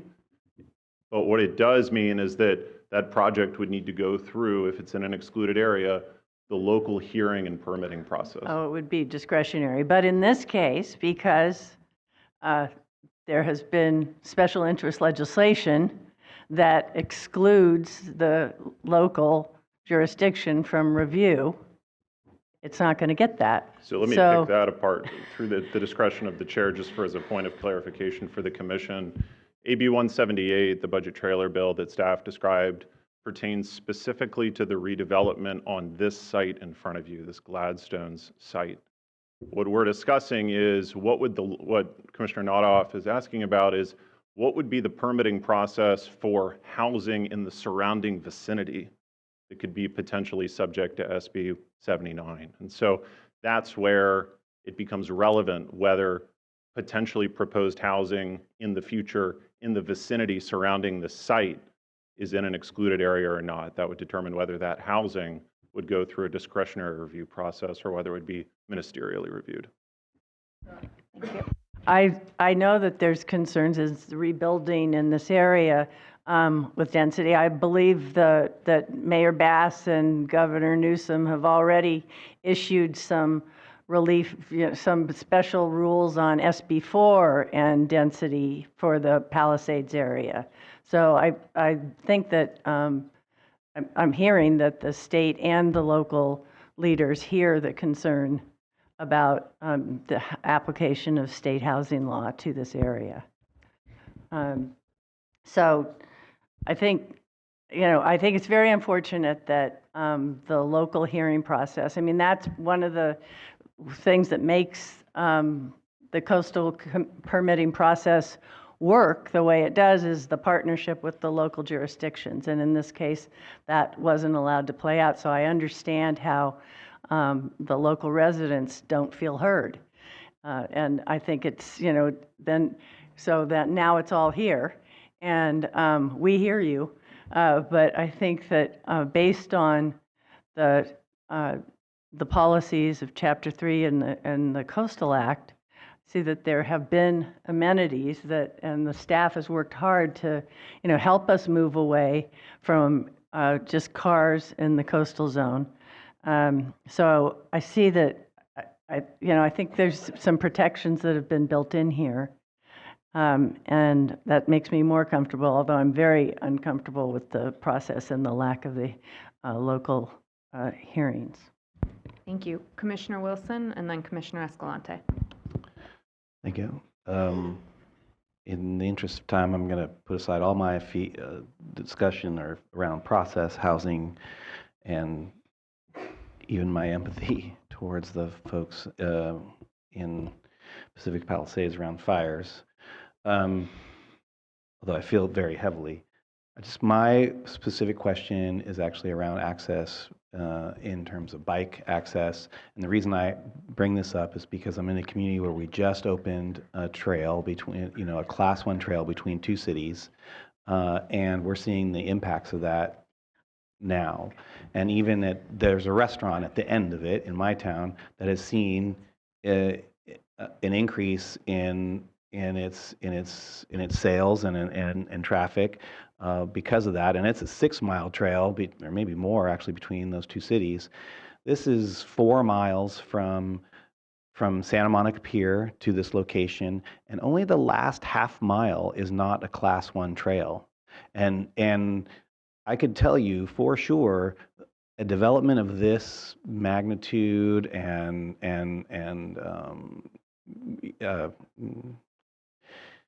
that's just so like an iconic building that would be something of a destination, right? And certainly I couldn't even imagine not wanting to see it from Santa Monica, get on the bike or the electric bike and just like, so where are we in that last half mile of Class 1 trail to get to this site? Because I can tell you're going to need more than 8 bike spots if that gets built. It's going to be a real destination, and we'll have a lot of traffic associated with that. Yes, thank you. I can respond to that, and through the chair, you're correct. There's a fantastic bike system all throughout LA, and then it peters out after Santa Monica as you get north. One of the main constraints is the it's the coast, and it gets very narrow there with the beach, the geomorphology, and so we have much less space. It's a choke point between the beach and PCH. And so that is an ongoing, continuing discussion we continue to have with Caltrans on how to complete the coastal trail and provide for those sorts of multimodal connections. We're currently having those exact discussions with Caltrans just up coast in the city of Malibu as part of their reimagining of how PCH will work. But you're quite right that this area of the coast is, there's still a lot more work to do. And I do believe that it'd be hard to get to through the scope of this project, but we do intend to continue having those discussions with both the county and Caltrans to try to complete that coastal trail. I would just note that this project does include the completion of the coastal trail, the walking portion on the site. And so we do believe that's an improvement.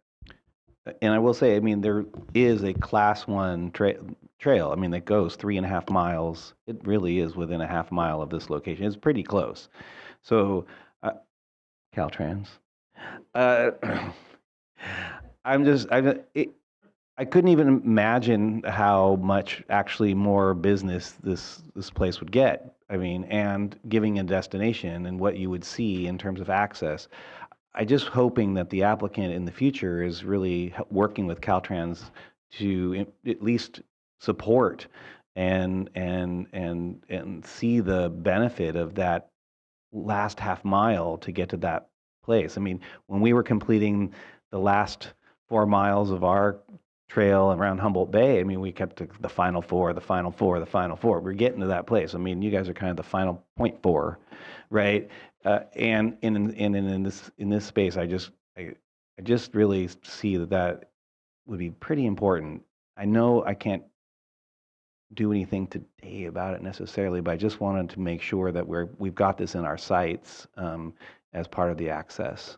And in many ways, where you might not see someone riding the bus, you will see people on 2 wheels and 3 wheels getting to this location if that piece of infrastructure is built. Thank you. Commissioner Escalante. Thank you, Chair, fellow commissioners, for such a good discussion. I don't know if anybody on this dais has taken the Big Blue Bus. Yeah, I gotta get it. So during college and several years after that, I exclusively moved around from UCLA around the west side, Palms, all the way to Rand in Santa Monica on the Big Blue Bus. So I've always been grateful to the service and to the city of Santa Monica for standing strong behind their Big Blue Bus.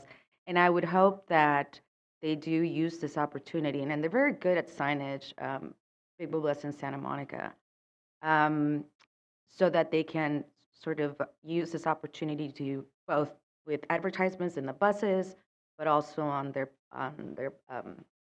stations or the bus stops. How it is, to facilitate so people can easily use this as the service that it's supposed to be.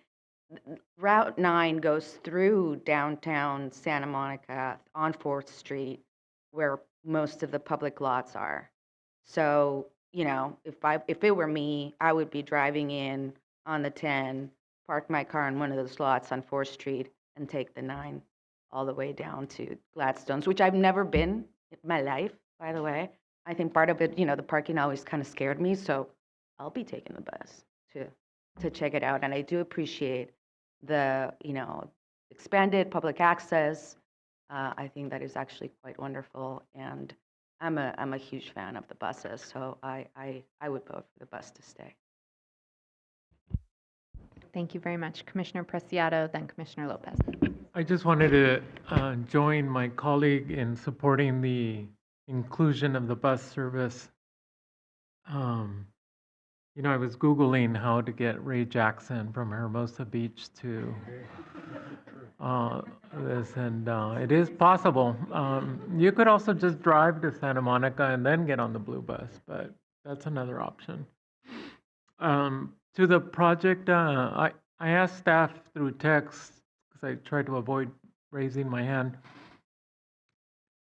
The presenters talked about 200 employees will support this restaurant establishment, and I'm just wondering if they will be provided with blue bus permits or if there's going to be a shuttle.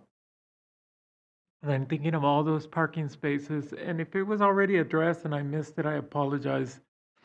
But if someone could speak to the 200 employees that will be using this, will be sharing the public transportation or the parking to support this establishment, I'd like to know. Would the applicant like to answer? Thank you, Commissioner. Yes, we have provided for, and staff, we've worked with staff for a special condition to provide bus pass support and subsidy for the employees that want to come by buses. Yes. Thank you so much. With that, I'm happy to join in supporting a motion once we get there. Commissioner Lopez. Thank you, Madam Chair. Yeah, I just want to share, Monterey County's had its share of disasters, including wildfires, where I joke at times that I'm a disaster supervisor, given my experience in dealing with wildfires, flooding. I even had a town on a hill flood. We couldn't quite figure out how that happened. A lot of fences, water came down so quickly, but that is to say that the trauma that comes with disaster is real, and I want to acknowledge the pain that I heard from community. My parents lost their business to a fire, and the insurance company backed out. It took 7 years in court and took it all the way to the state Supreme Court to finally win that and get it back. And they admitted at the end it was about delaying the payment because there was no interest on the loan. Thank you so much. Right? I get the worry and the pain and the concern that you're feeling. I will share that as I've watched this particular disaster play out, I've been heartened by the fact that your voice has been heard at so many different levels that often my communities have not, right? Meaning state legislation has been carved out. This body has been removed from the decision-making process to expedite your comeback. And I support that. If you ever need my support, make sure that you're able to reestablish your communities as quickly as possible. Please let me know, because I am supportive of that. Saying that, looking at this, our goal is to create access. Our goal is to encourage folks to visit these places that are so beautiful that they change lives. And this particular location with this sort of an investment in terms of the architecture is it's going to be one of those places that becomes a landmark for California, like the Bixby Bridge in Big Sur. People will take photos of it and say, right, I saw it once with my own eyes, like the buildings in downtown LA by the same architect. And so to me, the bus is the right way to go at this time. What I would ask is for reports back, if we can do that somehow in a condition every 2 years. If we get 10 years down the road and ridership is still extremely low, maybe we reconsider at that point and say, at that point, let's flex back and put the parking spots back. But I also want to encourage the Big Blue Bus to do something we did in Monterey with our transportation agency, MST, which was to create a dedicated line, right? As we talked about the marketing, we created a trolley system. The cart looks different and it feels unique. When you get on that, you know where you're going and you know what you're in for in terms of an experience.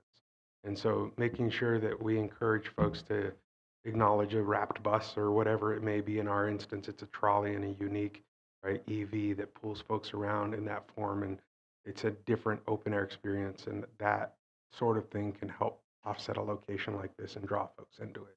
So I want to encourage that.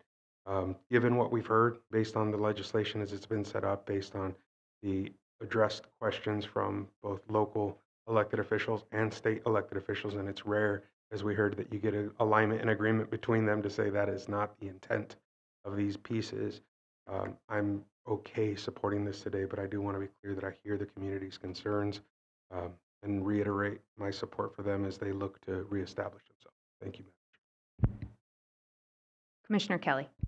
I want to align myself with the comments of Commissioner Escalante and Commissioner Lopez with respect to including the bus service in the project, and just acknowledging the same points that were made, as well as the specific call-outs that really the intent here is not to, and we've seen it stated time and again, especially in all the hearings in Sacramento that transpired this year about SB 79, that it was very clear that the intent was not to increase density in the Palisades, not to include bus lines like this. If this bus line and this bus stop were to trigger the density, it would literally be every bus line and every bus stop in the entire state, which is not the intent of this legislation. And so, and frankly, we don't even know if it's going to be signed into law. So all of that to be said, I am supportive of moving forward and having this project approved. Thank you.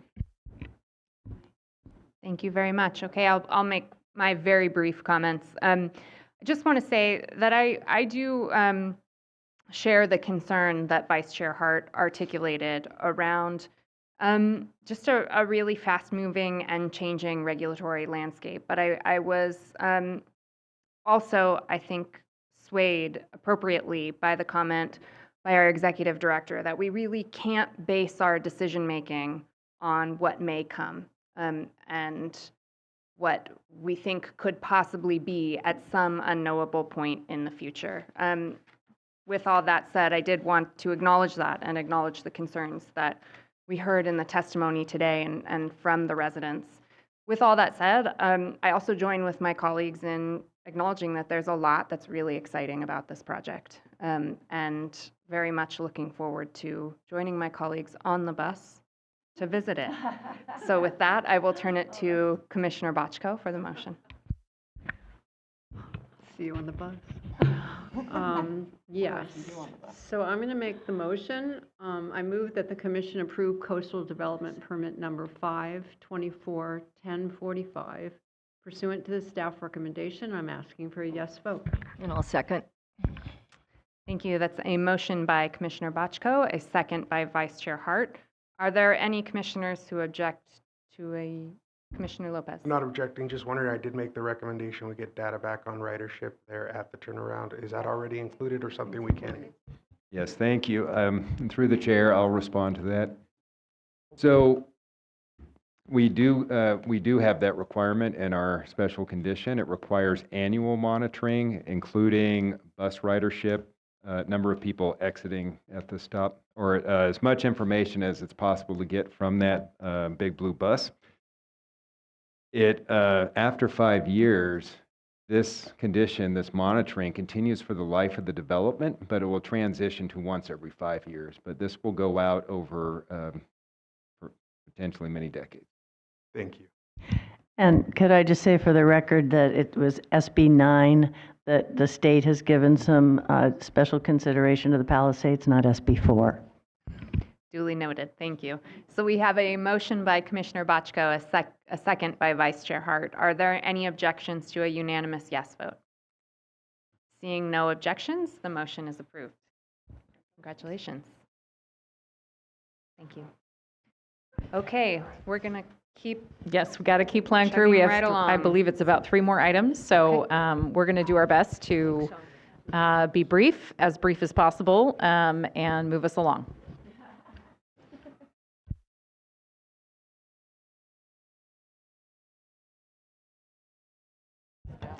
All right, thank you. So item 12D is next. Item 12D will be presented by Marlene Alvarado, our senior coastal planner in the Commission's Transportation Unit. We do have a PowerPoint for this item, if we could pull that up. And Marlene, please take it away. Good evening, Commissioners and members of the public. Item 12G is the City of Long Beach's West Shoreline Drive Minor Realignment Project. This project is essentially a minor roadway realignment that is also designed to significantly improve multimodal transportation, roadside landscaping, and safety in a busy corridor. This is a consolidated CDP as portions of the project are in the city's and the Commission's jurisdictions. So the standard of review is the Coastal Act with the certified LCP providing guidance. Next slide. Just gonna turn. The project corridor is located along and adjacent to West Shoreline Drive in the downtown Shoreline sub-area of the city of Long Beach. The proposed project is part of a larger road realignment and replacement of the Shore Maker Bridge in Long Beach that was developed in partnership with Caltrans.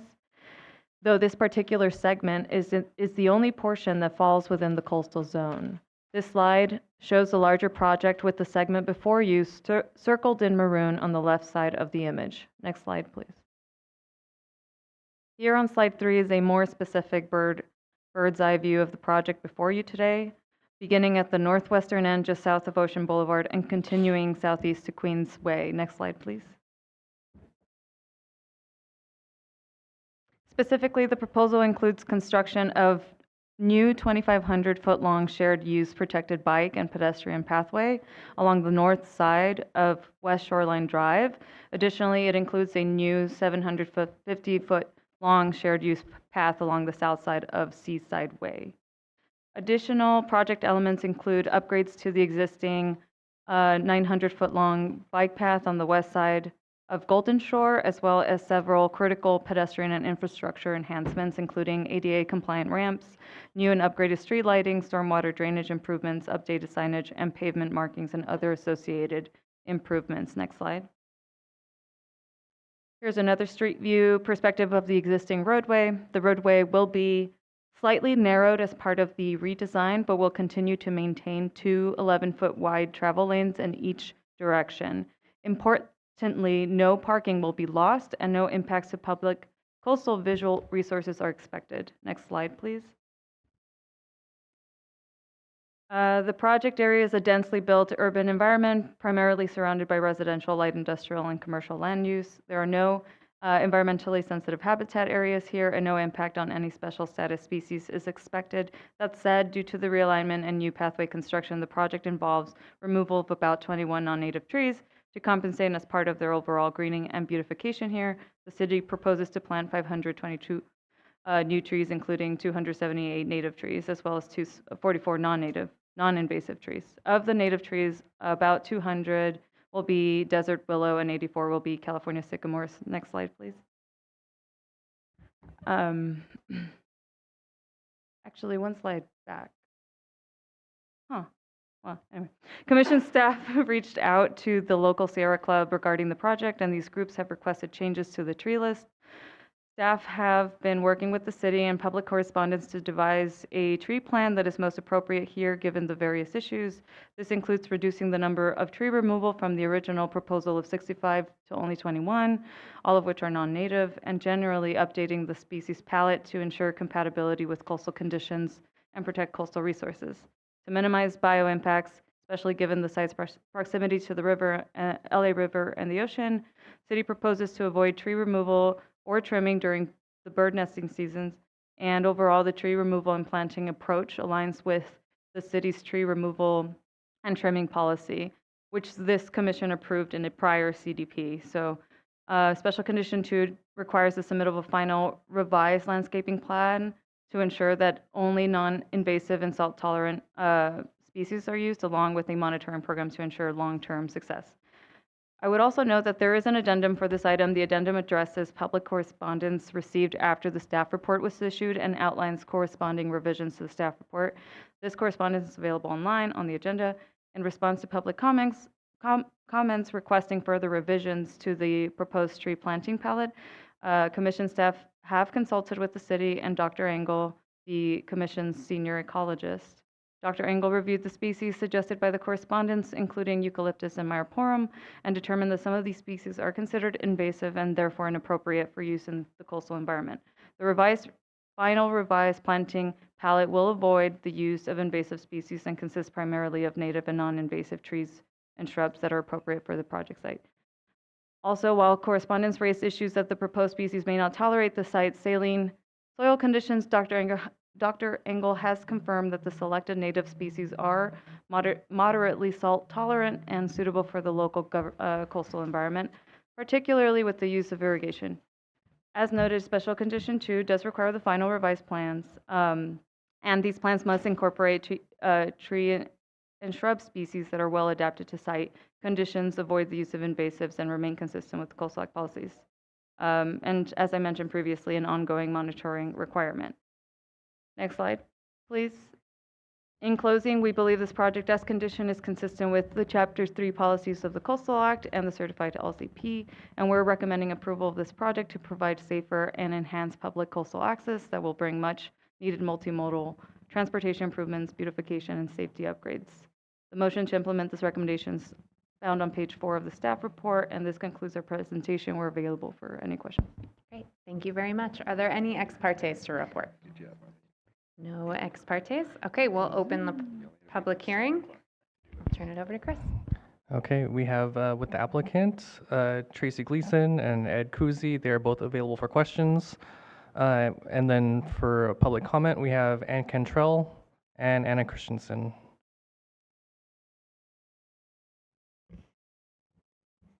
And then, would you wish to speak? Okay, go ahead. Hi, can you turn the mic on, please, ma'am? There we go. Good evening. My name is Tracy Gleason, and I'm with COA Consulting, and I am here on behalf of the City of Long Beach. We're very excited about this project. Historically, the Shoreline Drive was part of the 710 corridor. Back in the 20s, it was built as an urban freeway, and so it has wide travel lanes, wide outside shoulders, wide inside shoulders, and quite frankly, I think the Shoreline Drive within the coastal zone is wider than the actual I-710 in many segments of the freeway. And so we're very excited about this project because it will transform the project into a local arterial roadway. And it will be a gateway that enhances connectivity between the Pacific Ocean, the downtown Long Beach, and surrounding destinations for the residents, visitors, and workers. And the project will also, as Monica had mentioned, will provide for active transportation by creating at least 2,500 linear feet of shared bike and ped path within the coastal zone. The overall length of the active transportation path will be about 1.5 miles.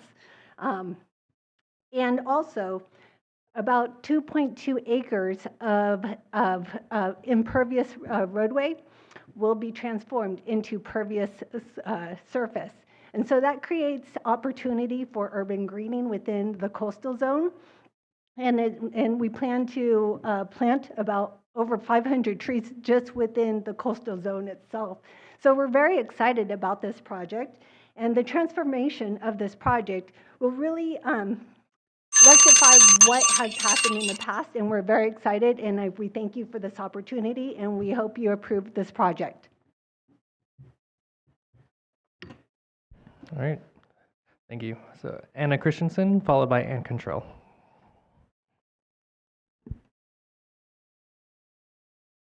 I can't believe that guy said good evening. Is it really night out already? Yeah, who knows? It's like being in a casino only. Only not. Oh, it is, kind of, everything's a gamble, right? Okay, Sierra Club California and the Los Cerritos Wetlands Task Force is very appreciative that the local coastal commission staff actually reached out to us and has subsequently altered this project along with the support of the city in many ways, including minimizing the number of existing trees to be removed and adding sycamores as a native tree. We did have concerns about that, but they've now been alleviated. We remain concerned that the majority of the 522 trees will not support coastal wading birds, because that's our big focus, as some of you who've been here a while know, is the connection between trees, birds, nesting sites.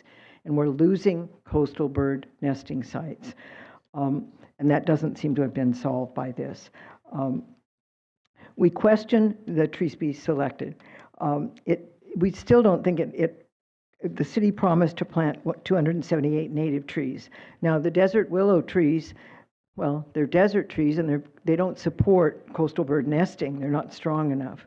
And well, anyway, we got the sycamore problem solved. I'm changing this minute to minute. We are also concerned about the native plant selection, because none are native to California or to any coastal region. They don't support coastal wading birds. They don't significantly are valued by local birds or wildlife, and two, are potentially invasive, speaking of invasive, and toxic to people, pets, birds, and wildlife.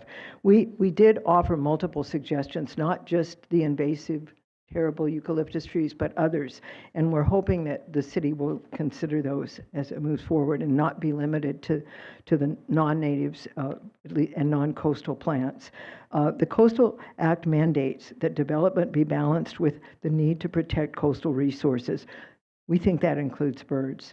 The city states that establishing a coastal bird rookery would not be appropriate. It's not part of the plan, but we believe that you, the commissioners, can encourage the city and that to insist that coastal bird nesting sites be required for this policy, as you did with the Belmont Pool project. Thank you very much.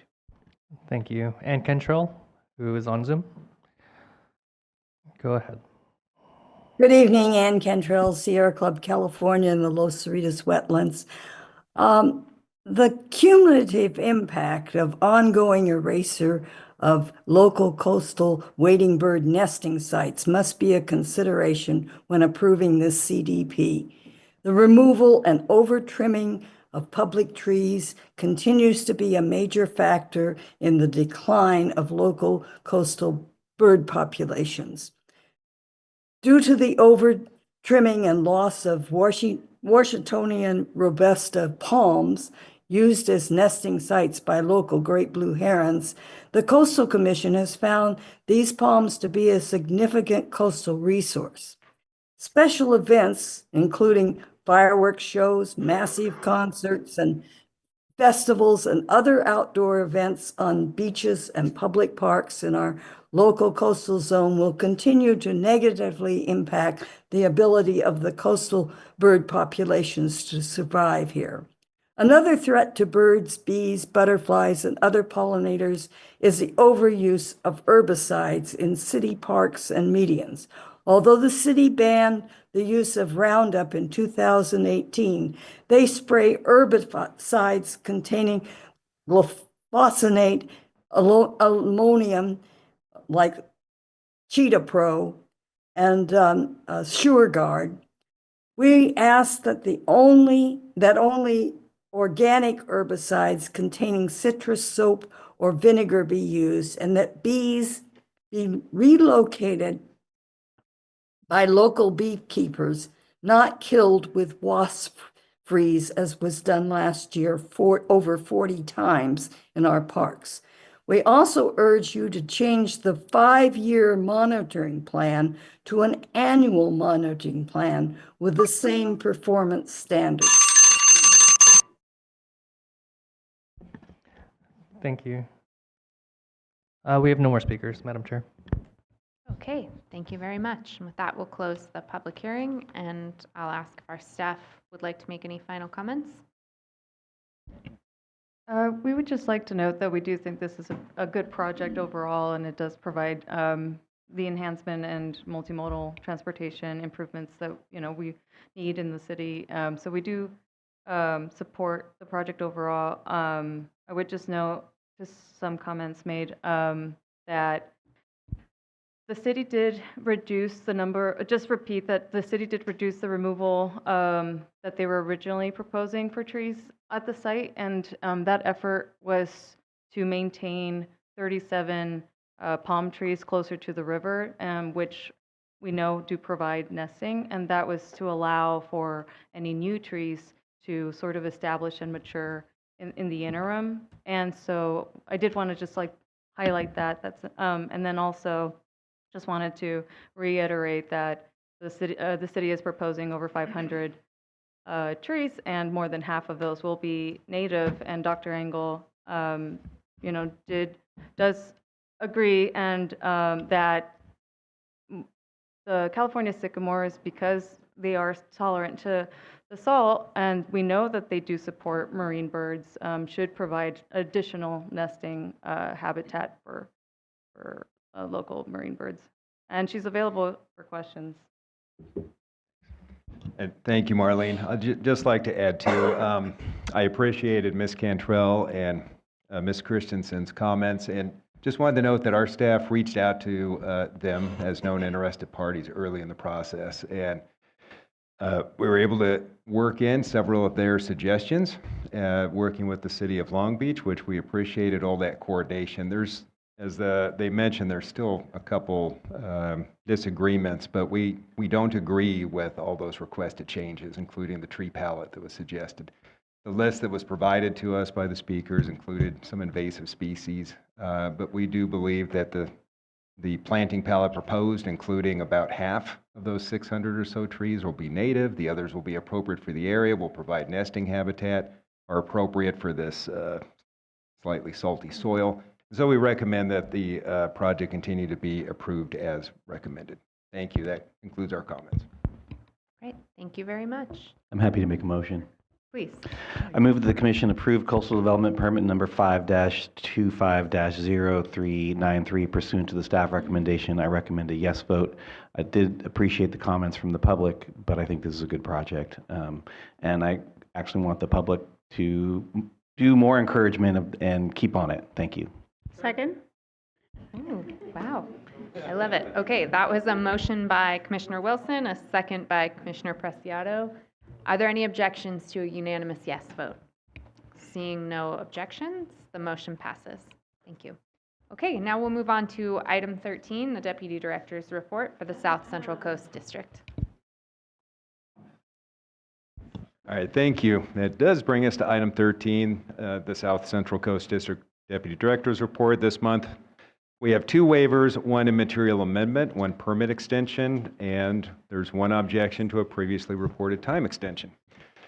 To address that objection, a memorandum is included in the report which responds, and I would just note that because that objection was received within the 10-day period for public comment for an immaterial permit extension that was previously reported, and that's for CDP 4-10-104.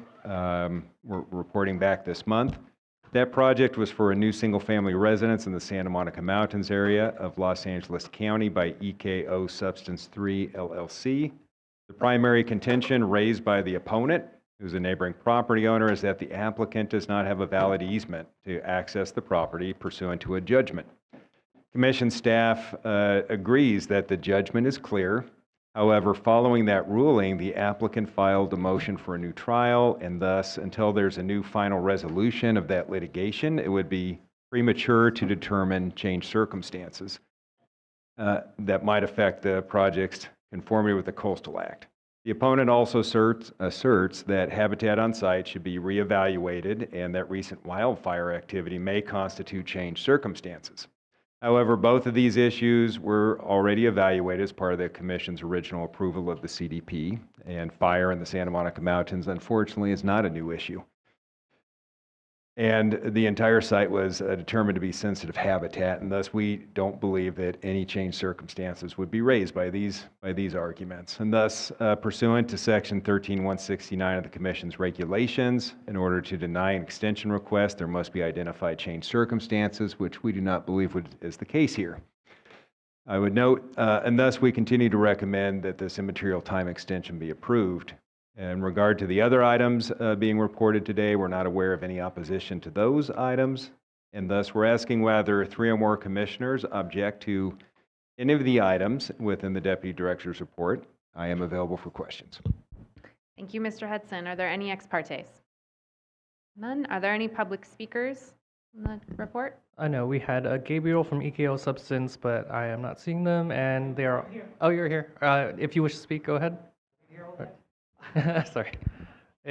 Our sign up says you're on Zoom, but you're here in person. It's okay. I just want to say something to get ahead of it, because today I want to say I love this. I love that you guys accept the public and the work that you guys do in reading all of these things and, you know, responding to them, the amount of time that it takes, it's a lot. And I really appreciate it. And the thing here is, a lot of points that were raised in here aren't exactly true the way they raised them.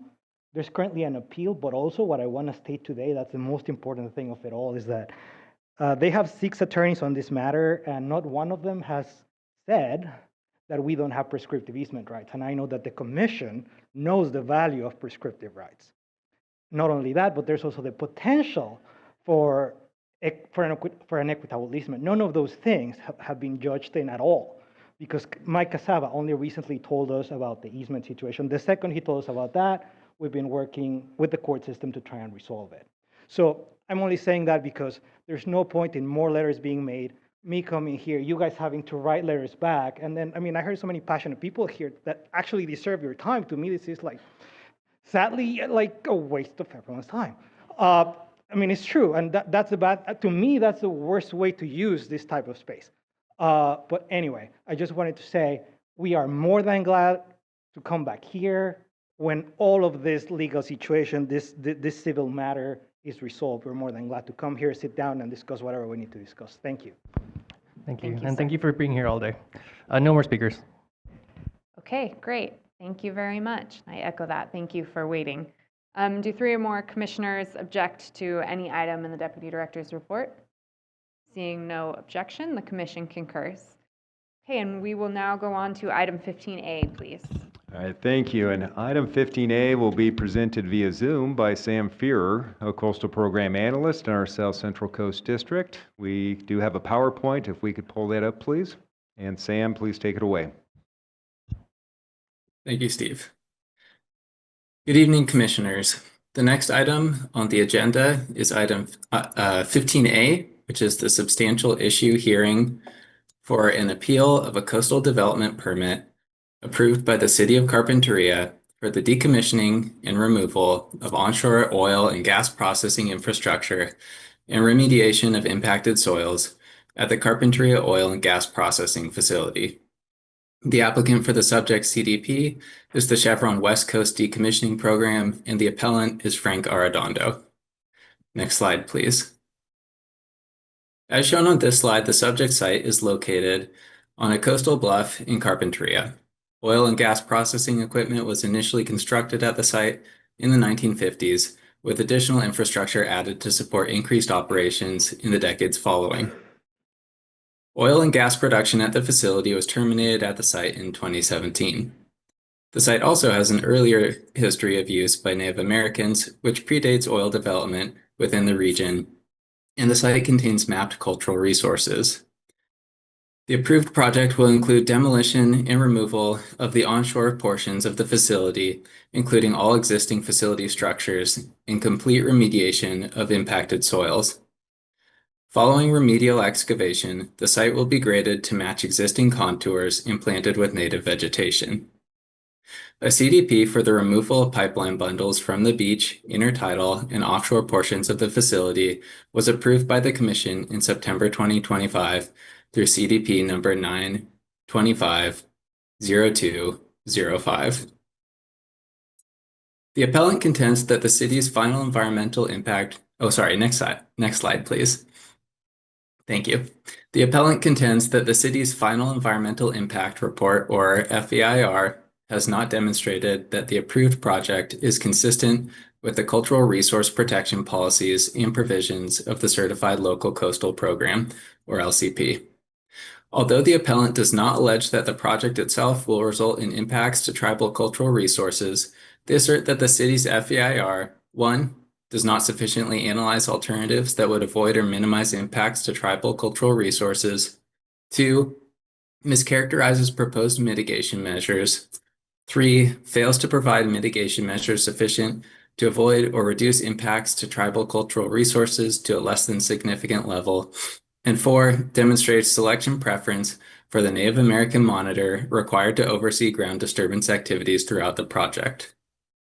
Staff notes that the preparation of an FEIR is a requirement of the CEQA process and is not addressed by the certified LCP. However, the LCP policies do require protection of tribal cultural resources by requiring that any development that may disturb important archaeological or historically valuable sites, inclusive of tribal cultural resources, is carefully reviewed prior to approval, includes avoidance measures, and includes a qualified archaeologist and Native American observer to monitor grading activities on or in the vicinity of identified archaeological resources.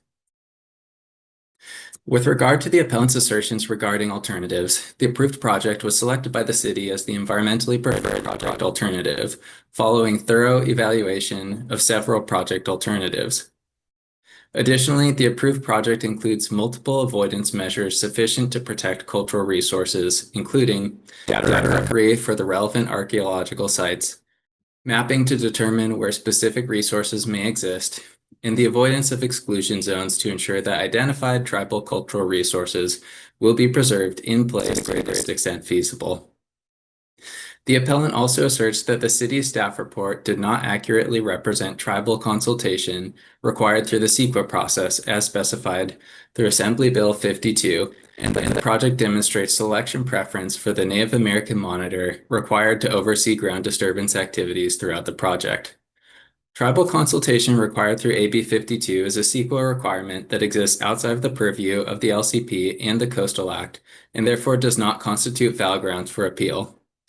Regardless, staff have confirmed with the applicant and with the city that tribal consultation required through AB 52 was completed in full and was accurately represented in the city staff report.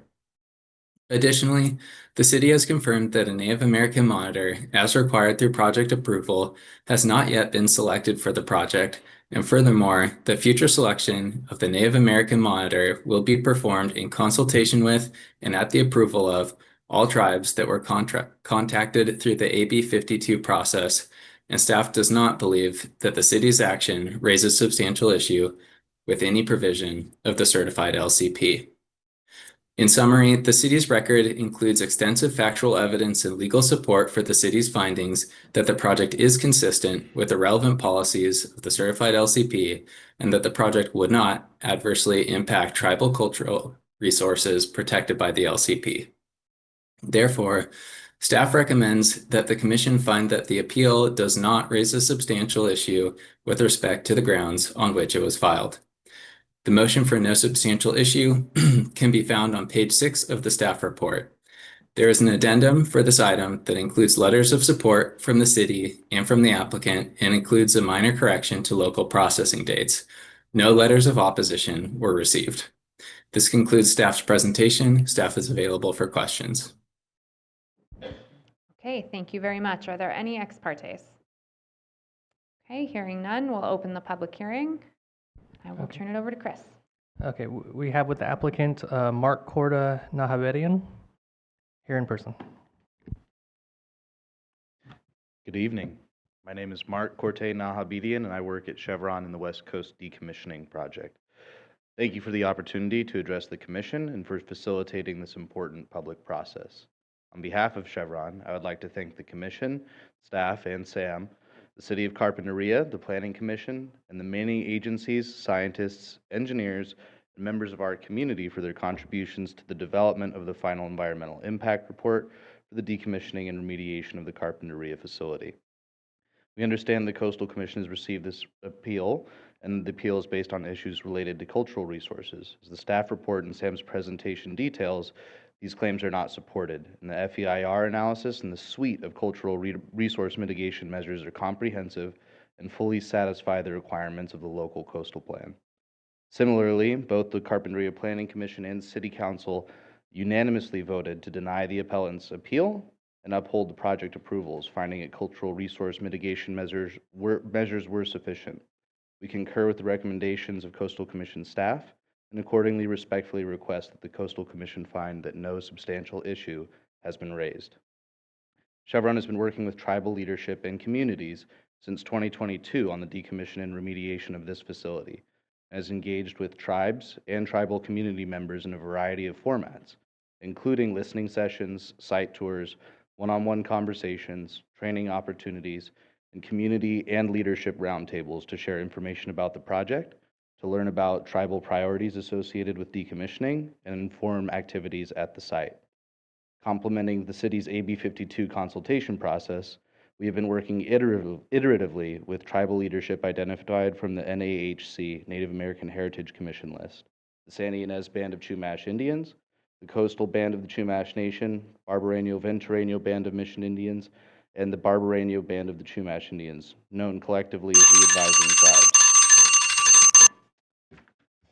We are proud of the relationships that we have built with those communities and those tribes and the robust mitigation measures that we have developed through this collaboration, and we value the participation and perspective from tribes on the project.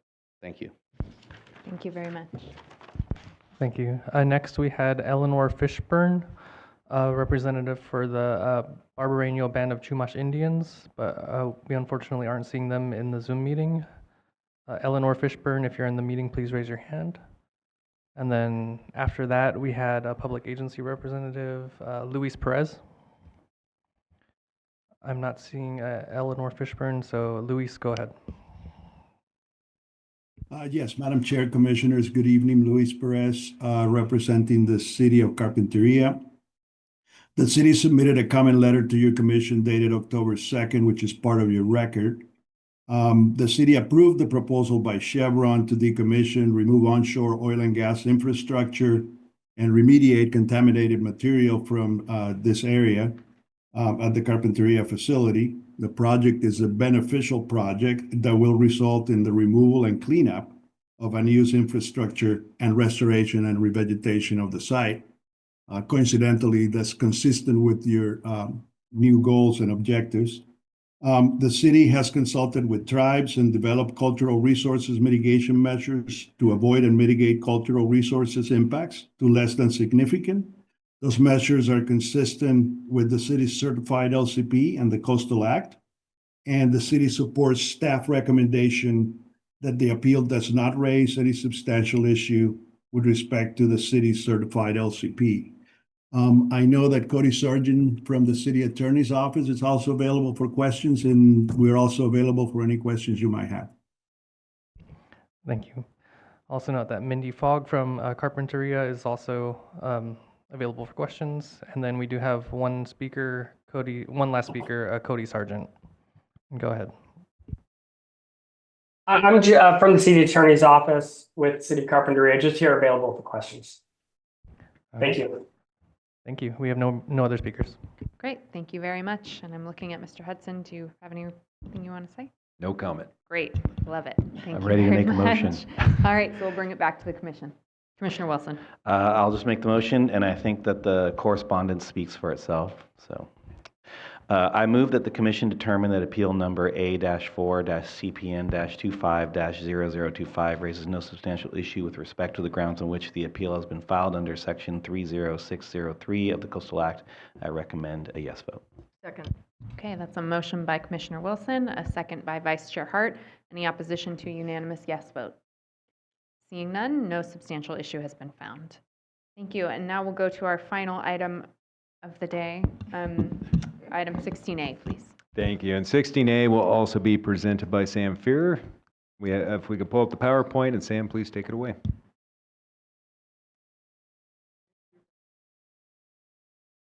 All right. Once again, good evening, commissioners. The next item is W16A, in which the Santa Barbara County Flood Control District, or district, is requesting a coastal development permit for continuation of an annual vegetation management and desilting program for a 1.4-mile reach of Atascadero Creek for a term of 5 years. The project reach is located within an area of Santa Barbara County where the Commission has retained jurisdiction over the issuance of coastal development permits, and the standard of review for this project is the Chapter 3 policies of the Coastal Act. Next slide, please. The purpose of the program is to maintain existing floodwater carrying capacity in the Atascadero Creek in order to reduce potential flooding of adjacent residential areas and of the Santa Barbara City Airport. The proposed project would include the annual removal of emergent vegetation within the creek channel through disking and/or mowing performed by a bulldozer excavator, and would include desilting/dredging activities, which would be implemented on an as-needed basis to remove sedimentation in the channel after significant storm events. The use of herbicides is not proposed for this project. Since initial approval in 1994, the Commission has issued 6 CDPs for substantially the same project as is proposed by the present application. And while previous permits have been limited to a 5-year term, staff notes that the district's annual maintenance program has been authorized and implemented for 30 years without observed adverse impacts to coastal resources. However, to ensure the continued avoidance of sensitive species within the project reach and to ensure that any potential adverse effects to sensitive stream and riparian eschia are minimized, staff is also recommending special conditions that require surveys of the project site each day prior to commencement of project activities to determine whether any sensitive wildlife species are present, and that also outline timing constraints for project activities to avoid impacts to sensitive species. In addition, to ensure that sediment placement activities on Goleta Beach do not adversely affect sensitive species or water quality, the permit is conditioned to require testing to certify that dredged materials meet federal and state beach nourishment and spoil discharge criteria, and to require turbidity monitoring during all potential beach nourishment activities. Staff is also recommending special conditions 1 through 11 to ensure that the proposed activities will be conducted in a manner protective of coastal resources. As conditioned, staff believes that the proposed project is consistent with the Chapter 3 policies of the Coastal Act. There is an addendum for this item that addresses concerns raised by the Santa Barbara Audubon Society and by members of the public, and also includes minor revisions to proposed development and corrects avian nesting season dates referenced in the staff report by the Audubon Society. The primary concern involves the potential impact of sediment deposition at Goleta Beach on the beach profile, wet sand ecology, and nearby eelgrass habitat. Although the permit allows for the removal of up to 30,000 cubic yards of sediment annually, the district has confirmed that desilting usually occurs every 5 to 10 years after unusually large storm events, and that desilting performed through authorization extended by past permits for this project has typically not exceeded 3,000 cubic yards of sediment within any given year. Staff would note that before sediment deposition may occur on Goleta Beach, the special conditions of this permit require the applicant to carry out sampling and analysis of all sediment prior to deposition activities and require turbidity monitoring during all beach nourishment activities to prevent significant impacts to beach, nearshore habitats, and water quality. Any material that does not meet criteria for beach nourishment must instead be disposed of at an appropriate inland disposal location. Since 1997, the district has deposited all sediment dredged from the project area at upland disposal sites due to low annual quantities and due to the presence of vegetation, which makes it unsuitable for Goleta Beach. Additionally, the Audubon Society claims that the proposed project relies on outdated biological reports and requests an updated report within 12 months of permit issuance. However, staff notes that this is inaccurate as updated bioassessments have been conducted and required by previous permits, including the recent bioassessment submitted with this application. The Audubon Society also claims that the district has failed to maintain the Atascadero Creek mitigation area restoration sites that were described in the initial 1994 CDP, and as a result, these sites have degraded. Staff notes that the district has previously completed all necessary restoration work in the mitigation areas identified in the original 1994 permit for the annual maintenance project, meeting all success criteria at that time. On September 10th, 2025, Flood Control District staff assessed the largest of the mitigation areas at 11 acres and found that approximately 95% of the vegetation there consists of dense native plants, achieving nearly 100% ground cover, except for where access roads exist, and therefore continues to meet success criteria required through previous restoration requirements. The updated monitoring report of the mitigation area required through Special Condition 2 will provide information to supplement the evaluation of future permit applications, but is not considered to be necessary per the requirements of previous authorizations for the annual maintenance project. The motion to approve the coastal development permit can be found on page 5 of the staff report. This concludes staff's presentation. Staff is available for questions.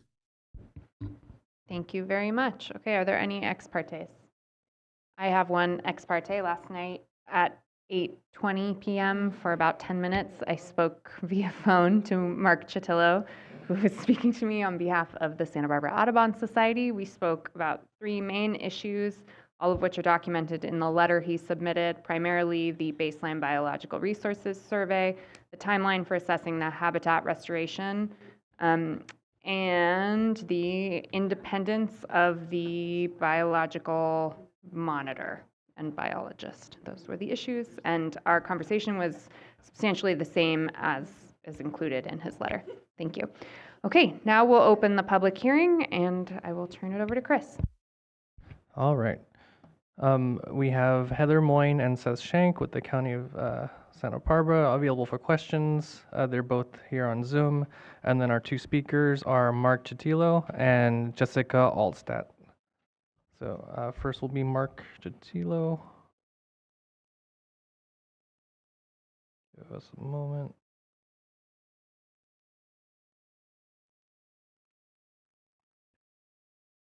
All right, you should be able to unmute and begin.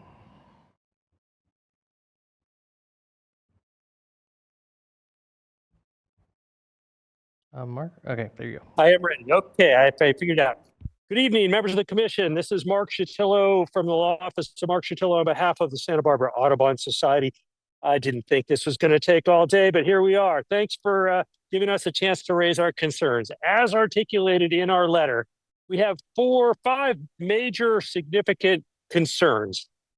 Staff stated that there's been no evidence, no observed significant impacts, and we believe that that's in part due to the paucity of biological surveys. So our first request is that the condition requiring a biological survey before the next issuance of this permit be accelerated, not for 12 months, as staff said, but for within the next 18 months, so that there is a comprehensive biological survey of the entire project reach, not just the annual where they're working that year, but a comprehensive look at the biological resources in that area. The baseline from year 2000 is still not appropriate for reliance on this at this time. Second, we ask that there be an accelerated review of the status of the prior mitigation parcel. That the staff report, this commission staff report indicated that staff inspected that, but staff just reported today, Mr. Fair said that actually it was the district staff. So this was the applicant, not Coastal Commission staff, that inspected and said everything is fine. We're not certain everything's fine. We've observed a lot of problems, including in the expansion of invasive introduced species that have compromised the biological integrity of the mitigation area, and that needs to be documented sooner and not wait until the next issuance. Third issue is the bird nesting season. We actually lost ground on this one with the changes that came out last night. We would prefer and believe that the Eastern Goleta Valley Community Plan, which has been referenced as being authoritative for the purposes of the commission's consideration of Atascadero Creek. So, Madam Chair, we would ask that your commission do make revisions to the conditions to address these issues. This is a rushed process with these project description changes that came in just last night. We haven't had a chance to respond to those. If this could be continued, that would be preferable. But otherwise, Thank you, please Mr. amend Chitillo. these conditions. Thank you. Thank you. Thank you. And then Jesse Altstadt. Hi, good evening. I'm Jessie Altstadt, Conservation Science Chair for Santa Barbara Audubon Society. We have been advocates since 1963, including lots of work on Atascadero Creek. The creek and mitigation sites are considered valuable wildlife habitat and are a very popular birding destination. We have been involved in the public process for this project since the beginning. A few examples. A chapter member, Paul Lehman, conducted the bird survey work associated with the original EIR. We led native restoration and weed eradication along the Atascadero Greenway north of the creek. In 1999, we partnered with the applicant to establish bird monitoring at the mitigation site. We were delighted that blackbirds were already nesting for the second year at that time. In 2000, we provided comments to the commission that, quote, current maintenance practices to keep the loop access road open may be promoting weedy growth along the road margins. Along the access road are extensive ruderal species, unquote. That is still the case today with poison hemlock, fennel, mustard, thistle, and other weeds flanking the access road. This mitigation site is even more valuable as it is adjacent now to county-owned lands that have just entered land trust conservation planning. We believe that the county has the responsibility to restore and maintain the mitigation sites, as was indicated by language within their first permit.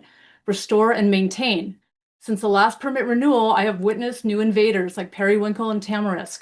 The terribly aggressive Cape ivy has been spreading from the access roads, blanketing native shrubs and trees. The Canary Island palms that were growing up under cottonwoods in 2020 are now massive, and they're killing those trees, along with many more palms sprouting up throughout the parcel. The native vegetation cannot compete with these invaders. We want to ensure that natural resources are valued, preserved, and enhanced. This restored land is a real treasure that the county deservedly should be proud of creating. But 25 years and several droughts later, the land and vegetation deserve attention. There's a need for immediate action. Audubon is interested in renewing partnership with the district for site cleanup and weed control, but we need the assessment first. Please expedite the timeline for special conditions 1 and 2. The longer we wait, the more expensive and labor intensive it will be to remove the invasive vegetation. Thank you. Thank you. And again, we do have Heather Moyne and Seth Shank on Zoom and available for questions or maybe a response. There are no more speakers, Madam Chair. Thank you, Chris. Okay, I'll return to Mr. Hudson. All right, thank you. I'd just like to respond to the issues raised by Mr. Chitillo. He was asking for an accelerated survey, accelerated review of the previous restoration project, and took exception to the term of our bird nesting season that was cited in the report. So in this case, what they're asking for is that this project has been going on for 30 years. We have issued a series of 5-year permits. When the initial project was done, the county's proposal included a large offsite restoration area, which was great. We, as part of that, they had proposed monitoring, but we didn't have a separate requirement that required any additional monitoring beyond that original term, that 5-year term. So that project was completed. We don't disagree. We agree with the concept that there could be a requirement going forward in the future for reevaluation and, if necessary, augmentation of any previous restoration areas. That's something that we believe could be considered, but we'd like to take a phased approach, and that's the recommendation laid out in the staff report. And so we think that as a matter of fairness, at this point, we'd like to approve this necessary flood control projects, but our conditions lay out a timeline for some additional work to occur. One of those updates is a review of the previous restoration project, and we want that to come in before the next application. So this permit term is 5 years. We have just a midpoint checkpoint at 3 years to ensure that we get that report prior to the next application. We said 3 years because we wanted some buffer and we didn't want to bump up against the next application and have a problem. The other request was updated biological surveys of just the entire area. And that was because some of the surveys are based on older information. We are requesting that those updated surveys be provided as part of the next application, and so that's reflected in our condition. We don't think it's necessary that that be a condition, that it be moved up or accelerated, because this permit, like all the other 5-year permits, requires biological monitoring and surveys occur before and during every single potential dredging event. So every time there's a dredging event, there is a biological monitor on site that performs that work before the work occurs and during the work to ensure there's no adverse effects. We simply disagree with the request that the biological monitor must be an independent third party. The Santa Barbara County has qualified biologists. The requirement is that those qualified experts be acceptable to the executive director, and the county has qualified staff that can perform that. We don't believe it would be appropriate to require another governmental agency to use third parties. In regard to the last item I heard, the bird nesting season change, I believe it was just a difference of maybe half a month, 15 days on when the season ends. And that's laid out in the staff report. I believe it's the difference between September 15th or October 1st. The dates that we use are the updated protocols from Fish and Wildlife. And so there was a change from the earlier projects that we approved that may have had that different set of dates that were different by a couple weeks. But the dates that we use now have been reviewed and approved by our ecologists, including Dr. Jonna Engel.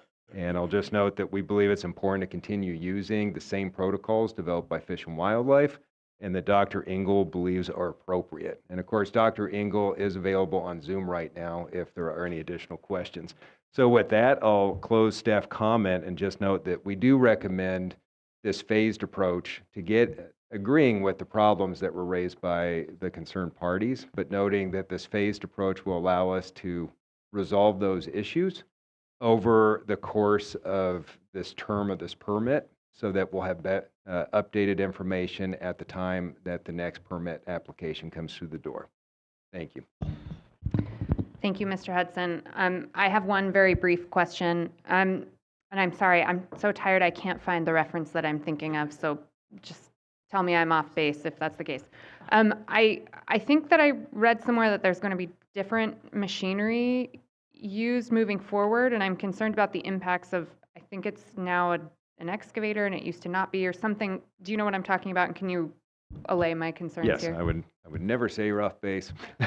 You are correct. Someone asked you, Mr. Hudson. There is different equipment. I believe it's a bulldozer. I'm gonna ask Sam if he could provide clarity about the change in equipment. So Sam, Just if you very could answer briefly, that, thank please. you. Sure, yeah, and I actually see that the district through Seth Schenk has a hand raised, so perhaps they could better address this, if that's all right. Sure, yes, and just very brief would be good. Thank you. Good evening, Madam Chair and Commissioners. That came up due to the 94 permits in EIR do have reference to a dragline crane being used in association with dozers and excavators in this channel. And I think somewhere along the way, the project description got slightly confused with the Goleta Slough project description, which is just downstream of this, only separated by a check structure, which does use a dragline crane for those deeper water excavation projects. And a dragline crane would not be feasible here. It would actually be more impactful because of the size and the vegetated banks that are present in Atascadero Creek and the lack of water for this. And so it was just a clarification. It's been meaning to be done for several permit iterations now to just clarify the proper equipment being used. Great, thank you very much. Commissioner Nada. Just to be sure, so as you said, a phased approach, the last comment we heard is they wanted to speed up the wetland special condition 2. So you're saying that is moving from, you're going to get that information in 3 years? Or did you say what time, how much time? You're correct. So the way it works is they would like this reevaluation of this old restoration area. We agree. That will happen in a 3-year time period. 3 years wasn't a magic number. We were just coming up with what's sort of a midpoint so we can ensure that we get this information and we don't bump up against the 5-year term. And we don't want to have any delays at the time that the county comes in for the next permit. So we wanted to create that buffer. Yeah, because I thought her point about if there's invasives, get them out sooner rather than later was well taken, so. If I may, through the chair, and respond to that. So, of course, we could require it earlier, but this is just a check on the previous restoration. There's no requirement that some action occur. The idea is that this information would be used by the commission in its evaluation of the next permit application. And so the idea is this wouldn't be timely until that action occurs. I'm ready to make a motion. All right. Let's do this. Appreciating everyone's input, and I really appreciate the groups holding all our agencies to the feet to the fire and arcing towards better solutions all the time. I move that the Commission approve Coastal Development Permit number 4-25-0165 pursuant to the staff recommendation. I recommend a yes vote. It's a motion by Commissioner Wilson, a second by Commissioner Bochco, and I'm going to ask for a roll call vote. Very briefly, just to make my own comments, I think our staff has done a very, very good job putting together a phased, iterative approach here. I also think that the Audubon Society has raised some really important issues. In particular, I want to appreciate Mr. Chitillo for raising them to me. I, on the timing, just continue to have concerns about the cumulative impacts of the delay. And so in solidarity with the Audubon Society and Mr. Chitillo, I'll be voting no, but very grateful to our staff for their thoughtful work and their deep analysis of the comments. Thank you. Commissioner Jackson. Aye. Jackson, yes. Commissioner Kelly. Yes. Kelly, yes. Commissioner Lopez. Yes. Lopez, yes. Commissioner Nadoff. Aye. Nadoff, yes. Commissioner Preciado. Yes. Preciado, yes. Commissioner Turnbull Sanders. Yes. Turnbull Sanders, yes. Commissioner Wilson. Yes. Wilson, yes. Commissioner Bochco. No. Bochco, no. Commissioner Escalante. Yes. Escalante, yes. Commissioner Hart. Yes. Hart, yes. Chair Harmon. No. Harmon, no. The vote is 9 yes, 2 no. Thank you. The permit is approved. I think we'll trail the statewide items, if that's okay. And we will adjourn today with gratitude in honor of Chairman Turnbull Sanders. Can we say, so to quote one of our favorite people, can we make one last play and say, please don't leave the Coastal Commission? It was worth a final shot.